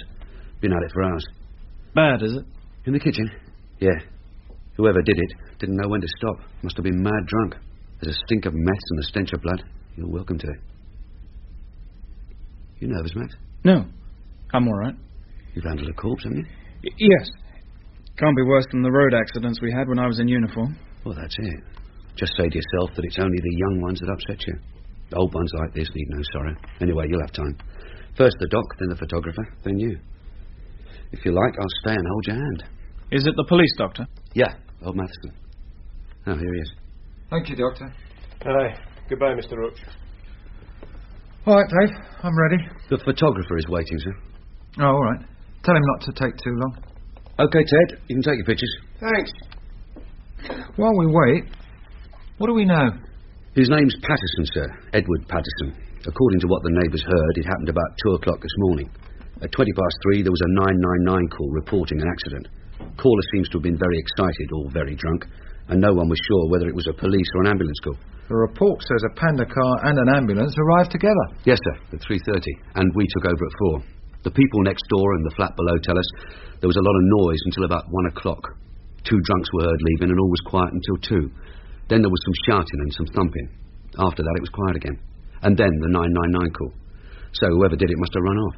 And now he's wandering about somewhere covered with blood. Unless he lives nearby, sir. I have 5 uniformed men and Harrison and Flynn working door to door. Oh, good. How far have they got? We reckon there were 4 in the flat last night. The 2 who left at 1 o'clock, the one who did it, and the deceased. We're checking on all of them. Has anything been touched? The knife he used is there, and the meat axe untouched. Everything's as it was. And forensic are waiting to start when you give the word. And I'm famished, sir. I need breakfast. Yeah, well, hang on until I've looked around. Come with me, Max. Yes, sir. Oh, stinks, doesn't it? And we can't open a window until forensic have had their go. So just stand where you are, Max. Tell me what you see. An old man, sir. Lying on the floor by the cooker. Over 60, I'd say, sir. Nearer 70. Wearing old brown shoes, frayed trousers, a tartan shirt open at the neck, and... Yeah, all right, lad. Yeah, I can see it too. Shirt open at the neck, and the throat has been cut. His chest hacked in, and a meat axe taken to his head. Tell me what else you see. A lot of blood, sir. On the floor, and on the cooker, and on the table. Well, follow the blood, lad. It goes towards the door, sir. It's on the door. Both sides. So the fight didn't start in here. Follow, and see where it did start. Started in here, sir. It's a sort of sitting room. And there's been a fight. And in the fight, Mr. Patterson was able to get out of this room. He went to the kitchen. Now why? To get something to defend himself. A kitchen knife. In which case his assailant may be injured. Yes, sir. Or maybe his assailant got the knife first, and then found the meat axe. So it was a wrong decision, wasn't it, Constable, going for the kitchen? It got him killed. It would seem so, sir. Well, when forensic are finished, we can have a thorough look around and deduce what went on. But most of the time, all of this is academic. We simply find the deceased best friend, or the man he was seen leaving the pub with last night, and it's him. But not always. Any luck, Jim? Yeah, I found one of the four at the party. He was in the doss house sleeping it off. Says it was a right good drink. Irish, is he? Yeah, name was Terence Regan. All four are Irish, including the late Mr. Patterson. And this lad, Regan? Oh, he was so drunk he can't remember much. Does he remember who else was there? He will, when he's sober.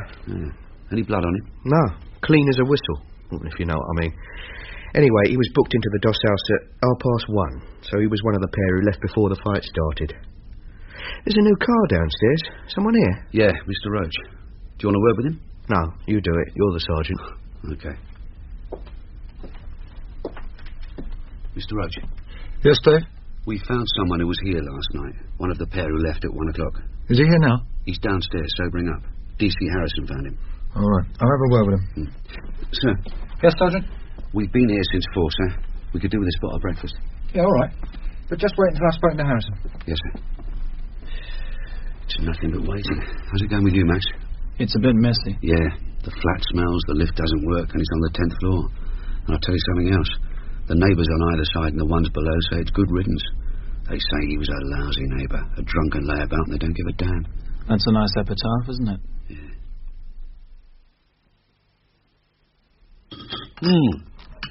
Nothing like a good breakfast for cheering you up. I needed that. You eat like a horse.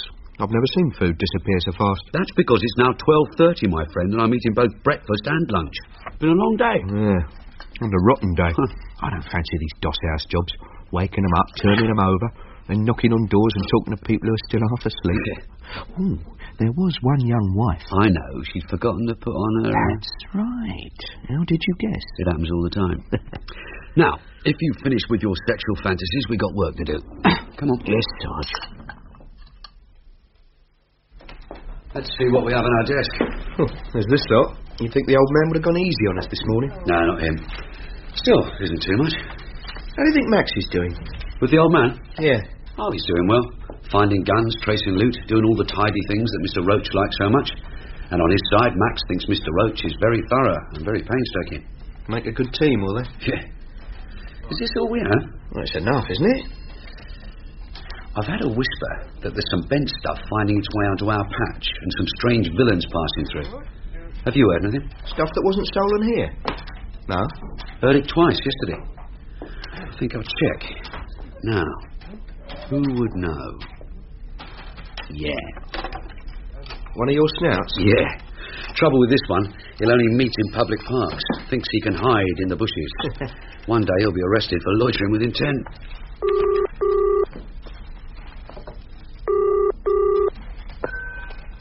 Yeah? Who is it? I'll give you 3 guesses.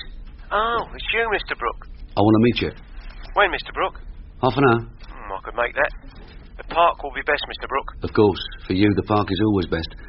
Be on time. If wanted, you'll be in the park. And then I'll be in the Raven, and then I'll be here. But everything waits until I'm here. Right, Sarge.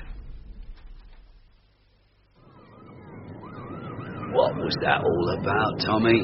Oh, what, Mr. Brook? All that waving and jumping about. I thought you were walking past me. If you will hide behind bushes, of course I'll walk past. I expect you to follow me. Yes, Mr. Brook.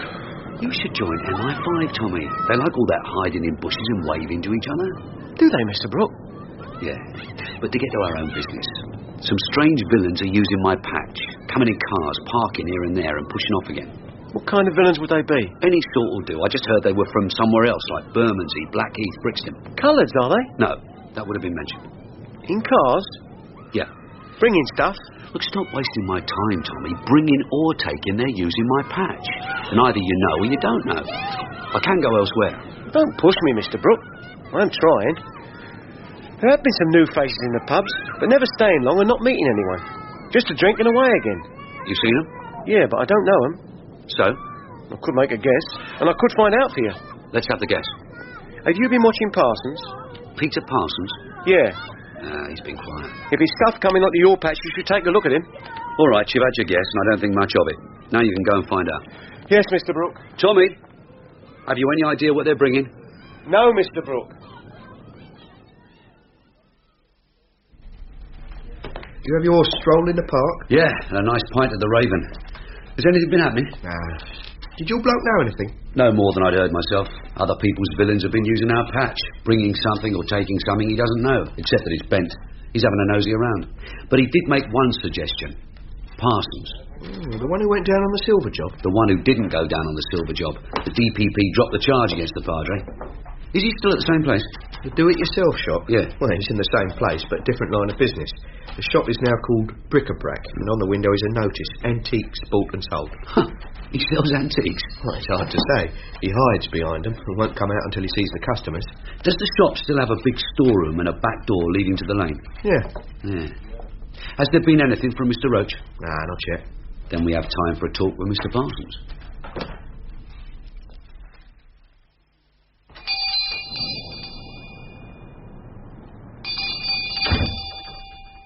All right, Mr. Parsons. You can come out from behind the grandfather clock. Oh, it's you, Sergeant Brook. You remember? How could I forget? Don't tell me you've come to say you're sorry for what happened when last we met. Why not? I'm sorry. No hard feelings. All water under the bridge, Sergeant Brook? Oh, by the way, how's your young colleague, Maxton, wasn't it? Yeah. DC Maxton? He's quite well. Oh, you're on your own this time. Are you interested in antiques or just passing by? Just interested in everything you do, Mr. Parsons. From bars of silver to antiques. You have some very nice pieces. Very, very, very nice indeed. But no prices. Prices, Sergeant, are for department stores. This is a private and very personal business. We call them values, not prices. And they are for discussion. Or haggling. Which brings me to the reason for the visit. I was wondering whether you've had a visit recently from some wise men from the East. Wise men from the East? Like East Ham or East India Docks or anywhere east of Aldgate Pump? Well, if there's one thing I admire in a police officer, it is a sense of humour. The East, indeed. No, Sergeant, I have had no visitors from the East, only from the West. The West? America? You have heard of America? Did you really come alone? I have a colleague at your back door. Oh, you surprise me. Shall we call him in? Yes.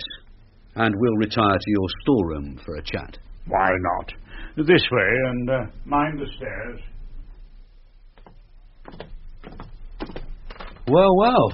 More antiques. And I have receipts for all of them. Shall I let your colleague in? Pity to let him stay out in the cold. Yes, please. Come in, please. Come in, Jim. I don't think you've really met our Mr. Parsons. Mr. Peter Parsons, known in his trade as Peter the Great, also known as Peter the Parson, and as the Padre. Your sergeant has a very long memory, Mr. Harrison. DC Harrison. Mr. Harrison. Tell me, Padre, that rather ancient grandfather clock upstairs, what would you charge for it? That fine timepiece, Mr. Brook, is in original condition and can be dated 1756. The price is subject to negotiation. Unique? Yes. Then tell me why it is, Padre, that here in your storeroom there are 6 identical grandfather clocks, all looking like they come from the same factory. You are very perceptive, Sergeant. So you haven't hung your fake dog collar up after all. Let's have the story. I advertise, Sergeant, discreetly. In time, a visitor to these shores will come here. A word in the right ear in one of our tourist hotels can always guide their faltering footsteps. And then, as you say, I put a single item in the window amongst the bric-a-brac and wait. Like a spider? No, Sergeant. More like a big, friendly pussycat. I leave them to browse and to discover for themselves that the date of the casing is the same as the clock face and that it's all genuine. I just stand and watch. Our American cousins soon learn that I'm just an old pussycat, eager to let it go for a fraction of its worth. Let it go for how much? Oh, for some. Say about 8,000. You sell an old fake for 8,000 and it isn't a fiddle? As you know, Sergeant, I am new to the antiques business. It is the customer who is swindling me. Jim, we've been wasting our time. Oh, won't you stay for tea? Some other time. We have work to do. Oh, well, goodbye, Sergeant. Goodbye, Mr. Harrison.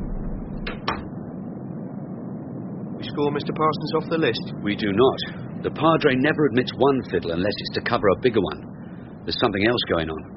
I'll see you back at the office. Right.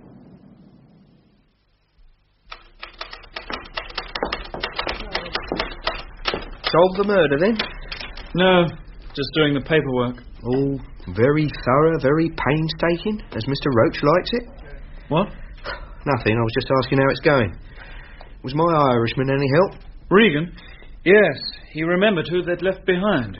Who? A family friend, just over from Ireland. It's why they were having the party. A family party? Bring your own meat axe? They were cousins. And that's the reason for the killing? They were cousins? Yes. Well, the coroner will want to know more than that. He'll want to know the reason for the quarrel. Do you know where the cousin is? Not yet.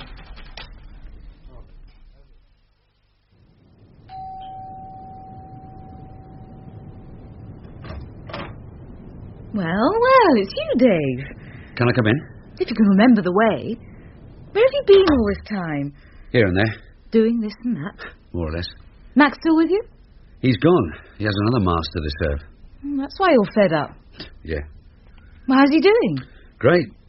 Saving Mr. Roach endless troubles. Today they're working together on a murder case. A murder? Well, it isn't exactly cool celeb. Not the kind of murder he can retell over dinner with his grammar school pals. You sound as if you could do with a drink. What would you like? Whiskey? No, it's too early for whiskey. Coffee? It's made? Yeah, coffee. And put a whiskey in it, save the washing up. That's better. Now you can tell me what you're really doing. Well, looking around for some new faces.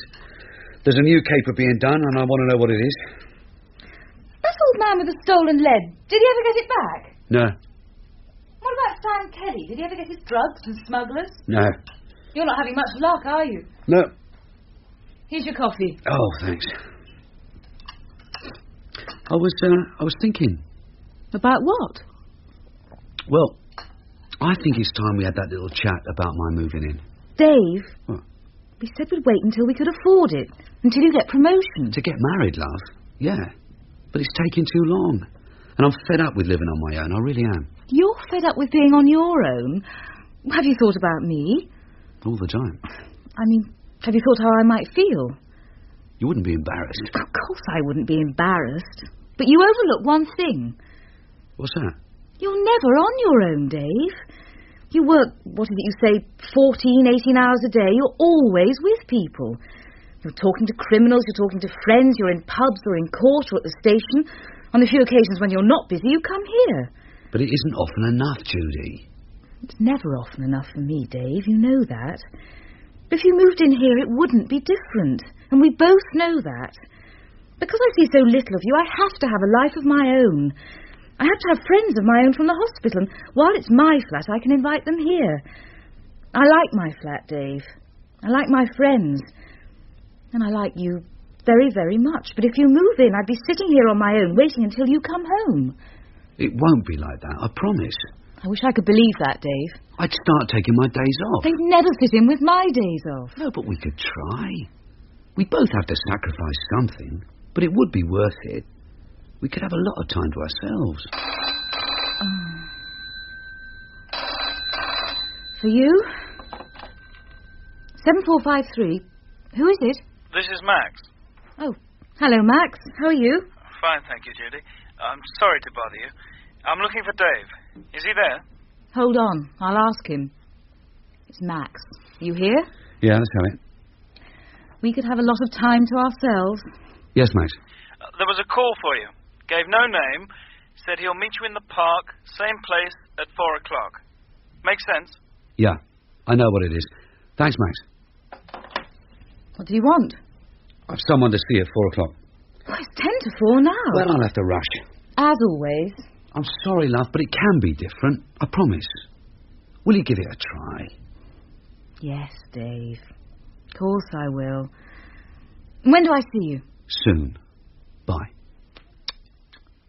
Bye. Well, Tommy, I got your call. What's it all about? You look like you ain't pleased, Mr. Brook. Yeah, I'm pleased. Very pleased. What's it about? About the new geezers on your manor, like you said. Well, it's both, Mr. Brook. Bringing and taking. You're making it sound complicated, Tommy. Make it simple. It is simple. Some of them bring, and some of them come and take it away. You're kind of a halfway ass, Mr. Brook. I am I?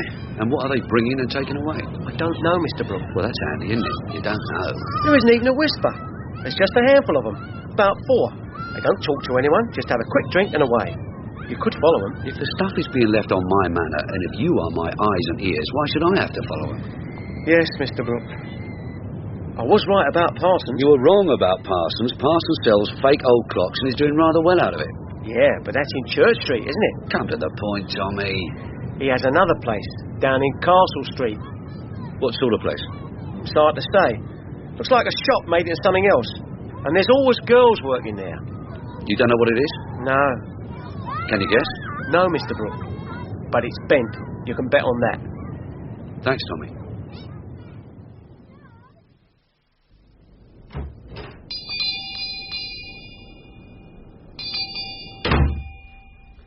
Come out, Padre. I can see you.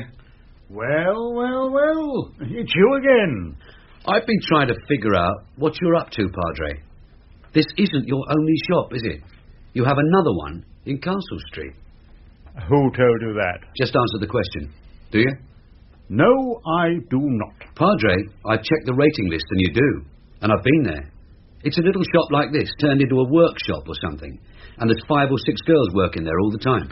You must check your rating list again, Sergeant. I sold the place some weeks ago. Why did you sell? I couldn't have my new enterprise here compromised, could I? So?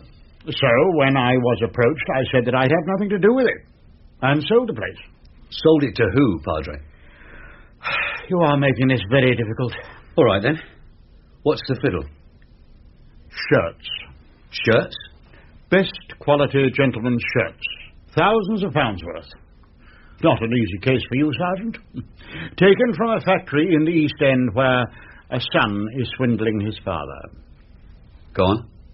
He weeds about 10% of the old man's output every day, just before the name tag goes on. At the end of each day, they are brought into that little workshop. The girls put on the son's name tag, pack 'em, and a new business is started. You said not an easy case. Sergeant, it is not unknown for a father, no matter how shocked he may be, to refuse to charge his own son. Even in the East End, they cherish their family honour. Especially in the East End. Anyway, the load usually arrives at that little shop at about 7 p.m. Next day, they are labelled and packed and off.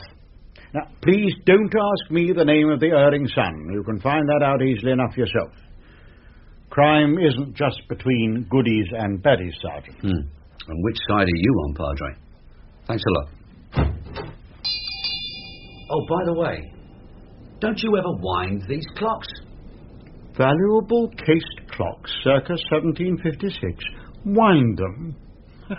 You must be mad. How'd it go, Dave? I know what they're doing on our patch. What?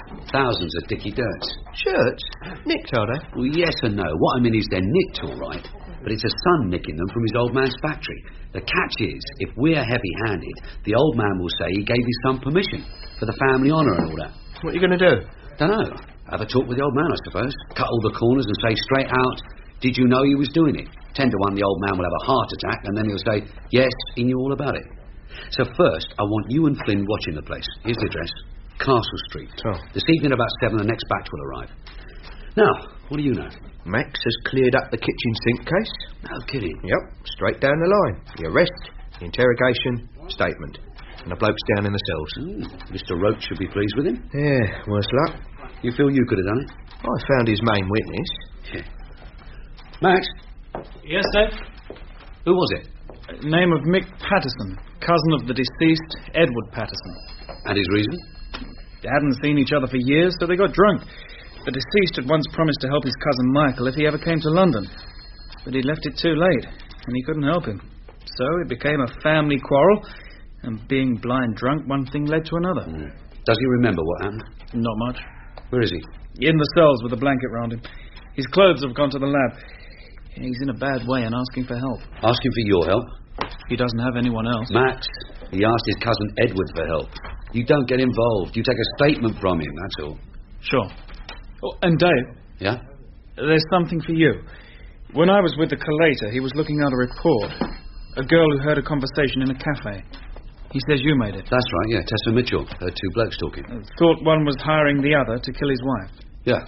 And you believed her? She wouldn't make a statement, so I had to make that report. Doesn't mean I believed her. Is he trying to make something of it? No. He was looking it out because a man came to the desk this afternoon to report his wife missing. He's about the same age and the same height as your man. When did she go missing? 2 days after you made that report.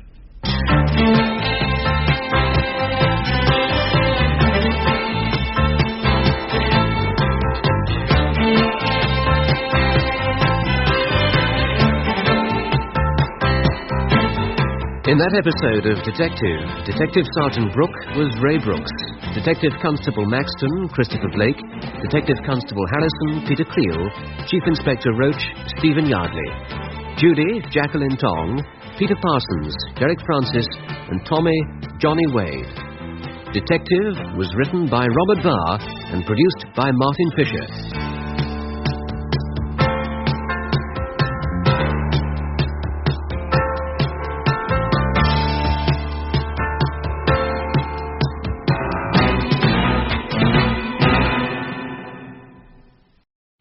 MP to all cars. Armed robbery on security vehicle now. 4 to MP. 4 men. Off watch. Hello, 1 to MP. Disturbance in High Street. Gang of youths MP fighting to with Golf knives. 1-1. Request assistance, over. Suspects on premises. Now. Tango 1 to Tango 3. Can you assist vehicle heading your direction? Driver believed drunk in charge.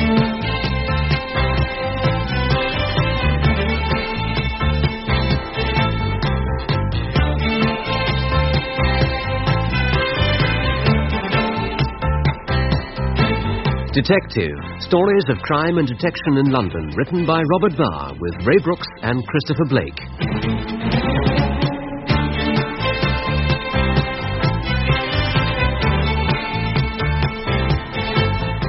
Part 6. Missing from Home.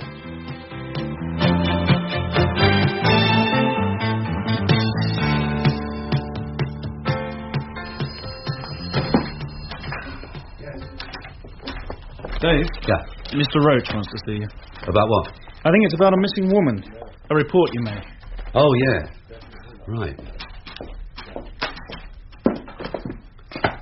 Go in. Oh, Dave, sit down, will you? A report you made to the collator. Yes, sir? I've been reading it. There's not a great deal in it. Not a lot, no, sir. You know, we have a young woman reported missing. Well, her husband came in yesterday. The collator remembered your report, but it isn't the same thing, is it? Must is, sir. Yeah. No, all my informant said was that she overheard a conversation in a hamburger place. A man talking to a stranger about his wife. She thought he was planning to get rid of her. How? She didn't know, sir. And she wouldn't make a statement? No, sir. It happens she's known to us, one of our local tarts. She didn't want to get involved. So she came to you? She came to me, sir, because she believed it. Did you? She told me the story and I made a report. But you can see no connection? No, sir. All right, thank you. Send Max in, will you? Yes, sir.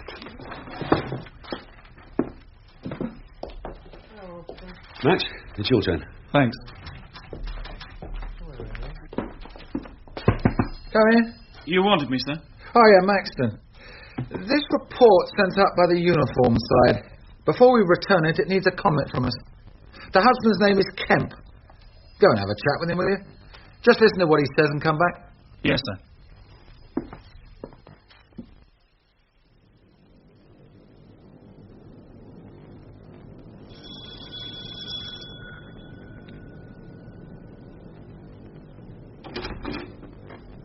Mr. Kemp? Yes? From the local police, sir. Constable Maxton. Oh, come in, please. They said they might send a uniform now. It's sometimes better without uniforms coming to the house. Yes. If you'll come this way, we can talk in here.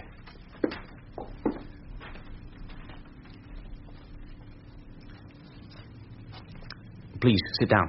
Thank you. Is that a picture of your wife, Mr. Kemp? Yes, a holiday snap. Elizabeth, isn't it? Liz. What age, Mr. Kemp? 28. It was taken last summer. I gave a proper photo to your sergeant, but you can have that one if it'll help. Thank you. I have the notes that were made when you came to the station. Can we talk about them? Yes. You have a son, Mr. Kemp. Is he here? He's at school. If you'd like to see him, I'll be collecting him at 4. What age is he? 8. His name's Michael. I told all this to your sergeant. I have his notes with me, sir. But it's sometimes easier if we just talk it over together. I'll ask some questions and we'll see what can be done. How long has your wife been missing? It's now 2 weeks. That's rather a long time to wait. Was there a reason? I didn't think it was serious. Not at first. Why not? It was the weekend. Friday. When I came home and she wasn't here, I thought she was just paying me back. For what, sir? Did you quarrel? No, we never quarrelled. But she didn't like it when I had to leave her on her own. I'm a salesman, Mr. Maxton. I'm away from home 2 days every week, sometimes 3 days. It depends where I am. A salesman? Office supplies. She was always hoping that I'd get a London area. I've been promised one, but these things always take time. Are you happily married, Mr. Kemp? Close to your wife? Yes, we're very happy. We didn't quarrel. But she didn't like being left alone. Sometimes she said... Well, she said that one time I'd come home and she wouldn't be here. It wasn't serious. How long had you been away? 3 days. My area goes down into Hampshire. I was away from Wednesday till Friday. And when I came home and she wasn't here, I thought maybe she was trying to teach me a lesson or something. What did you do? I waited for her to come home. When she didn't come home that Friday night, I thought she was staying with her sister.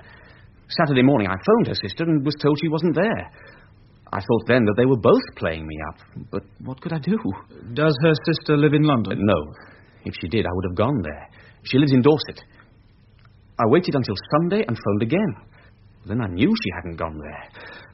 I wasted time, Mr. Maxton. Don't be upset, Mr. Kemp. Just try to tell me what you did, step by step. I phoned everyone I could think of, all her friends, but no one had seen her. It was then that I was sure that something had happened to her.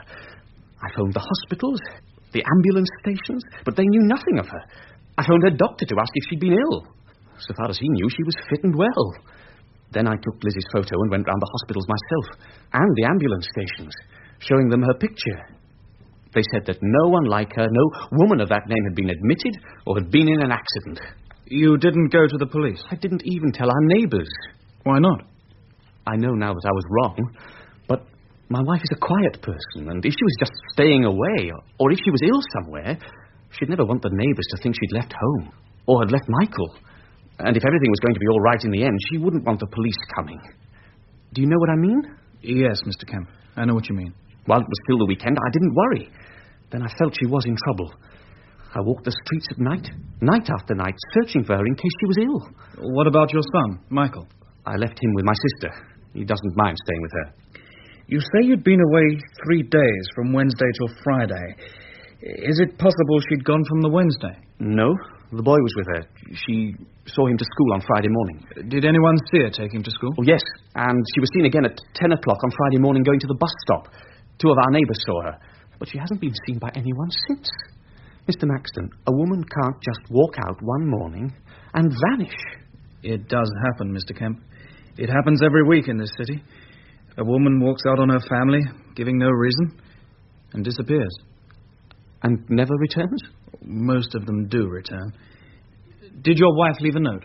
No. Are you sure? I've searched everywhere. Did she take anything? Clothes? Shoes? No. I've been through her wardrobe, through all her drawers. She took nothing. She went shopping, Mr. Maxton, and didn't return. You've been told the police procedure on such things. It was explained to me. If an infant is missing, we pull out all the stops. And the same for missing children. Missing teenagers, only if they are thought to be in danger. It's a question of age. Adults are considered to have their own reasons for doing things, even for walking out on their families. We can't interfere. But you can if there's danger. Do you know if she's in danger? Something must have happened. And there's our son, Michael. Doesn't he count for anything? Yes, I'm sure he does. I'd like to see him. I haven't told him yet. He thinks his mother has gone to see his aunt in Dorset. I'll be very discreet. He'll be home just after 4. I'll come back and see him. Meantime, I may be able to give you some help. I can check hospital intake and accident records a bit further afield than you were able to. And we have some other sources. When that has been done, I'll let you know. And if you hear anything... I'll tell you. I'll come back and have a word with Michael. Thank you. Well, Max, how did it go? A nice little house on the Bellwood estate, sir. Looking around, it seems to be a very happy home. And the husband? A man whose wife went shopping and never came back. He's been going spare. He impressed you? Yes. Made me wonder what I would do. He doesn't know which way to turn. Then make a very brief report, adding what you can to the duty sergeant's note, and send it downstairs. It's a uniform job. They're set up to deal with that kind of thing. Leave it to them. I promised I'd talk to the boy. When? Today, when he comes home from school. I think it will help. Yeah, all right. Make it briefer. Oh, and let me see your report. Yes, sir. Saw you come in. Jim got you a cuppa. Oh, thanks. I could do with it. What's the husband like? He's taken to walking the streets at night just in case he might catch sight of her. Thinks one night he'll see her. Afraid to give up hope. So, what do you do? Make a report, that's all. Can I have the typewriter? Yeah, help yourself.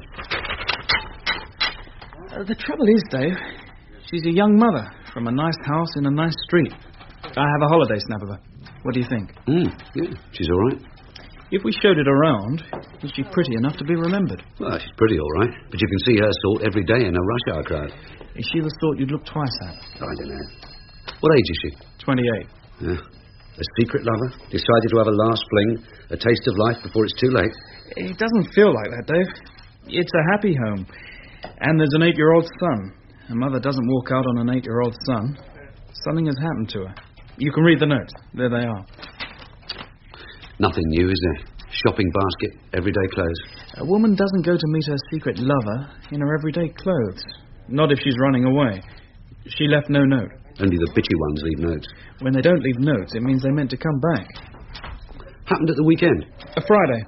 He's a salesman and had been away since the Wednesday. Wait a bit, Max. That Friday, it was the 14th? Yes. And the Wednesday when he went away? The 12th. And the date when Tessa Mitchell came to me? The 12th. Oh, come off it, Dave. I've seen this lad. You can't go tying every case to that. All right. I'm just pointing out that the dates are the same. That it was the 12th? Yeah. Well, that morning, Kemp had left London by 7 o'clock, driving to Hampshire, doing his rounds, staying at hotels, all of it easily checked. Of course, I was just pointing out. Pointing out what? That my one was in his early 30s. Your one's in his early 30s. My one was average height. Dave, average height is what it says. What most people are. And on Bellwood Estate, nearly everyone is in their early 30s. They're young marrieds. You're making me envious. Young marrieds? That's something I have to tell you. About Judy? Yeah, but later, when you've time. Dave? Yeah? I'm going back there at 4 o'clock to see the boy. If you'd like to come along to get it out of your mind. I haven't got anything on my mind. It's your case. If you'd like to come along and listen. Yeah, sure.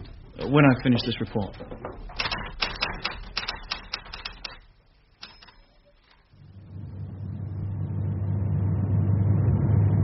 Some nice houses on this estate.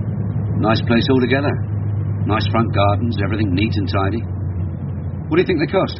You interested? Hey, you were going to tell me something. About Judy. It was nothing like that, no. Just maybe we'll be giving a party. You've got a reason for a party? Well, pretty good reason. Might be cheaper than sending out change of address cards. You're moving in? Thinking about it. With Judy? Surprised? If Judy agrees, what's wrong with it? We're just talking about it. You won't say a word? Not a word. This is where we go. This little terrace. The house is at the end here.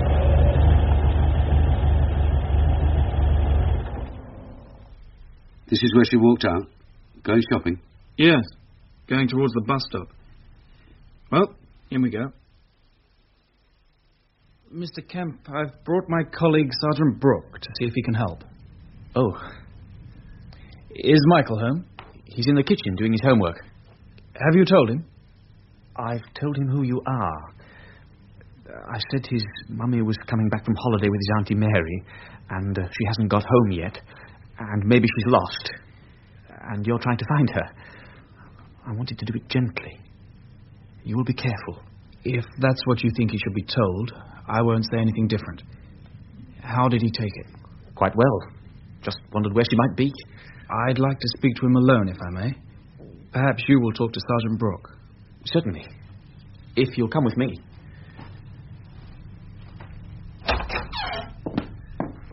Michael, this is the policeman I told you about, who's trying to find Mummy. Yes, Daddy. I'll leave you to talk together.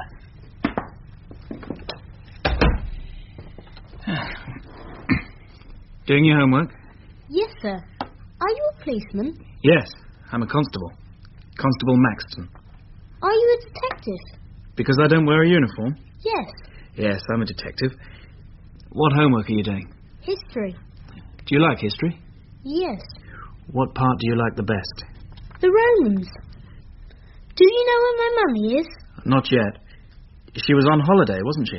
She went to Poole. That's in Dorset. My Auntie Mary lives there. Have you ever been there? Yes. Do you remember when your mummy went away? Did she come back by train? I think she did. Then how could she get lost? Ah, that's what we have to find out. Do you remember when she went on holiday? I was at school. But you remember the day?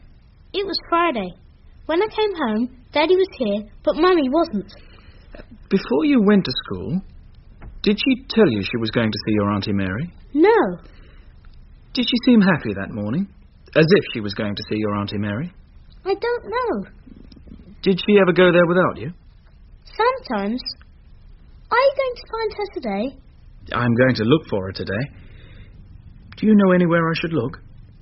Do you know any friends she might have gone to see? No. When she took you to school, did she meet any friends? Mrs. Graham. Who's Mrs. Graham? Billy's mother. He's my friend. Will you have a drink, Sergeant? No, thank you. But you have one, Mr. Kemp. No, I've tried not to. It doesn't help. You've tried all her friends? Every friend we both knew. And I found her address book. Oh. Can I see it? Yes. But it won't help. Here it is. Her hairdresser, her sister, a few friends we met on holiday. Elizabeth didn't have many friends. Is it possible she had a friend you didn't know about? No, not possible. She was an attractive woman. I know what you mean, Sergeant. No, Liz was not like that. You are away 2 or 3 days at a time. Sergeant, if I could believe that Liz had gone away with someone else, it would make me happy. Can you understand that? Yes. It would mean that she would come back. The truth is, I don't think she will. The figures are against you. I know that statistics don't help. A wife isn't a statistic. But our figures say that 5 out of 7 come back, in time, and explain why they went away. I'd like to believe that. I want her back. I asked that question about your wife, so I should ask it about you. When you're away from home, do you have a friend? No. No one on the side? No. Liz never had any reason to be jealous. And most of the time I am home. Part of my area is in London. Any local customers? A few. When you're working locally, do you use a cafe called the Kentucky? No. Why do you ask? No reason. It's just that we try all sorts of angles. May I borrow the address book? Yes, if you want it. Oh, thank you. Is that drink still on offer? Of course. We have no whiskey in the house, but there's some gin or there's some beer. Beer would be fine. Please, how do you spell difference? With 2 Fs. Thank you. You say that your mummy saw you to school, and when you came home, she wasn't here. Yes. Was she usually here when you came home? Yes, always. Did your daddy know where she might be? No, he didn't know. You say your mummy and daddy sometimes quarrelled. Well, they did. When he was going away? Yes. Mummy didn't like him going away. Are you going to find her now? I'm going to try. And you can get on with your homework. Yes, sir. Well, what do you think? He has a problem, hasn't he? Praying that his wife will come home, fearing that she won't, wondering what to tell the boy. How was the boy? Yeah, a sensible lad. And asking me sensible questions. Are you looking for my mother? Where are you looking? When will you find her? And he told me his mother and father had quarrelled. Oh? Oh, nothing serious. Back to the station? Yeah. Now it goes back to the uniform side. Do you think they'll find her? They might do. Why don't we give it a whirl? It needn't take long. I have her address book. A check with her friends and her neighbours. Get the Dorset police to see her sister. Check missing persons, unidentified bodies, unusual happenings. I can borrow Jim. In 24 hours we can cover a lot of ground. You really want to help him? Conscience money for having been so suspicious.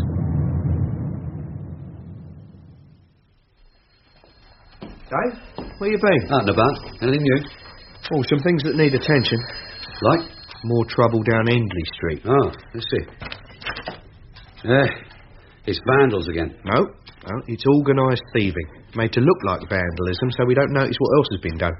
It's causing a lot of trouble. Like what? A few windows broken, some graffiti on the walls, so that at first you don't notice they've also stripped the copper wire from the lighting system and the lead from the plumbing. Makes the house uninhabitable.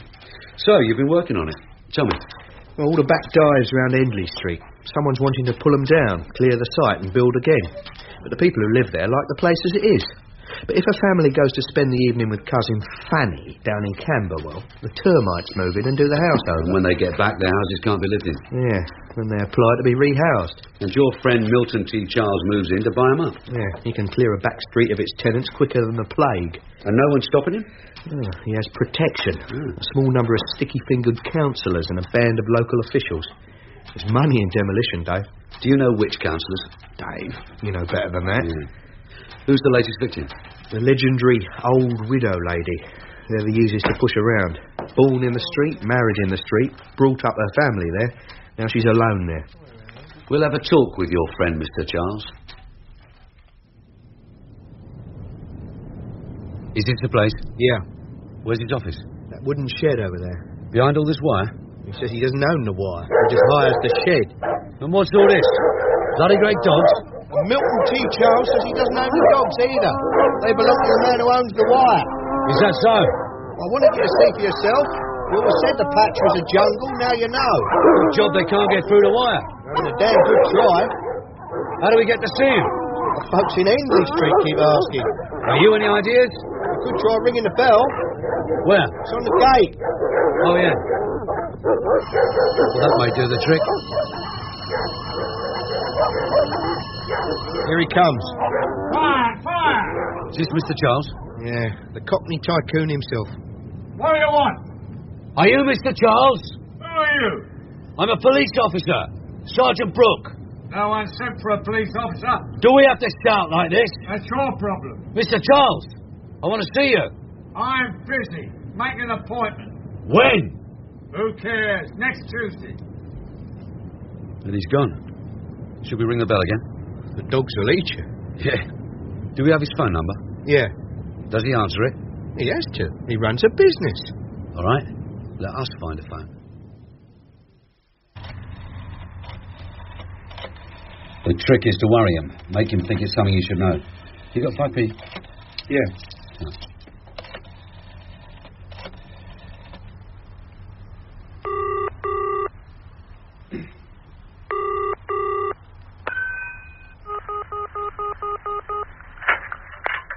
Hello.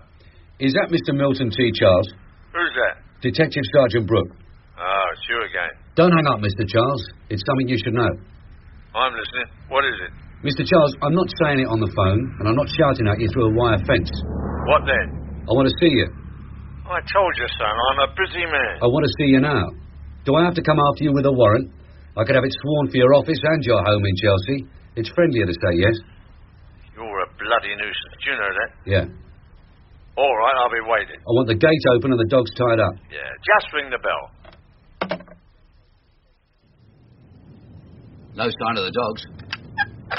Gate's open. Do we still ring the bell? No, we go in.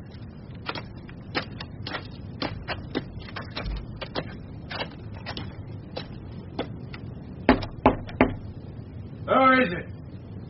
Sergeant Brook. Well, what's it about? Why do you lock yourself away like this? Because in this district, Sergeant, police are not easily found. I thought you'd know that. Next question. We're inquiring about some thefts, sir. We thought you could help. Thefts from properties around Endley Street. Would you say that again? Yes, sir. Thefts from properties around Endley Street. You pulled a stroke, me old son. Do you know that? I had to wait here so you can come and tell me there's thefts in Endley Street. There have always been thefts in Endley Street. Ask anyone. Leave a boat ain't chained down and it's gone.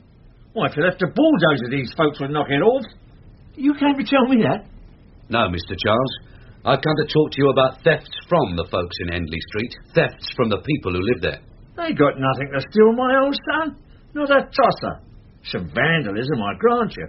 Thefts? Nah. Thefts, yes, Mr. Charles. You're talking about my property, my old son. I own it. They rent it.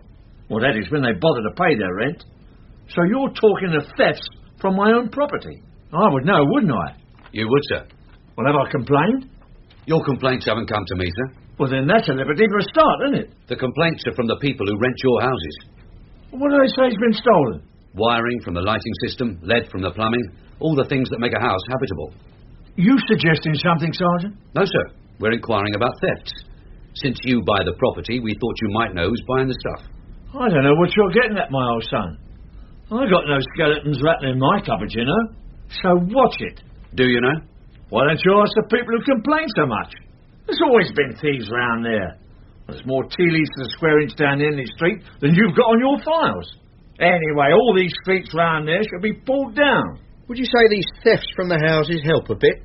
Bring the pulling down a bit nearer? Vandalism, my old son, that's all that is. The new sport with the working classes. The point I'm trying to make to you, Sergeant, my old son, it's my loss, isn't it? Any more questions? Not at the moment, sir.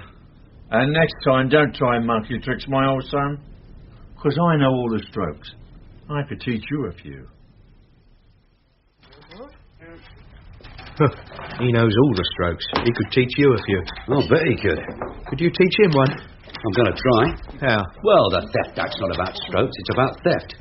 So we leave Mr. Charles for the moment and go after his team of vandals and find the ones who are doing the stealing. By catching the monkeys, we'll get at the organ grinder. He won't like that.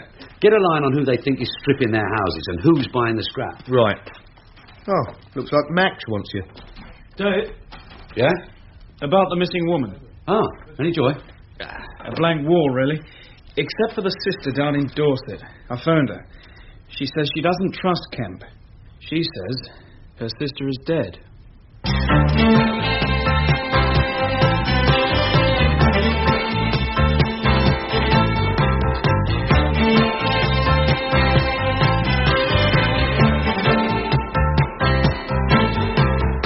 In that episode of Detective Sergeant Brook was Ray Brooks.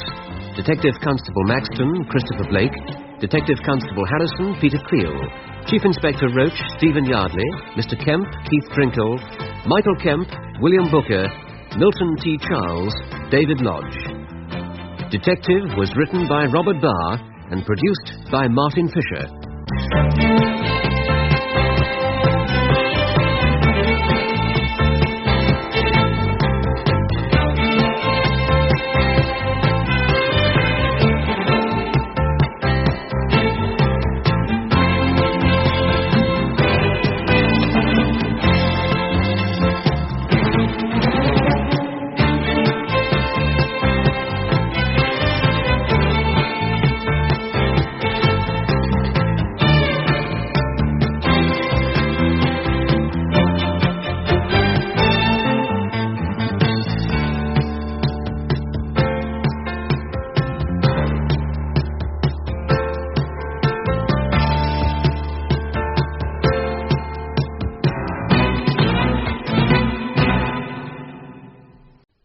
MP to all cars. Armed robbery on security vehicle now. 4 to MP. 4 men. Off watch. Zulu 1 to MP. Disturbance in High Street. Gang of youths MP fighting to for Golf lives. 1-1. Request assistance over. Suspects on premises now. Tango 1 to Tango 3. Can you assist 3 vehicle heading your direction? Driver believed drunk in charge.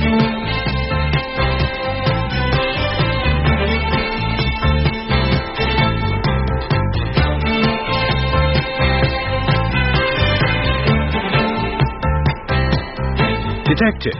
Stories of crime and detection in London, written by Robert Barr with Ray Brooks and Christopher Blake.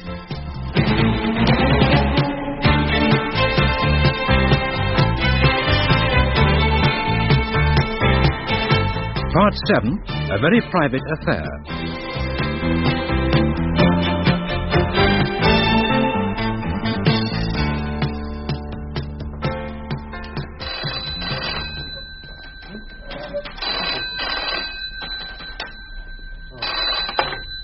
CID room.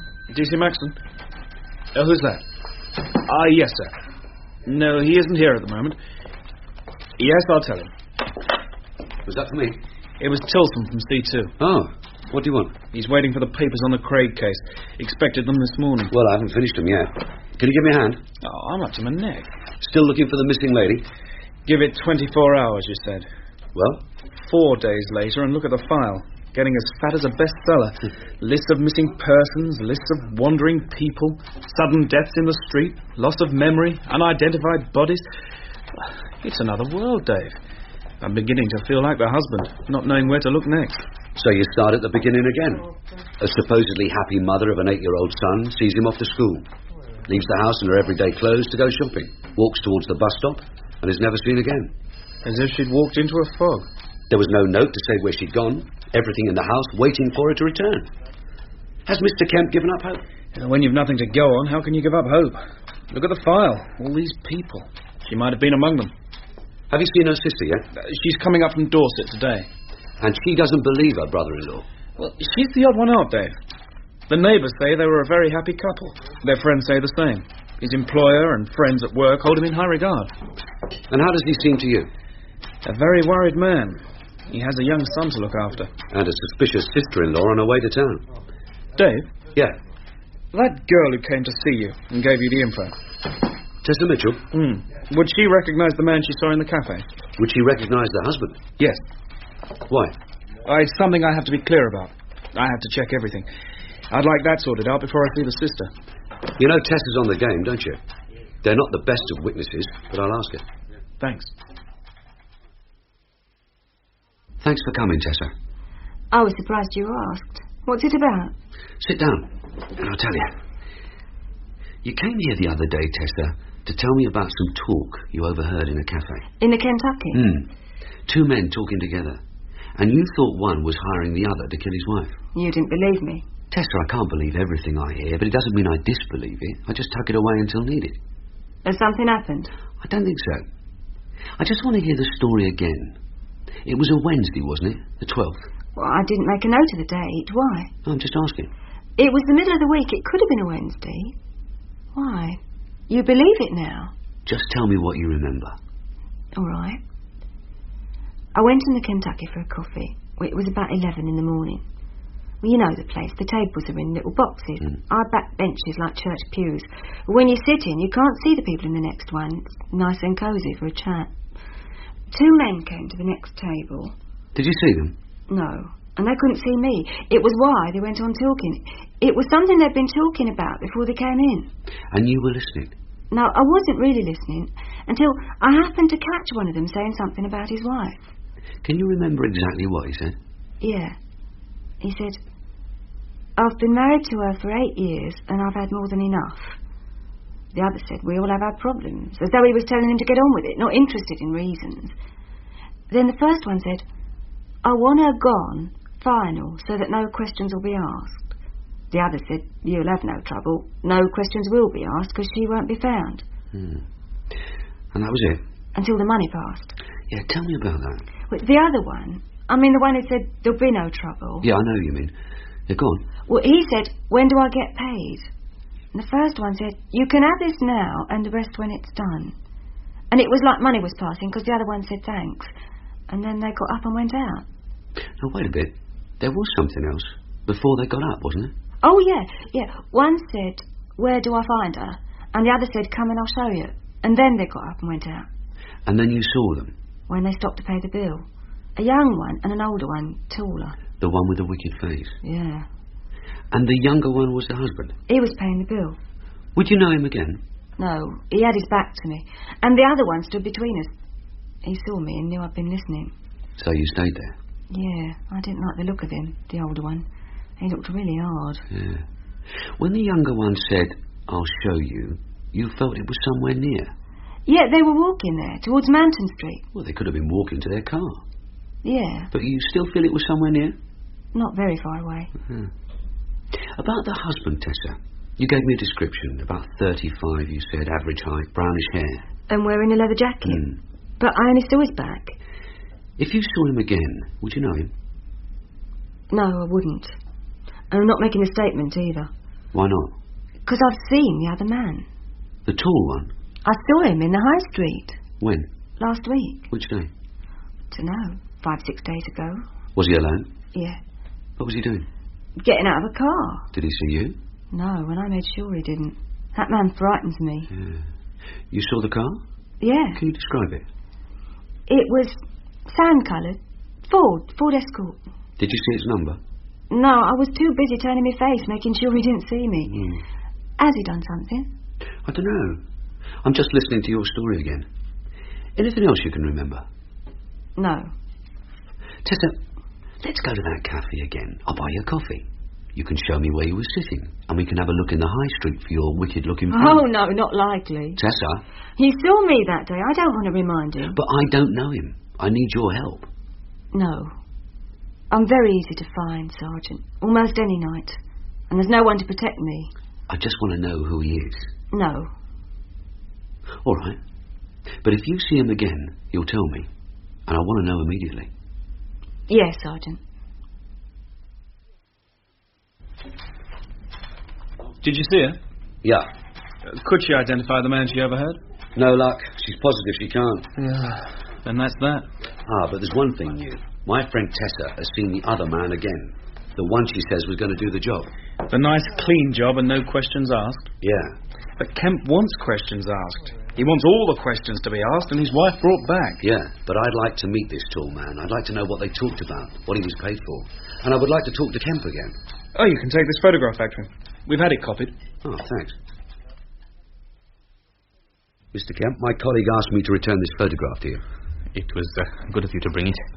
It's the one I like best. Thank you, Sergeant. Do you have any news? No, sir, not yet. Have you heard anything? No, nothing. The phone hasn't rung for days, except my firm asking how I am. There isn't much hope now, is there? I wouldn't say that, Mr. Kemp. DC Maxton hasn't given up hope. He's trying all sorts of sources. That's kind of him. I was wondering if you'd thought of anything else that might help us. I've been over everything. I've even talked to Michael. There's nothing we haven't thought of. Constable Maxton was very good with the boy. I'd like to thank him. Have you told your son yet? Not in so many words, but he knows. I think it's best like that. Putting it into words makes it so final. Perhaps if we just talked about it for a bit. If I told you what we've done, something might come to mind. Anything to help us see a bit further. Where did you meet your wife, Mr. Kemp? In Dorset. She lived there. I met her when I was there on holiday. At Poole, wasn't it? Yes. Her sister still lives there. It was a very happy meeting. After the holiday, I went back each weekend to see her. Within 6 months, we were married. And you brought her to London? Yes. And her sister didn't like it. That's why I thought Liz had gone there, and her sister wouldn't tell me. Her sister's coming to London today, did you know? Coming to see DC Maxton. Then you'll learn how little she likes me. It was because I married Liz and took her away. She never approved. Did she have reasons for not approving? I don't like saying this, but she's a spinster. And spinsters don't like their younger sisters getting married. It's why Liz agreed to come to London. But she tried to patch it up. She was always close to Mary, always kept in touch with her. Since we're talking like this, Mr. Brook, there's something I'd like to tell you. I don't think it matters, but it's something I didn't want to talk about. What is it, Mr. Kemp? You asked me if Liz had taken anything with her. Clothes, shoes, things like that. Yes? I told you that after I knew she'd been seen going shopping that morning, I wondered if maybe she'd come back again before going away. I looked through her wardrobe, searched our bedroom. I found our savings book. It's a building society book, really. And? She had drawn £400 from it. She was able to do this? Oh, yes. Without you knowing? Yes, it's a joint account. Normally we discussed money so that we both knew where we stood. We trusted each other. When was this? It was withdrawn the day before I went away. May I see the book, please? Yes. Here it is. But there is an explanation, I'm sure. Liz wouldn't do that. But she did. It says so here. Withdrawn £400 and the date the 11th, the day before you went away. Do you know why? I'm sure it was to do with her sister. Liz was always ready to help her. She was the only one she was really close to. It's why, when I phoned Mary and she said she wasn't there, I didn't believe her. Do you believe her now? Yes. Liz didn't go there. I know that now. You should have told us about this, Mr. Kemp. I'm sorry. It isn't much money, Mr. Brook, not these days. She couldn't live for long on that, not away from home. She's been gone 4 weeks. We should have been told. Yes, but I expected her to come home. I knew she wouldn't want the neighbours to know she'd left home, and I didn't want anyone to know she'd taken money. Can you understand? I was waiting for her to come back. And now it's too late? I don't know. May I borrow the savings book? I'll give you a receipt for it. Max? Yes? Seen the sister yet? No, she arrives this afternoon. There's a question you can ask her. Did she ask her sister for help? Anything else? No. I'll do that. Can I know what's behind it? Sure, this. A building society savings book. A withdrawal made that week and made by the wife, unknown to the husband. Look. £400. Just ask the sister if she needed any financial help. If her answer is no, I think I can tell you what the money was used for. Have you had lunch yet? No. Fancy a beer and a sandwich? At the Raven? A bit further afield. I'm collecting Judy. Want to come along? Why not?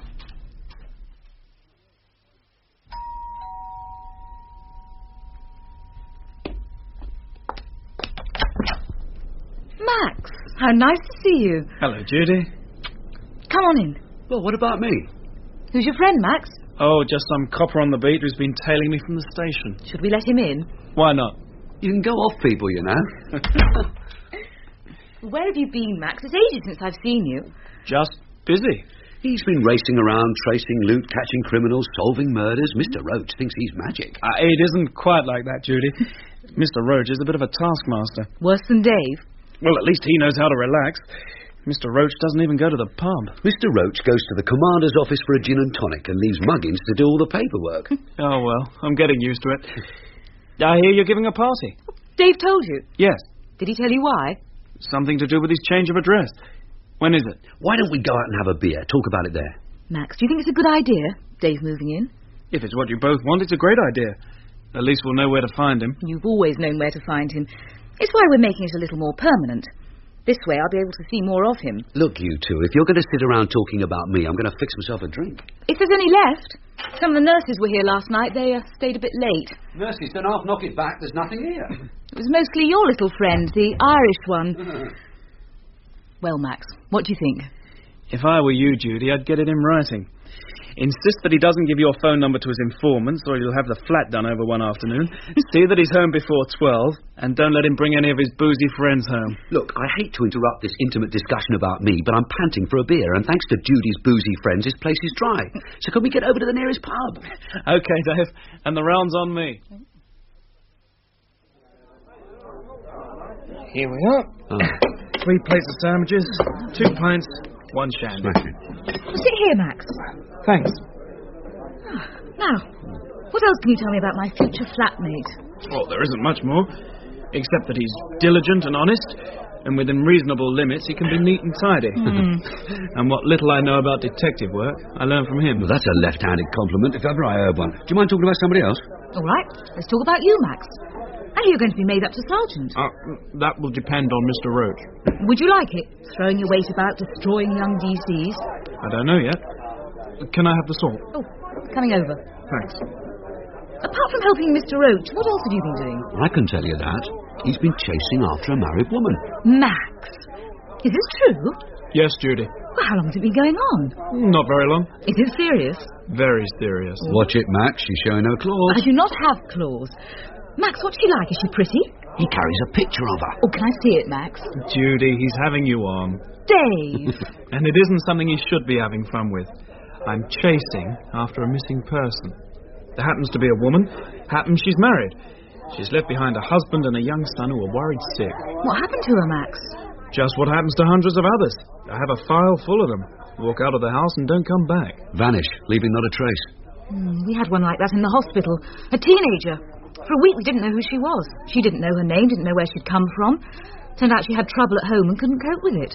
It's either trouble at work or trouble at home. No, this one doesn't work. Then trouble at home. A secret affair. What age? 28. And here's what she looks like. A holiday snap. She doesn't look the type. Well, who can tell? I'm hoping her sister can tell. I'm seeing her this afternoon. You doing this one on your own? With some help from Dave. Some cheering from the touchline. Let's have another one. Max, get it for me. I want a word with Judy. Same again? Yeah. Right. That wasn't very nice. Push off, I want a word with Judy. What wasn't nice about it? We do have words in private, don't we? Oh, yes, but not in pubs. Just a private word? About what? You said not in pubs. I want to know what it is. About moving in with you. The sale of my flat's gone through. I can move in next Sunday. If that's all right with you. Dave, of course it is. That's wonderful.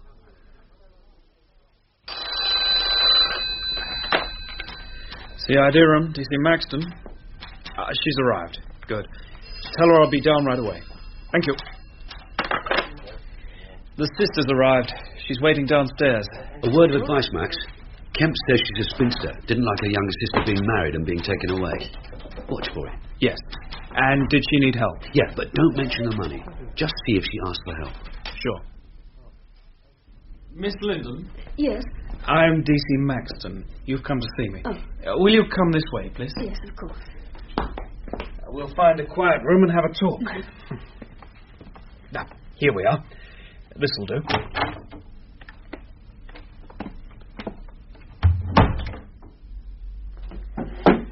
It was very kind of you to come all this way. I came as soon as I was free, Mr. Maxton. I'm very worried. What's happened to my sister? It's as I told you on the phone, and as your brother-in-law told you. Your sister went out one Friday morning and has not been seen since. That's what he says, is it? It's the story that others tell as well, Miss Linden. We've checked it thoroughly. 2 of her neighbours saw her leave the house at about 10 in the morning, going towards the bus stop. On that day, your brother-in-law was in Hampshire on business, calling on customers. We've checked all that too. When he returned, she wasn't at home. He waited, and on Saturday morning he phoned you. He did phone me on Saturday morning. Asked if Elizabeth was with me. When I said she wasn't, he wouldn't believe me. Then he became abusive and accused me of hiding her. I rang off. Was he abusive or just worried? Well, I suppose it's a matter of opinion. But I've known him a long time. Was your sister happily married? Yes. Yes, at first she was. Certainly until Michael was born and for a year or two afterwards. But in the past 3 years it hasn't been the same. Did she tell you this? Not in so many words. She was a very loyal person, but I could tell. Do you know the reason? He's been away too often. He's a salesman. They do stay away from home at times. It was not always because of his work. She told you this? Once. Last year. But, Mr. Maxton, you're asking me the wrong questions. You're asking reasons for my sister leaving home, running away from her home. She wouldn't do that. In no way would she leave Michael. And she wouldn't leave him either. What are you suggesting? That something has happened to Liz.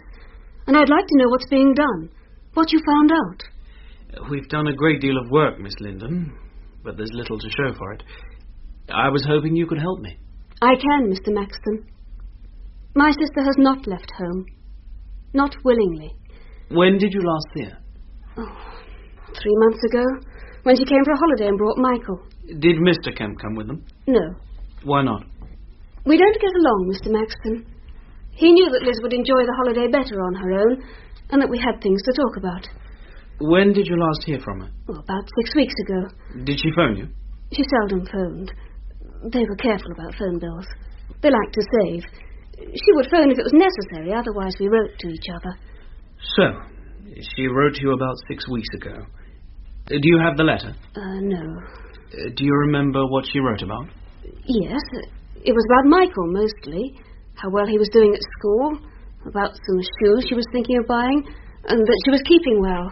Anything about her husband? No, she never wrote about him. She knew I didn't approve of him. She also remembered what she'd once told me. What was that? When he stayed away from home, she knew it was not always on business. How did she know that? Oh, twice when he was away, his firm phoned him. They were surprised when she said he was away from home, but they didn't say anything to her. She told you this? She told me the second time it happened. Another woman? Yes. Did she have it out with her husband? No. Do you know why she didn't? You don't seem to know much about my sister. Please tell me. She was a very kindly person and very loyal. She loved her son deeply, and she also loved her husband, the kind of woman who would do everything to keep her home together. But you say she was worried about him. She kept her worries to herself, but she knew the affair had been going on too long. Did you reply to her letter? Yes. What did you write? The kind of letter I always wrote. About friends she knew in pool, about myself, asking about Michael. Did you ask her for help? No. Why do you ask? Did you give her any reason for coming to see you? No. It was the first thing her husband thought of. That she'd gone to see you. She hadn't. Do you know that all the time you've been talking about your sister, you've used the past tense? She was a kindly person. She loved her son. I'm sorry. It must be because of how I feel.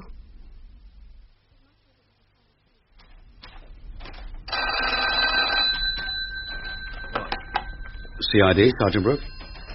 Yes, put the call through, please. Is that Sergeant Brook? Yes, Tessa, it's me. What is it? I've seen that man again. The tall man. Where? In the high street. Is he there now? His car's here. Where's he? But he's shopping. He's gone into Boots. Just stay there. No. Stay there. I'll be with you in a couple of minutes. You're still here? You're lucky about that. Why? It was a long couple of minutes. Sorry. Where is he? He came out of Boots and put something in his car. I thought he was going away. Then he crossed and went into Smith's. Is he still there? Yeah. Where's his car? That one. The sandy-coloured one.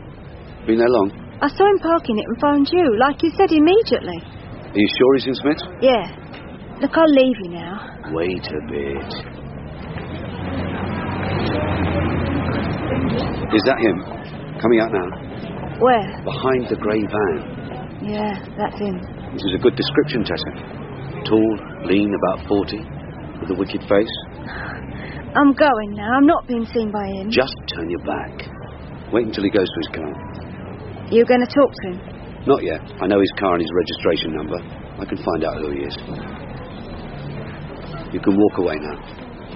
That was what you said the other time. You can walk away now. Yeah. Well, the debt's repaid now, Tessa. Bye. Bye. Well, that seems to be all we can do, Miss Linden. Unless there's something else you can tell me. There's nothing more I can think of. Will you be staying in London? Until tomorrow. Will you be seeing Michael? No, not until there's something definite. Look, before I leave tomorrow, may I phone you, in case you have some news? Of course. Yes, come in. Am I interrupting? Oh, come in, Dave. This is my colleague, Detective Sergeant Brook, who's been working on the case. This is Miss Mary Linden. I'm pleased to meet you, Miss Linden. Are you leaving now? Yes. Before you go, may I ask a question, if it hasn't already been asked? Please. Did you know that shortly before your sister left home, she withdrew a sum of money from a savings account? How much? £400, without her husband's approval. I don't believe it, Mr. Brook. I can show you the savings book. Here it is. She did withdraw that. Then it wasn't without his approval. She didn't do anything against his wishes. I see it's a joint account. But he looked after the financial affairs. Always did. You're sure? I know he did. And another thing, Mr. Brook. You said before my sister left home. My sister did not leave home. Not willingly. My sister is dead. Well, you heard the lady. Her sister is dead. The lady knows no more about it than you do. Or I do. Miss Linden does not like her brother-in-law, and she came here to say that he's been having an affair with some unknown girl in some unknown town. Is there anything to it? It runs against everything else we've learned about him. His customers have been questioned, his colleagues at the firm, and this is the first time anything like this has been said. You were going to tell me about the money. I think the spinster lady was almost right about it. That our missing woman would not draw such a sum from the family savings without her husband's knowledge. But she did draw it. Tell me. A lot of little things are beginning to click into place, Max. On Tuesday the 11th, this money was drawn. On Wednesday the 12th, there is this conversation and money is passed.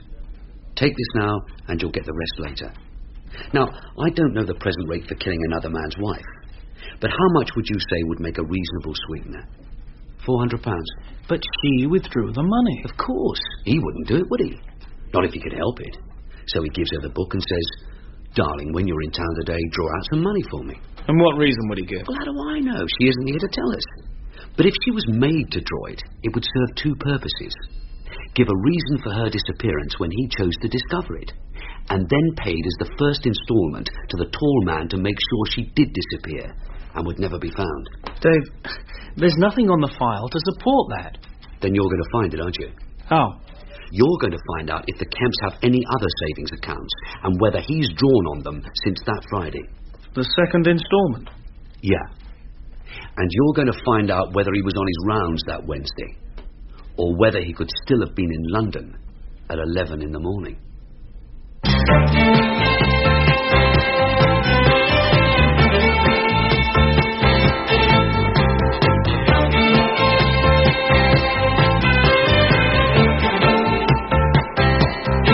In that episode of Detective Sergeant Brook was Ray Brooks, Detective Constable Maxton, Christopher Blake, Judy, Jacqueline Tong, Tessa Mitchell, Deirdre Costello, Mr. Kemp, Keith Drinkle, Mary Linden, Jill Livingston.